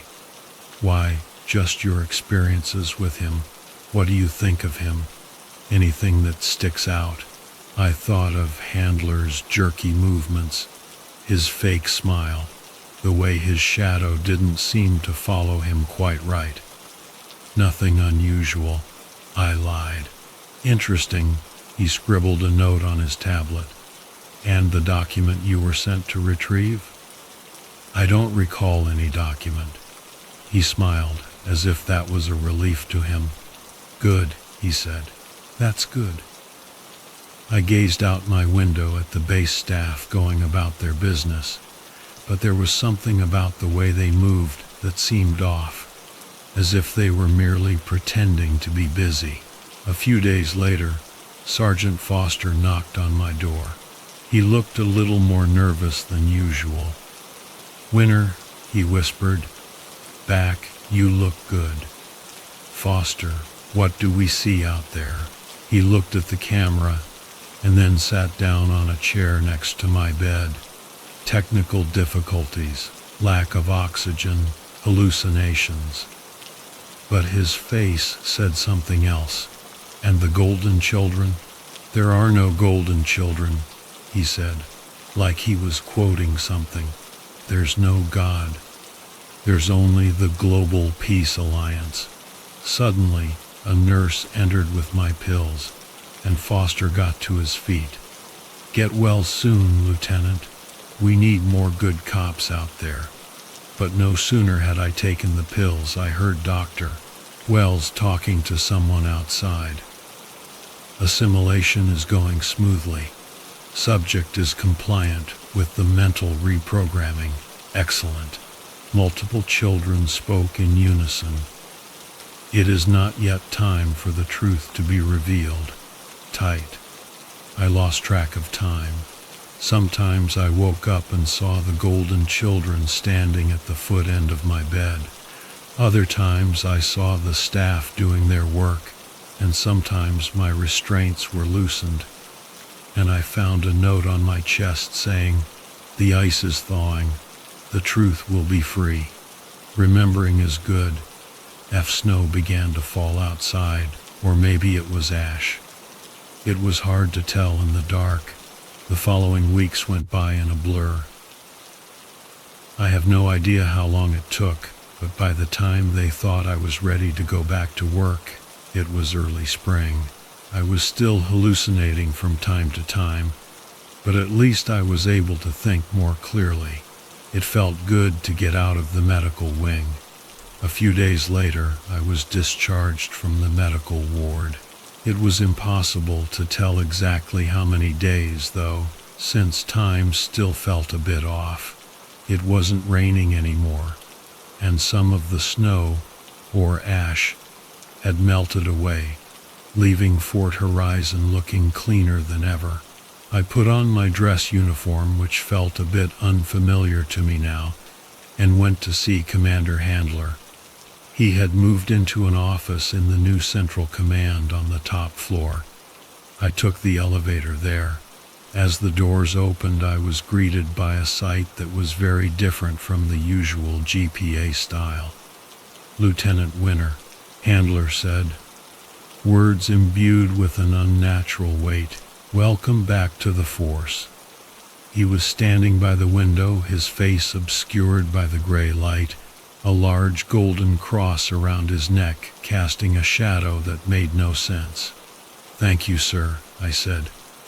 "Take a seat, if you would. We have a lot to talk about." The chair was cold.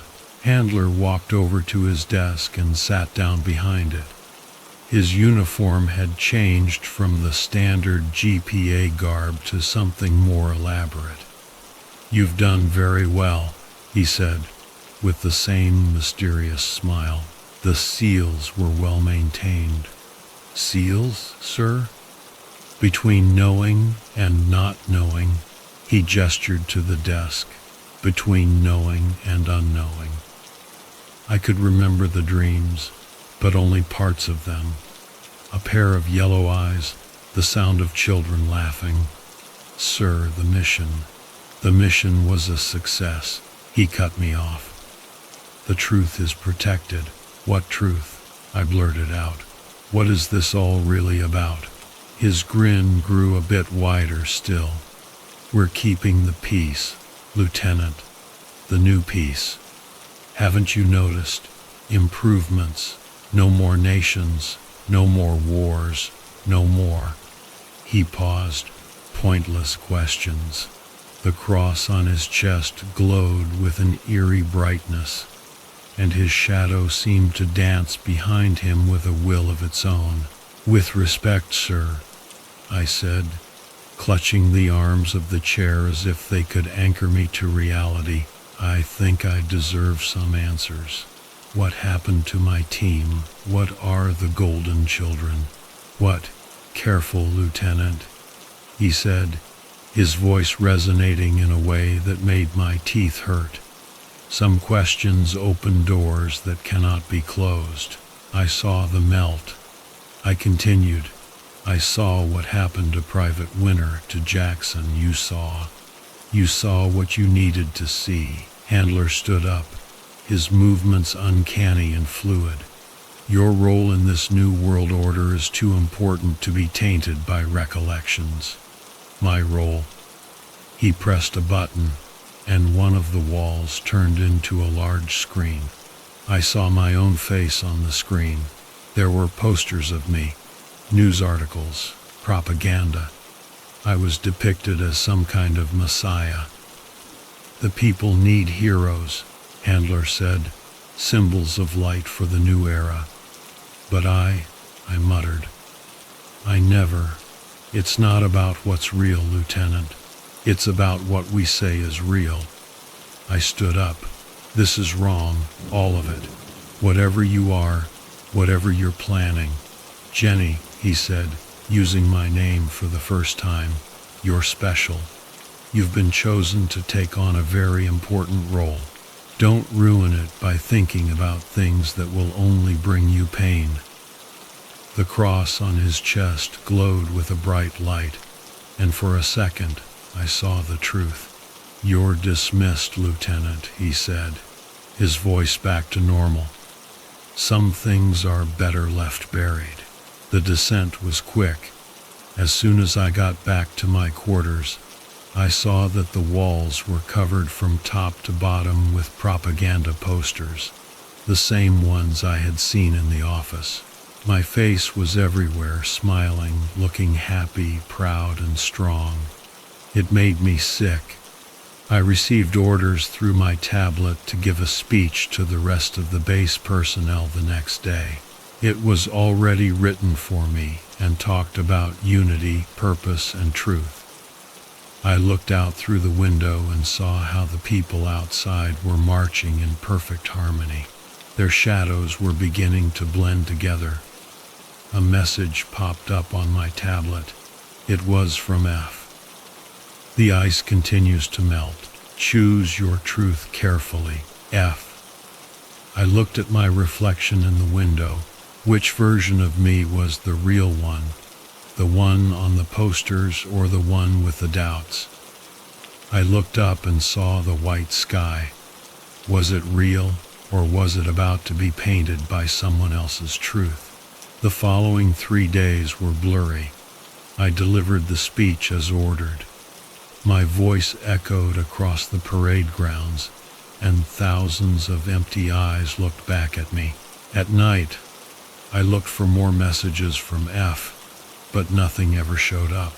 The sky was still white, and little by little, the seed of doubt that had been planted during my meeting with Handler cracked open and began to grow. I sat in my room, looking at the posters on my wall. They were all of me, with a golden added to my skin to make me look more angelic. 3 days had gone past since I had talked to Handler, and I still didn't understand what was going on. The morning briefing appeared on my tablet. I was about to ignore it, but then I saw something that caught my attention. A tactical team had been sent to the Vatican 8 hours ago, without me. That's my squad, I mumbled to myself. I opened the mission details, but most of it was blacked out. Only the objective was clear: retrieve the asset and bring it back to the base. Top priority. I tried to contact Foster, but he didn't answer. When I tried to call Martinez and Patel, I got the same answer for both of them: currently on an operation. I walked through the corridors of Fort Horizon and realized how people moved out of my way, almost as if they saw me coming from a mile away. I took the elevator up to Handler's office and felt my anger boiling inside of me with every floor I ascended. When the doors opened, I entered an empty office. The golden cross still hung on the wall, but I don't know how to describe it. It felt like the shadows moved in a different way. Commander Handler can't come to the phone right now, the children's voices said in unison. 3 golden children appeared in a corner of the room I could have sworn was empty a second ago. They were naked, and their skin glowed brightly. "Where are my friends?" I asked them. "Truth," they said together, "finds its own level, like water or ice. No more riddles. I need to get to them." The smallest girl turned her head at an awkward angle. Are you sure?" The elevator chimed, and Handler stepped out. His movements were more robotic than usual, and the cross on his chest seemed to be flashing in rhythm with the shadows. "Lieutenant Winter," he said, his smile devoid of all humanity, "I thought we agreed that there would be no unnecessary questions. You sent my squad out without me. Why? Your position is far too valuable to deploy on missions." He walked over to his desk with a gliding movement. "You are an icon. Icons need to be kept safe." "Safe for what?" The golden children laughed, a sound like shattering glass. 3 days later, I sat in the debriefing room, reading over the after-action report, which made no sense. Martinez was the only one who came back, and she seemed to be reading from a prepared script. "We retrieved it from the Vatican archive," she said matter-of-factly. "Italy's golden boy, the 9th key. Foster learned too late." "Where is he?" I asked. "Where are the others?" "Sergeant Foster died a hero," Handler said coolly, sacrificing himself in a valiant effort to hold off the enemy while the rest of the crew completed the mission. "That's not true," I said, standing up from the table. "Foster wouldn't. Truth is whatever we say it is," Handler said. "Maybe you need to go back to medical." "Where are my people?" I shouted. "What the hell is the 9th seal? What the are you?" His smile grew a bit larger. "Easy, Lieutenant," he said. "Some questions open doors that can't be closed. Some answers destroy the asker." "I saw what you did," I replied. "I saw people melting. I saw kids who weren't kids. I saw. You saw what you needed to see. He stood from his chair, rising in a way that seemed almost unnatural. Your position in what happens next is too important to be compromised by truth. A tear rolled down her cheek, but she didn't say anything. The ice melts, she says. The boy of gold points north. The ninth seal breaks, and truth flows like water. Get her to medical, Handler said. 2 officers emerged from nowhere, their shadows off in an inexplicable way. As they dragged him away, Handler turned back to me. His cross was glowing again. Go back to your room, Lieutenant, he said. Remember your mission. Remember what happens when you ask too many questions. I watched Martinez being dragged away, hearing her last words in my mind. The boy of gold points north. Outside the windows, ash or snow was falling, glimmering with golden reflections in the twilight. The boy of gold, I thought. Tomorrow his face would be plastered all over the propaganda posters. Another hero, another lie. But in the Vatican, a boy of gold was pointing north, and Foster, the real Foster, had died figuring out what that meant. My tablet buzzed. I had received new orders, another speech, more truths to be told. But there was something else hidden in the message. The ninth keeps them all. Seek the golden boy, F. I wondered how many more secrets would come out before the ice had melted completely. I spent the next several hours in my office, pondering over the last encrypted message. Once the night shift started and the corridors became less crowded, I returned to my quarters. I tried to go to sleep, but I couldn't. I was waiting for something, but I didn't know what. Then, at 0300, my tablet screen lit up. The tablet I had been given lit up in the middle of the night, and I awoke to the sight of the same propaganda images on the walls. It was me with a synthetic smile on my face, saying that everything would be fine if we just listened to orders. I was beginning to hate her more and more with each passing day. I couldn't stop thinking about Martinez's empty eyes and Foster's last message. The ninth seal, the golden boy, north, water. It all had to be connected somehow. I wanted to stay and figure it out, but I couldn't. I had to leave. I had to get away from Handler and his influence. Someone knocked on my door. 3 quick knocks, a pause, and then 2 more. I recognized it. It was the first code they taught us in boot camp. Come in, I said softly. Private Torres came in, and I was happy to see his shadow was acting normal. Lieutenant, he said quickly. I tried to see if I could detect any hint of the Handler in his face. Prove it. When you saved me in Mumbai, you mentioned that people who are displaced aren't just victims. Handler was impressed with your ingenuity, but you said that you didn't think it was a tactic, that you just thought it was the right thing to do. I tried to relax my shoulders. What is it? They're up to something.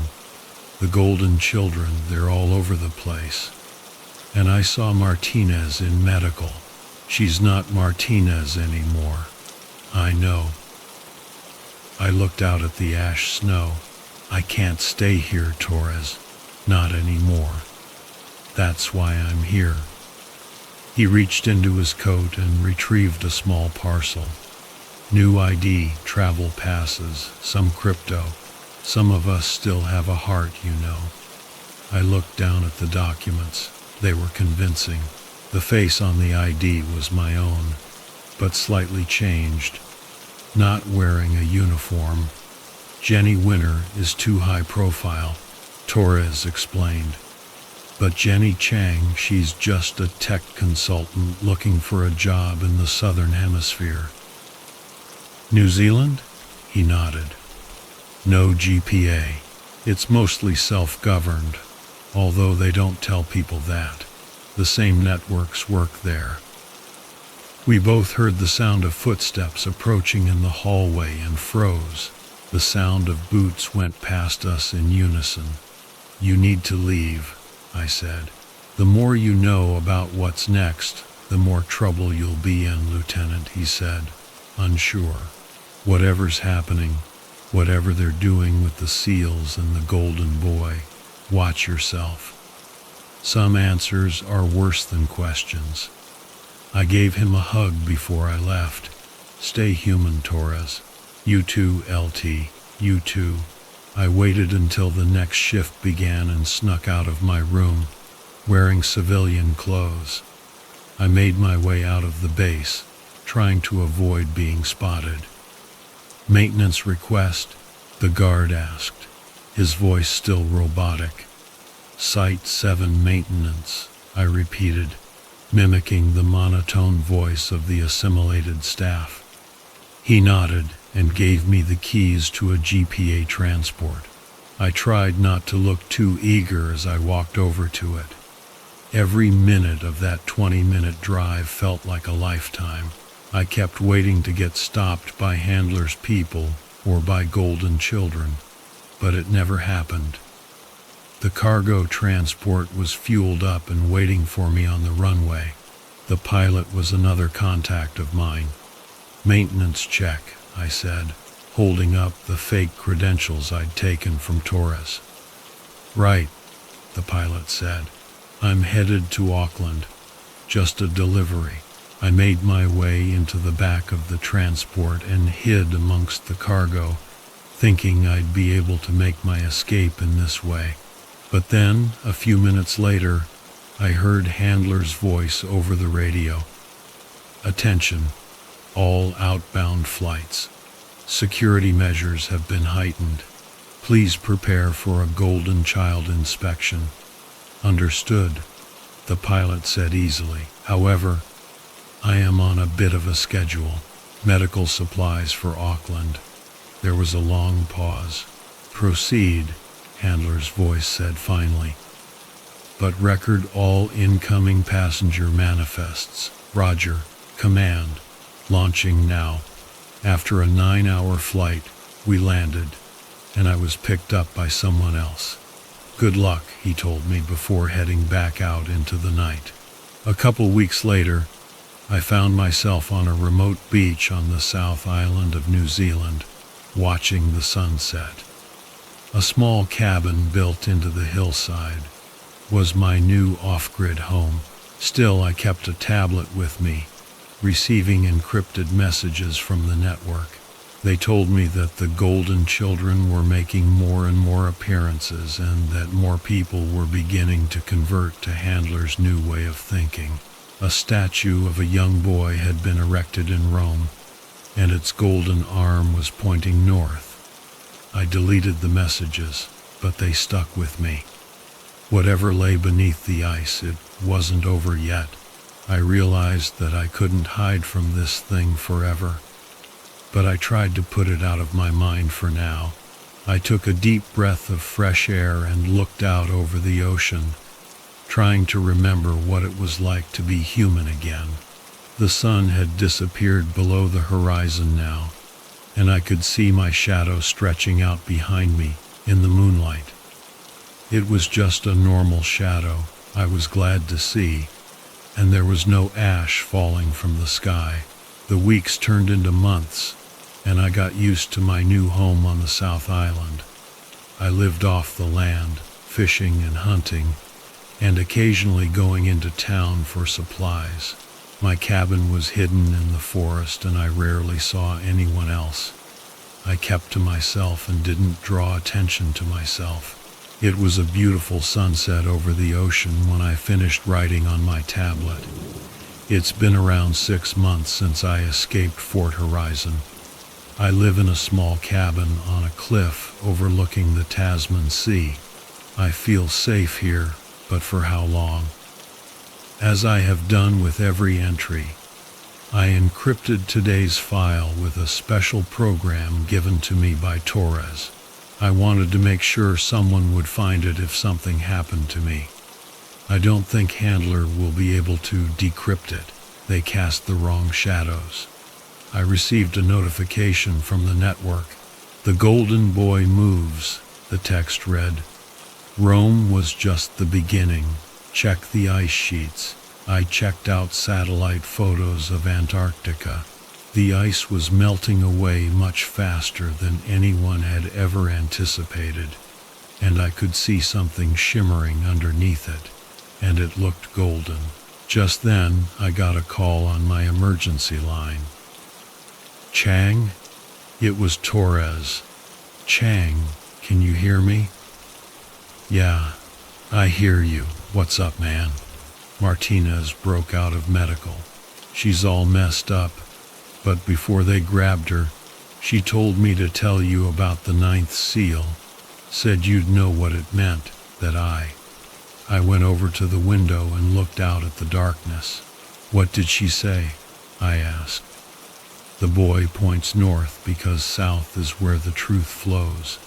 The breaking of the seal is the food for the sea. He lowered his voice. They say Handler went himself to Antarctica to do some kind of ceremony. A shiver ran down my spine, and it had nothing to do with the weather. Torres, whatever you do, if you see any golden children. Static erupted from the receiver. I heard children's laughter. Torres? Torres? Static.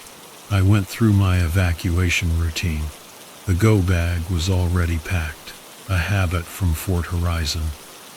Just as I was about to grab my coat, I noticed a strange reflection in the window. It was a child standing on my deck, naked, with glowing golden eyes. Lieutenant Jenny Winner, it said in that terrible chorus of voices. The truth misses you. That's not my name anymore, I replied slowly, reaching for the weapon hidden beneath my desk. Names are temporary. Truth is eternal. The child's smile stretched too wide. The ninth seal breaks tomorrow. Handler sends his regards. What happens when it breaks? Everything. The child's form began to blur at the edges. And nothing. The ice melts. The truth flows. And humanity evolves. Into what? But it was gone. I received a notification on my tablet. There was suddenly a lot of activity around Antarctica. Ships and aircraft were moving toward a single point, and something was coming out of the ice at that point. Then I received a message from an unknown source. Some truths unmake the world. F. Foster, I thought. He tried to warn me. Now I knew what he had seen. Now I knew why he had to die. The ninth seal wasn't a seal. It was a door. And tomorrow, Handler was going to open it. I looked down at the tablet in my hand. There was one more file I had yet to upload. Broadcast to all channels? The system asked. The storm was intensifying, and the ocean could be heard pounding on the rocks outside. The stars were out, and yet everything felt dark. And I realized Handler was right. Sometimes you have to break things to find the truth. Send, I said aloud. I uploaded the file everywhere I could think of. All the secret networks, all the places where there were still people left. I hope they read it. I hope they understand. I hope they prepare. And then I saw the golden lights rise from the ocean. The golden children were coming soon. They would be here, and something else right behind them. I grabbed my bag and headed down to the beach. The truth is coming out now. There's nothing I can do to stop it. All I can do is write it down, remember it, and hope someone will read it and realize what they missed when they stopped asking questions. The golden lights were shining brightly now, reflecting in the water. I felt the ninth seal breaking, but I kept walking toward the beach, my shadows